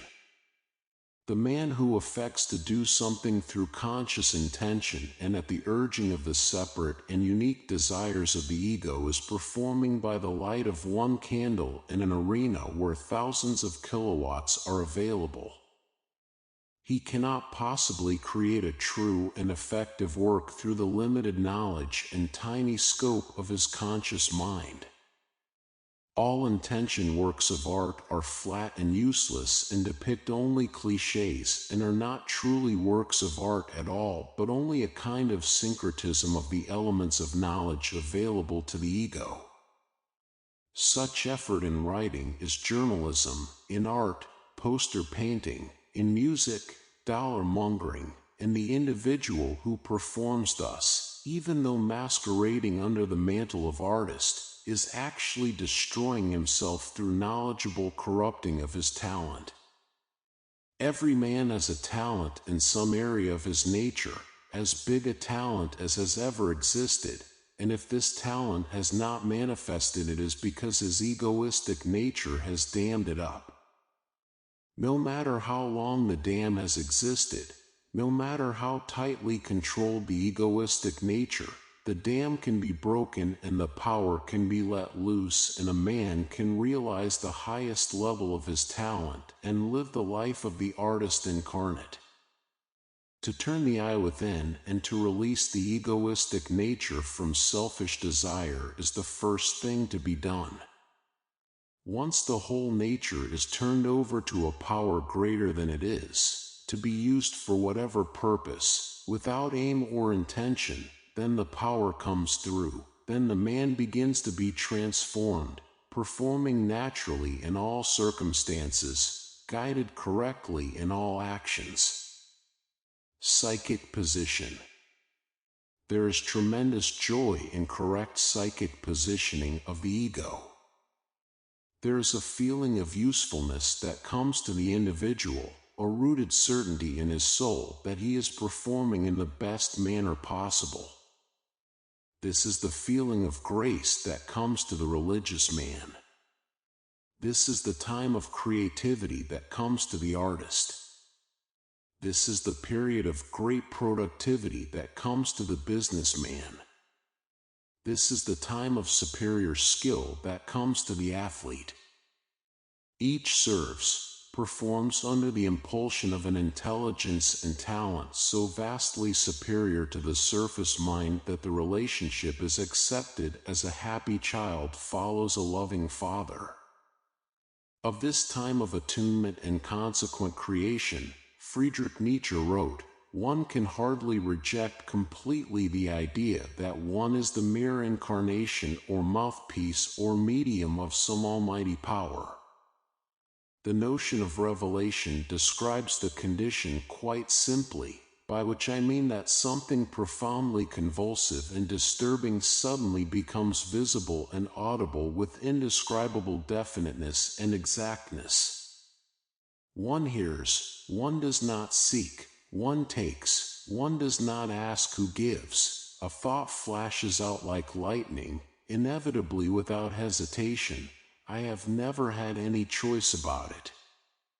Everything occurs quite without volition, as if in an eruption of freedom, independence, power, and divinity. It takes courage to push off into the unknown realms of the subconscious.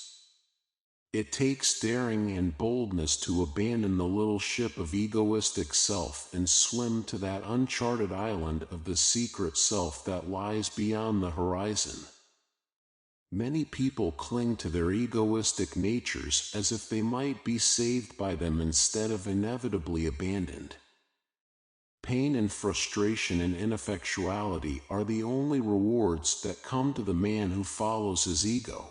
And yet he often clings to his false idol through thick and thin, much as a drowning man grasps at a straw. Often he has so educated himself to the existence of the phantom he worships that even when he sees he is deluded, he cannot bear to part with his ghost. But part he must, push off into the uncharted regions of the subconscious he must. For finally his ego self abandons him altogether, breaks down and disintegrates with the disintegration of the body. In the end he realizes that he must throw himself upon the mercy and grace of something infinite and eternal, which caused him to be born in the first place and now causes him to die.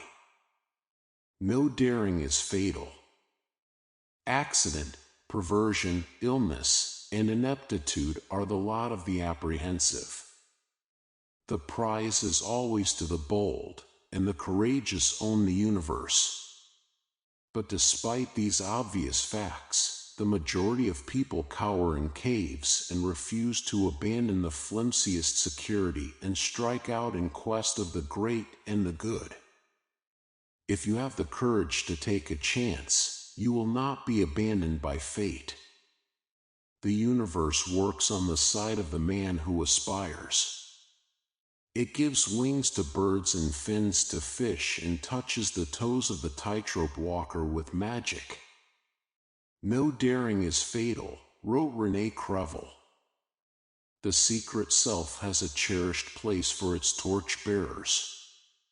Along the tenuous lines of evolution the bold and the brave lead a mighty advance. An irresistible force proceeds out of the man who has courage and tenacity in his heart. He cannot be stopped because he is being used by an infinite and omnipotent power. But those who pull the shells of their egos about them and refuse either to dare or aspire are by this psychological act squeezing the juices of life from their bodies and their souls. They must inevitably disintegrate because they have refused to grow. To let go of ego and to center one's self in the consciousness of universal mind is the greatest adventure possible because it means casting off from safe shores and voyaging beyond visible horizons. Yet once this initial step is made, once a man ceases responding to the material world, once he turns his mind and body and heart over to the secret self, he is astounded at once by his inner joy and serenity. Only the surface self can know fear, and once it has been subordinated, so is fear subordinated. The ego has something to lose only because it sees itself as separate. Once this idea of separateness has given over to a basic perception of unity, the individual no longer knows fear because he has nothing to lose.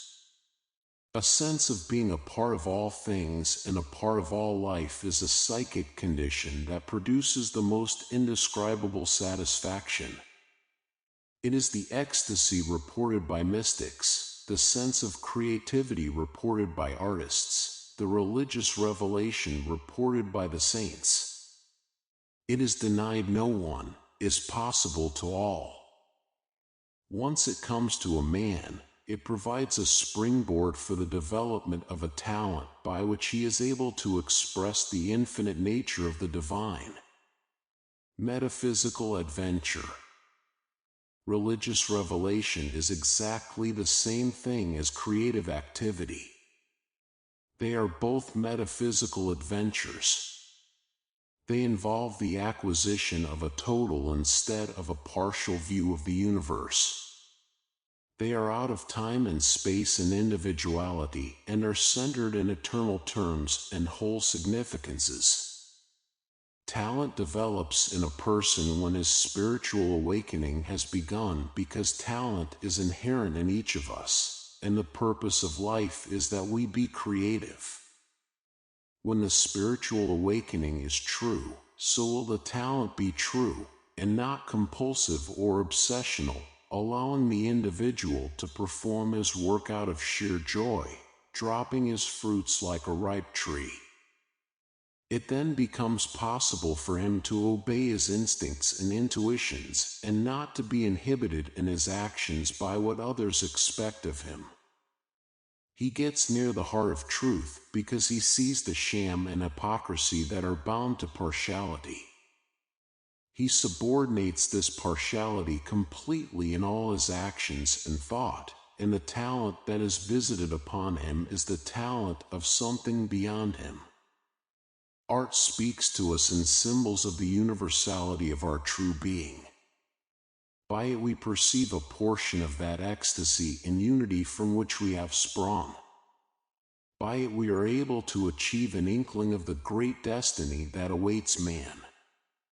Someday men will become thoroughly awakened spiritually and consequently completely religious, not just believers as a few men are now, but knowers, causers, prime movers, thoroughly enlightened, gods in fact, even as now in potential.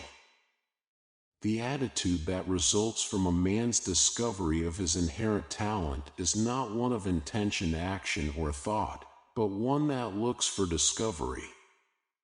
The creative writer does not take up pen with an idea of making a certain thing, but only to see what will come through him and manifest itself on paper. The man who truly uses his talent is able to do so only because he lets it use him. The correct mental attitude is that whatever is there will come through and need neither be started nor stopped. You do not have to know what is coming, what it will look like, but simply have an open mind, and let it through. Never even bother to look at it closely, for if you do, you may think you know what it is, and by that mental fixation you will make it static and it no longer will grow and be flexible and creative. All that is great and good and lasting springs out of the subconscious processes of the secret self, and when we are moved by our greater minds we exhibit the talents that are ours. God guard me from those thoughts men think in the mind alone. He that sings a lasting song thinks in a marrow bone. Amy Lowell. Creative labor.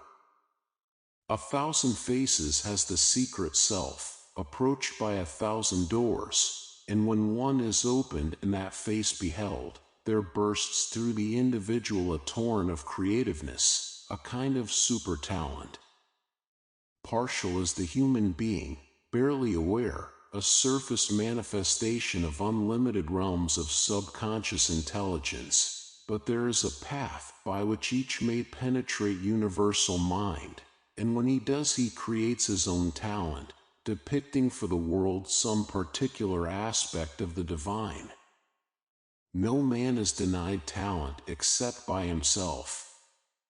When he allows his consciousness to be hemmed in by the ego, he is unable to pull upon subconscious levels for the inspiration and drive necessary to creative work.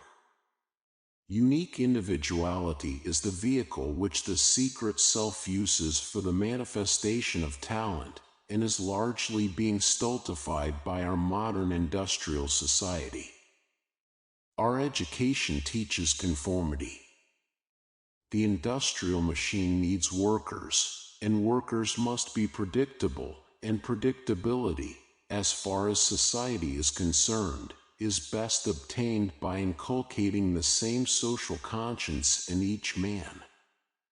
Consequently, the individual lives a routine that is not of his own choosing but has been selected for him by society. His opinions also have been given him by the group, and he accepts them as part of the condition of his life. All thinking is done for him.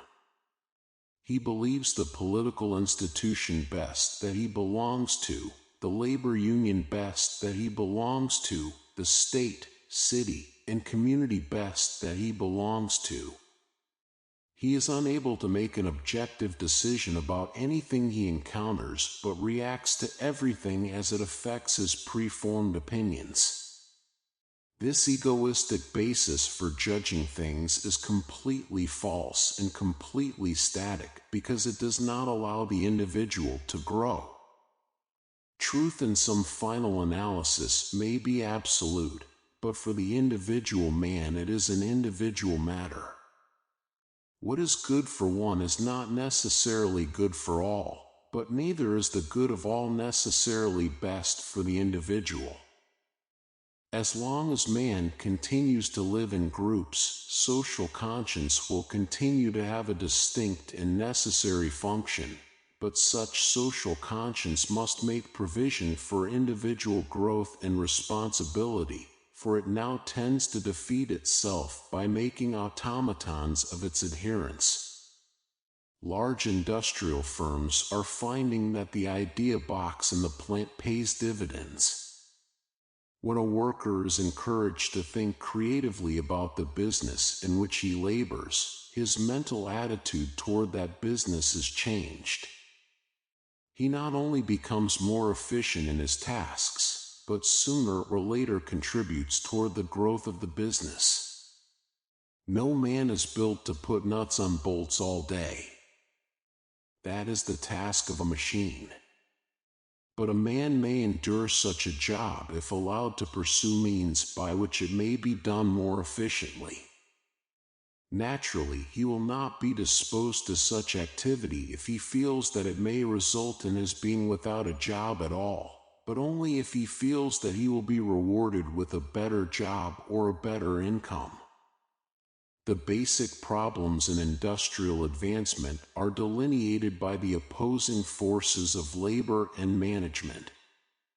Organized labor has grown as a protection to the worker from exploitation, but its psychological position has become static.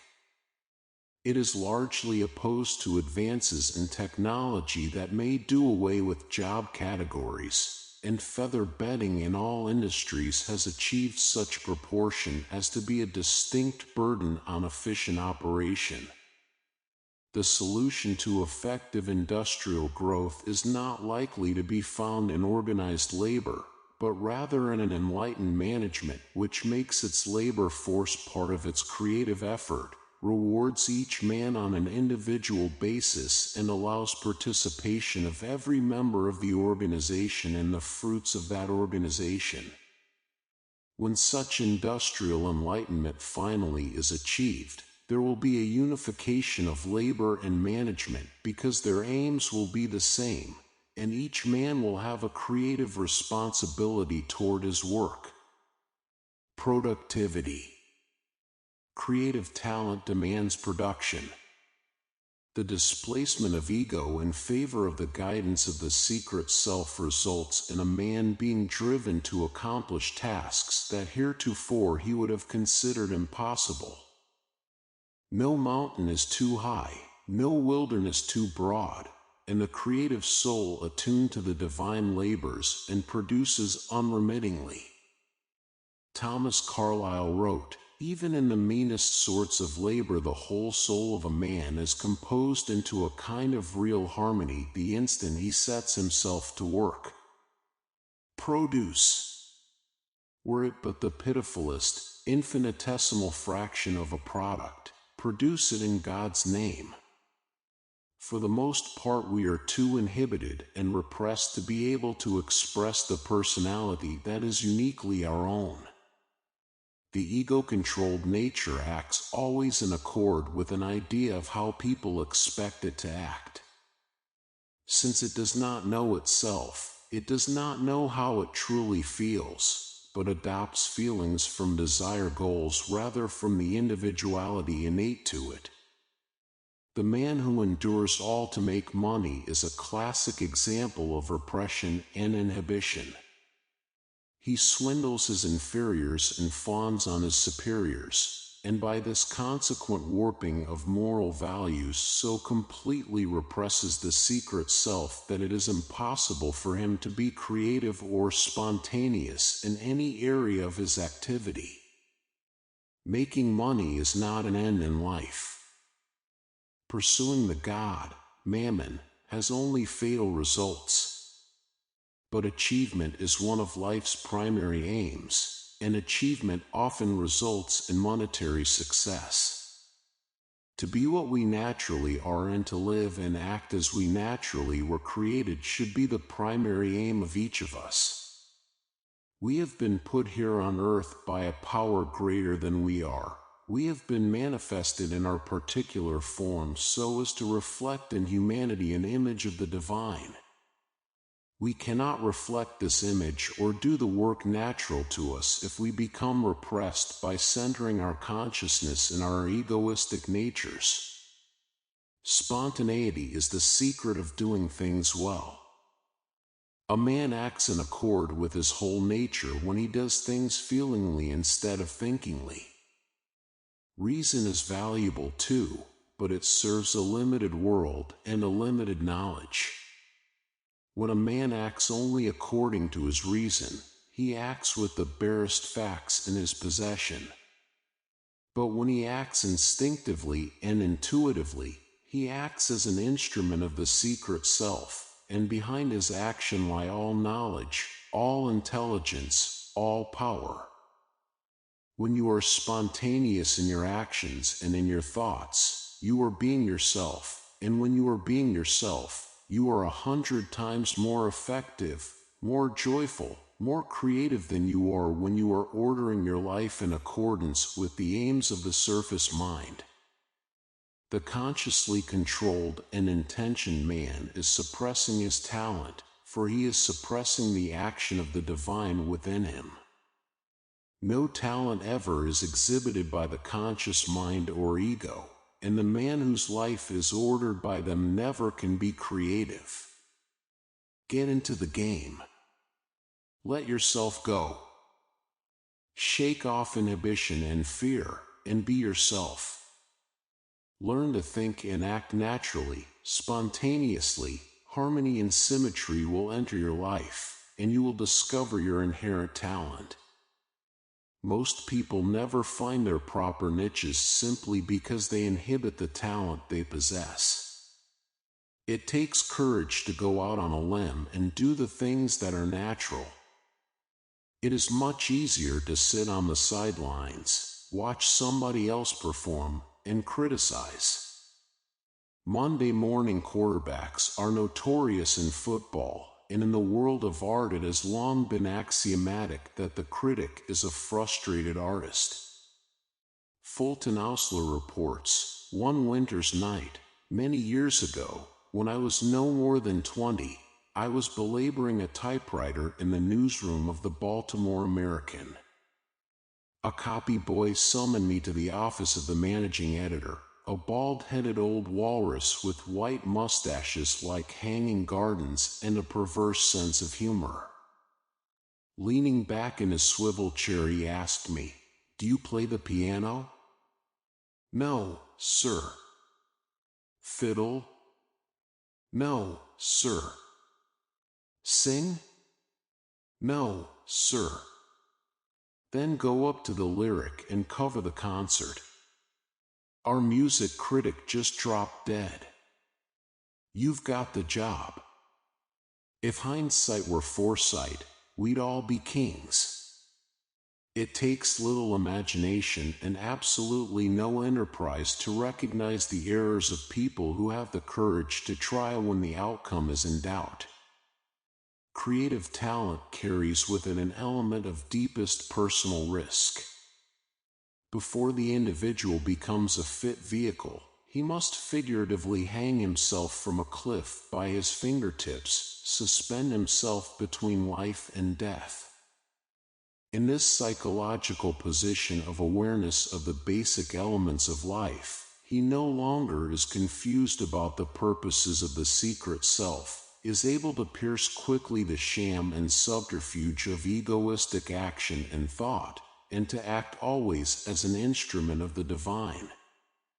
A deep indifference to the opinions of others existing side by side with recognition of a common spiritual bond brings to the individual his true and unique personality, allows his whole life to be an expression of that particular facet of the Supreme that is best able to manifest through him. Thus he discovers his talent. It may be in the arts, the sciences, business, war, or politics, but wherever he finds his niche, he will fit into it as a hand in a skin-tight glove, as if he and it were made for each other, and he will perform his work in such a manner as to be completely indistinguishable from it. Tempering by fire, every creative individual must undergo a tempering process during which he is subjected to fire, after which his toughness is increased. Life is not such a gentle thing as to be approached with dainty fingers. Look about and you will see that nature chooses her blessed ones by subjecting them to the most severe tests. Out of the crucible of conflict emerge the lion-hearted, and they are the ones who carry the banner of evolution onward. The man who subjects himself to the sternest of trials is in the end the best instrument for effectuation of the purposes of the secret self. It is he through whom mighty works are done, upon whom great events hinge. The exercised muscle grows stronger, the exercised mind grows smarter, the exercised heart grows bolder, but nothing destroys as quickly as disuse. Repression and inhibition do more toward girdling man around with limitation than any obstacle he faces. If a thing were as easy to do as to say, all of us would be saints. Exorcising fear, anxiety, and hostility from the consciousness is not a simple matter and is nearly impossible as long as the ego rules the nature. In order for the individual life to be natural, it is necessary that it be lived as an extension of the divine. Reason must be subordinated as primary principle. Emotion must be subordinated as guiding force. Action and thought must develop spontaneously and effortlessly, as a result of the consciousness being placed in the position of observation rather than origination. The development of talent depends upon spiritual awakening. The unawakened individual is born with talent, but if unawakened during his lifetime literally is eaten up by the force that possesses him because he is unable to express it, and the opposing sides of his nature are constantly at war with each other. Do what you are. Dale belonged to the United States Marine Corps during World War II and fought through 5 campaigns with extreme bravery. Prior to his enlistment, he had gone to art school, and his early works in oil showed much promise. The danger and disaster he faced in the Marines, however, altered his attitude, and once he was discharged, he made up his mind that he wanted material possessions. He set about acquiring them, took a job in an advertising agency as a layout man, gradually advanced to art director, received a salary that enabled him to live in comfort. He was far from happy, however. Easel and paints were forgotten, and nightly journeys to cocktail bars took on such dimension that he seldom went to bed without being drunk. Before long, he was drinking during the day also, and it became obvious to his intimates that he was harboring a deep core of resentment.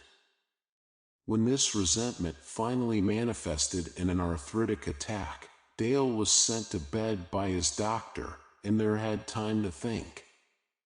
One day an old friend from his art school days, now pursuing a career as a painter, came to him and they talked. His friend looked at the sumptuous apartment. "You must be making it pretty good," he said. "Sure thing," answered Dale.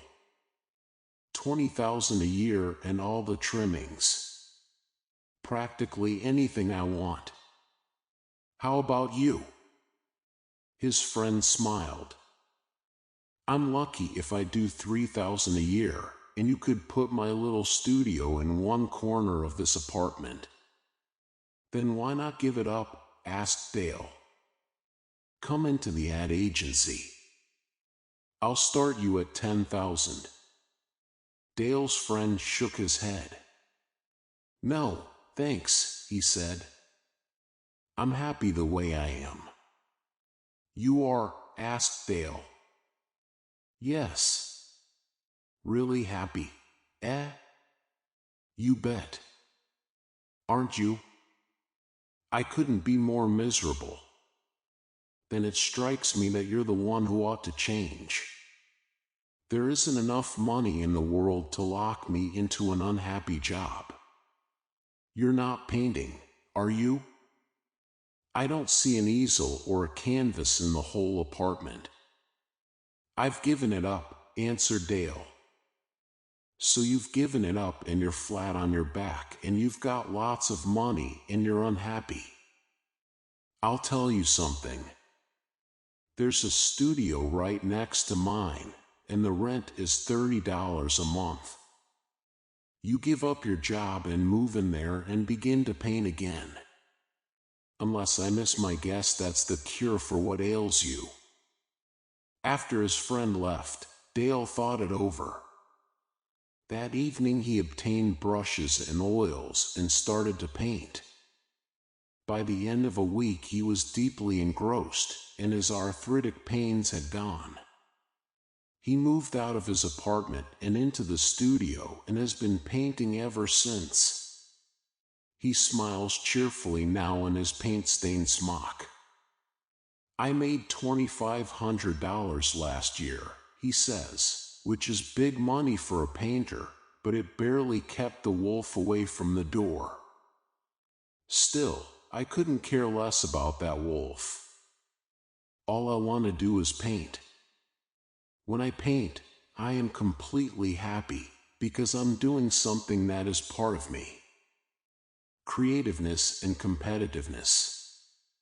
Somerset Maugham wrote, "The artist can, within certain limits, make what he likes of his life." In other callings, in medicine, for instance, or the law, you are free to choose whether you will adopt them or not, but having chosen you are free no longer. You are bound by the rules of your profession. A standard of conduct is imposed upon you. The pattern is predetermined. It is only the artist who can make his own. When you turn your life over to the secret self, the channel and you best adapted for expression of the divine is cleared and developed, and a unique talent is exposed. A direction of growth is opened, within which you are perfectly free. It has little to do with your position in society or your membership in social groups. Your mind and talent develop independently of material associations because you have turned them over to the secret self to use as they are best fitted. Each of us most satisfies himself as a person and fulfills himself as a member of society when he lives the life of an artist, not necessarily that of a painter or writer, but an artist in the sense that his attitude toward all things is creative rather than competitive. The world of competition is the world of egoistic desire, for competition seeks ascendancy over others. People whose ruling passion is to prove themselves better usually look upon the world with hostile eyes and regard every man as an enemy. Such limited perception of the nature and purpose of life clearly destroys more often than it blesses, for victory always is temporary, and defeat awaits all whose lives revolve around superiority. The ego is born, blooms, withers, and dies, just as the material body, and the individual whose aspirations center around it must follow a cycle that leads to eventual defeat and disintegration. Oh, the noonday of the ego is fine. A man in possession of his full powers may stand upon his individual mountain and beat his chest and defy the world, but noon quickly passes and the day of his life wanes, and noontime becomes a very dim memory as the shadows lengthen. In order to participate freely and fully in all things, the wider vision that perceives the majestic onward march of evolution must be adopted by the individual as basic in his attitude toward life. Such a man may appear to be competitive through participating in competitive things, but he does not compete through egoistic desire to be better or superior, only as a result of having opened himself as a vehicle for the manifestation of the secret self. He is used in all things and is never the user, and because he sees his basic unity with all men, he is able to enter competition without hostility, neither for gain nor loss. He is able to regard with equal-mindedness those he vanquishes and those who vanquish him, for each represents to him the same immutable person whose manifestation he knows he is himself. Surrender brings control. The truly creative attitude is a passive one insofar as it listens and does not command. Yet what is wrought through the individual whose ear is attuned to the divine is charged with the most vital energy imaginable, far surpassing anything possible to egoistic willpower. It is ego will that eventually breaks the individual through constantly throwing him against obstacles that are immovable because they are not understood. Willpower seeks to batter down doors that are best approached with a key. The enlightened man is a talented man because he is a creative man, and this creativity is instilled in him by a sense of unity with all things. Obstacles and opposition and enemies have meaning for him only as they indicate a lack of understanding within himself, and he never seeks accomplishment by running headlong at things, but only by attempting to mentally and spiritually penetrate their true meaning. My teacher is the conqueror, knowing all and seeing all, the master infinite in pity, all the world's physician, he and he it is by whom these truths are taught. Theragatha, has the ship of your life come to disaster through running aground on uncharted shoals? If so, the greatest lesson you can learn is now possible, for your ship never would have grounded if the proper navigator were charting the course. Your surface self and egoistic nature have been at the helm, and the limited perception of surface mind could not possibly know of the uncharted shoals. Now your ship is aground, and the only way that it can be freed is to give over command to the Master who knows these waters well. Surrender is the principle by which ultimate control is gained. The bossy surface self continually tries to run the show, and its enamoring cry of I may easily delude the whole consciousness into limited life and knowledge, but when a person runs into sufficient pain and difficulty, a crack appears in the hard veneer of the ego, and a light is let through which illuminates all for one startled instant of awareness.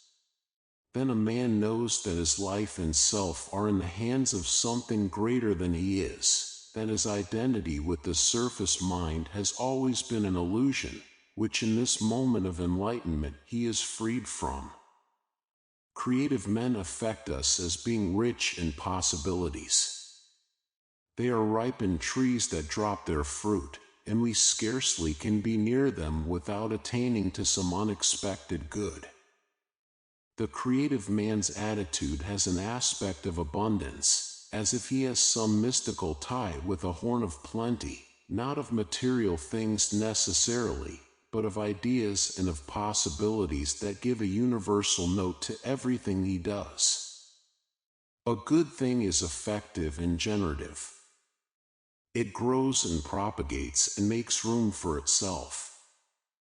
It springs into being through an irresistible creative urge of universal mind, and the vehicle of its manifestation always is the man with an artistic attitude toward life. Ralph Waldo Emerson wrote, "The true artist has the planet for his pedestal." He sees the possibilities inherent in all things, is a discoverer in the universe, an interpreter for his less enlightened fellows. Freeing your talent. Each man is by some secret liking connected to a particular aspect of life. When he has become free of the repressions, limitations, and inhibitions imposed upon him by his education and training, he is able to expose this subconscious preference and by it attune himself with the creative talent that naturally is his. Such talent has limitless possibilities for manifestation. It need have no connection with the so-called arts, may be as simple a thing as a talent for kindness or love. It may be a talent for speaking, for persuasion, for teaching, for research, for study. It may be in science or business, but wherever it is, it will prove on exposure to be vastly superior to the abilities of people who are guided solely by competitive aims and egoistic desires. It will proceed out of an inexhaustible fount, be superior to the person, seem to use him rather than he use it. His ordinary moral self will live with his talent in a constant state of startled delight. He will know it as a visitation of something above and beyond him, will treat it at all times with loving care, follow it, obey it, never command it. The most completely frustrating thing that can happen to the individual life is for inherent talent to fail to develop. Such failure only can come about through the ego controlling the nature, restricting the individual's growth in the direction intended. The torrent of creative energy that exists in every human being becomes dammed up only with the gravest danger. Resentment, bitterness, hate, and hostility are the emotional maladjustments that result from a frustrated creative nature, and these inevitably find their counterparts in physical illness. Heart trouble, circulatory disease, arthritis, rheumatism, cancer, ulcer are all psychosomatic symptoms resulting from dammed up creative energy. It not only is imperative that we free our talent in order to become fulfilled as individuals, but it also is important that we free it in order to live physically vigorous lives, in order to have healthy bodies.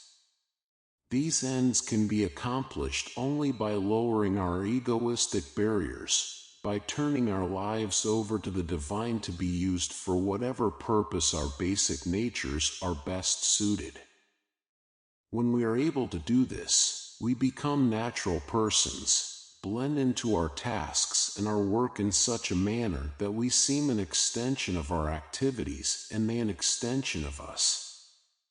We achieve an effectiveness in action that is directly proportional to the degree that we have turned our lives over to the secret self, and the manifestation that comes through us of superior action and skill is not possessed by the surface self, but uses it as an instrument to effect its purposes in the world. Your separate star. True artists we all are inherently, for each of us reflects an image in the growing body of mankind of the one mind and intelligence that lies behind creation. We paint a picture as we go through life of that mystic and occult realm whence we originated and to which we one day will return.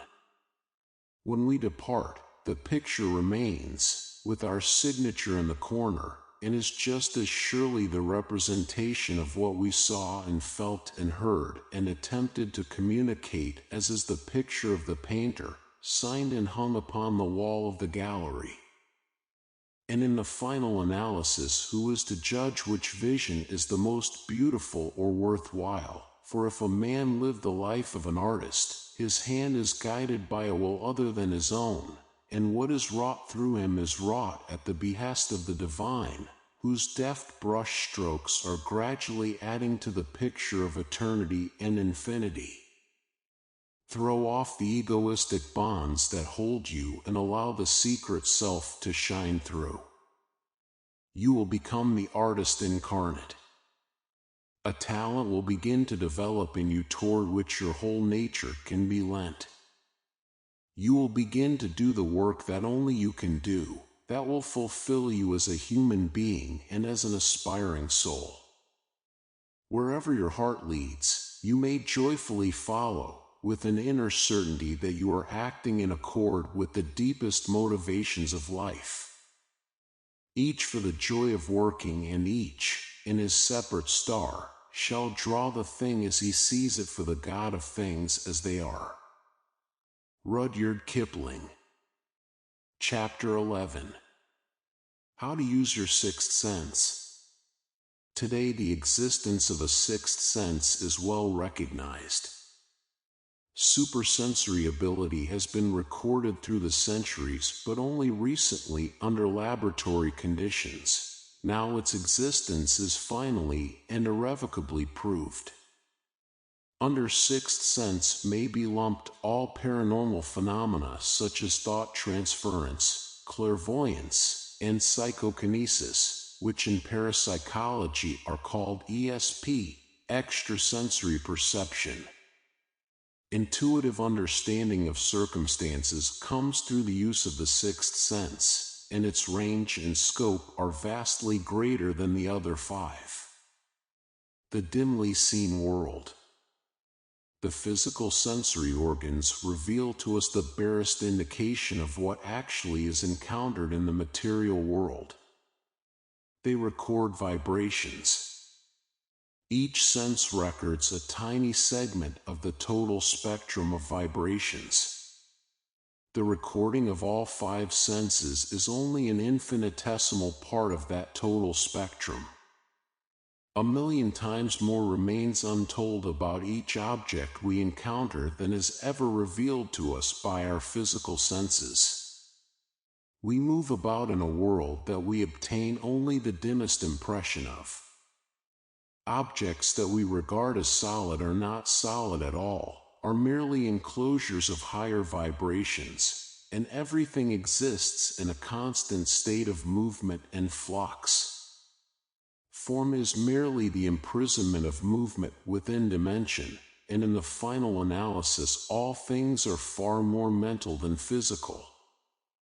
Now that physical science has been able to reduce the smallest bit of matter to nothingness, has found basic substance to be energy or intelligence. Even the most materialistic of researchers has been forced to the inevitable conclusion that all things are basically ideas, that they are held in form as concepts in some universal intelligence. It is through this universal intelligence that we discover the sixth sense, that we arrive at spiritual enlightenment. It is the immersion of ego in this intelligence that provides salvation for the individual man, allows him to live his life in a state of attunement and harmony. The psychological act of shucking off the little self and attaining to a larger self is what the great mystics speak of when they record their arrival at the moment of truth. There is a vast and great mind that is responsible for the construction of the universe, that is in a very real sense the universe itself, and this infinite and eternal intelligence creates only from its own substance. And everything which it creates is inherently itself, not something different, except through the limitation imposed upon it by its becoming partial and incomplete. Everything in creation is a manifestation of the one mind and intelligence that underlies all. Each man therefore has within him a supermind which is free of limitation and restriction, and this mind, working beneath the level of conscious intelligence, is capable of absolute and truthful guidance in all things because it understands and perceives all things. Moments of illumination. Universal mind is a manifestation of the secret self, of that divine will that inexorably leads mankind upon the path of evolution. The surface mind and ego are products of the five senses, of that knowledge that a man acquires during the period of his lifetime, and since they are the results of limited knowledge and partial experience, they are the poorest vehicles for the conduct of action. Absolute effectiveness comes to the man who immerses ego in universal mind and allows the secret self to guide him. His psychological position is that of a listener. His inner mind and heart become attuned to a wider consciousness, a greater sense of being. Impressions, knowledge, and intuitive urgings come to him from out of this source with an authority greater than anything received through his sensory organs. Ever and anon the trumpet sounds from the hid battlements of eternity, wrote Francis Thompson. And to each of us as he goes through life, a moment comes, however fleeting, when a crack appears in the hard wall of consciousness, and we see through briefly, into regions of eternal light and infinite knowledge, and in that moment we truly are possessed of a sixth sense. Something paranormal happens, some example of intuitive knowledge. We read the thoughts of others or see at a distance or understand coming events. Such an experience leaves us shaken. Our absorption in the material world is forgotten for the moment. We begin to see the astounding possibilities of mind and consciousness. We become convinced that when we deal with material things we deal with results, not causes. We know that all causes exist in mind. We begin to perceive infinite possibilities, vast scopes, subtle nuances that have been hidden from us by our limited consciousness. Such understanding may come to us from a small event or large. It may result from such a simple thing as the sudden apprehension of the thoughts of another person. A light may burst upon us, and we may have sudden knowledge of a coming event.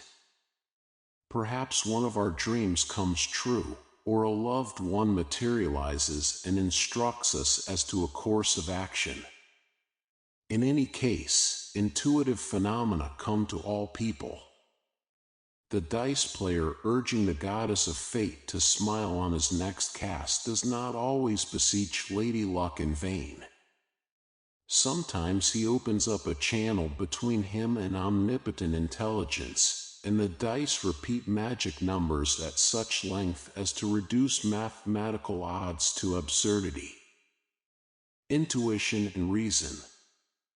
Intuition is much more reliable than reason, for reason charts its course with limited access to facts, while intuition has at its fingertips all the knowledge that has ever existed, that ever will exist. Using the sixth sense, however, is not such a simple matter as trusting one's life to one's feelings. It is very easy to fall into the trap of being guided by the emotions, under the misapprehension that emotions are intuitive feelings. Nothing could be farther from the truth. Emotion is a wild horse, running away with the inhabitant in the body, and he who is ruled by emotion is in the grip of something worse than limited knowledge. He is the blind tool of egoistic fears, hates, envies. Such a life is an idiot's tale, without design. Reason can control the emotions, and reason is a far better guide. Reason is limited in both effectiveness and knowledge, however, and when it has achieved sufficient supremacy over the emotional nature, it may safely be subordinated to the guidance of intuition. Thus the whole life is brought to a level of competence and attunement. Charles Steinmetz of the General Electric Company wrote, "Someday people will learn that material things will not bring happiness and are of little use in making men and women creative and powerful. Then the scientists of the world will turn their laboratories to the study of God and prayer and the spiritual forces which as yet have hardly been scratched. When this day comes, the world will see more advancement in one generation than it has seen in the past 4. Reason enables us to deal effectively with our immediate surroundings, but only within the scope of the information available to the 5 senses. Reason tells us we may go coatless on a sunny day, but the storm that is gathering over the horizon is outside the scope of reason, and when it rains in the late afternoon, reason has been wrong. The wider consciousness in the depths of the individual must be trusted before his actions can be guided with a knowledge of all factors. Reason is a tool, and logic is an effective method of thinking, but each is only a means and no more reliable than the information fed into it. In the eyes of the world, the intuitive man often acts unreasonably, for his actions are based upon a secret knowledge that is hidden from more logical minds. The reasonable man has difficulty discerning between the emotionally guided man and the intuitively guided man. To him, they are both unreasonable. He sees that the emotionally guided man is almost never right, and he correctly attributes this fact to such a man's psychic blind spots. He sees the intuitively guided man act unreasonably but with continued success, and he attributes this to luck rather than to any effective means of coping with the world. In consequence, the reasonable man is almost as blinded as the emotional man, for he has shut his eyes to the possibilities of intuitive knowing. Logic and science. Scientific approach to the solution of problems works from effect to cause. Knowledge of a particular problem is contained in those facts observable in the effect under scrutiny. This effect is the field of effort, and logic is the method by which science works from the effect to the cause which produced it. Such procedure has made remarkable advances, but for the most part they have been within the realm of known facts.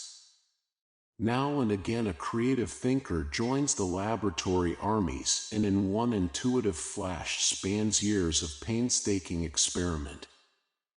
Albert Einstein stated that his theory of relativity was revealed to him in a moment of inspiration, and the simplicity of the eventual mathematical formula, E equals mc2, could not have been hidden from an army of researchers unless its significance was outside the scope of their consciousness. All science and mathematics are in the end philosophical, for they attempt to penetrate the mysteries of the universe and the secret of life, and they represent the efforts of mankind on the boundaries of awareness to extend that awareness unceasingly. To recognize that there is a mind within us that knows the answers to all our problems is the first step to acquiring the use of the infallible sixth sense. It is not necessary to find a solution in the material world. In point of actual fact, the solution can never be found there. The secret lies within ourselves, and we need go no farther than our very room to find each answer. There is tremendous comfort in discovering within oneself an infinite and eternal mind that holds the answer to each problem, to realize that the solution to each perplexing situation may be found simply by searching one's soul. But if a man be sufficiently out of joint with life, he may find it extremely difficult to commune with his inner and deeper nature, may even become neurotic through having severed psychic ties with his originator. When he looks into the reaches of his soul, those trackless corridors stretch toward infinity and appall him with their emptiness. He is frightened, seeks quickly to return to the uneasy security of his material existence. It takes courage to look upon the many faces of the secret self. The divine does not reside alone in beauty, comfort, love, and harmony, but is equally resident in ugliness, hardship, hate, and discord. The secret self attains its purpose in all areas of endeavor by the conflict of opposites, and before we are able to live as mature human beings, we must accept all sides of life as being part of an absolutely sure and perfect plan for the working out of the purposes of the divine. God sense. The sixth sense is a God sense, an identification, however momentary, with the secret self, which enables the individual, in that instant, to perceive future, past, and present in one instantaneous tableau, to contain all space and time within the confines of his own consciousness. Such awareness, if constantly possessed, would make all one's actions infallible, and the purpose of evolution must lie in just such an end as this. The beginnings of such a development are already perceivable in the lives of many men. The Ouija board, the divining rod, the crystal ball, and the stargazer have been with us since the dawn of recorded history. Such phenomena definitely are indicative of man's recognition of a power of intuition, a sixth sense. This paranormal facility of the mind has been largely ignored in the past century of material conquest, but now that the searchlight of scientific examination is being brought to bear, it appears inevitable that mental and spiritual advances will overshadow material advances in the years ahead. A new approach, a new concept is necessary before investigation of the paranormal will yield results. The methods of science have not demonstrated that they are adaptable to the study of a world that is invisible. By means of the microscope and the telescope, science has extended its vision enormously, but in the realm of the microcosm it disintegrated the atom and found nothing left. And in the world of the macrocosm it detected distant galaxies moving away at the speed of light into space that shouldn't exist. Ultimately, all investigations of matter have a common meeting ground, which is the disappearance of individuality into unity, into a world where space and time and separateness do not exist. And this world is not capable of representation by objects or material things, but is primarily mental and not subject to the probing of physical instruments. Investigations in the field of parapsychology have now proved that it is possible for one mind to communicate with another without any known organic means, and this has been labeled telepathy. It has also been proved that the human mind can attain to knowledge of coming events, and this has been labeled precognition. It has been proved that the human mind can see at a distance, and this has been labeled clairvoyance. It has been proved that the human mind can influence the behavior of objects, and this has been labeled psychokinesis. All these powers of the mind, however dimly discerned or barely understood, when lumped together indicate the existence of an absolutely unexplored area of vast and almost unimaginable possibilities that one day must liberate man from his bondage to the flesh. Moreover, there is indicated a coming revolution in the basic concepts of life. The Sea of Consciousness. Science has always investigated a world of multiplicity, attempting to establish physical relationships between one thing and another.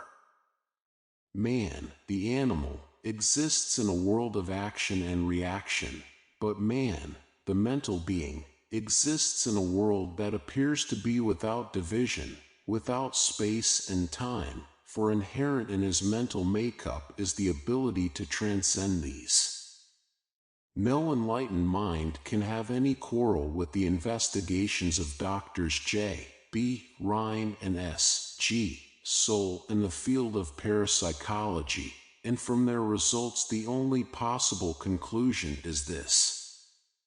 There are not many individual minds in the world at all, but only one mind, and this mind is infinite and eternal and is the sustaining source of each of us. Is in its truest essence all of each of us, just as each of us in truest essence is all of it. Now if each man exists in a sea of consciousness, and the consciousness in him is in everything else and in all other men, it then becomes possible to understand what we are dealing with when we deal with extrasensory perception. It has been stated that a man's intelligence is like an iceberg, 1/3 of it appearing upon the surface, 2/3 existing below, but parapsychology reveals the relationship between conscious and subconscious intelligence to be 1 part to 1,000,000. Moreover, universal subconscious mind exhibits no necessity for being educated during the lifetime of the individual. It provides eternal and infinite guidance because it has existed since the beginning of time. All knowledge is contained within it, and that very small taught intelligence acquired by conscious mind is the tiniest light compared to the illumination known when the individual life has been turned over to the guidance of the secret self. 1,000 times more awareness is obtainable by the person through enlightened use of universal mind than through efforts in the world of material things. Once the secret self has been fully exposed to mankind, education, which today takes 16 years of a person's life, will be accomplished in weeks, even days. When the powerful and penetrating aspects of universal mind become common enough knowledge to be taught at our schools, such buildings and bridges as now are constructed in 6 months will rise overnight. There is no such thing as a particle of matter that is not possessed of conscious intelligence, however low, however restricted by the form in which it finds itself. All things exist by grace of the secret self, which is innate in each, has become each as part of an overall plan, and the urge to self-knowledge that exists within the heart of each creature is that impulsion to find in partiality that same sense of self-awareness and expressive joy that it knew in its complete and whole state. To develop the use of the sixth sense is to learn to use universal mind, to cease living in the separate egoistic nature and to turn over the whole life to a wider and more encompassing awareness than is possible to the surface self. Steps to spiritual awakening. The consistent use of the sixth sense depends upon spiritual awakening, depends upon a man recognizing the spiritual bond that unites him with all others, with all things. Dethroning the ego, removing the focus of his consciousness from the surface self, he thereby attains to a state of widened awareness that emanates directly from his identification with the one mind and one life that is the true inhabitant in all bodies. When a man reaches this state of illumination, a new world opens up for his exploration. Physical effects take on secondary significance.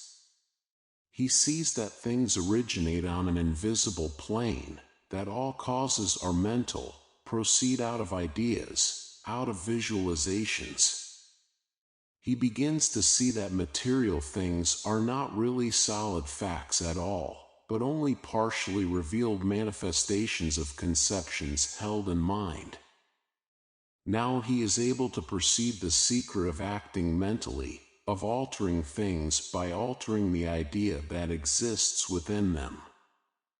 He begins to see that this altering is possible through complete identification of himself with the thing, that once this widened consciousness is achieved, he can change the thing merely by changing his idea of it, because the same mind is in him as is in the thing. Nothing is impossible to the man whose consciousness breaks out of the bonds of the ego. Once he shakes off surface self, there is revealed to him a world that is bounded only by eternity and infinity. He can become anything he desires, can accomplish anything he will, for in a very real sense all events and things have their existence in him. To achieve this state of spiritual awakening is the goal. To arrive at this state of joy and bliss and complete effectuality is beyond doubt the most worthwhile and rewarding culmination of life. Steps by which spiritual enlightenment is achieved are the steps by which the sixth sense is brought under dominion, and they are four. These steps infallibly produce spiritual enlightenment, and to him who puts them into practice is brought not only the sixth sense but an expanded consciousness that allows him to live his life joyfully and effectively. The four steps are 1. Consecration, 2. Surrender, 3. Sacrifice, 4. Love. Consecration means the focusing of the total mental and spiritual efforts of the individual on discovery of the secret self. Surrender means a wholehearted giving over of all action and goals to the divine. Sacrifice means continual and deliberate subjugation of ego to the will and purposes of the secret self. Love means yearning for unity, longing to return to a state of wholeness and oneness. These four sacramental steps, if performed unceasingly, are bound to develop that wider consciousness in which the sixth sense becomes an integral part of the life. The first step taken, all others will follow. With the mind and being dedicated to a search for wider consciousness, the life inevitably will be transformed, a sense of intimacy will come into the consciousness, and the person will find resource by which he is able to give over his goals and aspirations to the divine. Man is made of magic.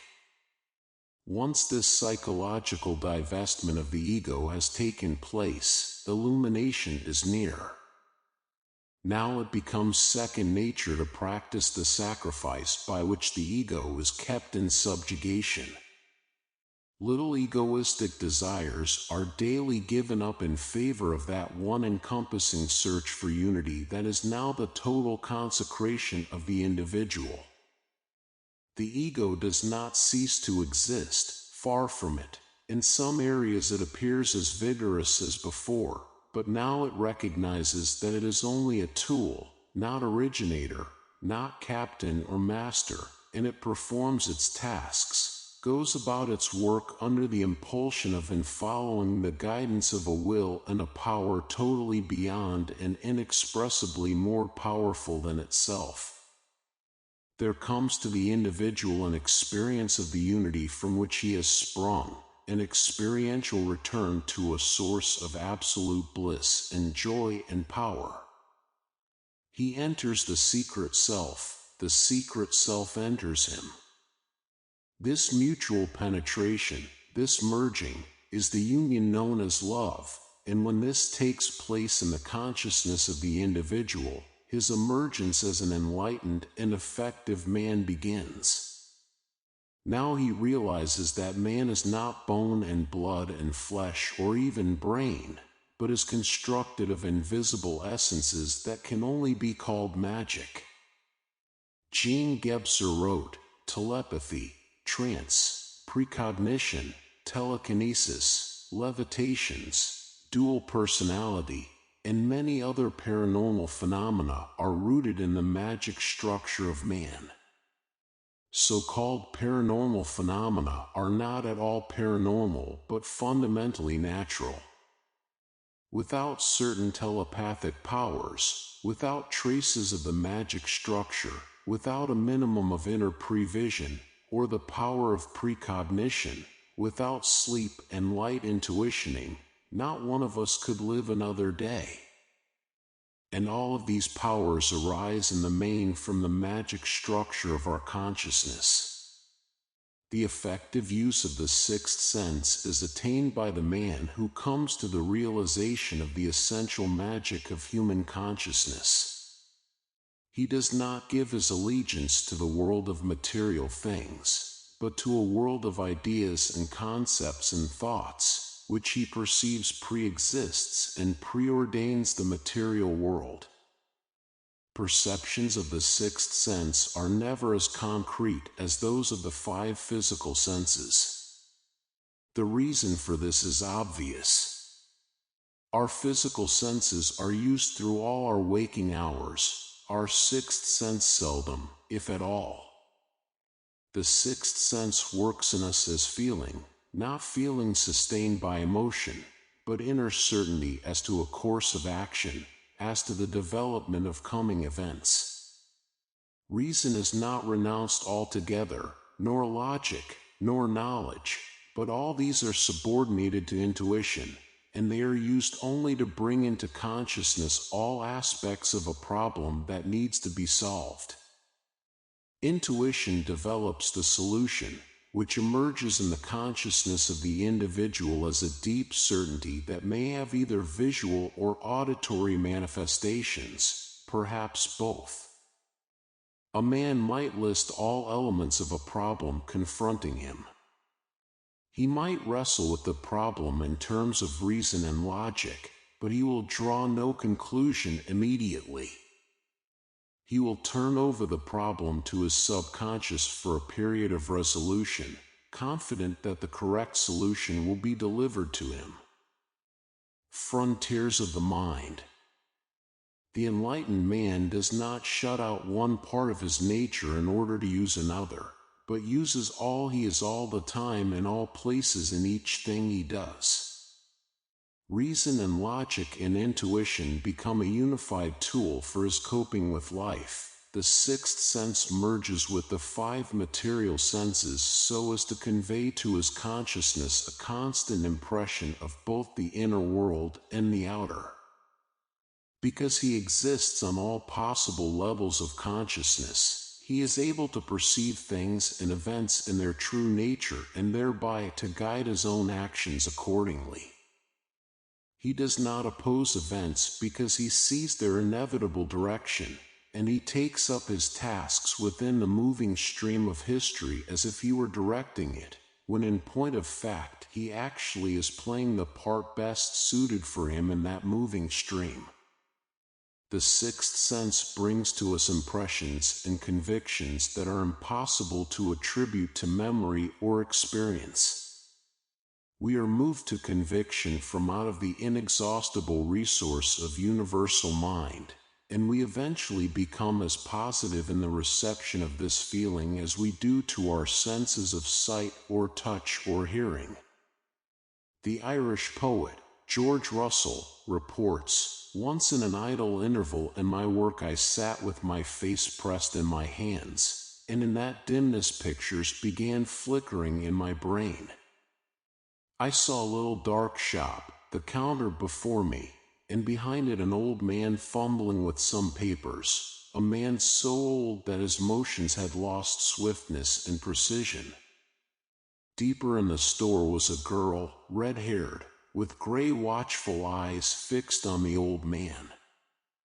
I saw that to enter the shop one must take 2 steps downward from the cobbled pavement without. I questioned a young man, my office companion, who was then writing a letter, and I found that what I had seen was his father's shop. All my imaginations were not imaginations of mine in any true sense, for while I was in a vacant mood my companion had been thinking of his home, and his brain was populous with quickened memories, and they invaded my own mind, and when I made question I found their origin. But how many thousand times are we invaded by such images, and there is no speculation over them? The frontiers of mind and thought have barely been penetrated. Awaiting the human search for knowledge lies the most exciting, unexplored area of all, human consciousness, mind, being, mentality.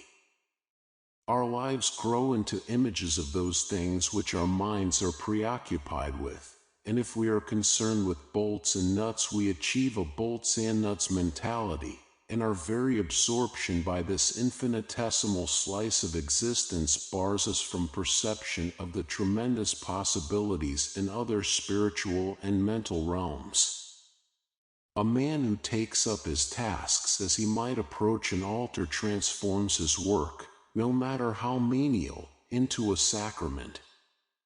When a man puts intuition to work for him and closets himself with his consciousness in a searching effort to develop his sixth sense, he is bound not only to grow in effectiveness and power, but also as a questing human soul in search of the uttermost. Nothing in life is resolved simply by facts. Facts shriek at us because they appeal to our conscious minds, but facts that human knowledge has uncovered up to now are but the tiniest representation of the total sum of knowledge in universal mind. The rational, logical man who prides himself upon acting only on known facts is not nearly so rational as he would have himself believe. In point of actual fact, he is more often led to erroneous conclusions than true ones, not because he does not apply his reason and his logic and his knowledge, but because they are insufficient, deal only with a portion of existence, not its entirety. You shall know the hidden purpose. Each of us has a job, each has a row to hoe. And within our circumscribed tasks problems constantly arise which we are called upon to solve, upon the solution of which our lives often depend. To apply the use of the sixth sense to the solution of these problems is possible to every man, regardless of how obsessed he is with the material world. Even if he will not strive for spiritual enlightenment, will not turn over his life to the divine for guidance, will not subordinate the ego by sacrifice, will not find within himself a longing for unity with the secret self, he still is not beyond the salvation offered by intuition.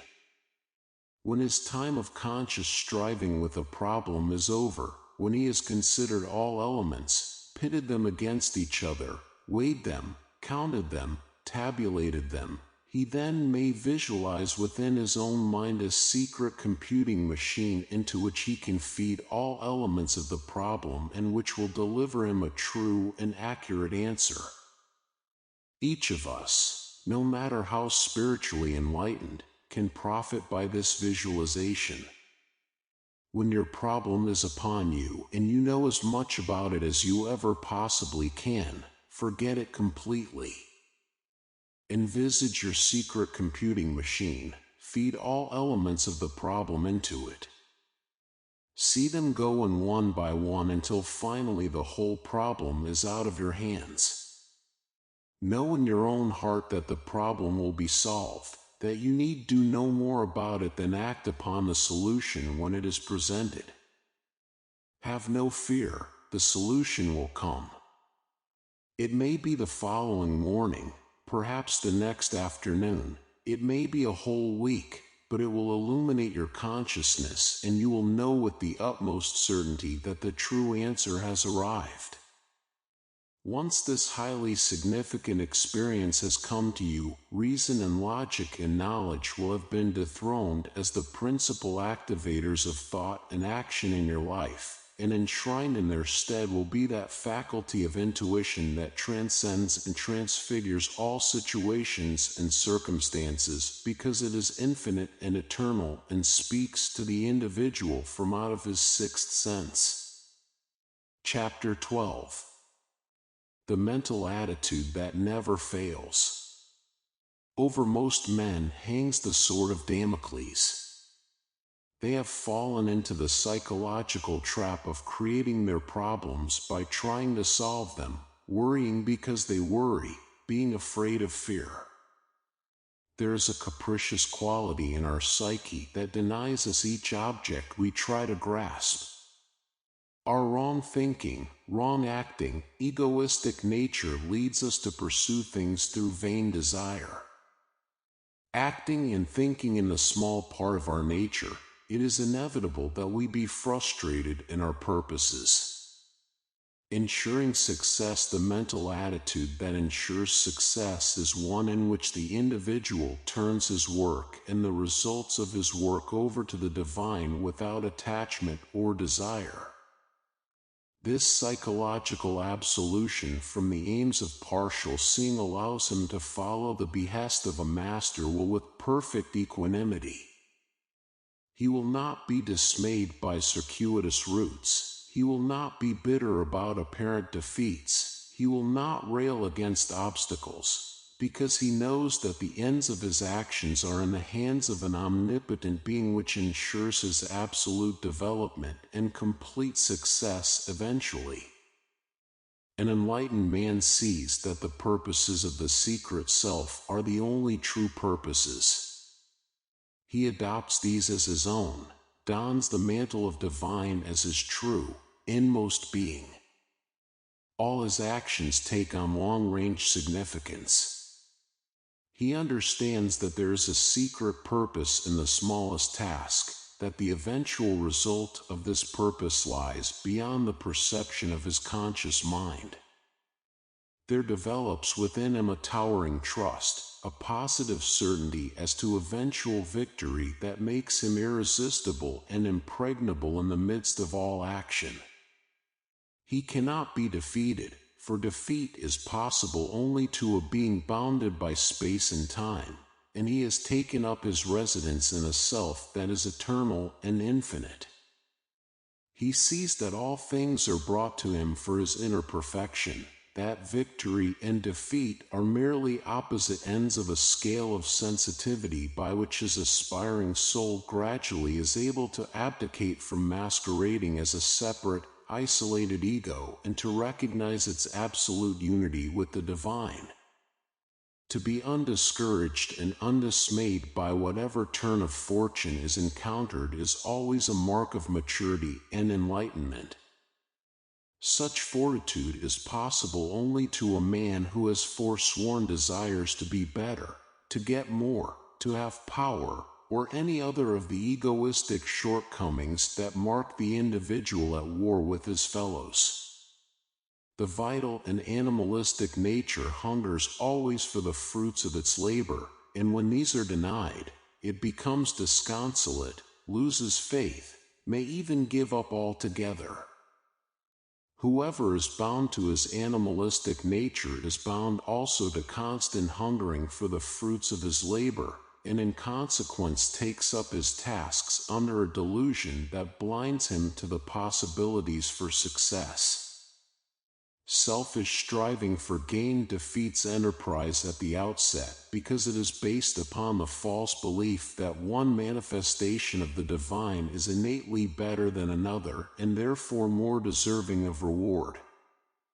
Such psychological misapprehension is based on partiality, sees a world of multitudinous and separate things to be conquered and achieved dominion over.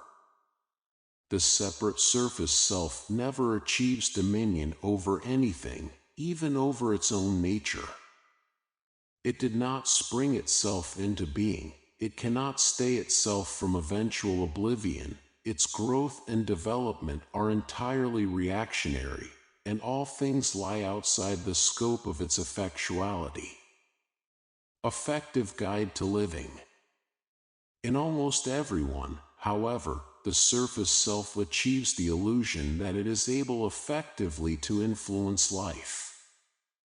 In consequence, through the years that his physical body flourishes, a man is mentally and spiritually bound to a delusion about who he is and where he came from and what his relationship to the world is. His lack of effectiveness in life, his failure to grow mentally and spiritually, his gradual dissolution into cynicism, into disenchantment with the material world, he seldom attributes to a psychologically wrong viewpoint, but generally feels he hasn't beat the game because he hasn't arrived at the pinnacle of material success he envisaged as a youth. Even more revealing are ego strivers who achieve their goals. The mountain they climb so laboriously overlooks a barren landscape. When they stand upon the highest spot and look out over the bleak vista, their souls are seized in the vice-like grip of fear, and they turn their eyes to the earth and never look skyward again. Our cities and nations are populated with people who cannot stand to look into their souls because they never have discovered who they truly are. Infinity and eternity appall them by dwarfing the ego. What is needed most of all is an effective guide to living, a humanistic relationship between the individual and his creating source, so that each man is able to see with absolute clarity and perfect equanimity that his life not only is part of a divine plan for the development of consciousness in the universe, but that he himself is both mentally and spiritually unified with that master spirit whose field of unfoldment the world is. Such spiritual illumination allows a man to put his life and his works in the hands of the divine, with complete assurance that both will be used for the best purpose. Once this psychological dispossession of personal effort and personal victory has been accomplished, the individual never again suffers defeat. Apparent defeat becomes only a turning place in the road. All detours merge into one triumphal march to victory, become part of that plan by which eventual success is assured. When the revelation comes to a man that the divine is working through him, all his labor takes on a highly charged spiritual significance alongside which material rewards pale. Such a man no longer works for money, no longer works for success, but only for the expression of that mind and consciousness within him which he now knows to be the supreme manifesting upon the earth. He does the work of the secret self and never of his surface self. He subjugates the surface self to a master spirit that uses it as a tool for the effectuation of the divine purpose in the world. The faith that grows out of this knowledge sustains him under the most fierce, adverse pressure. Something higher than heart or intellect upholds him through the longest detours and the blindest groping.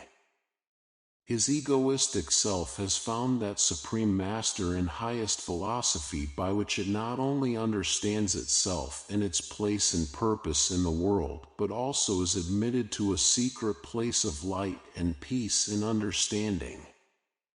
In the heart of the enlightened man is the hidden knowledge that he is never at the mercy of immediate appearances, that he has within him the power to change all through his identification with the divine, through his knowledge that the mind in him is the mind in all others. Perfect knowing and imperfect seeing. This giving over of oneself and assuming another is far more than just a merely psychological switch of viewpoint. The awakened man dies in one small part of his nature in order to be reborn in a larger and wider consciousness. To the onlooker, the change may be imperceptible. He may do the same work, live in the same manner, forsake neither friends nor fun, but all actions now will be unified by spiritual awareness, so that there emanates from him an inner joy, an absolute acceptance of life. He may rise to a position of prominence in the world, or he may not. It is indifferent to him. He serves not the causes of men, only the will and purpose of the divine. We are here to see what we can add to, not to see what we can get from, life, wrote William Osler. In the enlightened man, the egoistic nature has been so far withdrawn from the frontal part of personality that his impression upon others is one of constant giving, never of taking. He becomes a horn of plenty through which the divine pours its infinite resource. To whomever he contacts there comes a sense of love and understanding and security, descending through him into the other from the secret self. Those whose consciousness is focused in the surface self live within narrow horizons of awareness, are puppets driven by sensation. The world makes itself known to them through the tiny windows of their senses, and they react to it, never exert a mental or spiritual influence upon it. Their failures are failures of imperfect seeing. They see neither who they are nor what the true nature of a situation is. Consequently, their actions are always based upon partial knowledge. A sufficient number of failures stemming from this imperfect working completely defeats the individual, and his frustration is announced through physical ailments of the body. Emotional blockages and repressions inhibit circulation in certain areas of the body, and disease and malfunction set in. Repressed hostility, aggression, insecurity, and fear are root causes of arthritis, heart disease, arterial sclerosis, cancer, ulcer. A society that demands conformity of its members is bound to frustrate a large number of them, and this manifests itself as a gradual rise in physical infirmity. Since it is patently impossible for the individual to alter the social system under which he lives, solution of the dilemma must provide spiritual freedom while allowing for physical conformity. Arriving at the realization that the divine dwells in you just as you dwell in the divine dissolves the cares and frustration of the egoistic nature. Once you have been able to identify yourself with the Master Spirit of Eternity, it becomes possible to view existence on a long-term basis, to detach yourself from physical goals. Failure is a state of mind. Existence is essentially a fight. Man is tested in the crucible of conflict from cradle to grave, and the time of his most severe testing is the time of his greatest growth. Nature is not interested in winners. All too often victory is a signal for cessation of effort. Nature is interested in growth, and growth is possible only to one constantly at work expanding his abilities and talents. In any line of endeavor, the man who has it made is going downhill. Our waistlines stay trim and our minds alert when we are kept at our labors through necessity.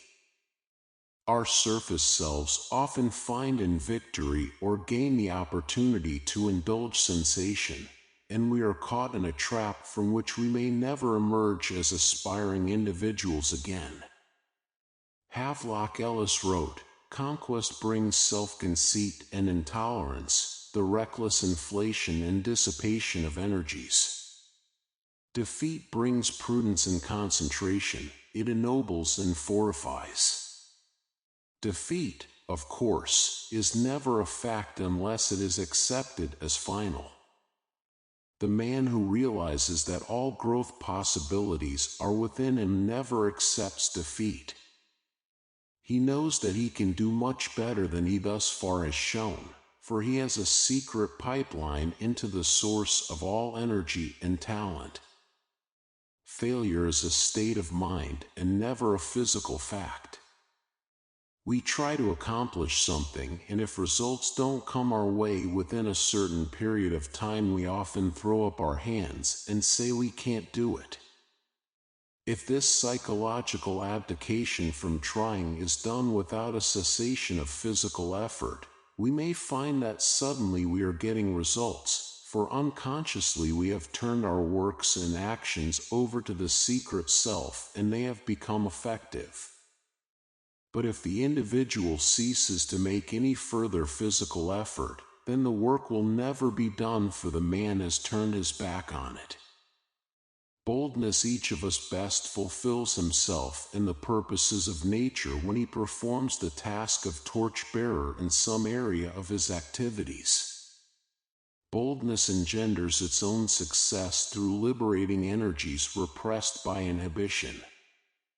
If a man finds within himself the courage to go out on a limb, it will never break under his weight, will sustain him no matter how fragile it appears, and he will see from his new vantage point an entirely different world. Between the timid and the brave is but a single step, and that is the first one. Wild animals attack the prey that runs away but stand stock still and are intimidated by any that faces them.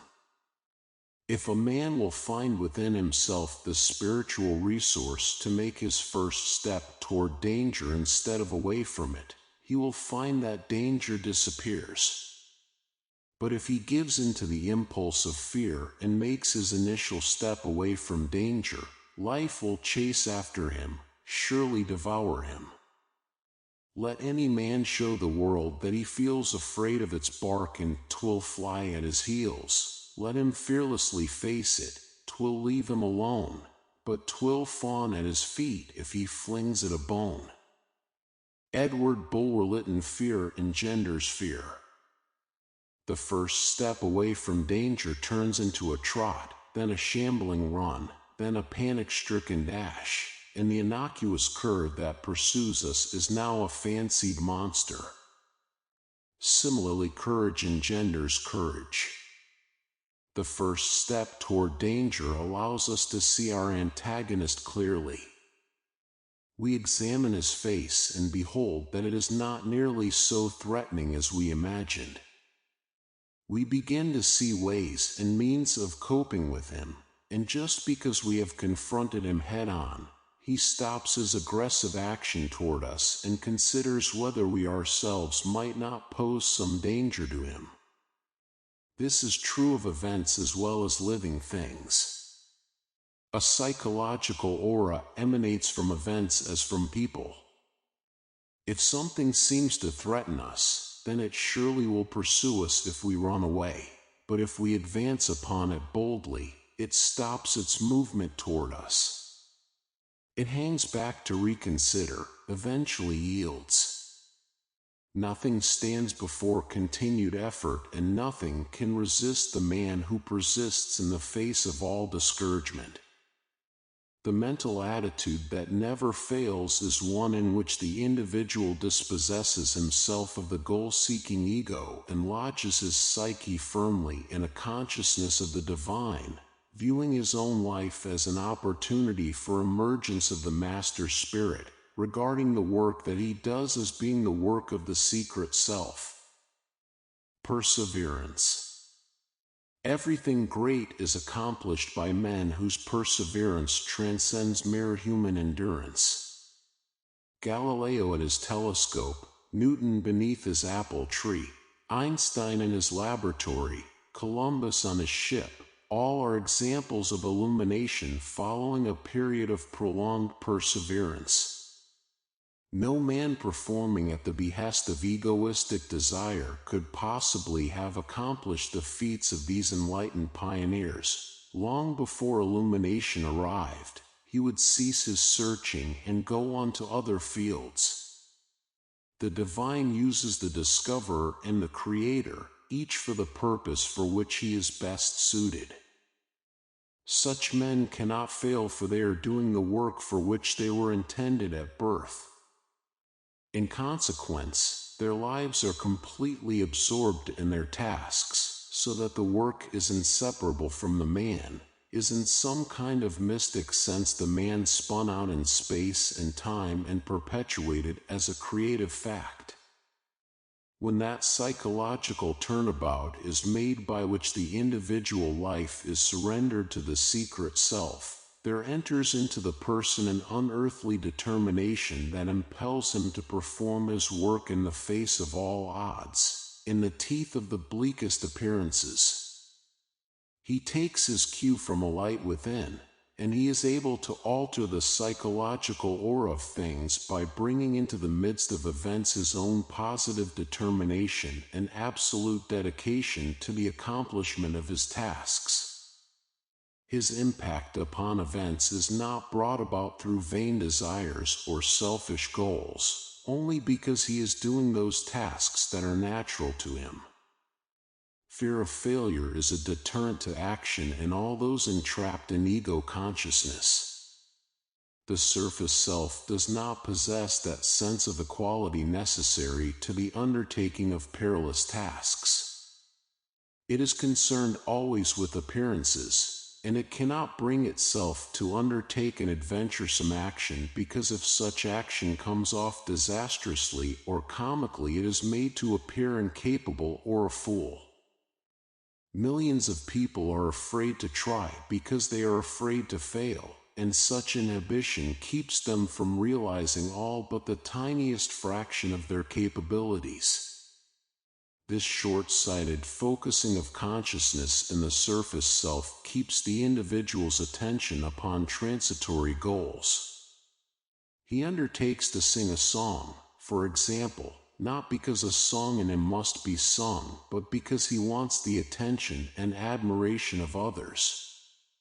With this false viewpoint, it is even difficult for him to bring himself to get up before his audience, for he carries within a picture of the shame and defeat he will feel if his attempt to win admiration results instead in ridicule. The song therefore does not get sung, and if sung poorly.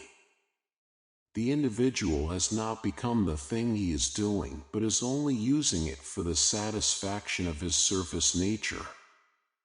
Don't be afraid to fail.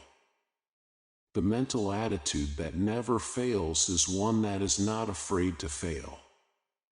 One must be willing to accept the conditions that follow failure before he has any chance of attempting a new enterprise. If it be such a simple thing as diving off a board into a swimming pool, one must be willing to accept the pain attendant upon a belly flop before he is able to muster the determination to dive.